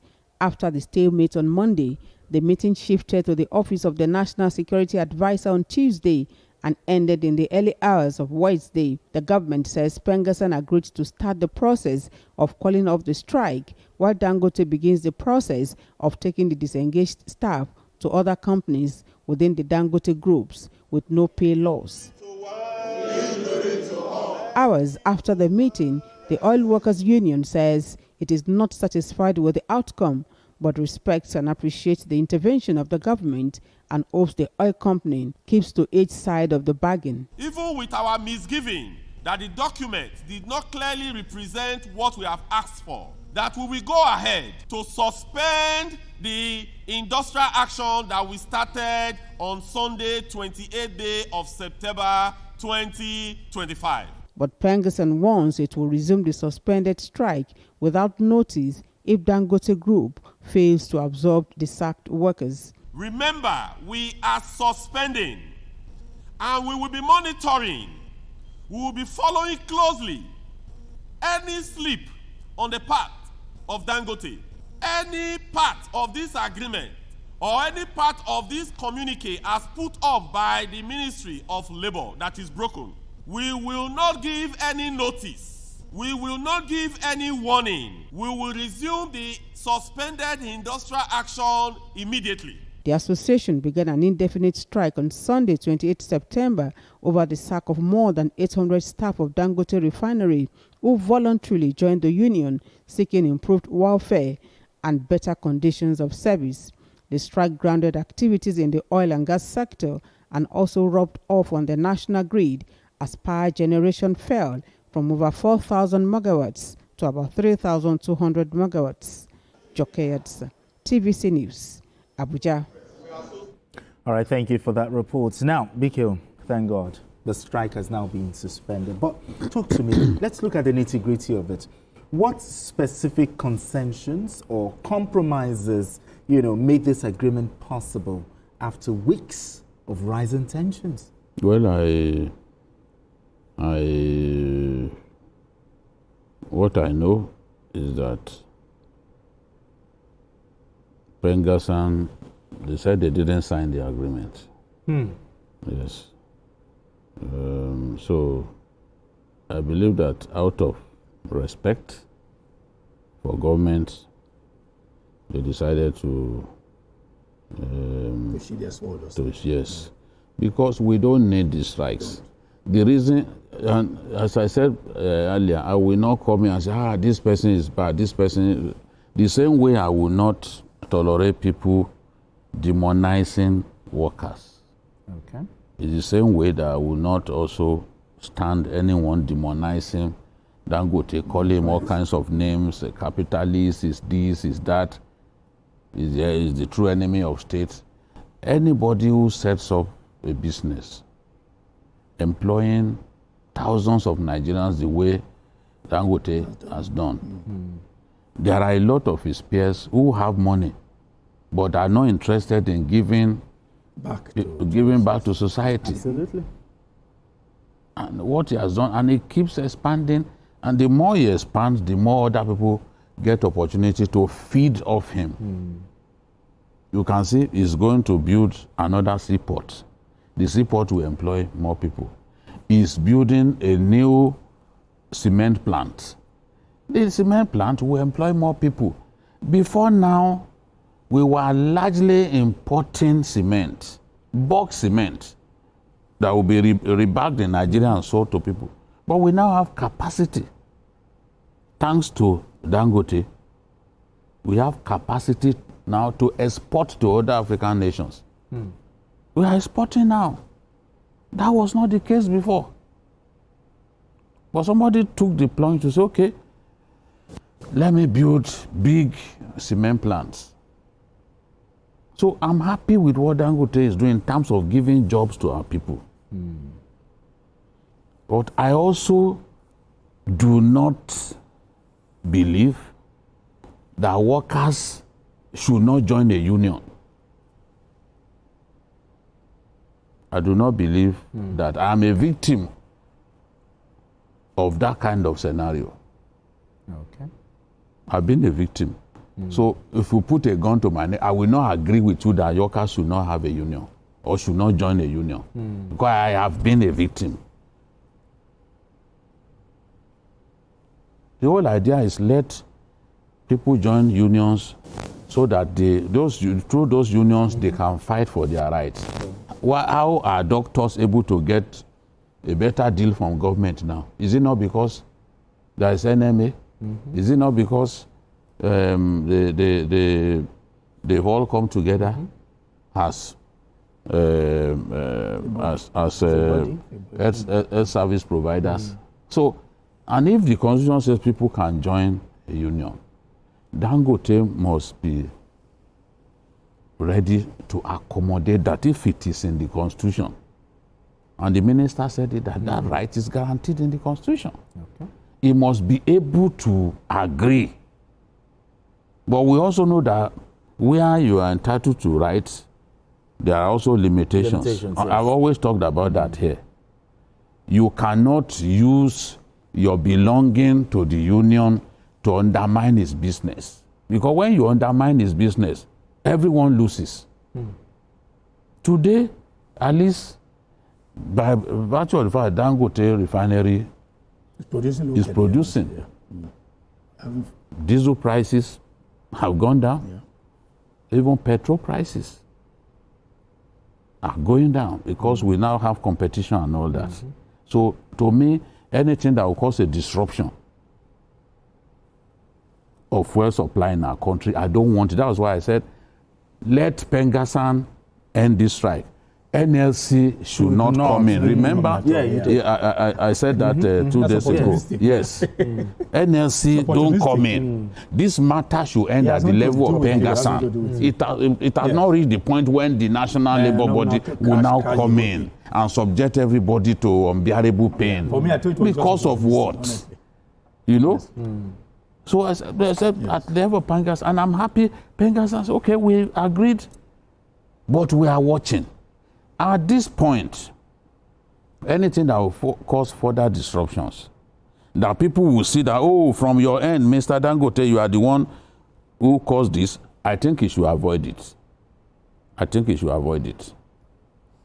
As I've said before, it is not my duty to say, okay, this is the person who is wrong. I said earlier, 2 days ago, let both sides sit down, stop being rigid. And I'm happy that at least, yes, you know, and Dangote has promised that I will not victimize the people concerned.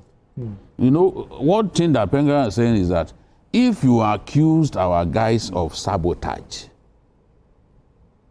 and we are saying they did not commit any act of sabotage, nobody will want to employ them again.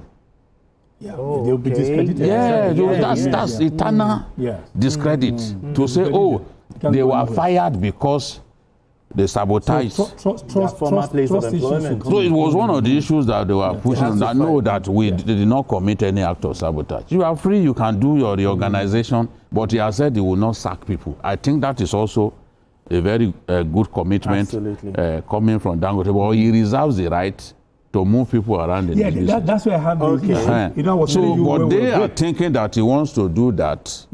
That it is borderline mischief making. But I disagree. You won't come back to No. You know why we should not disagree? We should just watch. But you know why I'm saying so? Because first, it's guaranteed they have a right to unionize. But the owner of the business says, okay, I'm reabsorbing them and redeploying them. You have it's TVC. a big place. Maybe they can. You have TVC. Okay, you go to cement. Yes, you have TVC. You have Nyagan FM. You have Max FM. Supposing somebody from TVC. So the reassigning, will the reassigning be based on competence or areas of strength and all that? But they are insisting that their reabsorbment must reflect their subsist or existing. Maybe they think that is an attempt to whittle down their to victimize. Well, part of the agreement was that nobody will be victimized. Yes. Even the first agreement, that nobody. Labor always finds a way to say, okay, let's bring this in, because they know after every struggle with an employer. The employer looks at you and says, you think you have this you think you have sense, you are going, exactly. okay, Shebi, you are coming back to me. I've given you a platform through which you can feed your family. And then you're fighting. You turned against me. Let me tell Nigerians, Dangote's issue is not really with these guys who work for him at Pengassan. He is more concerned about the possibility of people bent on ensuring that his refinery doesn't work. Exactly. I know He's concerned about the possibility of some of these guys working for the opposition and the people. The people that he has been. Marketers, all of those people. The earlier fight was against those people. Yes. So, depot owners and rest of them. So I'm confident that if he gets sufficient reassurance that these guys are not going to become the enemy from within, we will have industrial peace in that area. Shouldn't be telling right from here on this show, shouldn't be telling Pengassan, you both have shifted ground. Can they please allow Dangote to redeploy them to maybe other sisters? No, they are not. I don't think he's saying that they should not. They don't want to hear that they are taken to other areas. That's where I have a quarrel. You don't think Dangote reserves the right? He has the right to redeploy. I'm not saying reabsorb. Yes, exactly. Reabsorb. The point that I made, these issues, we are not. We are insiders. We are onlookers. Okay, onlookers and analysts as well. Yes. So it's not easy for me to come here and talk about what I don't know. Yes. I will be making a fool of myself. I think that when you said that, okay, we are deploying them to other areas, where? I think that comes in. That question will be raised. Yes, I do understand. So where do you want to send them to? People have competencies in some areas. Yes. No, if it's an engineer, 1 minute. If an engineer in petroleum, if you are a petroleum engineer, then no, they can't. Does it make sense to now send you to the fertilizer plant? No, what I'm saying, can we first of all grant that Dangote you become an HR can we first of all grant that Dangote had the right to redeploy? No, I said earlier that so if we grant that, then Pengassan cannot say they should not be redeployed. I know people who I know a banker. Yes. Who started first as a retail banker, then within the bank she became an HR person. But within the bank? Within the bank. Moved again from HR to somewhere else. Which is what Pengassan says should not happen. All right, gentlemen. They say that kind of thing should not happen. But there are competencies that you cannot move as well. Okay, gentlemen. We need to go on this quick break right now. Okay, and when we return, can you turn him to an engineer? This one to become an engineer. We need to go on this quick break right now. We need to go on this We need to go on this quick break right now. When we return, the conversation continues. Don't go away.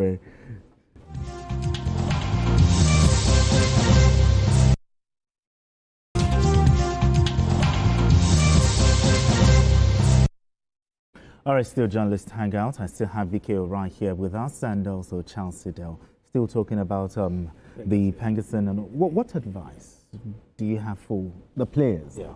Pengassan, Dangote, the federal government. How would you do? Okay, actually three. It becomes a tripod. Well, first, all these parties, they are Nigerians. Dangote, Nigerian brand. Pengassan, Nigerian workers. Government of Nigeria. So, but first of all, at the heart of it is they must all look at who suffers the most. There's any dispute unresolved, it may not affect primarily Pegasus, may not affect primarily Dangote. The buying public will bear the brunt. For instance, when there was issue of this strike and all that shutting down, filling stations across were all shutting their doors and all that. And there's filling stations around me over there that were already recalibrating the price. Not even the price per se. You know, they have these neon signs and all that. They shut them down. No more prices seen over there. Because it happens over time. Once there's something like that, you know, they are going to adjust their pump price and all that. So they were, even as we were coming here, most filling stations were shut down. So in anticipation of whether there's going to be any dispute, and then at the end of the day, there will be markup of the prices. And then when you mark it up, the private pockets of the individual Nigerians will suffer. Sure. I mean, we are as we speak, people are depressed, people are having problems to even meet us so many things. So first, Dangote is a Nigerian brand. It has it's also a private investor investing in the Nigerian system. The people that constitute Pegasus and then his workers, they're also Nigerians. So whatever they are doing, they must put Nigerians first. Because when you talk about national pride should not affect Nigerians who are the nationals. So the FG, I thank FG for coming over.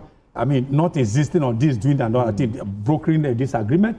So the agreement they must allow the agreement to work. Dangote having shifted much ground, let it remain there. So it's like saying, you got to say, let the status quo remain. So let them allow the status quo to remain so that the benefit will come to us as Nigerians in the long run, both in the short and the long run. Okay, yes. Mikhail, how do you weigh in here? Your advice to all the players? Yes, I will advise them to sheath their sword. They should, because they say when two elephants fight, it is the grass that suffers. Nigerians will suffer in the event of any disputes of a strike. Yeah. You know, Nigerians will suffer, and we don't want to see that. We've experienced consistent product supply. We don't want any disruption to that good arrangement that we're enjoying. So both sides need to show maturity and show sincerity. That is the only way that we can have industrial harmony. And we've heard that Dangote group has said that they are prepared to take back the disengaged staff and send them to other areas within the company with no loss of pay. But the Minister of Labour said something, and I quote, "Unionization is a right of workers in accordance with the laws of Nigeria, and this right should be respected." So I think that workers deserve to join unions. And I've said before that I was a victim. I worked somewhere where I was not allowed to join. I know how it has affected. Okay, but on a broader scale, you don't think this standoff, this back and forth, could affect investor confidence in Nigeria in the energy sector? No, it's not everything that affects investors. Not everything affects investors. This will be resolved. Yes, what will affect investor confidence is if it is our attitude. Okay. A negative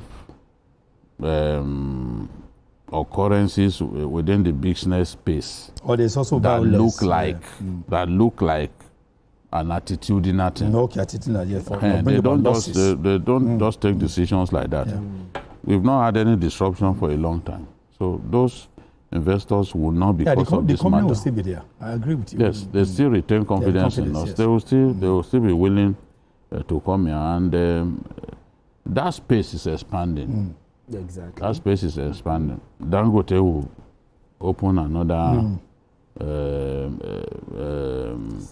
seaport. Yes, seaport, of course. It's the business space is expanding, and he's making a big contribution to that. So, by now, Dangote will see how much Nigerians love him.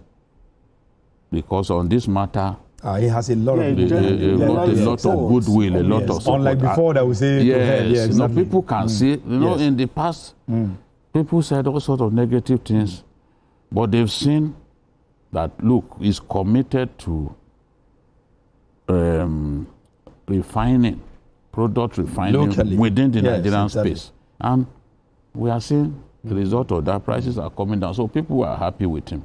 And to that extent, I believe that he also owe us that. Yes, he should also not do anything that will cause Nigerians who are on his side now to suffer. Turn against him. To turn against him. Yes, because if they suffer, it doesn't take a long time for Nigerians switch. They will switch. So because of one person we are suffering and now buying fuel at 1,500 per litre. Allegiance will shift. If a strike begins now and people can't access product, they will turn against him. A lot of them will turn against him. Absolutely. And they can't afford that. No, he shouldn't do that. Especially now that he's enjoying tremendous goodwill. You cannot buy that with money. Absolutely. Agree.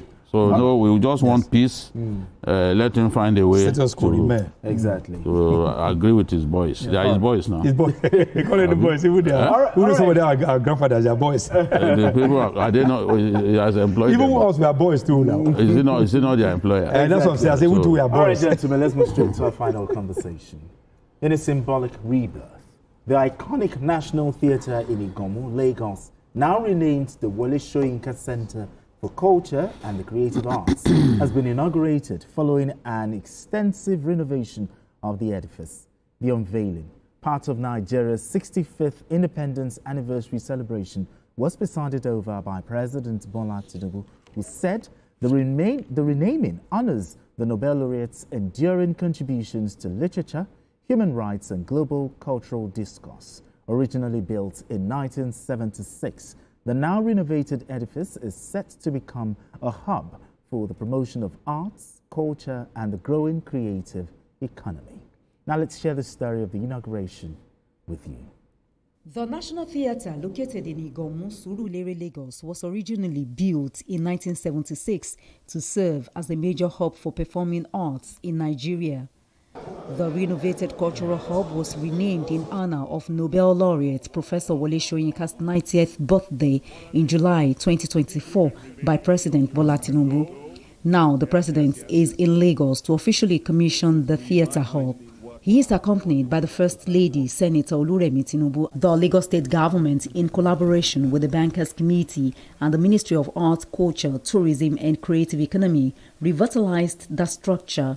Indeed, this amazing story of revival of possibilities, of artistic and creative excellence is still eating here in Igomu.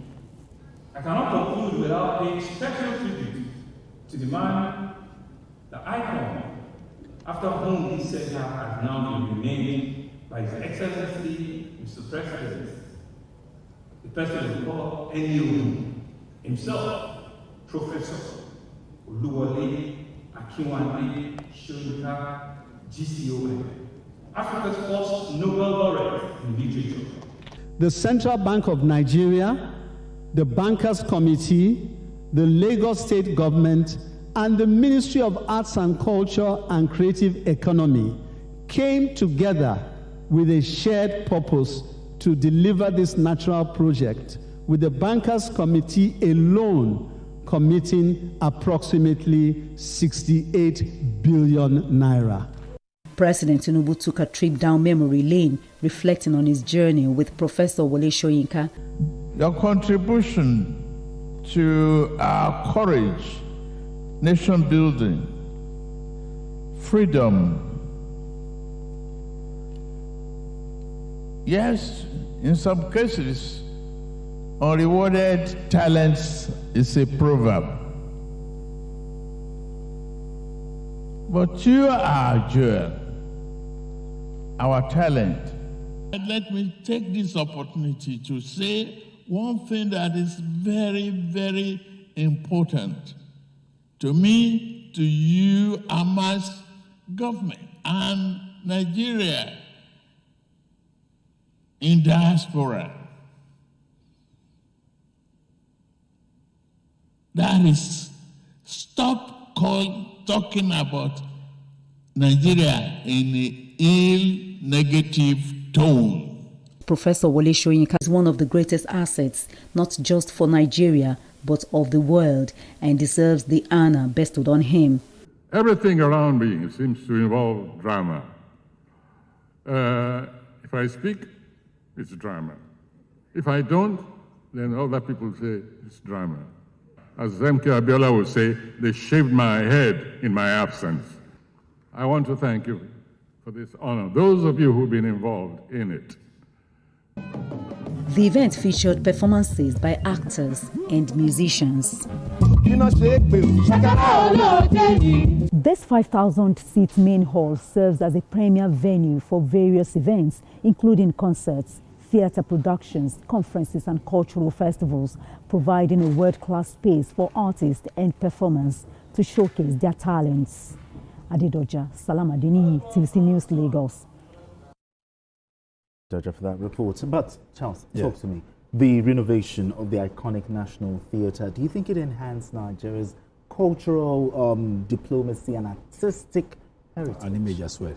An image as well. It's very important. There used to be a time there was in the past when if you wanted, I think it was the icon for Lagos, just like Eiffel Tower is the icon for France or for Paris and all that. The National Theatre used to be, when you want to talk about Lagos, you flash that, in Lagos or so.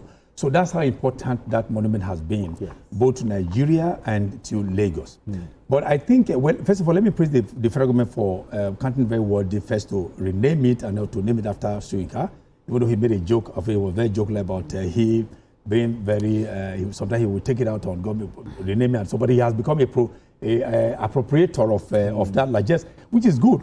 But you see, I personally would see a situation whereby it goes beyond the remodeling. It goes beyond the what do you call what they have don't do it. Because why I say so is very important. I used to be a frequent visitor to that place because of watching Yoruba movies and all that. There's what they call a place called Abegi, where you can eat and all that. It used to be a place, but over the years, and I saw that sometimes you are there, you don't know whether your car is safe, whether you're safe. You see people who are not looking to. I don't want to say certain things so people know exactly. So I became afraid. First, is my life safe being there? Number two, my car is it safe being there and all that. And so it goes beyond that. There had to be a proper management so they can reflect the Soyinka brand. Number one. So that you can have a Soyinka name being there, and then whatever takes place there is in the negative aspect. Because that would be a disrespect to the name of Soyinka and what it represents. So I'm looking forward to federal government just going beyond that. And particularly, it's possible if they can concession it to those who know how to manage such a thing. So that people like maintain, I can go there, drive there during the week, because the place is very wide, and then the ambience is there. You have trees, you have so everything is there. So I think so I think it's the maintenance that, of course, we should be have to upon. Exactly. That's the way I see it. Yes. All right, we need to go on this quick break, and when we return, the conversation continues. Don't go away. Still Journalist Hangout.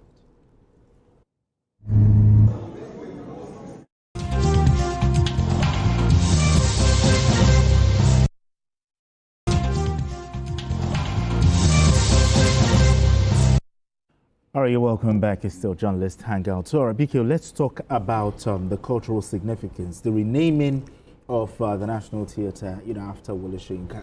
What does this symbolize, for Nigeria's cultural identity? Yeah, it shows that God's gifts to our country, God's gifts to our continent, we truly appreciate, and we want him to live on in our hearts, even long after he's gone. We see Tohash, the big tennis player from the US. You can see that is it from the US or France? I can't even remember. Tohash, he's been honored. Maradona has also been honored by Napoli. the stadium. Yes, What they do is they wait until you die before they now exactly. name it after you. So they've named the stadium after him. So it's not a new thing. Yeah, I thought you she's know? an American. Yeah, yes, I know that they named one of the big tennis arenas after him. About the Nobel. I think it was the one who died. Was it AIDS or something? I can't recall that. Now, Soyinka was somebody that I grew up reading his works alongside great writers like Sembene Usman, like Chikaya Utamsi, the Congolese poet and activist writer. Ngugi Wationgo. He used to be James Ngugi. His book. We read some of his books back then when he was James Ngugi, and then he changed his name to Ngugi Wationgo. You know, and then Alex Laguma, who wrote the book In the Fog of the Seasons, and he was a colored South African with fantastic writer. Senda Senghor. Yes. You know, Leopold Senghor, the former president of Senegal. You know, so these were great writers. A lot of them died relatively young. Yes. Chikaya Utamsi died, I think, at the age of 56. Alex Laguma at the age of 60. He died in Cuba at the age of 60. Sembene Usman is gone. Ngugi Wationgo died recently, you know. But Soyinka is still waxing strong at 91. So there's no honor that we can do Soyinka that I believe is too big. Soyinka has recently, as some years back, even still directed the cultural display at our at the All African Games. You know, so he's done so much for arts in our country, done so much for the struggle for the enthronement of rights in our country, and he deserved to be honored in the way that they have honored him. I also, just as he suggested, I would want a situation in which we don't go back to the past. Soyinka said he gave up on the National Theatre. He felt that it could never be revived again. You know, but thank God, this at TVC, we did a documentary. It was Ola Wakon that I sent to go and do that documentary. He did a documentary that showed the decay. And I'm happy that banks came together. Sanwo-Olu galvanized people, and then we have this situation. The place is looking very beautiful. In fact, look at if you are driving along along the third mainland, you see. Particularly in the night. Yes, you see. If you look to your left, you see just how beautiful. This was flickering. Yes, the light, the multiple colors. This was where the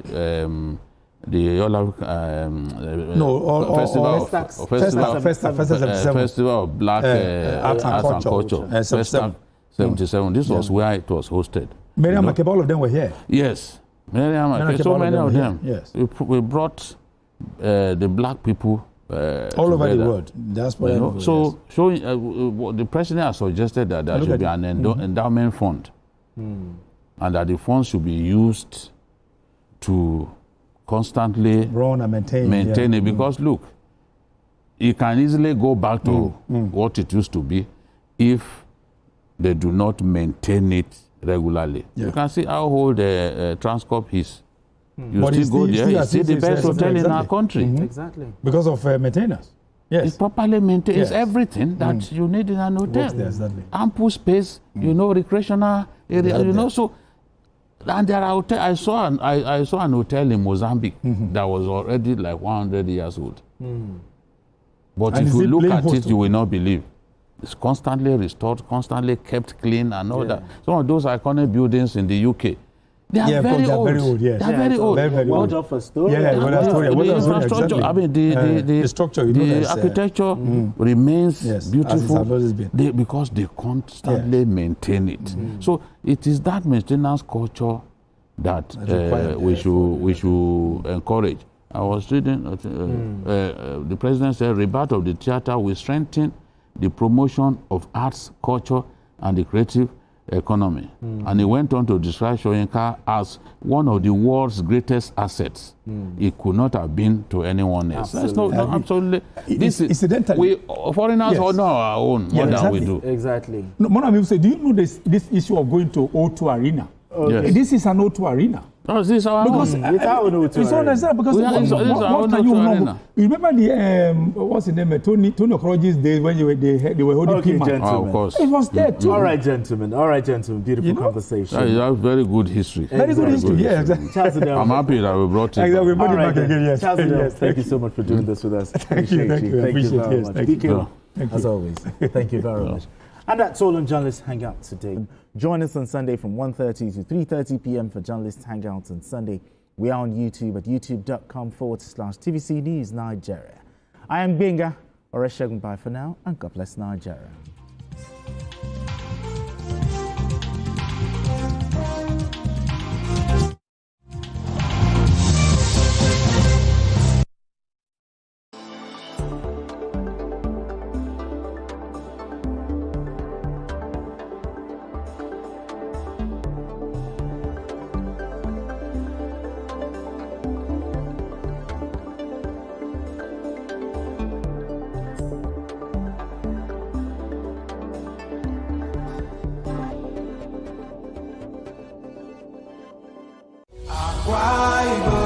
Is my fatherland. God bless Akwa. We will invite all Akwa Ibomites to arise to the faith of greatness with our Rise agenda. The sun is rising, the land is peaceful. It's so amazing that I can see.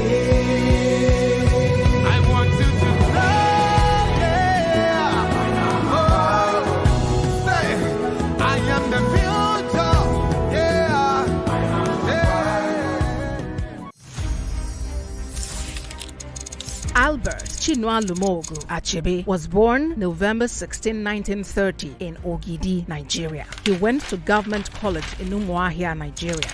In 1948, Achebe won a scholarship to the University of Ibadan to study medicine, but after a year, he changed his major to writing. After graduation in 1953, he became a script writer for the Nigerian Broadcasting Service, NBS, eventually becoming the head programmer for the Discussant series. In 1956, he visited London for the first time to take a training course with the BBC. On returning, he moved to Enugu and edited and produced stories for the NBS. Achebe was unhappy with books about Africa written by British authors such as Joseph Conrad and John Buchan because he felt the descriptions of African people were inaccurate and insulting. In his spare time, he worked on Things Fall Apart. The novel was published in 1958. The book won immediate international recognition and also became the basis for a play. His second book, No Longer at Ease, published in 1960, is set in the last decade before Nigeria achieved independence. In 1961, Chinua Achebe met and married Christiana Chinwe Okoli,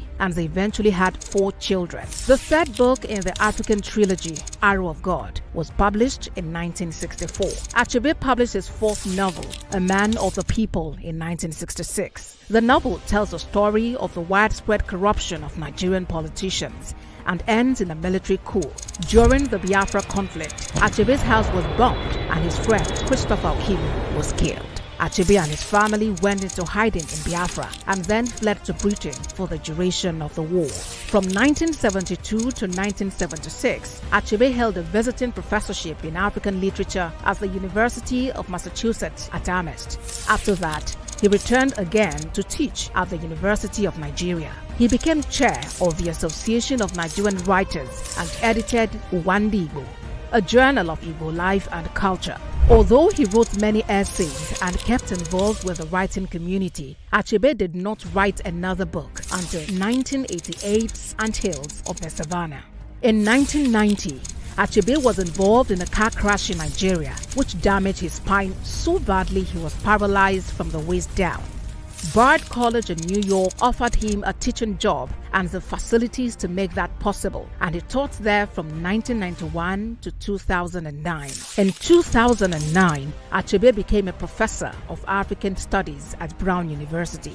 In 2012, he published the essay, There Was a Country, a personal history of Biafra.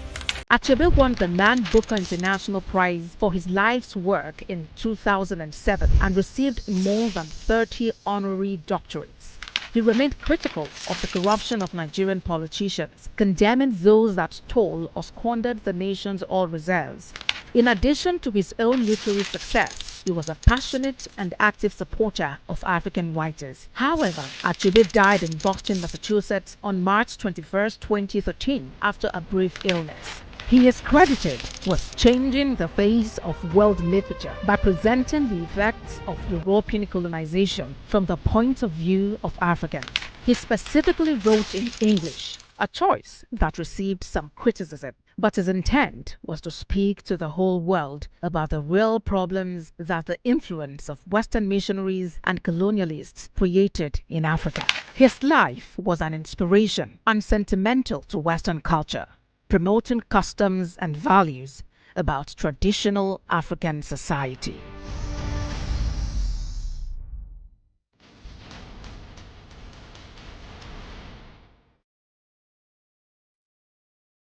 And that's it on TVC News. We're back at the top of the hour with more updates. Breaking news. 2 words that define our world. Unpredictable but inevitable. It's the rush of adrenaline, the spark that ignites our curiosity. But you see, breaking news is more than just a headline or an attention grabber. It's a responsibility to tell the truth, to seek out the facts, and to share the stories that need to be told. As a news anchor, I've witnessed history unfold before my eyes. From moments of triumph to times of tragedy, beyond the screaming headlines, there are real people, real communities and families affected by the news. And that's why breaking news isn't just about being first, but being accurate, balanced, and reliable.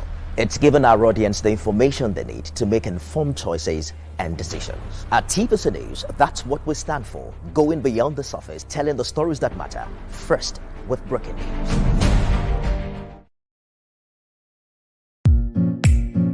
In a world where news never sleeps, we're taking a giant leap into the future. We at TVC Communications are proud to introduce a new era in news broadcasting. But first, let me introduce my special friend, Olamide AI. Hi, Olamide Human. Is it time to come out yet? Yes, indeed it is. And you can bring your friends along. Meet our new AI anchors, speaking your language and sharing your stories. From English, good day. These are the news headlines, to Pidgin, better country people, on a good evening. Yoruba, Ekaro, Ekudede Asikoyi, Shidadalabayi, Igbo, Ndewo, Auto Innovation, Ahambu Obada Samson Ejiro, and Hausa. Mutane na sanar da zuwa, sunana Rakia Abdulkarim kuma kana kallon TVC News. We are bringing the news closer to you, faster, smarter, and always reliable. And together, we are shaping the future of news for every Nigerian, everywhere. Innovation, connection, and trust. The future of news is here. TVC News, first with breaking news. And now, first in Nigeria with AI news anchors.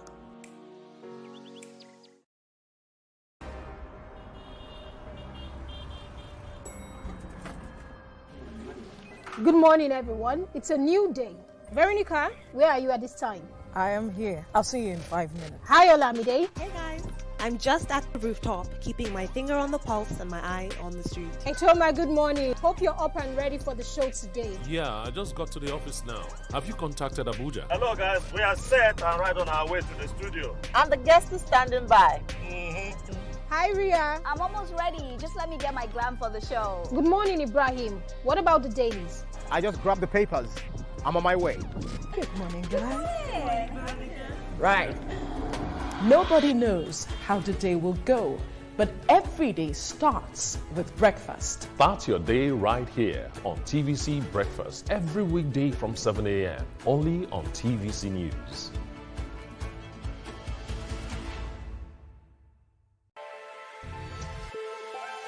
Every weekday on Business Nigeria, we uncover the secrets of the financial world. We analyze the stock market, shares, bonds, and the thrilling world of cryptocurrency. Facts matter.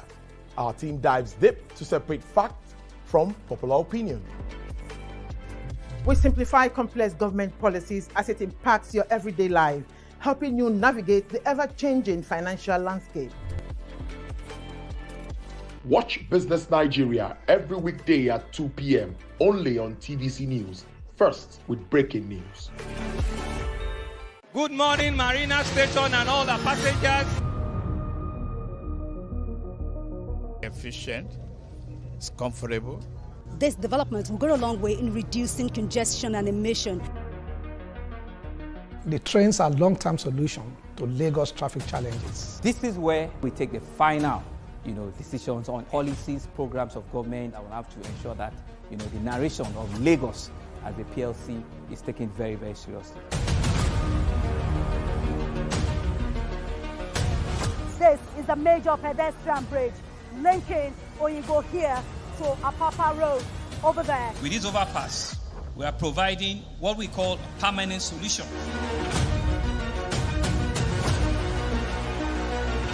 This place is one of the most dangerous areas at the biosecurity environment. This can go into the news and every crumbs of your neighborhood. Our goal is to remain as Africa's model megacity, to move our GDP from the 5-6 position to the 3rd position, and we believe it's achievable with all the commitments we have.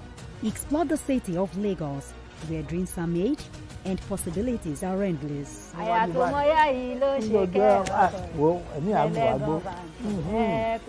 Amadedoja Salamadini. I live in Lagos, inside Lagos.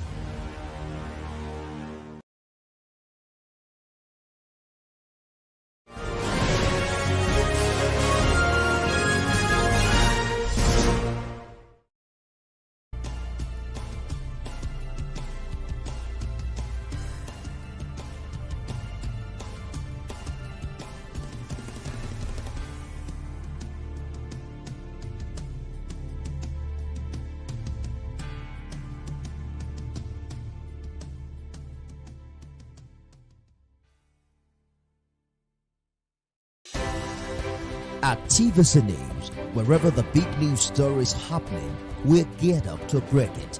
TVC News, first with breaking news.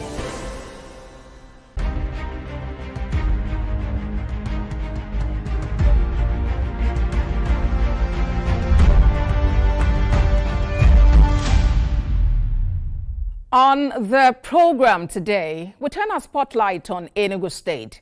28 months into the administration of Governor Peter Mbah, residents and stakeholders are evaluating his performance based on promises made during their campaigns. Tonight, we explore the challenges of out-of-school children in the state, the effort of the state government to reduce the figure as 70,000 out-of-school children aged 6 to 15 years as of 2022, representing 7.5% of its population in that age group, exist in the southeast state. Now, that's as reported by Stakeholder.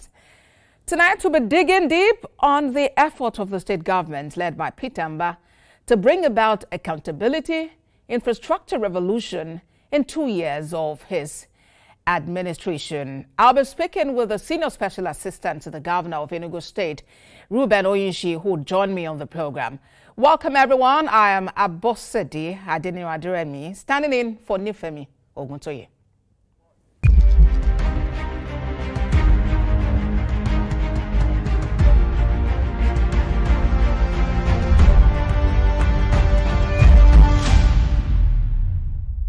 This is Beyond the Headline. Thank you for staying with us. Tonight, our focus is on Enugu State, and joining me is Senior Special Assistant to Governor Peter Mbah of the State on New Media, Reuben Oyinshi. Good to have you join us on the program. Thank you very much. Now, Ms. Oyinshi, as of 2022, Enugu State ranked second as the southeast state with the highest number of out-of-school children. What is the Peter Mbah administration doing to reverse the trend? Well, what Lumumba has done to the trend is quite humongous, in the sense that if you look at the budget of Enugu State, it is 33%, above 33% is devoted to education. And that tells you what the government is minded to do in terms of raising, taking the children out of the street and guaranteeing that the out of school children is actually reduced to the barest minimum, to even 0%, quite above the SDG goals. So what we did is that the Lumumba administration embarked on the smart schools, building of 260 smart schools in the 260 wards of the state. And this smart school is all about getting it smart, picking the child from crèche to JS3. And then they are exposed to main currents in education, not just cognitive education, but technical education.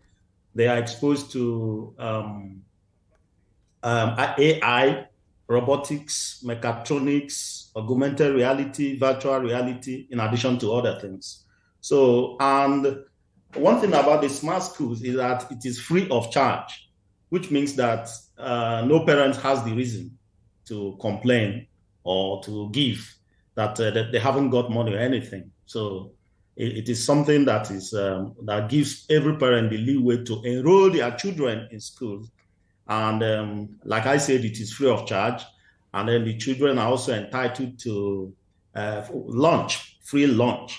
So the idea is to have the Enugu child, every Enugu child in school, at least from crèche to JS3, within which. Mr. Onyeshi, what is the mode of enrollment into these smart schools? Well, like I said, it is free. Each smart school, we're looking at 260. And this smart school has the capacity to contain up to 1,000 students or pupils, as it were. Because, in every ward, Mr. Onyeshi, you could have as many as tens of thousands of people within that age range who should actually benefit. So I'm curious as to, what then determines which persons are enrolled into these schools. What are the requirements? Do they have to be indigents of the state? Do they have to have lived in the state for a period of time? What modalities have you set in place? We are looking at children in public schools for now, children in public schools. You understand? And then Enugu State, and it is done in such a way that I doubt that we will even get a word in the state. So we are looking at enrolling everyone. If you look at the capacity, 1,000 in every ward, I think it's enough to contain the number, any number that may come up. So it is not as though we are not discriminating. I know that the other time some people from Anambra State were coming to register, but we said, look, let us enroll children of Enugu State first. Then let's see if we have shortfall, then we can now contain people from outside the state. All right, so you set out to establish 260 of these model schools in 260 wards of Enugu State. How many of them are functional just yet? All right, they were all taken by 22nd of this month, that's September. But, we 260, but we had issues somehow. We were not able to, at least 90% of them were open, but we still had some of them that required finishing touches, and which is being done. So within 2 weeks, that will be completed, and all of them will be ready. So, but 90% of the smart schools have taken off. And I asked this, Mr. Onyeshi, because as of July, there were reports that only one of these model schools was actually functional, the one in Wole. Yes. That was the pilot scheme. That was the pilot scheme. You understand? It had taken off for like a year now. It was a pilot scheme. So, but we are taking off. We have about 268 because in Enugu metropolis, we still had the additional 8, and the idea is even to raise it to up to 300. So that was the pilot scheme. The one we have at was the pilot scheme, and it took off effectively. But by 22nd of this month, the other ones, kicked off. Well, we look forward to seeing, how that goes, because we've mentioned that a number of those projects still need some finishing touches. And you and I know that, especially with the focus and the concerns about maybe building collapses and all, you would want to do your due diligence to ensure that it's in perfect shape to deliver and ensure that whoever is within the holds are safe and can learn without any fears. But what challenges have you encountered in a bid to implementing this project?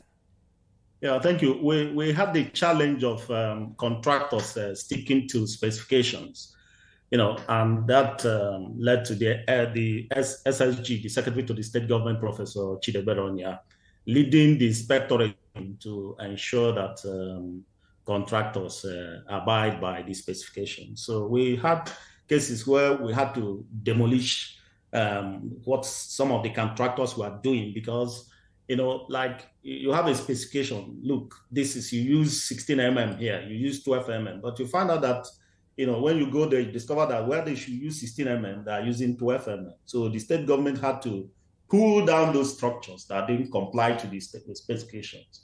That was basically the challenge had, the SS having to be there every time, you go to this smart school, and then when you leave, they begin to do what they want. You have to go back so many times. It was really tasking, but the SSG was able to do that with the Commissioner for Works. So monitoring and inspection was actually a challenge, but it wasn't insurmountable. We were able to surmount it because, with contractors, some of them want to make, big profit. It's not as though they're not making profit. But Mr. Onyisi, there are allegations that, this failure that you're talking about is actually hinged on the fact that a significant number of these contracts were awarded to individuals who are closely linked to government officials. How correct is that? No, that is incorrect. That is incorrect. It is these are figments of imaginations and such narratives. We get to see them, but it wasn't so because the contract was given to people not necessarily because they were close to the governor. There was due diligence and due process was followed by advertising, bidding, and all that, bill of quantity. All these processes were followed before we arrived at the award of the contract. So.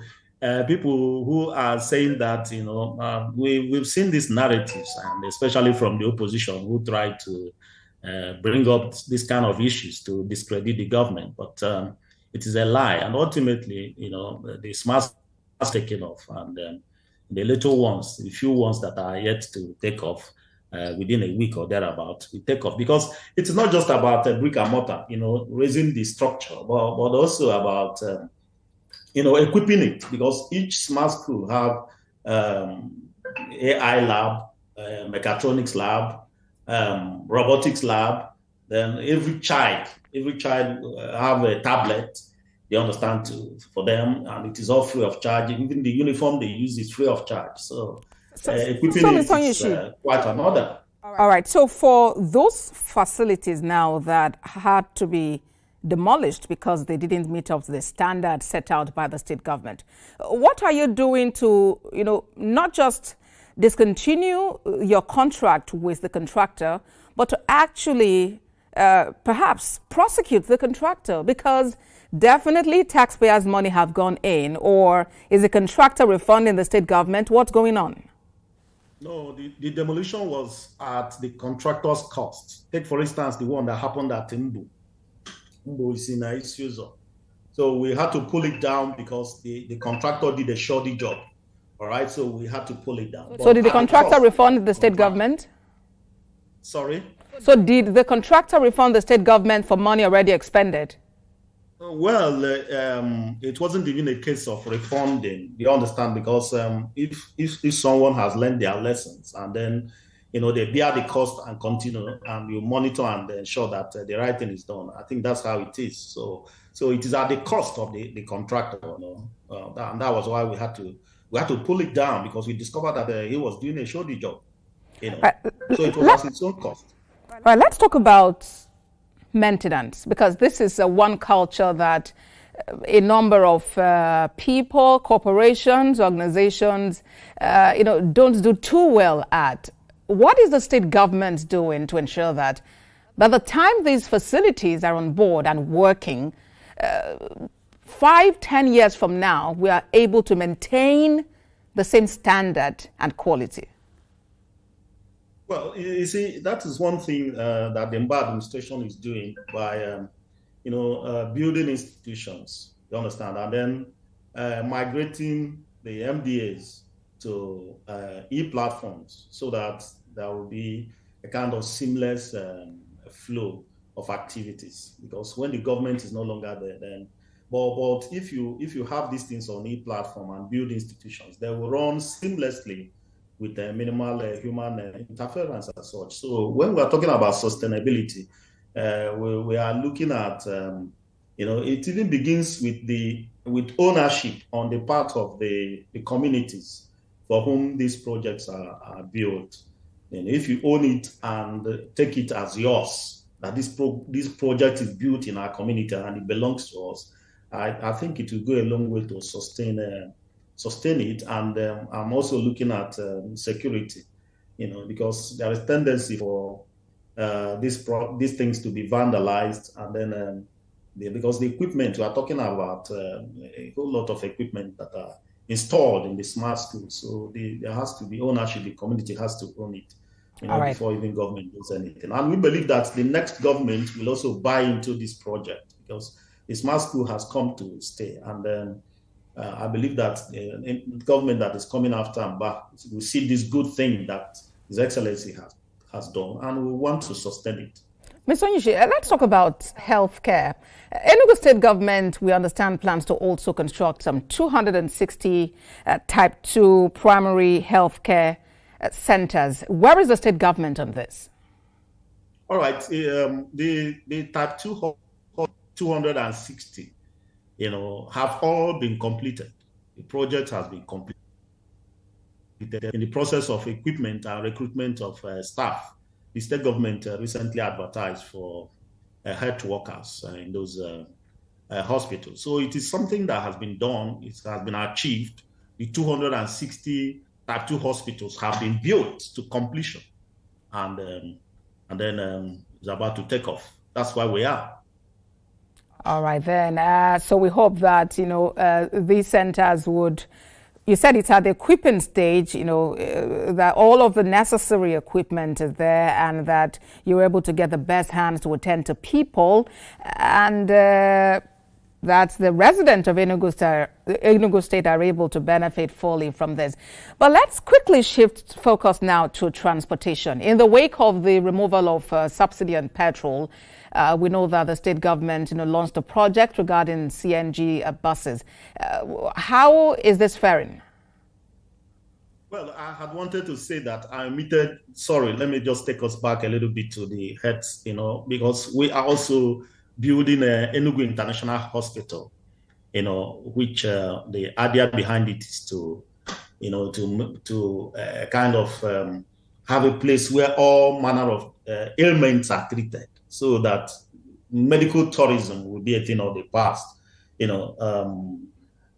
It's almost at the finishing here, and it has the capacity to handle all manner of cases, be it cardiological cases, be it oncology or whatever.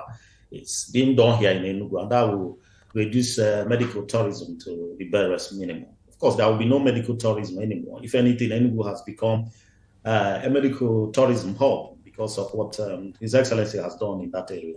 Now, so it means that, yes, before we get to that, so it means that with this, we are hoping that even the governor himself and his family, the first family, and, the politicians and everybody would be receiving health care back home in Enugu State and don't necessarily have to go outside the country. Is that what you're saying?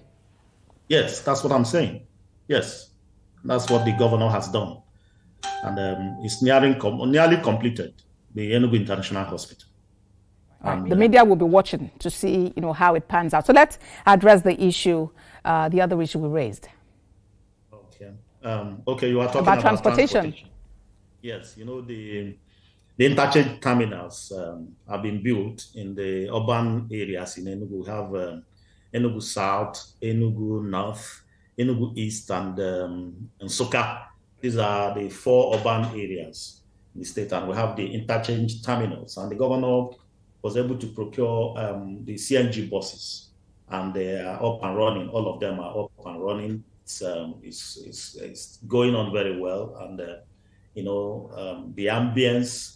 When you enter the CNG bus, you get relaxed. There is also provision for Wi-Fi and all that, and you get it at affordable rates. The idea is to reduce transport costs, in Enugu State, and so that because with the removal of fuel subsidy, the transportation costs skyrocketed. But with this kind of development, the people of Enugu are having a new lease of life. Following His Excellency's introduction of the terminals and the CNG buses. Right now, there are rumors that your principal, Governor Peter Mbah, is at the verge of dumping the party that brought him into power, the People's Democratic Party. Just how true is this? When is the defection going to take place, and what party is he looking at joining? Well, all these things are within the realms of speculation. People tend to speculate, and they think that these things are happening. You understand? But I can assure you that the governor is still in PDP, as it were. But one thing I want you to know is that Peter Mbah, as we look at him in Enugu State, is an institution. The governor is an institution. He's the party that we know. Therefore, wherever he goes, we follow. Follow your leader. That's what it is. He has done so marvelously well that the people are no longer thinking about party. In Enugu State, we are no longer thinking about party, as we are thinking of, this governor that has performed excellently, that has transformed Enugu State within so short a while. What Mbah has done in 2 years is any other governor could not even have achieved in 8 years. And there are also more to come. So we really in Enugu, we are not thinking about party. You're not thinking about party, but you mentioned a while ago that your principal is still in the PDP. Does it bother you that with the leadership crisis in the PDP at the moment, his chances at perhaps re-election could be ruined? The what? That your principal's chances of being re-elected as governor could be ruined, that if he chooses to run for a second term. Why? Why would it be ruined? I'm talking about the leadership crisis within the People's Democratic Party. Does that not bother you? Okay, yeah, but that is being resolved. It bothers me. But like I said, it's not even about party. So there's no way the opportunity for him to be re-elected will not be ruined in any way, even at the fact that the party. But I know that the party is trying to reinvent itself. The convention is slated for November. You understand? Did anybody say the convention will not hold? It's unnatural. Bickering and all that may be natural, but I know that PDP has this experience of evolving and, being able to come out of some of these challenges. You understand? There have been challenges quite all right, but they are not insurmountable. So I think the party should be able to do that. But in the event that the governor leaves for any other party, we'll follow him. The entire Enugu State will follow him because he's our party. He's an institution, and we are not joking with him. Senior Special Assistant to Governor Peter Mbah on new media, Reuben Onyishi. Thank you for your time on Beyond the Headlines. Thank you very much. Well, that is our program today. I am Abosidi Adeniwa. Bye for now.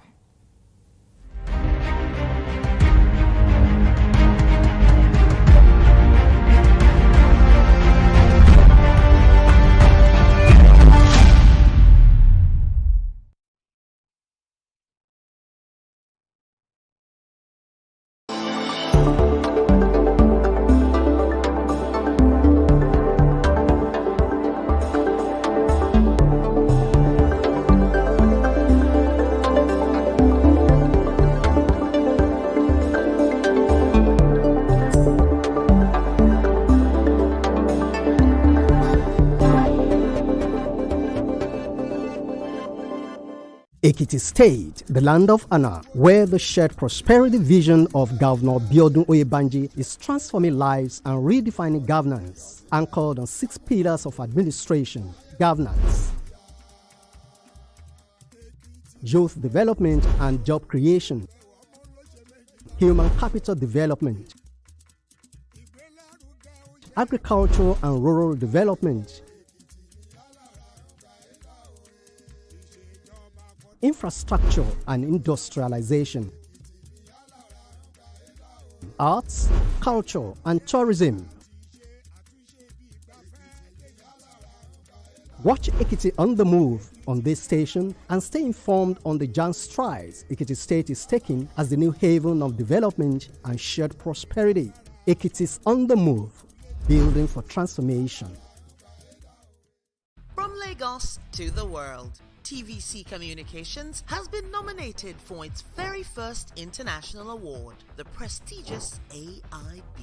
It's a recognition of our voice, vision, innovation, and relentless drive to push beyond boundaries. TVC Communications, Nigerian excellence on the world stage.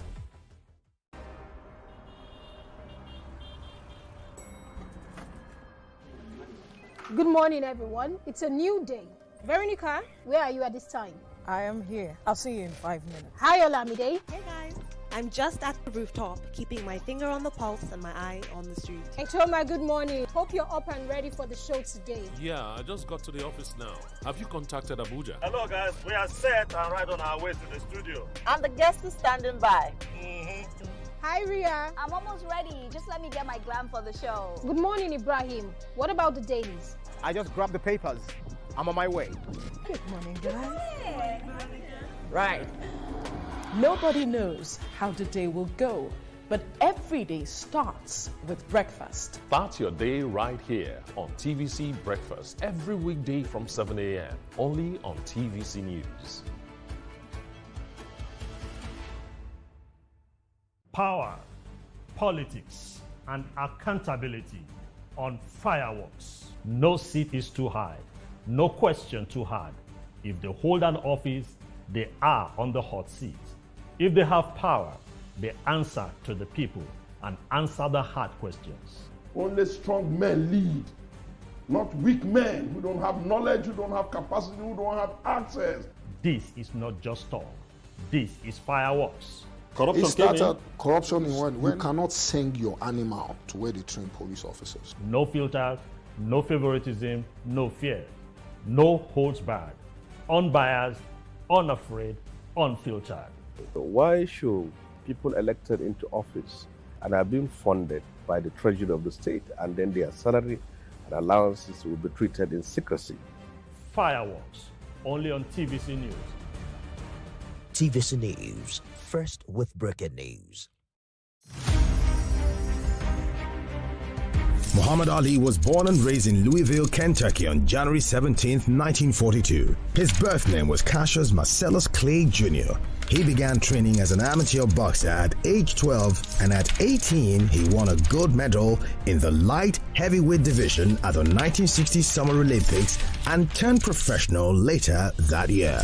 In his early years as a professional, Clay was more highly regarded for his charm and personality than for his ring skills. He sought to raise public interest in his fights by reading childlike poetry and spouting self-descriptive phrases like float like a butterfly, sting like a bee. On February 25, 1964, at age 22, he pulled off a major upset, defeating Sonny Liston to win the World Heavyweight Championship. That same year, he shocked the boxing establishment again by denouncing his birth name as a slave name and formally took the name Muhammad Ali, which was given to him by his spiritual mentor Elijah Muhammad, leader of the Nation of Islam. For the next 3 years, Ali dominated the boxing arena. Then, on April 28, 1967, citing his religious beliefs, Ali refused induction into the U.S. Army at the height of the Vietnam War. Ali was stripped off his championship and precluded from fighting by every state athletic commission in the United States for 3.5 years. Ali's message of black pride and black resistance to white domination generation was on the cutting edge of the civil rights movement.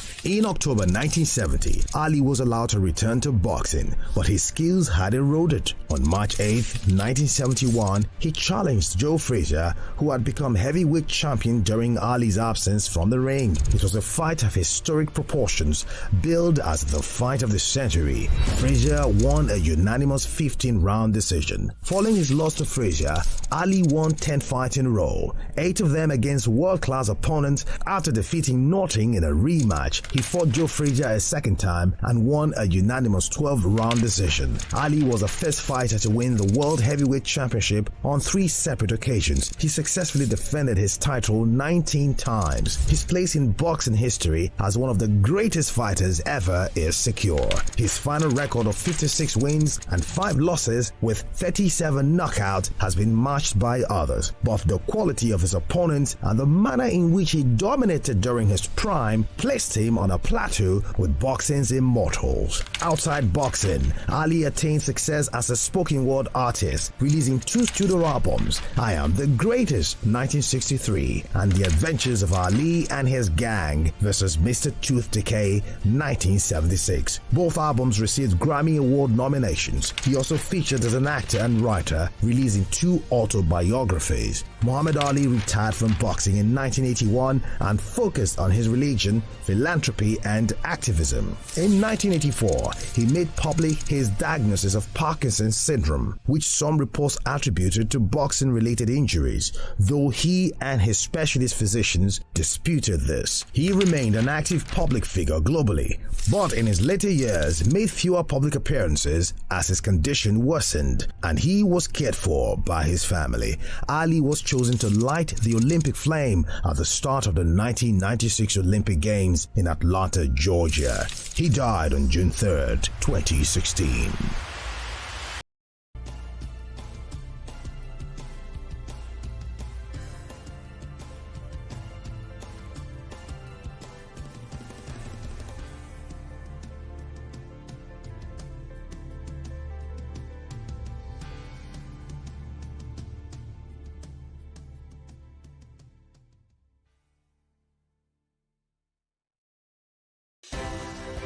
At TVC News, wherever the big news story is happening, we're geared up to break it. TVC News, first with breaking news.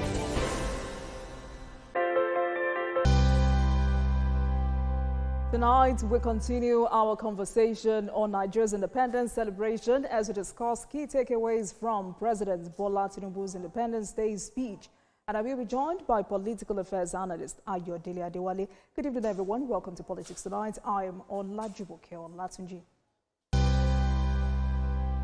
Thank you for staying with us. Now, let's begin with some political developments. The Governor of Kaduna State, Uba Sani, has carried out an on-the-spot assessment of major projects across the state. From the Ahmadu Bello Stadium to road and health care projects, the governor says the interventions reflect his administration's commitment to sport, health and infrastructure. Governor Obasani arrives at the Ahmadu Bello Stadium in Kaduna to inspect ongoing reconstruction and remodeling works. This facility, last upgraded in 1965, is being transformed into a state-of-the-art arena that meets FIFA and World Athletic Federation standards. This is not renovation. This is reconstruction of a new stadium entirely. The most important thing is that Ahmadu Bello Stadium, like you all know, is one of the most iconic stadiums in the whole of Nigeria. In the past, it hosted FIFA events here, including under 17 FIFA tournament here in Kaduna. Unfortunately, this stadium was abandoned, although we cannot blame anyone because it was a federal government facility. But I'm happy to say that President Bola Tinubu finally have concluded the transfer of this stadium to Kaduna State government. Kaduna is one of the major centers when you're talking about tourism in Nigeria. Governor Obasani expects the project to be completed within 10 months, a move he believes will restore the stadium's global relevance, create jobs and boost tourism. Our plan is 10 months. 10 months. So I'm happy that you are working within our schedule. Today, most of our matches have been hosted in Uyo, that is in Akwa Ibom State. But I'm sure when this study is completed in the next 10 months, most of those marches will be hosted here in Kaduna. The governor also visited Kike Dambushia Asphalt Road project in Millennium City. Once completed, the road will open new economic corridors, ease movement and reduce traffic congestion in one of Kaduna's fastest growing settlements. And we realized that this is a very important road that connected about 17 communities. From here to the end of this road, which is 15 kilometers, about 15 communities lives in this very important road. Put in a lot of money to ensure that we construct an asphalted road that will connect these 15 major farming communities.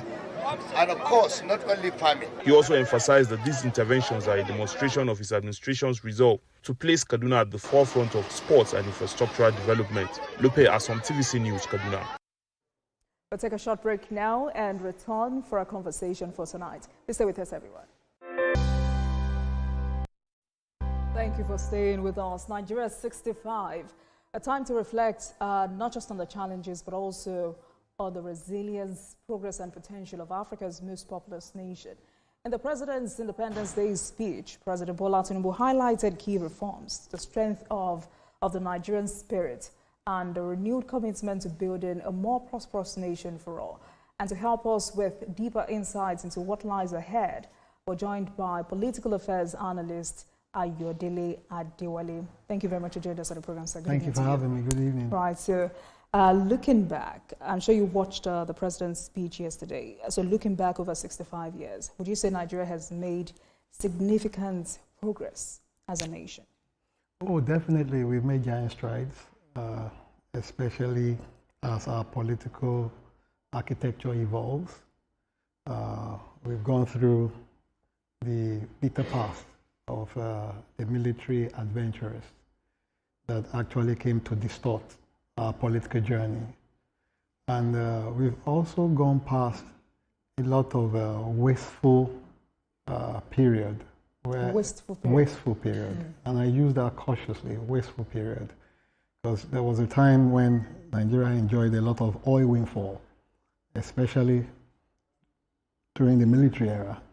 And of course, I think at the Fourth Republic, around the year 2000 and downward, and all that, proper management was not seen, because if there had been a deliberate, conscious build-up, by now, what the administration is trying to rejig and setting a concrete foundation for economic prosperity wouldn't have been, right? They would have been laying on additional foundation to take us to a much greater height. But again, that is history.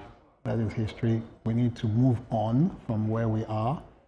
And I'm particularly gladdened by the brief statement that the president was able to put out touching cogent areas, especially areas that concerns the youth, who are today and future of this country.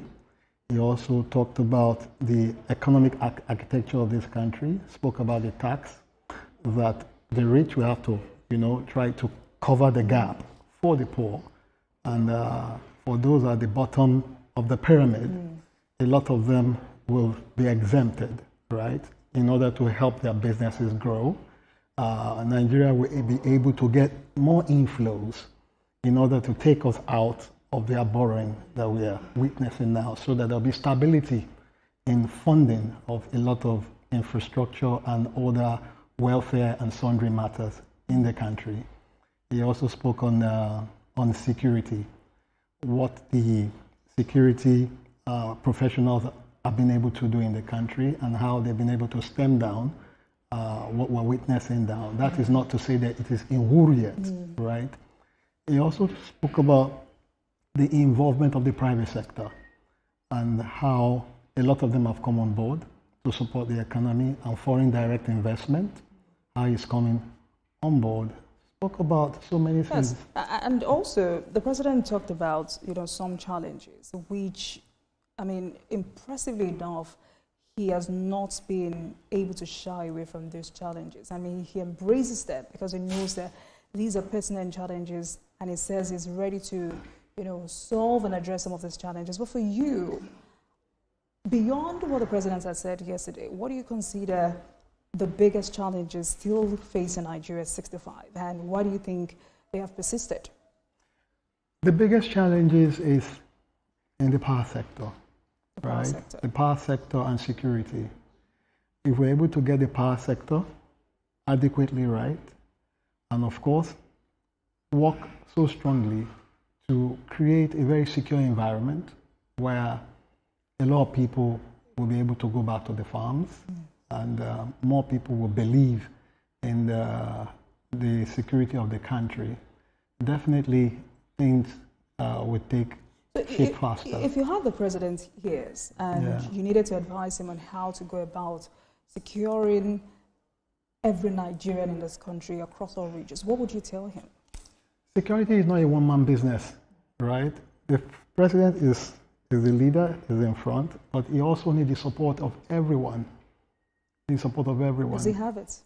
He's getting it, and he's getting more of it as we journey on. And more people believe in his administration.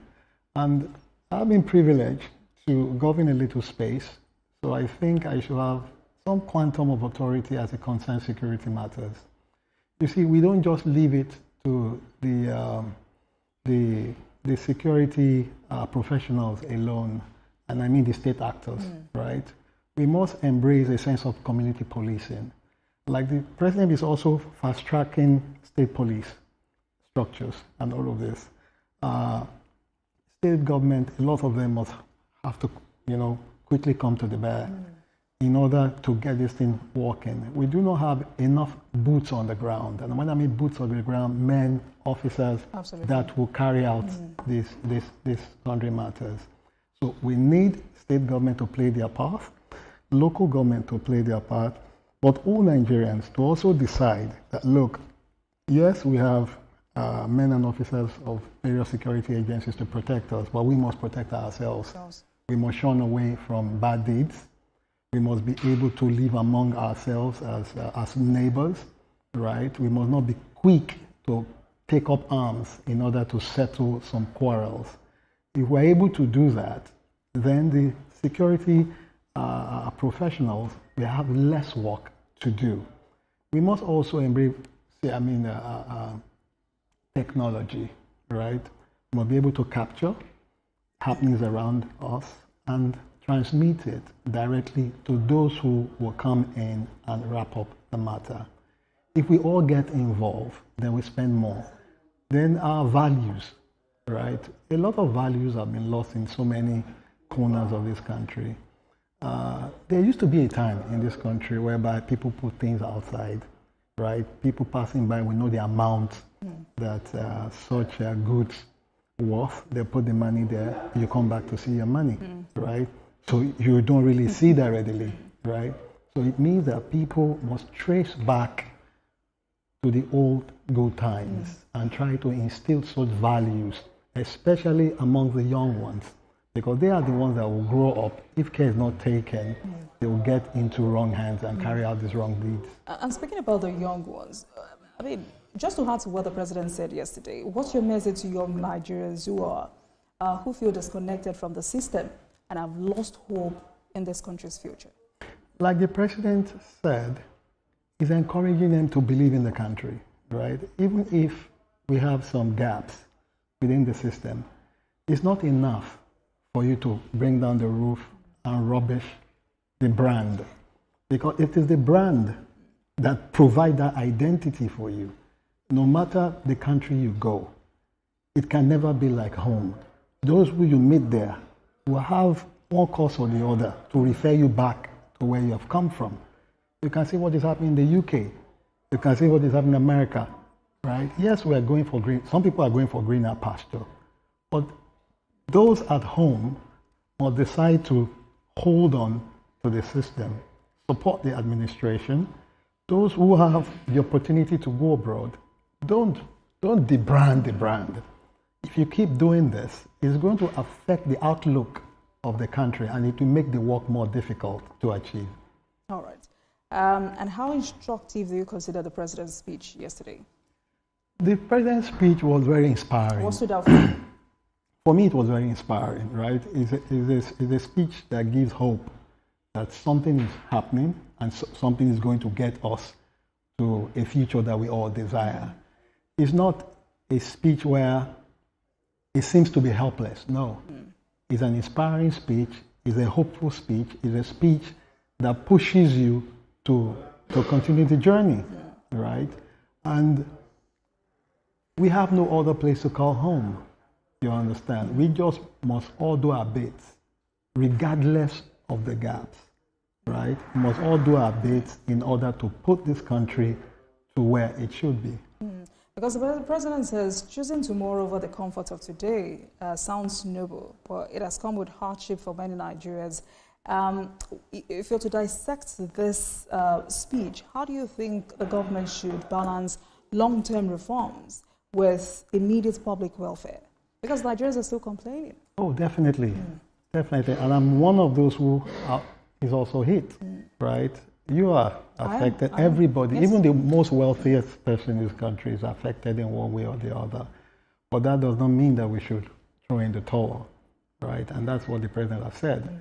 His administration have also created safety nets, right? Look at the NEL funds. So you can imagine if that NEL fund wasn't there, you know how many youth, students would have left schooling by now, right? Thank God for that social intervention that is there, right? Look at the technical education structure that they put in place. You don't have to pay any money. The government is taking care of that. You go learn some skills, right? And develop yourself. You understand? Look at the infrastructure that is creating more job opportunity for people from Lagos to Calabar, right? From Lagos to Sokoto. You can imagine the thousands of jobs that is being created from the unskilled jobs to the skilled jobs, right? Even those interconnecting roads that they are putting across the country. Look at the gas pipeline that they're continuing. Even project from the Buhari administration, like the Maradi railway line is near completion, right? The CNG gas, right, is on board. Some companies have come to partner with some state government to provide electric vehicles for transportation. The list is endless, Ms. Adiwale, but do you think the communication around these reforms have been adequately or have been clear enough to the public, especially the grassroots? As for me, right, I will say, like I've said before, that the channel of communication for this administration has been increased exponentially more than ever before. Can it be better? The National Orientation Agency, right, I see them coming up every month to give account of what the administration is doing, especially on security and other matters, right? I've seen their social media engagement is more robust than where it was. I've seen collaboration between the mainstream media and the government, right? Pouring out a lot of these workings that they've embarked on. But I think more searchlights need to go into the local government, right? And state government, especially the local government, because the federal government, the President Lumumba administration have created more fund base, right? For the local government, the 774 local government, so they also need to cushion, right, the developmental strides that is going on. If they're able to achieve that, then there'll be less dependency on the center. The grassroots will create more opportunities. Then a lot of the state governors must also do pro-people's program because they're getting more money, right? They need to push out more of this developmental action in order to stem down the challenges that we confront in society. By the people, but also how can the government carry the people along in understanding some of the sacrifices being made? People are being told what is happening, right? People are being carried along in many programs, right? Even all of the programs. Our population also have been, dissected into smaller bits in order to carry the people along. Recently, the First Lady used her birthday to raise funds in order to complete the National Library, right? That's human capacity building. A lot of people are going to benefit from the end point of that project, and along the journey of developing that project, jobs will be created. Similarly, first ladies across the state must also pick from that, use their platform in order to create opportunities and also solve problems. First ladies in local government should also use their platform to create such things, right? They set a template and people should start picking from it. You understand? By the time these strata of government all pick up this at the same momentum, I can assure you that we'll get there sooner than that is expected. Let's talk about the education sector, because students in tertiary institutions across the country have hailed the president's reforms in the education sector. They've described it as bold and showing intent. Is this Nigeria, or rather, are we seeing a departure from the previous approaches to education in the country? Oh, definitely. We've seen a departure in the sense that government is creating succor for the students. Like in my time, a lot of my colleagues could not complete their education. A lot of them, they had to drop out. Some of them were also doing extra work that disturbed their academic pursuit. But right now, they've even gone to a system that it has no human interference, direct. You don't need to know anybody. Go to the website, plug in your data, right? They verify from the school, they plug off your tuition fee, they give you some welfare fund, stipend, right, to support your daily living. So what you need to do now is prune down on your wasteful expenditure, focus on the needful things that will help you guarantee success in your education, knowing fully well that by the time you leave school, apart from you coming out with certificates, you will be certified in terms of the capacity that have been built inside of you. Then you can also create opportunities for yourself, and while government try to open more doors for opportunity in order to suck them in and provide jobs for them. Oh, that sounds good. But going back to the president's speech, was there any part or anything missing in that speech that you believed should have been addressed? I don't think so. You see, the speech was very apt, right? And it touches on key points of development, right? You don't have to have a very elaborate speech in order to wanting to be a Cicero, if you know what I mean. The major key point is what is happening in the country. He delved on it, put some assurance, show them area that is work in progress, show areas where they've been able to achieve great milestones, also show areas where they are going to embark on developmental action, and giving them a sense of assurance. And 66 next year, what would you like to see government focus on in the coming year? By next year, I want to see our energy sector, public energy, right? I want to see a system where state government will start producing energy, because the Buhari administration have been able to unbundle this thing to the extent that state government can produce, private sector can produce, and when this production is all over the place, thank you so then much. becomes We're out of time. saturated. Thank you so much. Political Affairs Analyst Ayodele Adewale, thank you so much for your time. Thank you for having me. And happy Independence Day once Thank again. you. Thank you so much. And thank you for watching, everyone. That marks the end of today's episode of Politics Tonight. But before we go, let's tell you that the views and reactions of our users' persons are theirs and have no connection with TVC News. Get in touch with us on our social media handles, Facebook, Instagram, and X at TVC News NG and at Olajumoke using the hashtag Politics Tonight. We're also on YouTube at youtube.com/TVC News NG. I am Olajumoke Olatunji. Good night, everyone.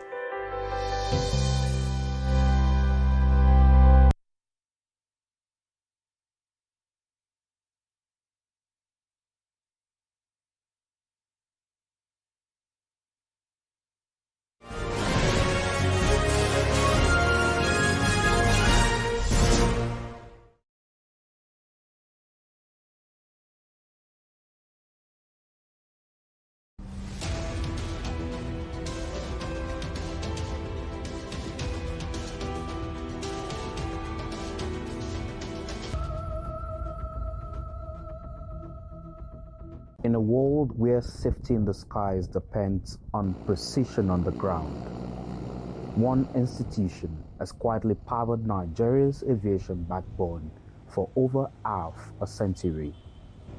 This isn't just a training school, it's the cockpit of national competence, the launch pad for pilots, engineers, and air traffic controllers alike. Welcome to Zaria, home of Nigeria's College of Aviation Technology, where dreams take flight and the future of aviation is forged daily.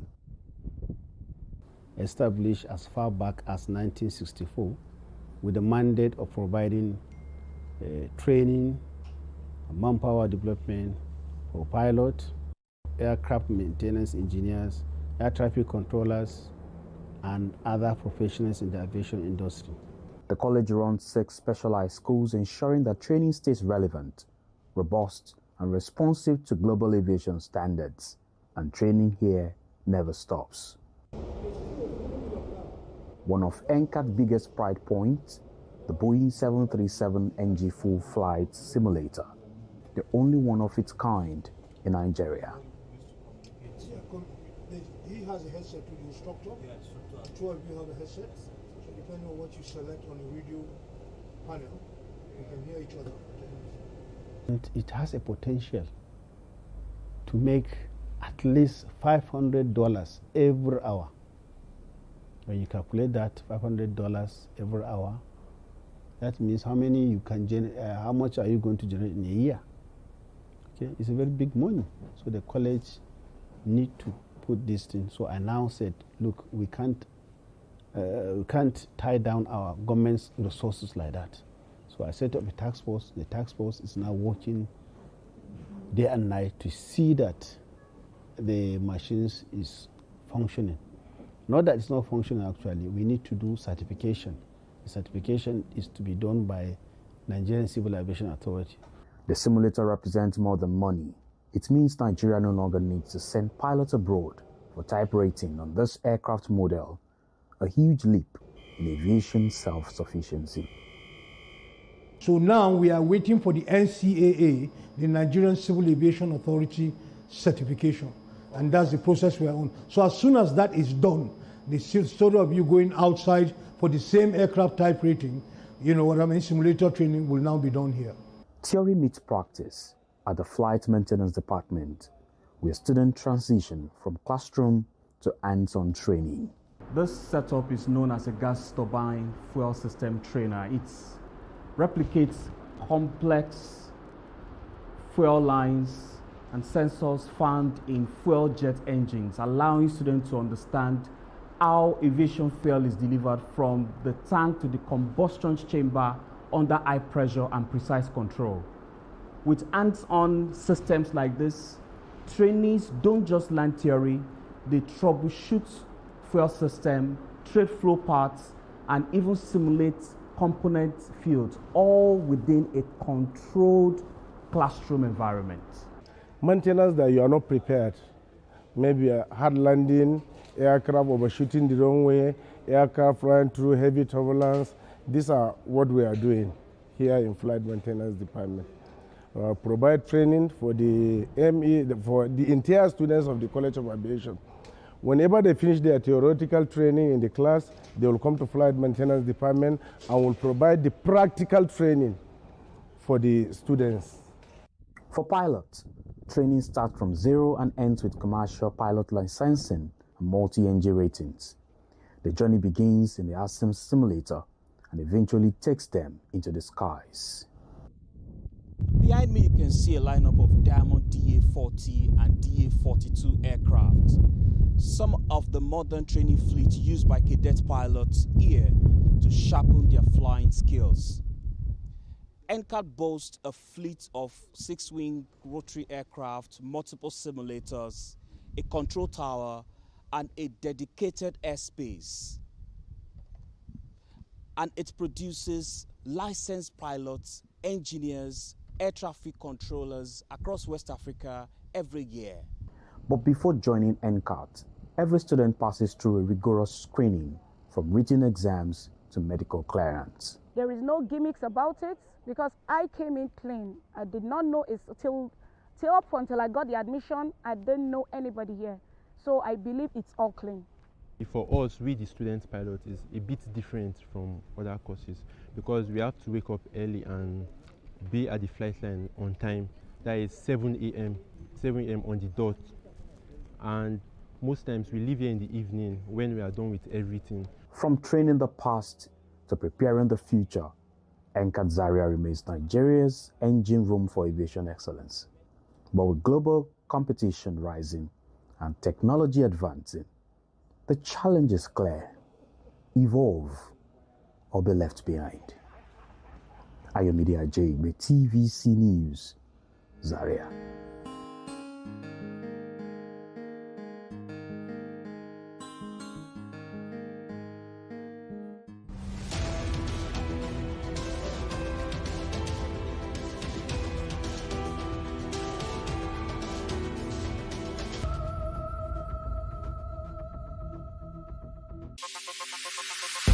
Stay ahead with the biggest news stories.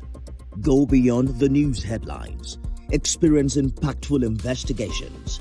Enjoy resourceful news coverage in real time. TVC News at 7 and TVC News at 10 p.m. Live every day on this channel. TVC News.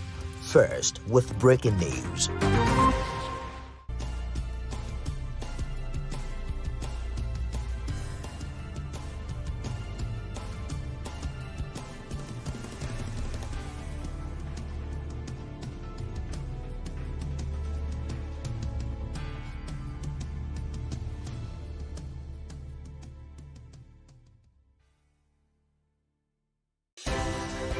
At TVC News, wherever the big news story is happening, we're geared up to break it. TVC News, first with breaking news.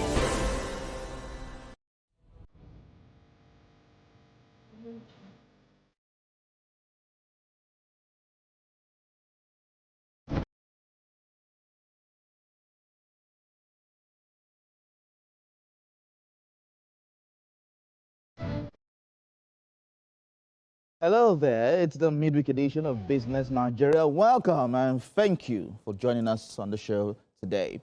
These are the top stories that we are tracking for you at this time. Federal government prioritizes agriculture as the backbone of Nigeria's economy. That's according to the Minister of Agriculture and Food Security. Commercial banks deposits with CBN raises to 5.5 billion naira. Tech leads Asia share rally, go near record high on federal rate cut bets. Today on the show, we'll take a look at Nigeria 65. Nigeria gained its independence from British colonial rule on October the 1st, 1960, highlighting economic achievements and ongoing reforms in various sectors. Later on the show, my colleague will be joining me to review trading activities at the NGX. Well, these are the stories we're tracking for you at this time. Let's go to some business news now. According to a new data, commercial banks deposits with the Central Bank of Nigeria through standing deposit facilities, SDF, raised to a record 5.5 trillion naira following the repayment of open market operations, OMO bills. Open market operation refers to the buying and selling of government securities in the open market as a tool to regulate liquidity, control inflation, stabilize interest rates, and maintain overall monetary stability, and it is operated by the CBN. The data shows that the Apex Bank repaid 731.13 billion naira to investors, pushing banks' deposits with their regulator to an all-time high of 5.5 trillion naira. The surge followed an earlier increase on Monday when the SDF reached 5.38 trillion naira, boosted by excess liquidity from the Federation Account Allocation Committee disbursements and OMO repayments. Despite the rise in deposits, banks' opening balance dropped to 2.297.63 trillion naira, representing a 12.19% decline compared to 2.338.97 trillion naira recorded on Monday. The data also shows that currency in circulation recorded a significant decline of 18.84%, falling to 4.92 trillion naira in August 2025 from 4.14 trillion naira in August of 2024. New data from the Central Bank of Nigeria, the CBN, shows that Nigeria spent $2.86 billion on external debt servicing in the first 8 months of 2025. The country spent $3.06 billion on debt in the same period of 2024, representing 70.7% of total foreign payment of $4.33 billion. The new data revealed that although Nigeria reduced its absolute debt service bill by about $198 million year on year, debt repayments still dominated its external obligations. CBN's monthly data showed significant fluctuations, reflecting the structure of Nigeria's loan obligation. In January 2025, Nigeria paid $540.67 million on debt, slightly lower than $560.52 million in January 2025. The Nigerian Shippers Council is optimistic that the full implementation of the Single Window Initiative will transform Nigeria's trade ecosystem. Speaking exclusively to TVC News in Lagos, the Executive Secretary of the Council, Pius Akuta, said the initiative is designed to harmonize processes across all ports and trade platforms. He explained that with a single window data collection, cargo tracking, and information sharing among the agencies will be faster and more transparent. He maintains that the project, once fully operational, will position Nigeria as a stronger player in the international maritime and logistics space. He noted that the system will not only enhance efficiency in cargo clearance, but also help curb smuggling by creating a secure and verifiable trade environment. Operation. Most of cargo coming into some of these neighboring countries, if you look at the TEUs that they are doing annually, you will know that certainly the consumption cannot be within their internal boundaries. It has to go to some other places. And most of the market is from Nigeria. So we can actually suggest that some of this cargo finds its way through Nigerian borders through smuggling. There's a lot of informal trade going on between our borders and the other neighboring countries, which we want to formalize. We have set up BICs at those border information centers at those areas to be able to monitor what is going in. And we are beginning the process of ensuring that we formalize those trade activities. We'll take a quick break, and when we return, we'll have our first guest join us in studio. Stay tuned.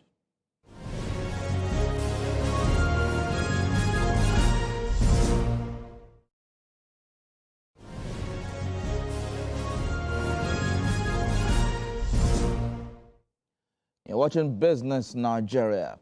At independence in 1960, agriculture was Nigeria's economic mainstay. But the discovery and commercialization of crude oil soon transformed the nation's fortunes, making petroleum the dominant source of revenue. 6.5 decades later, Nigeria remains Africa's largest oil producer. Today, as the world pivots to cleaner energy, the challenge before Africa's biggest economy is urgent diversifying beyond crude oil while reforming the sector to remain competitive. My guest is an energy lawyer and analyst, Dr. Ayodele Oni. Thank you so much for joining us, Dr. Ayodele Oni. Good afternoon. Thank you very much for having me. All right. So in talking about Nigeria's oil and gas industry, Nigeria's economy has often been criticized for being too dependent on oil. Now, in your own view, what are the key consequences of this over-reliance, and why has diversification been so difficult despite the country's vast resources? Okay, it's historical. If you were doing something a bit tasking, like agriculture, and you suddenly find something that easily gives you income, it's a Dutch disease, right? Everyone is going to just jump on it and abandon those more difficult things, right? So that's what we've had with oil and gas. We had agriculture. You would hear stories about other countries, Singapore and co, who were at our level, Malaysia, those who would come take our palm kernels and now sell more crude. The tragedy isn't even in relying on oil that much. The tragedy is more around not adding value to the oil, not refining it until now, not processing our gas until now, just selling the base resource and buying more expensive petroleum products. It's similar to what I was in Geneva. I was in Geneva 2 months ago, and if you see the chocolate wealth in Geneva compared to the poverty you'd find in a place like Cote d'Ivoire or Ghana, where they get the cocoa from, you know that it's really a tragedy in Africa, more so even West Africa, if historically we've just relied on base resources. Because, it's a balance of trade, balance of payment thing. You sell crude or whatever it is of 1 billion and you're buying back finished product of 1.2, 1.3 billion. It means you're in a deficit. You need to look for more money. That's why very often you find out that African countries, their budgets are in a deficit and they don't always have to borrow money. So I think those have historically been the challenges. It's not good news. It's not that much of a sad news to rely largely on oil, but are you adding value to that oil? Are you then exporting the finished products, which will still make you reasonably okay? And countries like Dubai have then invested in tourism, right? I said country, UAE as a country, then looked at tourism, and a few other countries to have used oil wealth to develop other aspects of the economy. It's those things which we have not done that is the problem, more than even the reliance on oil. Yes, those things that we have not done seems to be the problem because of the reliance of oil, as you have stated in your opening assertion. But looking at all of this, this over-reliance on oil has ensured that we have been severely affected by fluctuations in global oil prices. Now, how has this left us vulnerable to price shocks? Oh, it would always leave you vulnerable to price shocks. Once you rely, it then mean you have a budget deficit. Because if you say, for example, that you want to be able to do 2,006,000 barrels per day, and you expect that oil prices will be, say, 70 barrels or 120 $120 per barrel, and it goes to half of that price, you already have a budget deficit. If 90% of your forex is coming from there, over 50% of your revenue is also coming from there, it immediately becomes a problem, right? Because it means that you're going to derive less than half from what should provide you 50%. And those other things you can't really guarantee, right? So it leaves us vulnerable, leaves the economy vulnerable. You can wake up and something that, and there's a good example if you read the gentleman's book. I don't want to go into mentioning names and all of that. Oil prices changed and it became broke and it became bankrupt. Whilst the ship was laden with petroleum products. So that's what happens. So imagine that's also a country.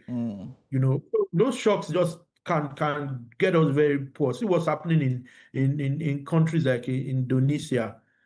So over reliance just means that international vagaries, international issues just mean that you're in trouble. And even is worse as the world now transitions. True, transitions to tech.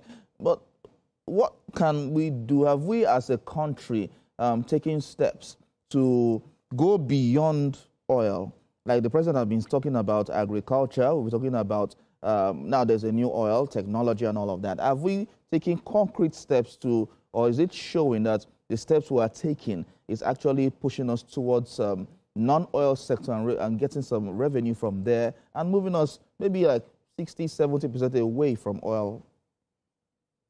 Yeah, I think it was worse, right? I think at some point it was 80% revenue, 90% forex. So if it's 50%, it means that there are other things that have come to the fore. I think taxation, I have reservations with some provisions around the taxation anyway, around CGT and a few things that I think maybe would have put more thought into or more consideration. But that said, tax revenue, I think government is doing a bit more around that, encouraging the guys who are doing fintech, encouraging some of that. But you also need to be careful that some of the signals even around the tax don't end up scaring people elsewhere, right? The nomads and all of that. Because the world, like you said, data, tech is becoming the new oil. And I think that as a country, we're not doing that badly in terms of the individuals. I think government needs to do a lot around encouraging people in that space, right? Then you see a few non-oil around agriculture. You hear people say they are exporting certain agricultural products outside of the country and are generating revenue. Real estate is gone. It's been good. I mean, there have been challenges recently because of fluctuation in forex, which is forex itself has been more stable in the last few months, but prior to that time.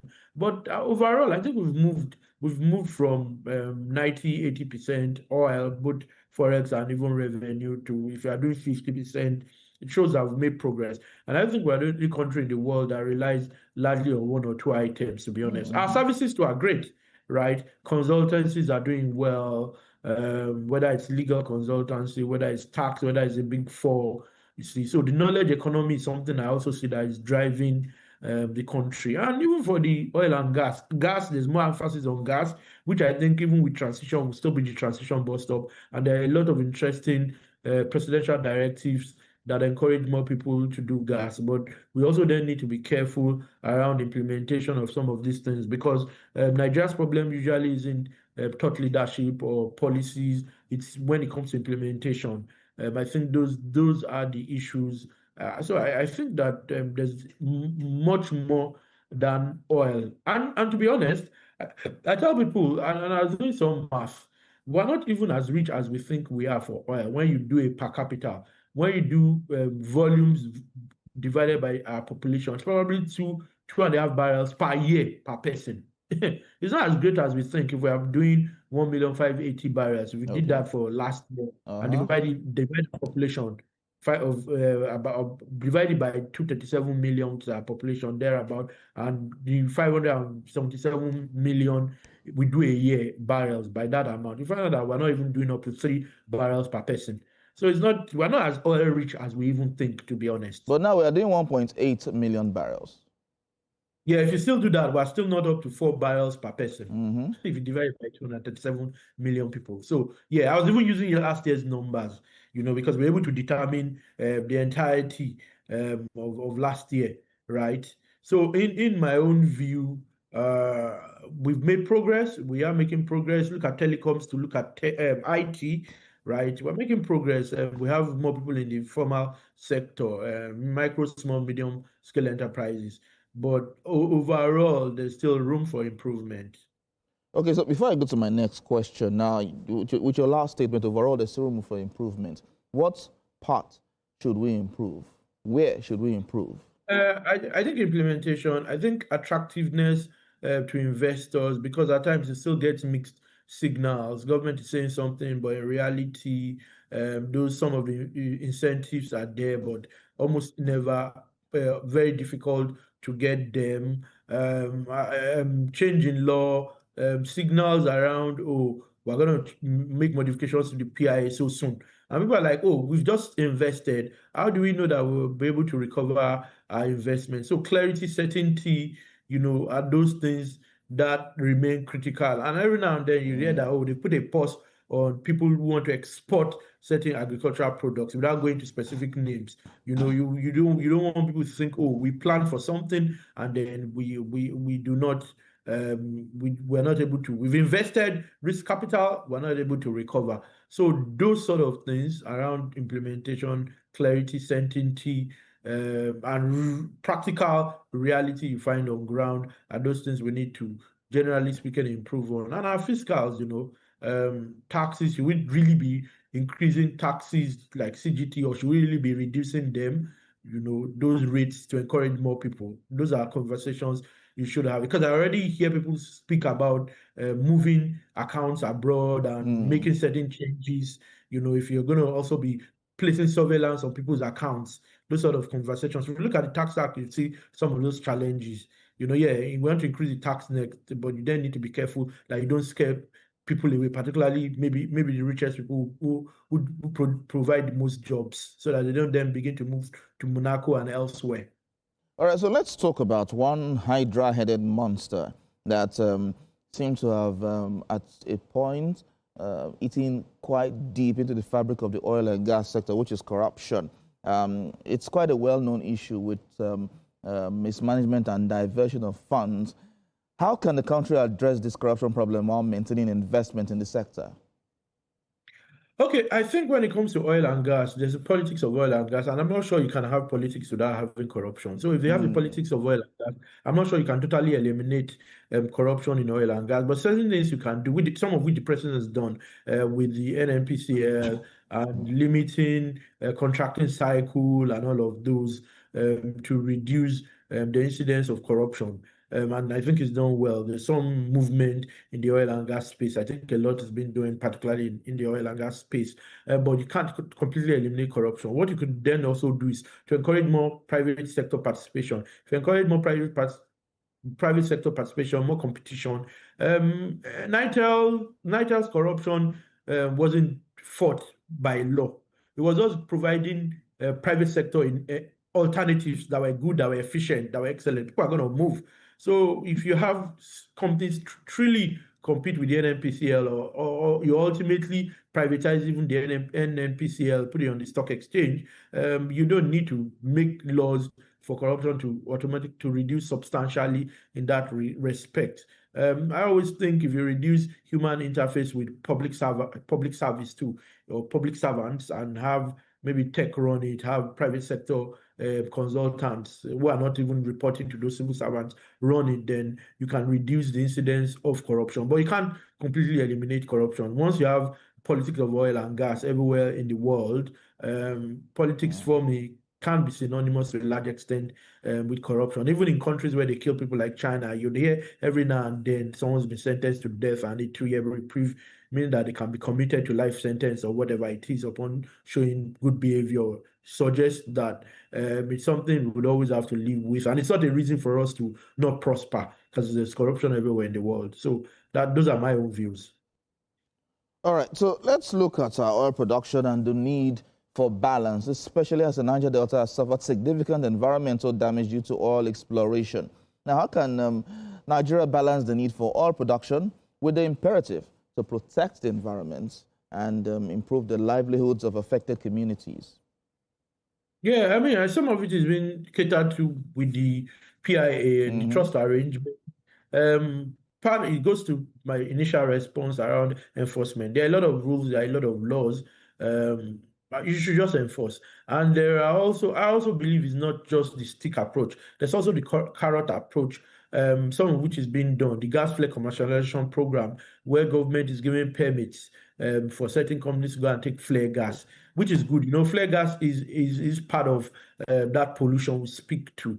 You know, so better surveillance. These problems have been historical, so I see that the government is doing a lot, and it's not really, in my view, as bad as it used to be. With that commercial arrangement where people can go and take flare gas, I know of a number of those transactions, so it's not theoretical. In real life, it is happening, and people are beginning to close their deals to do projects where they can take flare gas. So that already takes care of flare gas, largely, maybe venting to a more limited extent.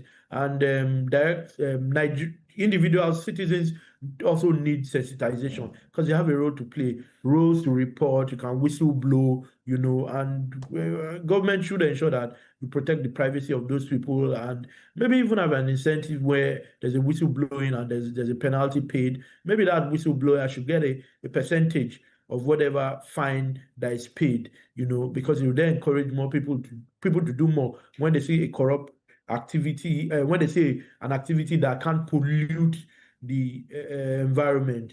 So I think that we're moving in the right direction, particularly in the energy sector, oil and gas in particular, but we can do a bit more. We can think a bit more outside the box and do more. Okay, so what should be the role of multinational oil companies in Nigeria's oil and gas industry? Now, I ask this question because many have questioned their impact on communities that they are settled in. Okay, my own view is that their role is just to follow the law. I do not think they are your government. I do not think they should be the ones providing everything you need. They have corporate social responsibility. They have the new arrangement under the PIA where they create trust, and I know of a number of those already being done. It's for the E&Ps generally, actually, even for midstream and downstream. It's not a situation where it's the IOCs only. The IOCs are even divesting from onshore and shallow waters and are going deep offshore, right? So that said, they do continue to have roles, and juniors, the national oil company, everyone does have a role to play in ensuring that they observe the laws in terms of paying their taxes, whatever fiscals, providing corporate social responsibility to the extent required, and generally keeping the environment safe. Other than that, I do not know that they have any obligation. They may have moral, but not. Looking at the CSR and the fact that in major communities where they are domiciled, taking oil, exploring oil in those communities, especially in the Niger Delta, right? Many have questioned their impact, saying, what have they done in those communities? How impactful is or has been the CSRs in those communities by the IOCs? For me, I think the CSR is even more assuation, unless you have legal obligations. I think it's the government's responsibility ultimately, and their governors' responsibilities. You find out that even though they are E&P companies, there are certain fees, rates they still pay for holding property and all of that. You know, there's personal income tax, there's companies' income tax. If you pay a lot of taxes already and pay fees and pay royalties, production bonuses, you know, you pay all sorts. It should then be the government's role to use those sums, and the governor's roles to use those sums to better a lot of the people. I do not think it's actually the role of the E&P companies to be your governor, to be your local government leader. I think that Nigerians owe themselves a duty to ask government questions, to hold governors responsible. Definitely. But over the years, while the locals have asked government questions, it seems like these IOCs just do their business in those communities and leave them hanging, especially when some Niger Delta communities have to go, and they're fishing communities, yet they go to the river to fish and they don't get anything. Their livelihoods are lost. You're right. That's why I say the IOCs, the E&Ps are obliged to comply with our environmental laws, because there are environmental laws to start with. To that extent that they comply with the environmental law, pay their taxes, do the minimal CSR they can do, particularly where they are legally required to do same, then it's fine. Other than that, I think that responsibility, for example, if you pollute the rivers, there is punitive action that should be taken, right? Then the relevant governmental authority should take that. If it's a fine, if it's clean up, if it's a combination of fines and they also clean up, then that should be implemented or enforced. Okay. That's what I'm saying. If people don't do what they ought to do anyways, you then have to implement it. That's why I said the roles of the IOCs is to comply with the law. So if the law says CSR, then they have to do it. But they then need someone we then need someone to monitor to ensure that they fulfill those obligations. So I'm saying it's a two-way thing. Right, they have to comply. Government too needs to ensure compliance, and there should be checks and balances. All right, Dr. Ayodele Oni, let's just hold on. We will go on a commercial break. Then when we return, we'll have further discussions on this. It's still Business Nigeria, so we'll take a quick break, and when we return, we'll talk more. Stay tuned.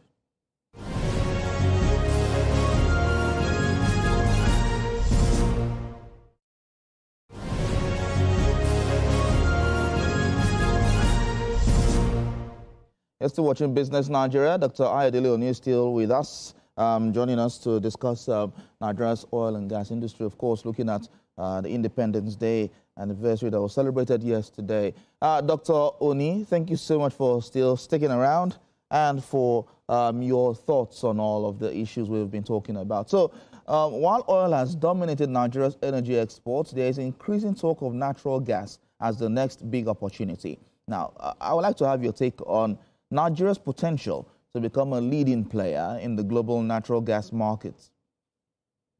Yeah, I think we're already on our way to achieving that with government's efforts. 2021 to 2030 is a decade of gas, and I think the year 2020 was the year of gas. So I think that we're well on our way, and this started back as far back as when we had President Obasanjo.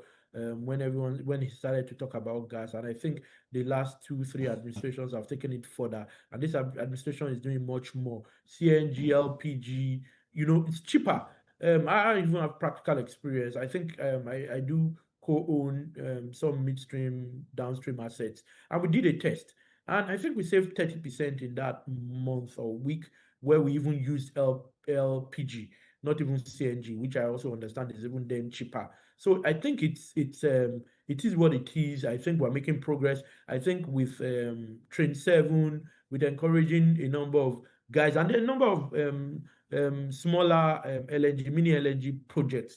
There are local projects that I am aware of already supplying gas, particularly in the north, and with the AKK gas pipeline, and if we can improve infrastructure already, there's a lot government is even doing with infrastructure. Prior to now, the eastern and the western, being the Alps, were not integrated. Now there's integration with the OBN, and there's connection to the north with the AKK, which is maybe nearly 90% done. And ultimately, the idea is to be competition to Russia, right? So that we can pass gas to North Africa and ultimately able to supply Europe. So from an infrastructural standpoint, I see that a lot is being done. Maybe this should have been done in large scale over a long period of time, and we couldn't. But I see that the last few years, previous government and this government is doing a lot to improve gas infrastructure, because it's not sufficient to just have gas in situ in the ground and not be able to add value to it, or to only export. So there's a lot of play around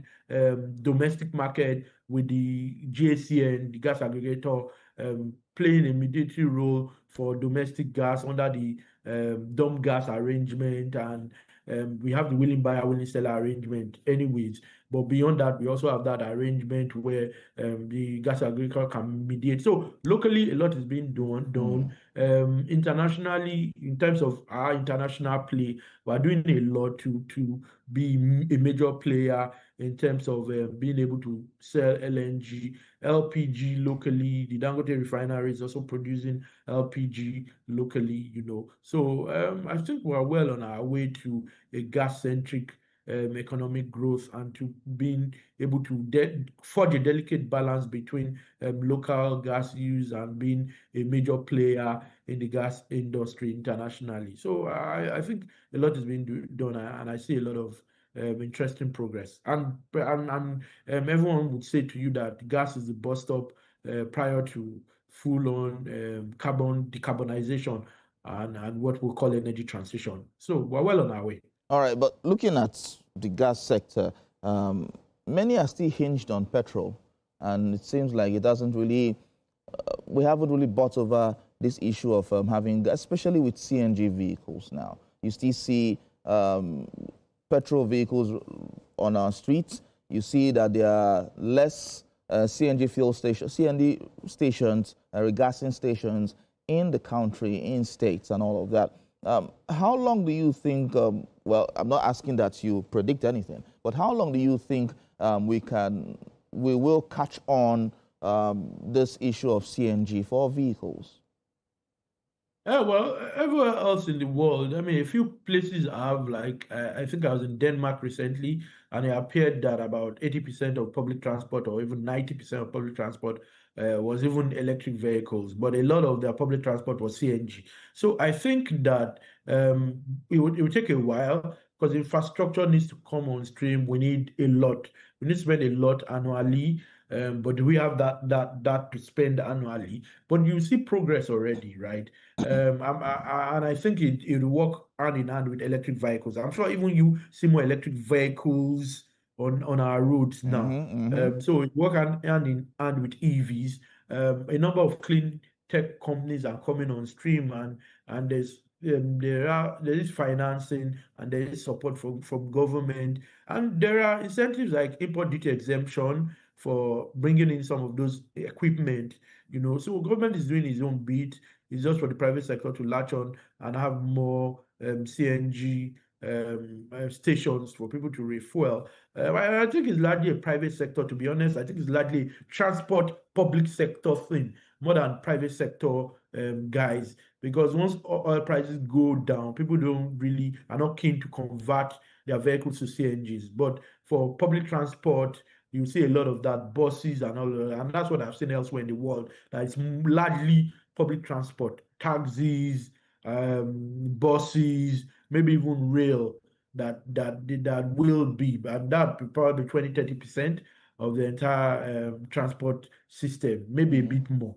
For private people, I'm not sure it will grow that fast, that quickly. But for public transport, I think that I see some progress, much more than many people see or note. And it's like elsewhere in the world, where it's largely public transport than private sector. All right, so let's look 20, 30 years into the future. What do you think will be the role of oil in Nigeria's economy? Now, will the country remain an oil powerhouse, or will it evolve into something else entirely? Well, you know, we didn't stop having. It became the Stone Age not because we stopped having stones, right? We moved away. There was still stones. There still are stones. We would still maybe have crude oil, but in 30, 40 years, you probably see more EV charging stations, maybe some gas stations, but very little around oil. That's 20, 30 years from now. But I think oil will still play a role, but not nearly as substantial as it is today. Maybe gas will nearly go neck and neck with electricity, EVs and all of that. But I think it will be EVs first, or electricity generally first, gas then oil. You know, many people probably mix and match. Maybe have one or two vehicles, electric, one vehicle, internal combustion engine, which may then be CNG, which may still even be fuel, you know. But I think that its power, its impact will win. Will not be totally out, but will win. Okay, so on a final note here, if you could push for one major reform in Nigeria's oil and gas sector right now, what would it be, and how would it change the country's economic trajectory? See how we can denominate domestic gas sale in Naira largely, maybe also even price in Naira for domestic utilization. Yeah, I mean, to the extent possible, that's something I will want to push for. Yeah, around gas, and also maybe even leave not determine gas prices locally. Let it be demand and supply. Yeah, and one thing I also want to do, so maybe I've said more than one, around the PIA, reduce government's backing rights. You know, maybe 10%, maybe 20%, but not the, I think 50% or so that I say that they can, or 60. I don't remember the exact thing, but it's clearly the PIA. So because they will encourage people that for you to think government can just come in when they are back into my assets. Maybe those are three things I will do. Dr. Ayodele Oni, thank you so much for talking to us. Of course, you have been a great host, a great guest actually. Of course, he's an energy lawyer and an analyst. Dr. Ayodele Oni, thank you so much. Thank you very much for having me. Well, it's now time to review trading activities at the Nigerian Exchange Limited. And with me is my colleague, market editor, Effiong Ekop. Thank you so much for coming. It's nice to meet you. All right, so what's happening in the stock market today? Well, we've entered... We're just coming from a public holiday. yeah. And incidentally, we've entered into the last quarter of the year. True. The markets, investors, fund managers, every player in the market takes the last quarter very seriously. This is the time that you will see investors, portfolio managers, they realign their portfolio to be able to know, how they end the year. The companies themselves, they work very hard, to show report cards to shareholders, because at the end of that quarter, you see different kinds of annual general meeting being called up, And so we are really looking forward to, positive ending of the year as we have had in the last 3-4 years. And so looking at, despite the trouble in the economy, we are optimistic that this year will also be positively ended as we have been having. All right, so we've had some gainers and some losers now. Eternal gained about 4 naira. Yeah. Now, actually, about 9.9, that's almost 10, yeah, almost 10%. Then PZ, Champion Breweries, Royal Exchange, Sterling Bank, many of them in that order, because the market actually is closing in the positive territory. But these are not, the big stocks in the league that always show direction where it goes. They are middle-weighted securities, because the big ones, they are taking the back seat for now. But we've seen is that market is beginning, to take its shape. For some time we've been trading in the negative. And since about Friday of last week, we've been on the recovery level, till this day. It will go, simply and then steadily. It may be like this till we get to the close of the year, because everyone looks at whatever is happening and interprets any activity, any sector that is coming up with anything, So apart from all of this, we are looking seriously to the banks. After this quarter, they just have 3 months. So in March, they will just close up the recapitalization. Already, the ones that have announced that they have crossed the ribbon, the Rubicon, and then met with what the central bank has asked them to do, people are beginning to project what they will do, and what should we do with the exchange? Which stock should in the banking sector, should I grab? Which one should I dump, or should I sell? A lot of activities, decisions are on the table. All right, so is the market still profitable? Very, very profitable. In the last 3 years, our market has been leading, all emerging African markets in terms of profitability at the end of the year. Given the trouble that we have in the economy, some sectors, they are weak, some are recovering. Yes, we are still very profitable in a way. Don't forget that most of the securities sold in our markets, they are relatively very cheap. Yeah. Especially if you are coming with foreign currencies, like one who lives outside, you want to buy into our security market. And so you have them very, very cheap. And when you compare to the dividend or general reward that you get from all other markets, you don't have anything to regret. It is really very profitable. Apart from our market, the only ones that you can look up to that you will size up the same thing is the one in South Africa. Of course, the Egypt Stock Exchange is also big. Our market is really possible. Okay, I have one more question, but we'll just take a hold on that first of all. And we are going to move live to the Island Club, where there's a lecture and a ceremony organized at the Island Club in Ikoyi. Of course, you can also, an award night. Of course, you can watch Business Nigeria and any other program on our other, on this channel, on our other options. Of course, you can also, you will see a QR code and you can watch TVC News, watch any of our other programs when you scan that QR code.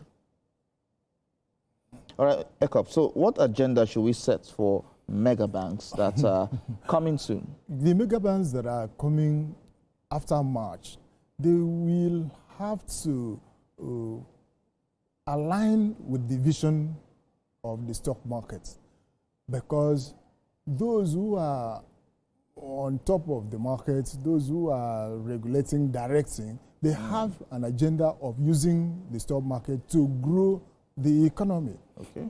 Basically, for now, they want majority of the local industries to come and be listed on the exchange, which is very important. Not only will that action deepen the market, it will create more wealth for Nigerians. It allows you to buy into a growing company and be a part owner of that company. So long as the business is a growing concern, so will your wealth grow. And so we want many companies, to come and be listed, and that is a vision that the stock market has for now, which I know.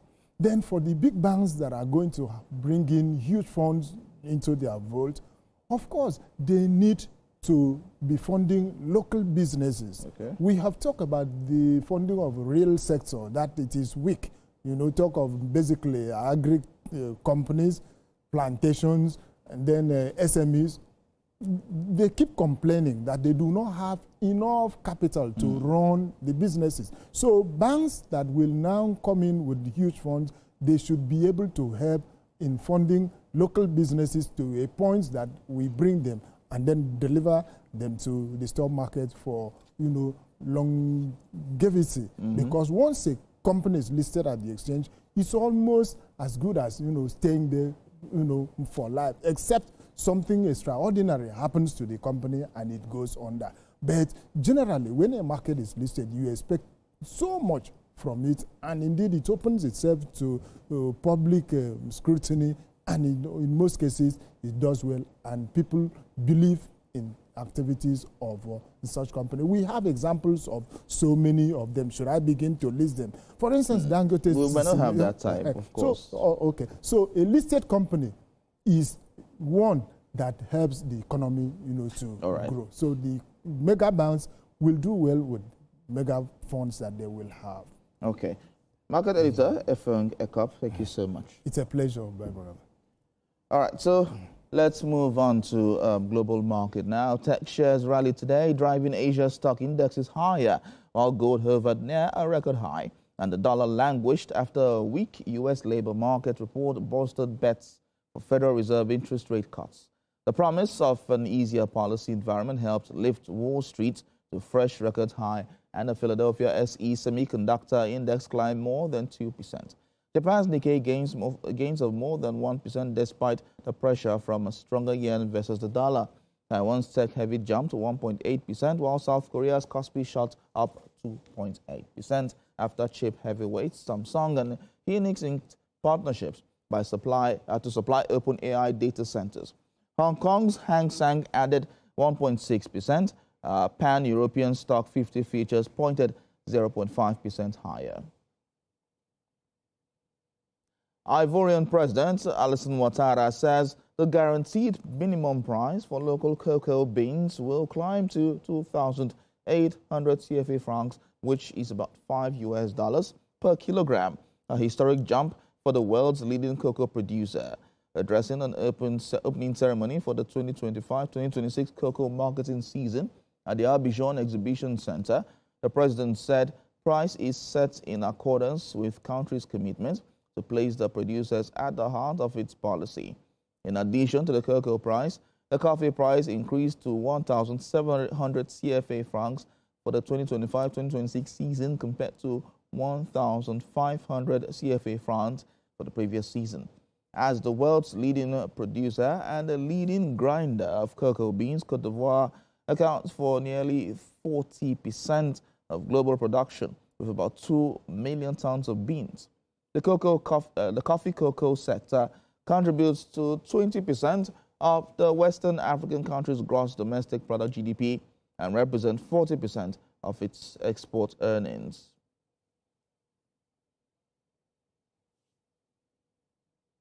And that's it on Business Nigeria. Thank you so much for watching. We will be back same time tomorrow. Until then, have a great week. Of course, have an enjoyable business environment.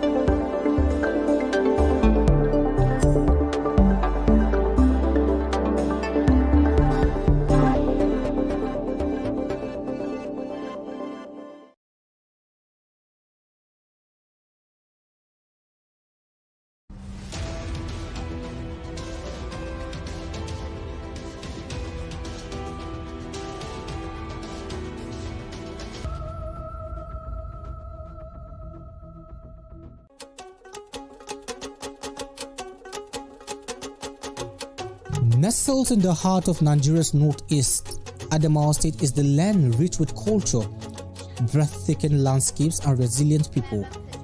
The state is not only blessed with natural beauty, but also known for the determination of its citizens who thrive against all odds. For over 35 years, one woman has stood behind this familiar sound. The sound of frying beans cake, popularly referred to as akara.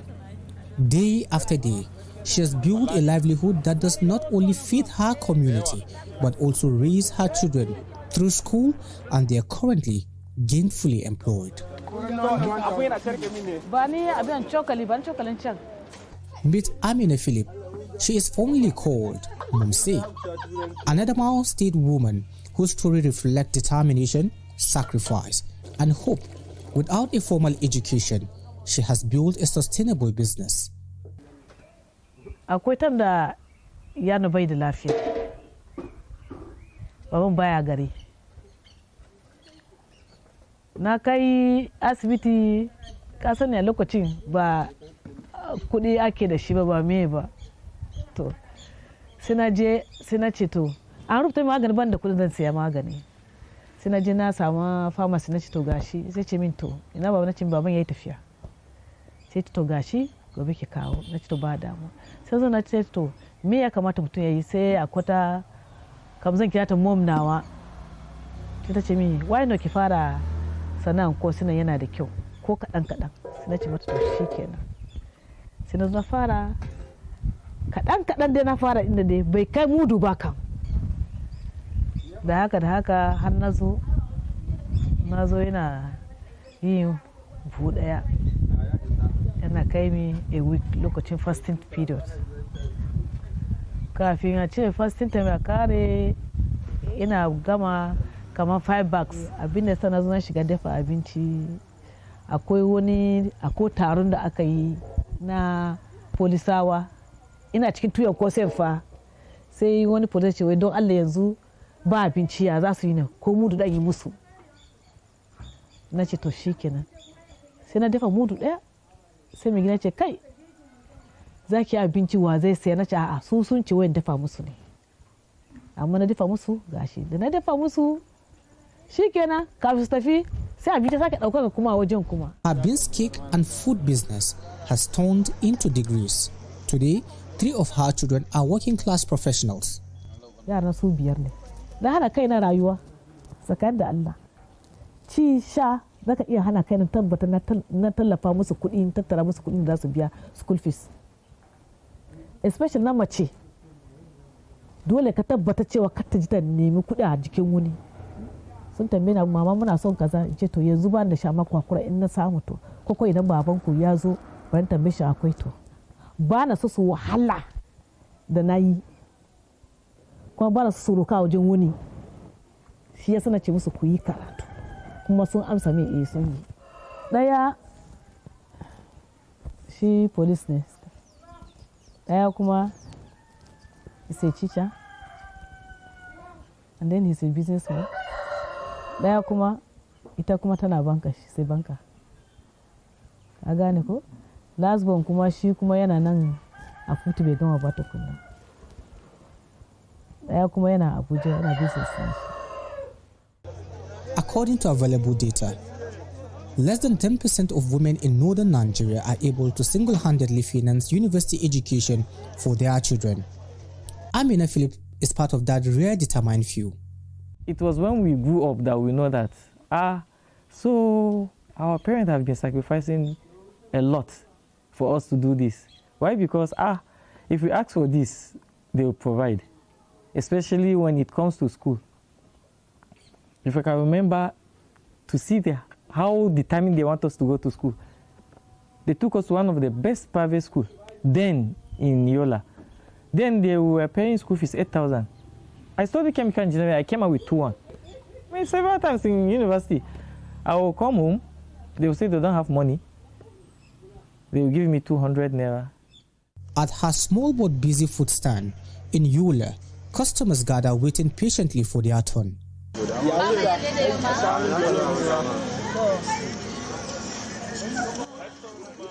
Whenever I'm here, I feel at home. So her dishes are so nice to me. So unlike other eateries when you go, so the dishes here feel like just the way they are cooking it at home. I've been patronizing Mama here, I could say 3 years back. It's one of my friends that convinced me to come and eat food here. And I brought over 20 people here. Because of me, they are buying food here. Mamsi tana girma mutane, tana ganin girman mutane, kuma gaskiya tana arfa abinci. Sai in maka ikirari na cewa duk Adamawa babu wanda kai arfa abincin Mamsi. Kana da kuɗi baka da kuɗi za ka ci abinci wajen Mamsi ka tafi sai ka dawo ka zo ka biya. Saboda tausayi da girma da girmamawa. Gaskiya almost na kai 3 years ina zuwa nan in ci abinci don a gire nake makakin mota na don kullun dare nan zan zo in ci abinci in ta da mota in sha man 3,000 in zo in ci abinci kuma in sake koma a gire don gaskiya abinci ka ba laifi. Ya daidai don ba zai kasa shekara 7 ko 8 ina zuwa nan ba, ina da mata da yara, mata na 2 amma tsabar yadda take maintaining na mutane muka ga kokarinta da hazakanta shine muka ce to za mu zo mu kuma kullun anan ya zamana ba inda za mu ci abinci shi a wajenta. In every community, stories like Amina Philip exist. Women who, despite low literacy level, just 48% in Adamawa, compared to the national average of 62%, still ensure their children surpasses them. They turn sweat into opportunities and struggles into triumphs. Amina Philip stands as a proof that when a woman is determined, no obstacle is too heavy, no challenge too high, and no dream too distant. For over 3 decades, Mama Amina has stood firmly by determination.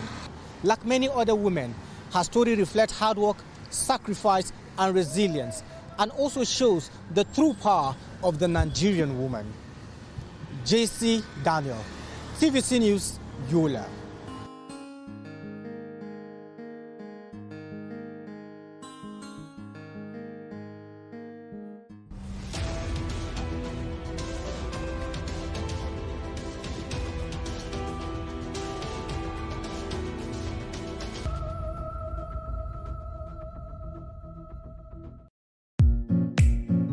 In a world where news never sleeps, we're taking a giant leap into the future.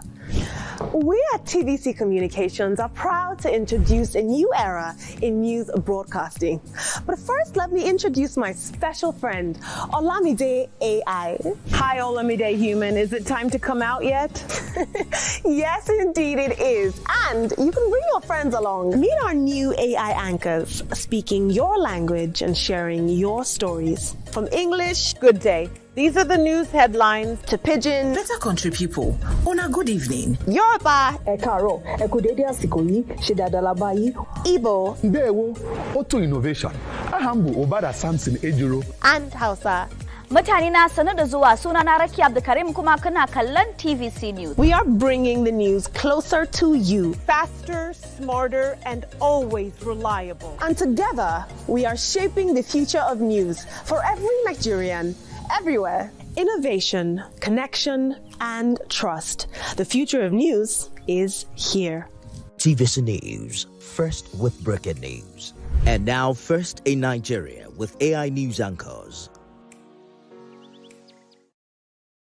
This week, Nigeria's political space is abuzz, from heated debates on the floor of the National Assembly to high-profile meetings behind closed doors and high-stakes decisions with unexpected twists that impact us all. It's been a week full of headlines and heated moments. Join us on Politics on Sunday, where we cut through the noise and dive deep into the issues that matter most, helping you make a sense of it all. From the corridors of power to the streets where it all plays out, we've got you covered, because politics doesn't stop, and neither do we. Stay informed, stay engaged, and be part of the conversation. Politics on Sunday, every Sunday at 7 p.m. only on TVC News.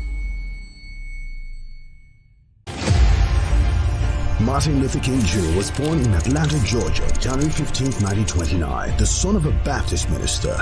King received a doctorate degree in theology and in 1955 helped organize the first major protest of the African American civil rights movement, the successful Montgomery bus boycott. King participated in and led marches for the right to vote, desegregation, labor rights, and other civil rights. He advocated civil disobedience and non-violent opposition against segregation in the South, influenced by Mahatma Gandhi. The peaceful protests he led throughout the American South were often met with violence. Nonetheless, Dr. King and his supporters were persistent and the movement gained momentum. Dr. King was a powerful orator. He appealed to Christian and American ideals and won growing support from the federal government and Northern White. In 1963, Bayard Rustin and A. Philip Randolph led the massive march on Washington for jobs and freedom. The event's grand finale was King's famous I Have a Dream speech. 250,000 people gathered outside the Lincoln Memorial to hear the stirring speech. In 1964, the civil rights movement achieved two of its greatest successes: the ratification of the 24th Amendment, which abolished the poll tax, and the Civil Rights Act of 1964, which prohibited racial discrimination in employment and education and outlawed racial segregation in public facilities. In the same year, King became the youngest person to win a Nobel Peace Prize. In the late 1960s, King openly criticized U.S. involvement in Vietnam and turned his efforts to winning economic rights for poor Americans. He was a leader of the American Civil Rights Movement and organized a number of peaceful protests as head of the Southern Christian Leadership Conference, including the March on Washington in 1963. He was assassinated in Memphis, Tennessee on April 4th, 1968.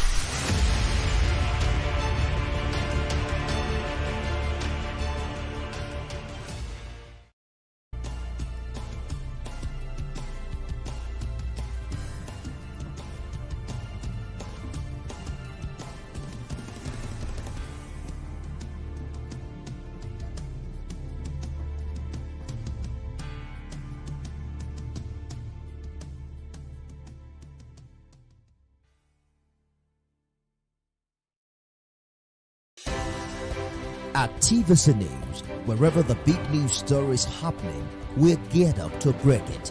TVC News, first with breaking it.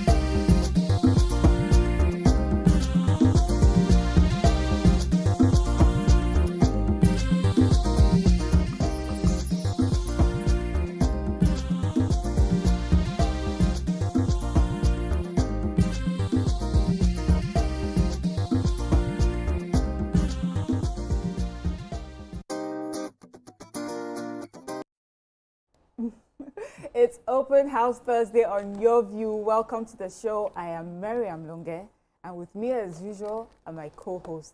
Everyone looking quite fabulous this morning. What can we do? Hello, Obiajulu. How are you doing? I'm all right. I'm good. Thank you. So deliberate. Yes, sir. Right, To quickly share one. let's go on a short break. When we come back, we'll look at the papers. Stay with us.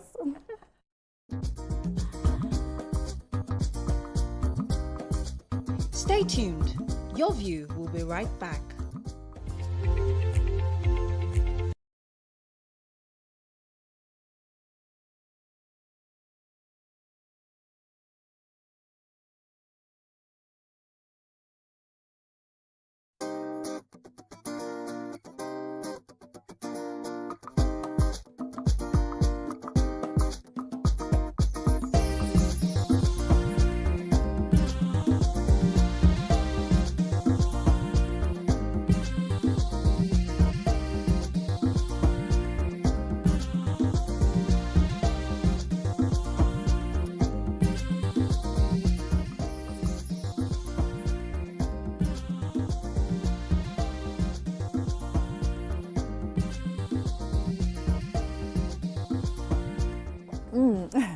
Thank you for staying with us. So, should a partner be obligated to share everything they own with their spouse? Or is it perfectly fine to keep certain boundaries, even in marriage? So take this trending case. A wife lamented bitterly that whenever her husband travels, he goes with the car key while the car itself is parked at home. She is then forced to rely on bike men to take the kids to school. Many quickly rush to criticize the man, but opinions remain divided. So on one hand, some argue that the husband is only exercising wisdom. They say refusing to hand over every belonging doesn't mean a lack of love. It's about responsibility, accountability, and maintaining control over what he has worked hard for. Boundaries, they insist, are not mistrust, and they are respect. Ladies, what are your thoughts on this? But let's also invite our viewers. You know, you can join the conversation on 020-163-52013 or 090-241-63440. And you can tweet to us at TVC Connect using the hashtag YourViewTVC. We have a video that we'd like to play before we start our conversation. My husband have traveled again with the car key while the car is parked here. Bike all the way. This is a routine, so I'm used to it. Go park car for compound, carry car key for waste, travel, go village. Oh yeah, they're gonna eat. Time for school, time for school. Mama, you're feeling fine. Yeah, take your drugs. What's it? I give her. Sorry, please, yeah. Good care. I thought that was the sweet one. Oh, yes. Good girl. Leave her alone. Sweet one, Gene. Be careful, be going. Yeah, you sit back in the front, yeah? Yeah? Bye. Ladies of your view, your initial thoughts, let me just leave it out there. What did you think when you first heard this story and watched the video? May we not marry weapons that fashion against us? Because I don't know why you are making money if your children cannot benefit from that money. I don't know why you want to believe that suffering is the woman's portion. And, you know, as I'm making the money because I'm the one that made the money, even if I made the money before I got married to you, you are not supposed to share. You don't want to share from your wealth. And aside from this, is not even about wealth. This is about just regular convenience of going to school, basic amenities that we always accuse our governments of not giving to us. We now have husbands who refuse to give basic amenities to their wives and children. This is very unfortunate. As far as I'm concerned, this is not love. This is not marriage. This is wickedness. If you don't want, maybe if your wife cannot drive, for instance, why don't you put the kids in school bus? Why do they have to take bikes to school? If the school is not far, because we really do not know how the distance of the school, and you want them to walk, is a different thing than, you know, traveling with the car key. What if there's an emergency and, you know, she has to go to the hospital, she can't move on, all of that. She'll be calling a cab and calling bike and keke marua while there's a car parked in the compound. If you're not ready to share everything in marriage, don't get married. Okay, Bisi, let me put this to you. What if he's left this car many times and Madam has bashed the car many times? Madam does not put fuel in the car breaks down, she does not even know quickly what to do to make sure that someone comes to pick it up. She has shown that over the years she's not capable of taking care of a car. Just because the car is available does not mean she knows how to also take care of the car. Keep praying for Madam. Madam will change. All right. I hear that question and I'm worried. Yes. Okay. So if Madam bash the car, she don't fuel the car, she don't whatever, you go with the key in your pocket on a journey. Okay. What if you don't come back with it? But Madam, congratulations. So my people in Auchi says, who are Reme Oroki Akeleme, who don't know, who say I don't know, don't they take for court as witness? If you come to court and they say, I don't know, I didn't dare, you know, they be going. You don't have witness. This person says, I saw, but I didn't see where. But they continue to cross-examine. So you have been relieved. If in case car knock, they say they don't use to warm the engine, didn't concern you. You have been relieved. Sorry, you know that the key is not in my hand. If they say they burglarized car, the key was not in my hand. I don't know. You have been relieved because you know sometimes We have to choose and pick the one that will offend us. Yeah. The one that is just heartbreaking is that I see the car in question, and I'm wondering if this guy were to buy a Lambo, something, I won't come be because the children trek past Wara on the way to school, and I'm wondering who's supposed to buy fuel? Who's supposed to? What are we even living for? Go. Who die and pack it?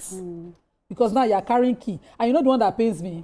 Those kind of people, we know them when their brother now visits.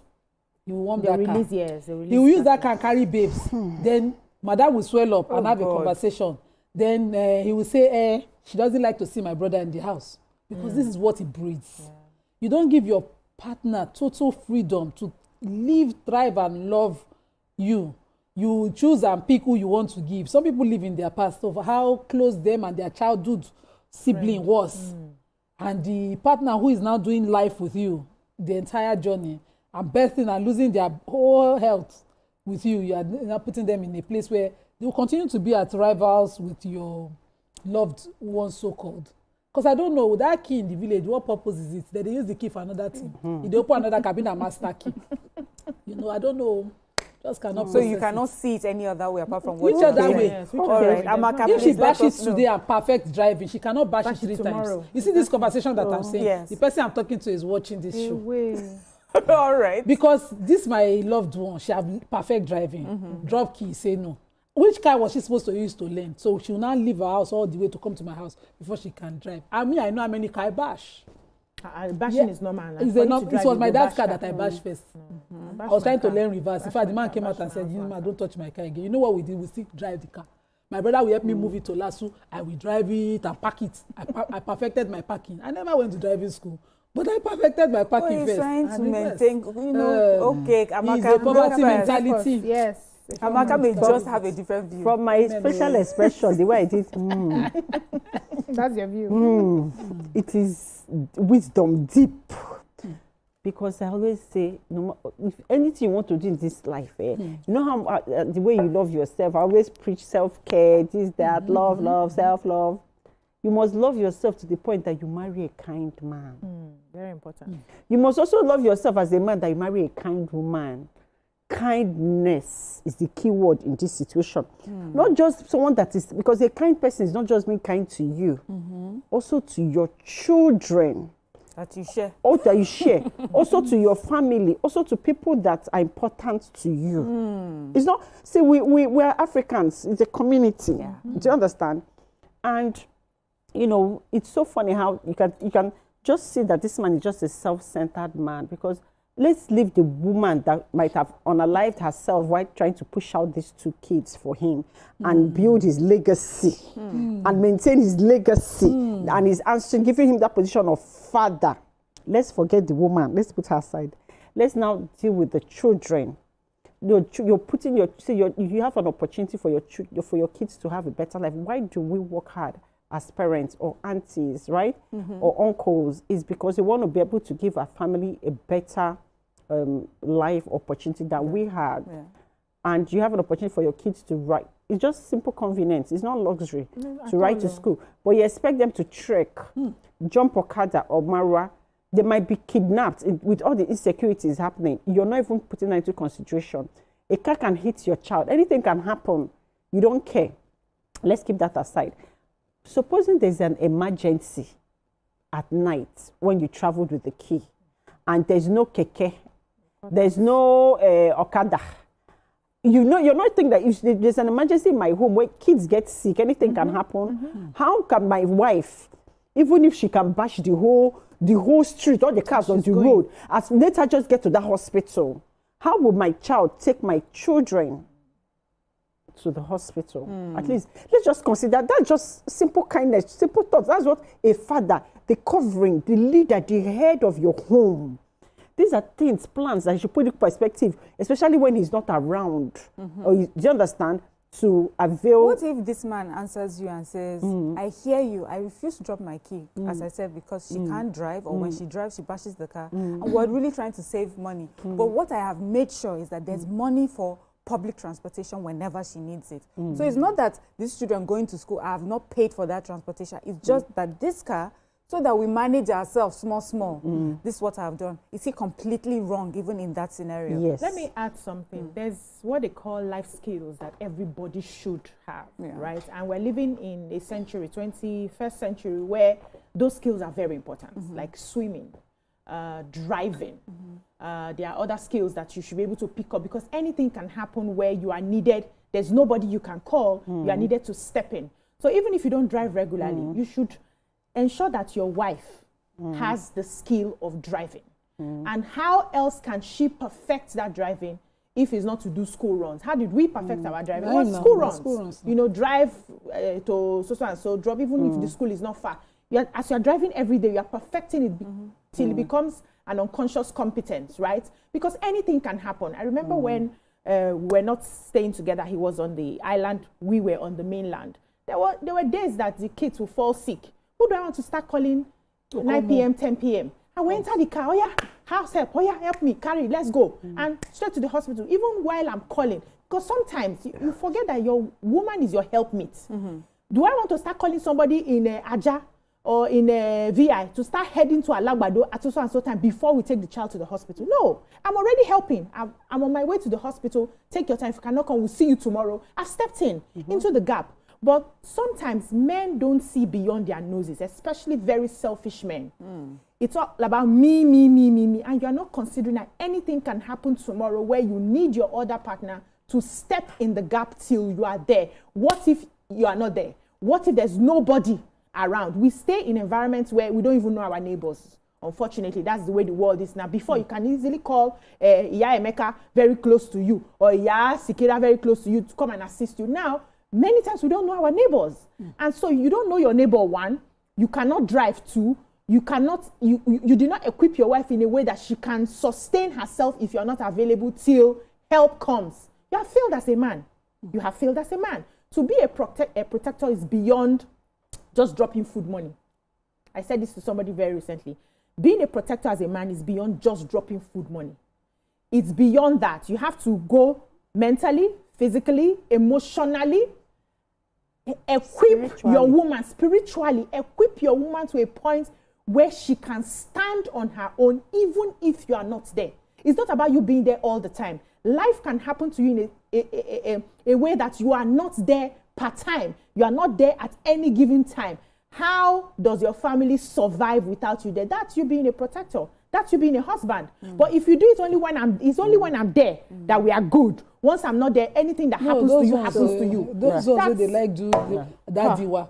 Daddiwa. I've seen a man, I saw a man break down, not because he didn't provide, because these things happen. So this woman had driven to the bank at Abuleado, one of the banks, there are three of them at Abuleado bus stop. Let me not disclose advert for this bank.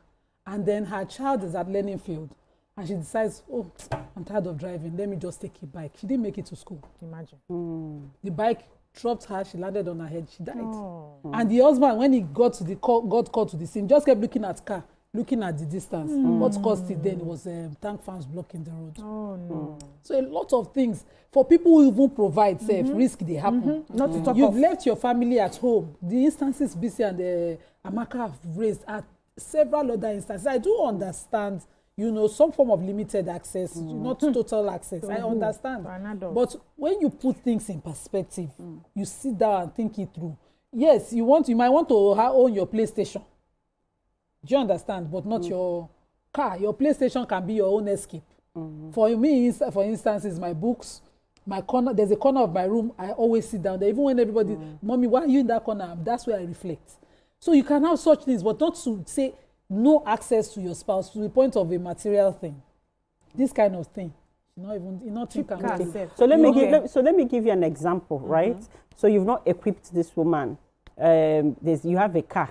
You don't want her to drive your car. You do not even travel low. You're very much at home, and then you now hit the key, even in the house, and then in the middle of the night, heart attack, stroke, catch you. How you want to reach hospital? Let me tell you something. A close friend of mine, this happened to actually two people that I know. So a close friend of mine, his family, they used to all stay here in Surulere. Then the wife and the kids, went abroad. And, she kept writing the English exam, they say in Canada. And he used to tell her, why, we're doing so well here. Why I have a lot of money. Why are you writing this thing? She did it like 3 or 4 times, right? And she's super intelligent. For some reason, she just wasn't getting it. But she was persistent. Yeah. And she got it and went to Canada. So he comes to visit them. So this Christmas, he had come to visit them. And they woke up in the morning, I think on the 24th of December. And then they were just sitting on the bed, and next thing, he slumped. And do you notice how many years after?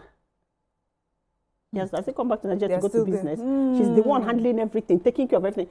And then he was able to, because air didn't get to his brain for a long time, before paramedics came and everything, right?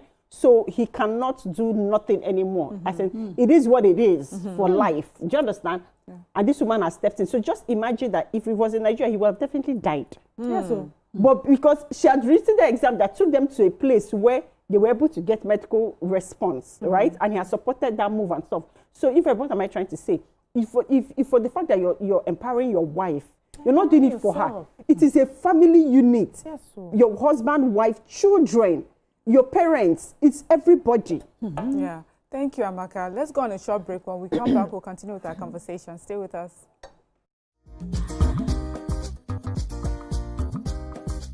Stay tuned.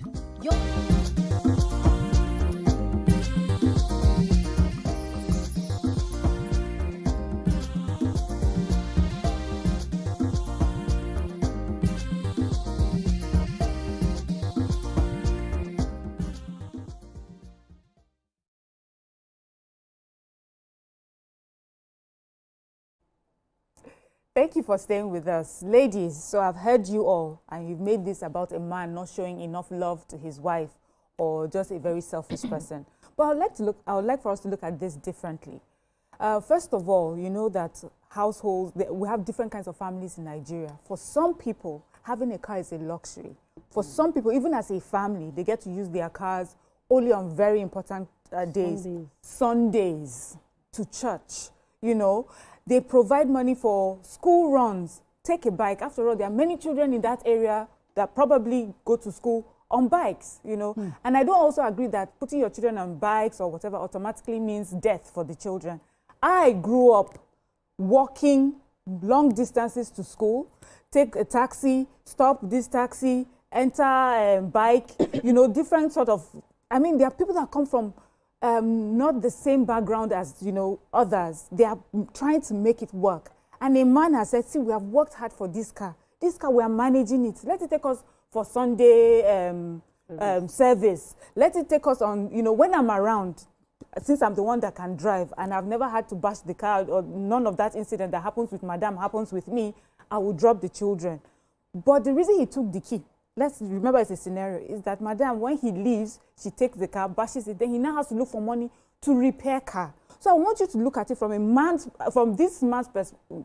this scenario I've created, that is a way of protecting the family, protecting their assets, knowing what it is, each other's weaknesses. I've heard us had conversations on this table, and we've said, if you're the one that can make the money, or you're the one that can keep the money, and the man who is supposed to be the head does not know how to make the money, why does not the woman keep the money? Do you understand? So in that scenario, it's okay for us to say a woman can step in some places.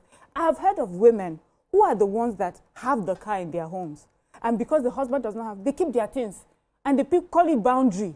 Yeah, he's a man of the house. He does not have the money to buy cars. He may pay for food, but he does not have money to buy car, and she takes her key with her. He does not drive the car.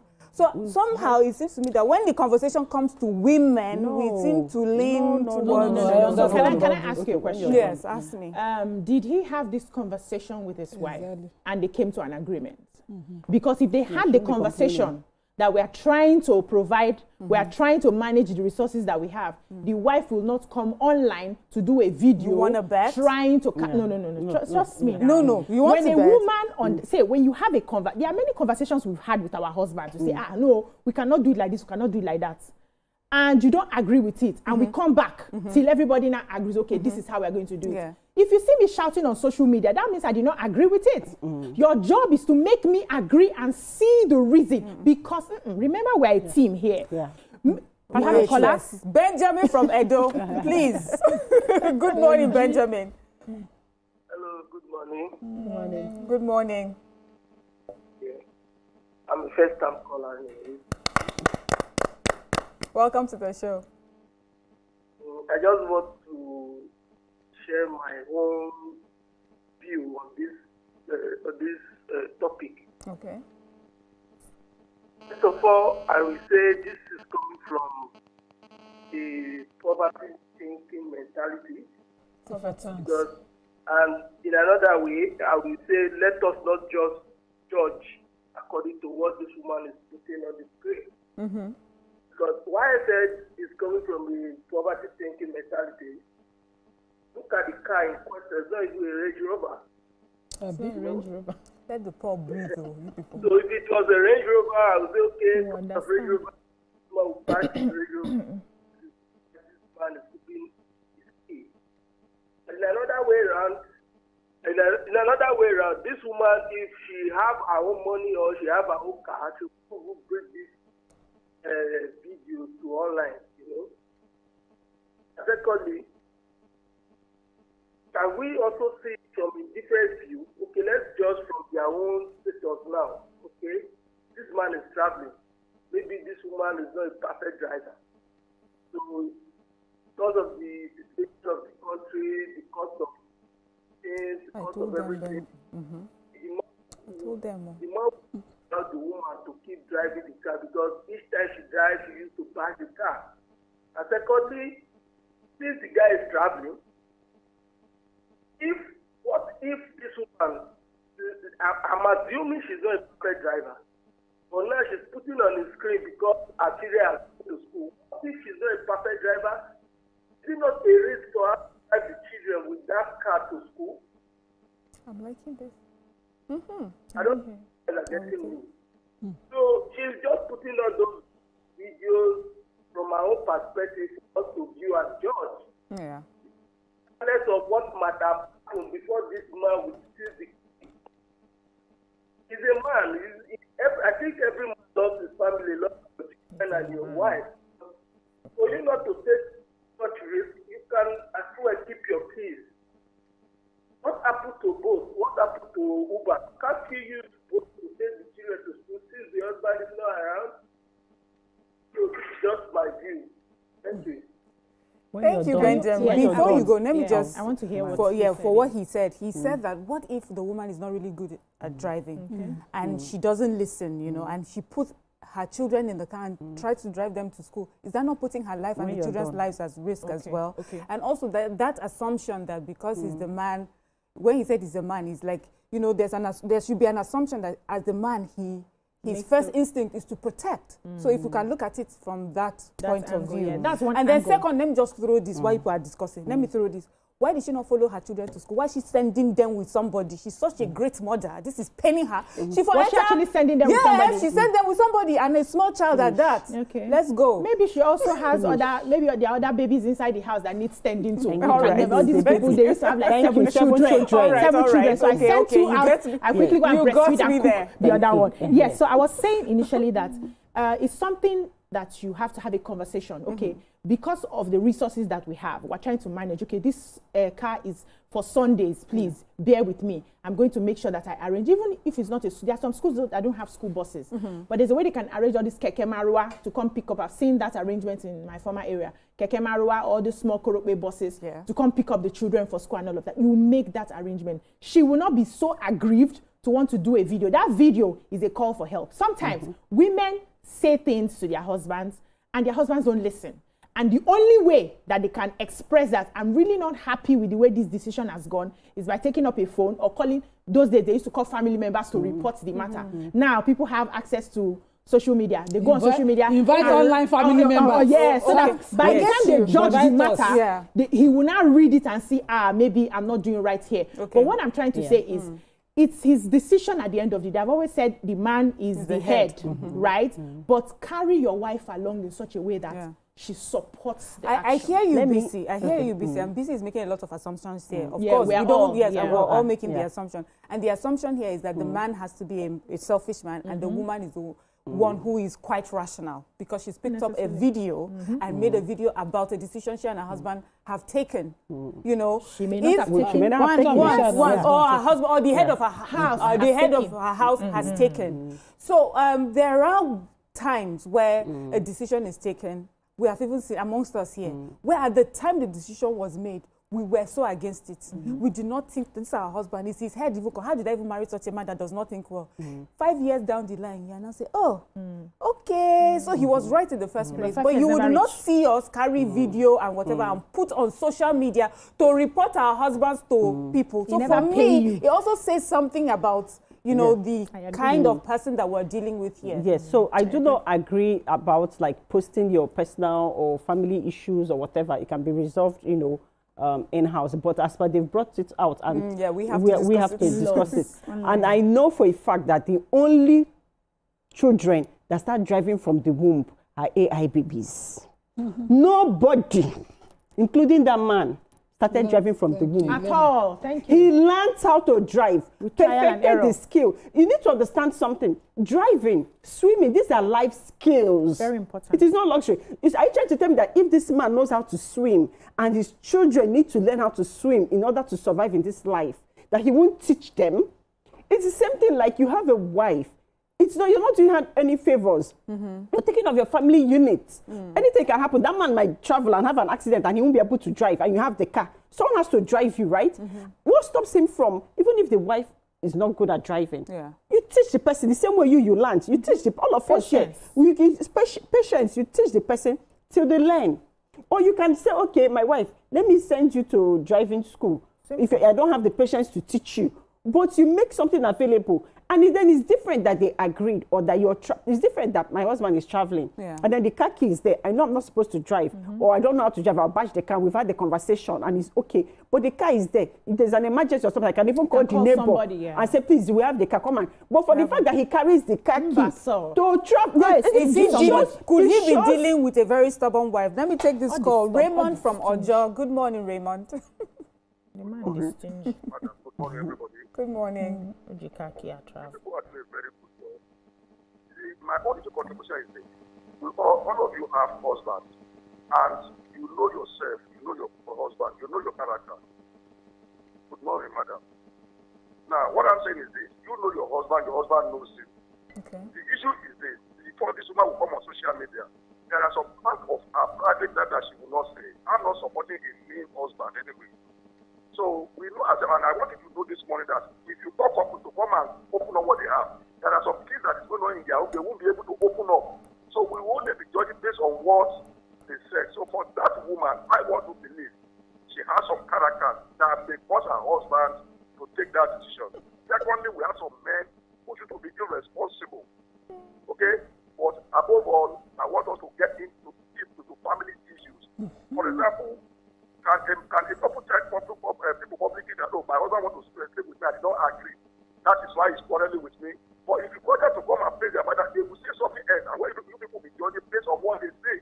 So for me, the man may have reason for doing that. And some women, completely, may be so mean that the man will want to prevent what you don't know. Thank you. Okay. Thank you very much. Okay, so I understand that, Bisi talked about, discussing this issue. Boundaries without transparency can be very confusing. If you want to set up boundaries, tell me why. What? Okay, let me tell you a funny boundary I set in my home. So when I got married, I used to judge my husband as not being religious in my mind. I didn't tell him. So I told him, because my brothers, hey, if they go, 11 never reach, then if they come back, they will be gisting and jollificating with their friends. My uncles that lived in my house, they will go because they are not allowed to drink at home. They will come back late. I hated it growing up. So once I got married, I told my husband, anytime it's Faji, 7 on the dot, everybody should be indoors. He took the kindergarten. Because I lived by that rule growing up. And he just swallowed it. I was like, I didn't know it was a setting.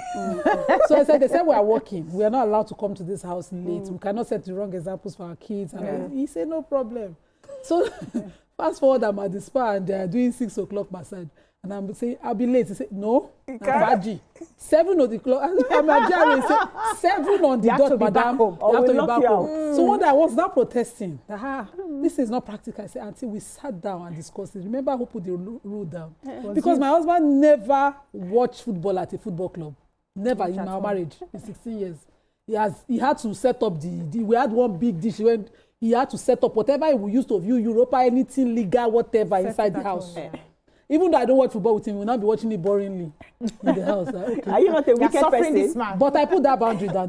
You can't put it on, because we had discussed it. There was no objecting to it. If you have called this woman, Auntie, this car where you buy, she cost me money.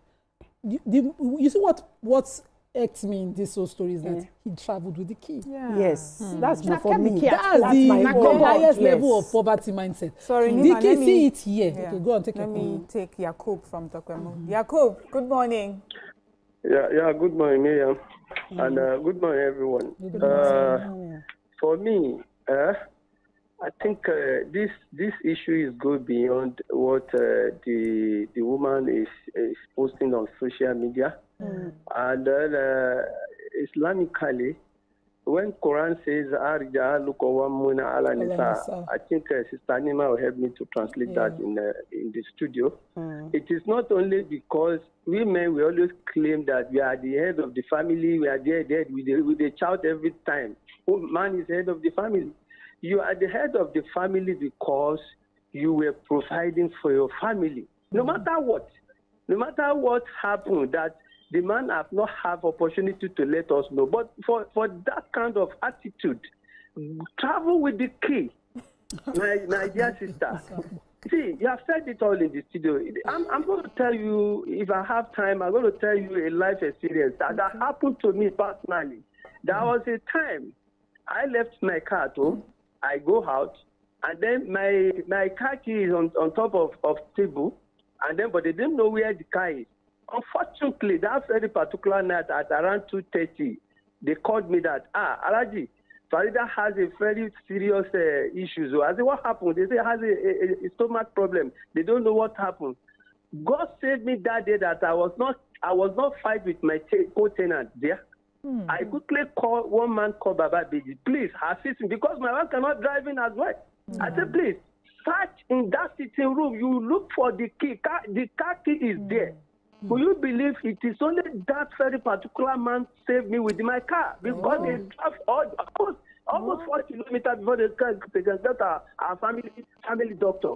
Now tell me, Miriam, I put the car key. I travel with the key. All because we'll use the neighbor's car. We will break it. Issue you have with your wife is to not jeopardize your family interest. Because anything can happen. And then one of you in the studio said it earlier. If you go with the key, and then who can return you back? It is only God can return you back. Nobody. Because if you go with the key, and then you are on no return. So basically, for me, I'm not judging the man, but this is my own personal opinion. What the man does is totally wrong. Good morning and God bless you guys. Thank you, Yakub. Yes, Nima, you were saying. I was saying, building boundaries in the marriage is okay when the person gets an understanding of it. If you have even discussed, for instance, you can force that partner to get a safer ride to school. We used to suffer, my kids suffered a lot in the primary school they went to, and I know the primary school is watching. When we pay for bus, pick up and drop off, when the tankers block the whole of Ijegumara Road, they'll put them on bikes. It used to break my heart to see my innocent kids on bikes, even though we've worked so hard to provide, and they increase the bus for our distance every month. Every time, because your distance is far, we paid. Now we have the best roads. The school, before they finished their road, we were already enjoying good roads. Yet they were still saying it's the distance. Putting my kids on bike. So one day I woke up and told my husband, are you sure you're a car dealer? Are you serious? Your kids are suffering like this. You know how women will talk. I forced the man to buy them a special bus for their school runs. Because even though I didn't have who will drive it, imagine, acting on impulse. I said, just buy the car first, buy the bus first. You know, somebody had discussed bus with me. He said, okay, just to please So I hear you, coming from a place of protecting. Protecting and providing for your kids is important. The woman and you can have issues forever, but once children don't join on her, you have to start thinking differently. Because if you die eventually, If you don't provide specifically for those children, you see that person that suffer. No, I'm talking about African men. That my cousin, brother, king, next of king. Those are next of king issues. They take those things. They don't even look at your kids. That's the truth. Thank you, Nima. Let's go on a short break, and when we come back, we'll continue with our conversation. Stay with us.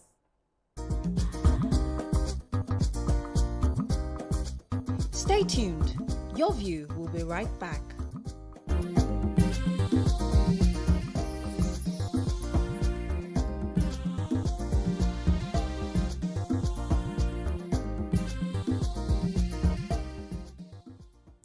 Thank you for staying with us. We're still discussing if traveling with your key is protective or being selfish. Yes. I think Nima was... No, we're going to Amaka. Yes, Amaka, you were going to... Yes, so I said, so when the caller was, speaking, it just reminded me of something that happened. That at that time when it happened, I was wondering, like, are you not into? It happened between my brother and his wife. My brother is married to my friend, and I was wondering, like, are you doing too much in these people's marriage? But come to think of it, now it wasn't too much, right? Because they have more than one car. This thing happened. They had 2 cars, and my brother had traveled, and he traveled with his car key. Like, I don't know what happened. I think he drove himself to the airport, and he was supposed to drop the key or something, because the driver was supposed to come pick up the key. Do you know, as he came to Lagos, he was so frantic about having to send, he put it in the envelope, they sent it that same day on the flight back to PH. And I'm wondering, like, chill, now, is there not another car there? I said, why are you making such? He said, no, if there's an emergency or something happens to that other car, his kids have to go to school, or if they need to go to the hospital, or something happens, because his kids used to like have malaria a lot, and then the night one emergency or the other.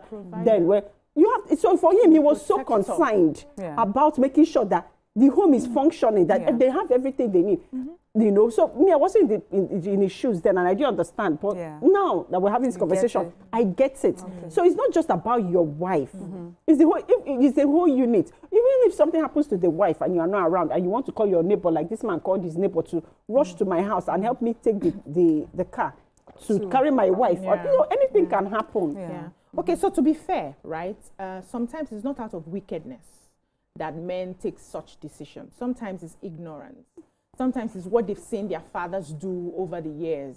I've seen people who grew up where their father would go to church, they would trek to church, the father would be busy carry church members to church and bring church members back. And they are trekking, and it's quite a distance. And those kids complained and complained and complained. Even their mother, they would trek with their mother. It's not like the man is carrying his wife just to please the church members. So imagine a son from that sort of family feeling that the way that God can answer my prayer is that I serve such members, church members against my own family because we are working for the Lord and all of that. So sometimes some of these decisions is what they have seen play out in their family, and they think in their head that this is the right way.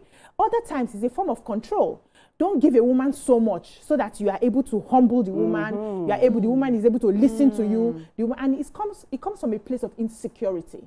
I need men to understand that when you choose to get married, God bless you with a good wife, because they are bad wives. We're not going to lie about it. They are also bad husbands. But when you finally choose to get married and you pray that God gives you a good wife, and you are a good man yourself, that you understand that you are working as a team. Anything that will foster the fruitfulness of the family is what you should be thinking about, whether you are there or not. Can my family survive if I'm not there? Can my is you putting things in place to make sure that it's easy for your wife?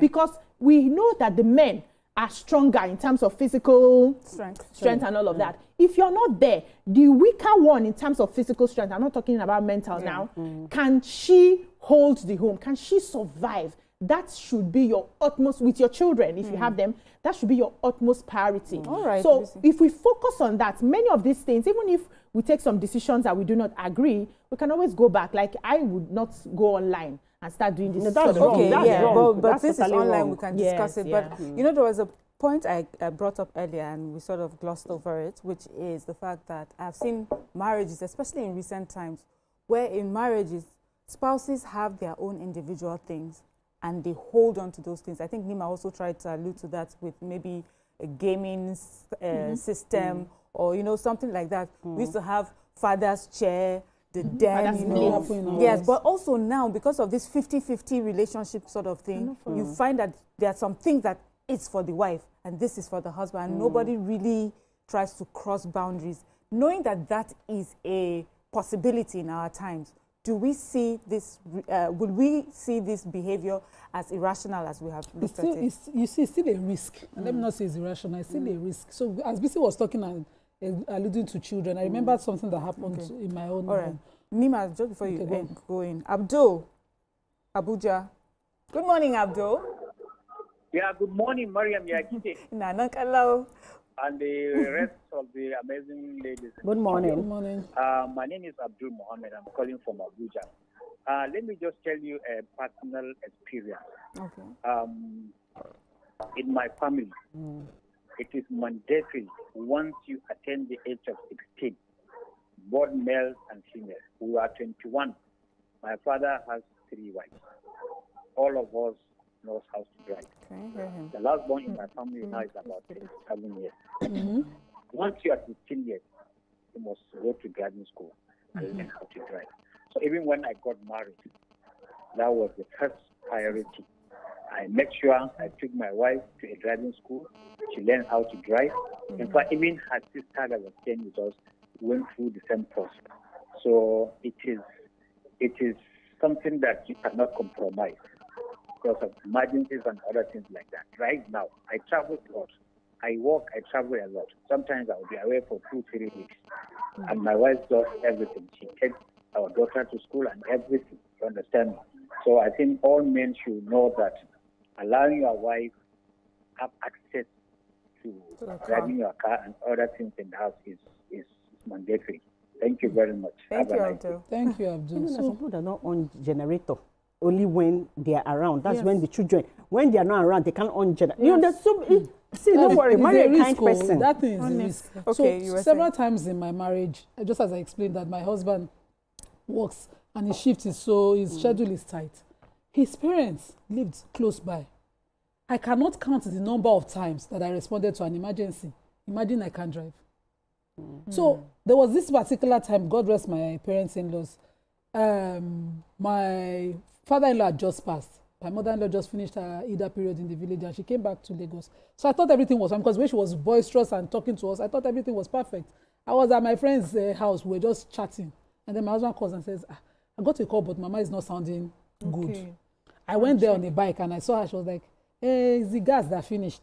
So I just changed the gas because there's a spare one and thought, okay. I didn't know she was cooking in difficulty that she couldn't even breathe. And then I changed the gas and I walked home. As I got to, I was like, as I was entering the house, he called back. He said, she's not doing well. I just spoke to her. I said, but I've changed the food now. She said, she took a spoon and she said, trying to eat the food. So I went back. And then she was eating and then she threw up. If you see the way I ran back to Karika. The bikes that took me, I was really scattered, but his manager was able to join me, to calm things so I could step back into the back seat and hold her. And we made it to the hospital. It took my husband another 2 hours to come from VI to the house. So if you choose not to love the woman, empower her at least. I'm not saying you are entitled to your boundaries, whatever you call it, your boundaries. But I don't understand how you don't plan your family really. It is in planning that my schedule is lighter, his schedule is stiffer, the children, one person is most likely me who is compromising to show up at every school because I have an easier schedule. Right. I can, plan with the woman, sit down, what resources are available here? These are my own resources available. This is how this teamwork is what you're talking about. Yeah, exactly. Peter from Ikorodu. Good morning, Peter. Hello. Good morning, Peter. We can hear you. Okay. My name is Peter, and I'm calling from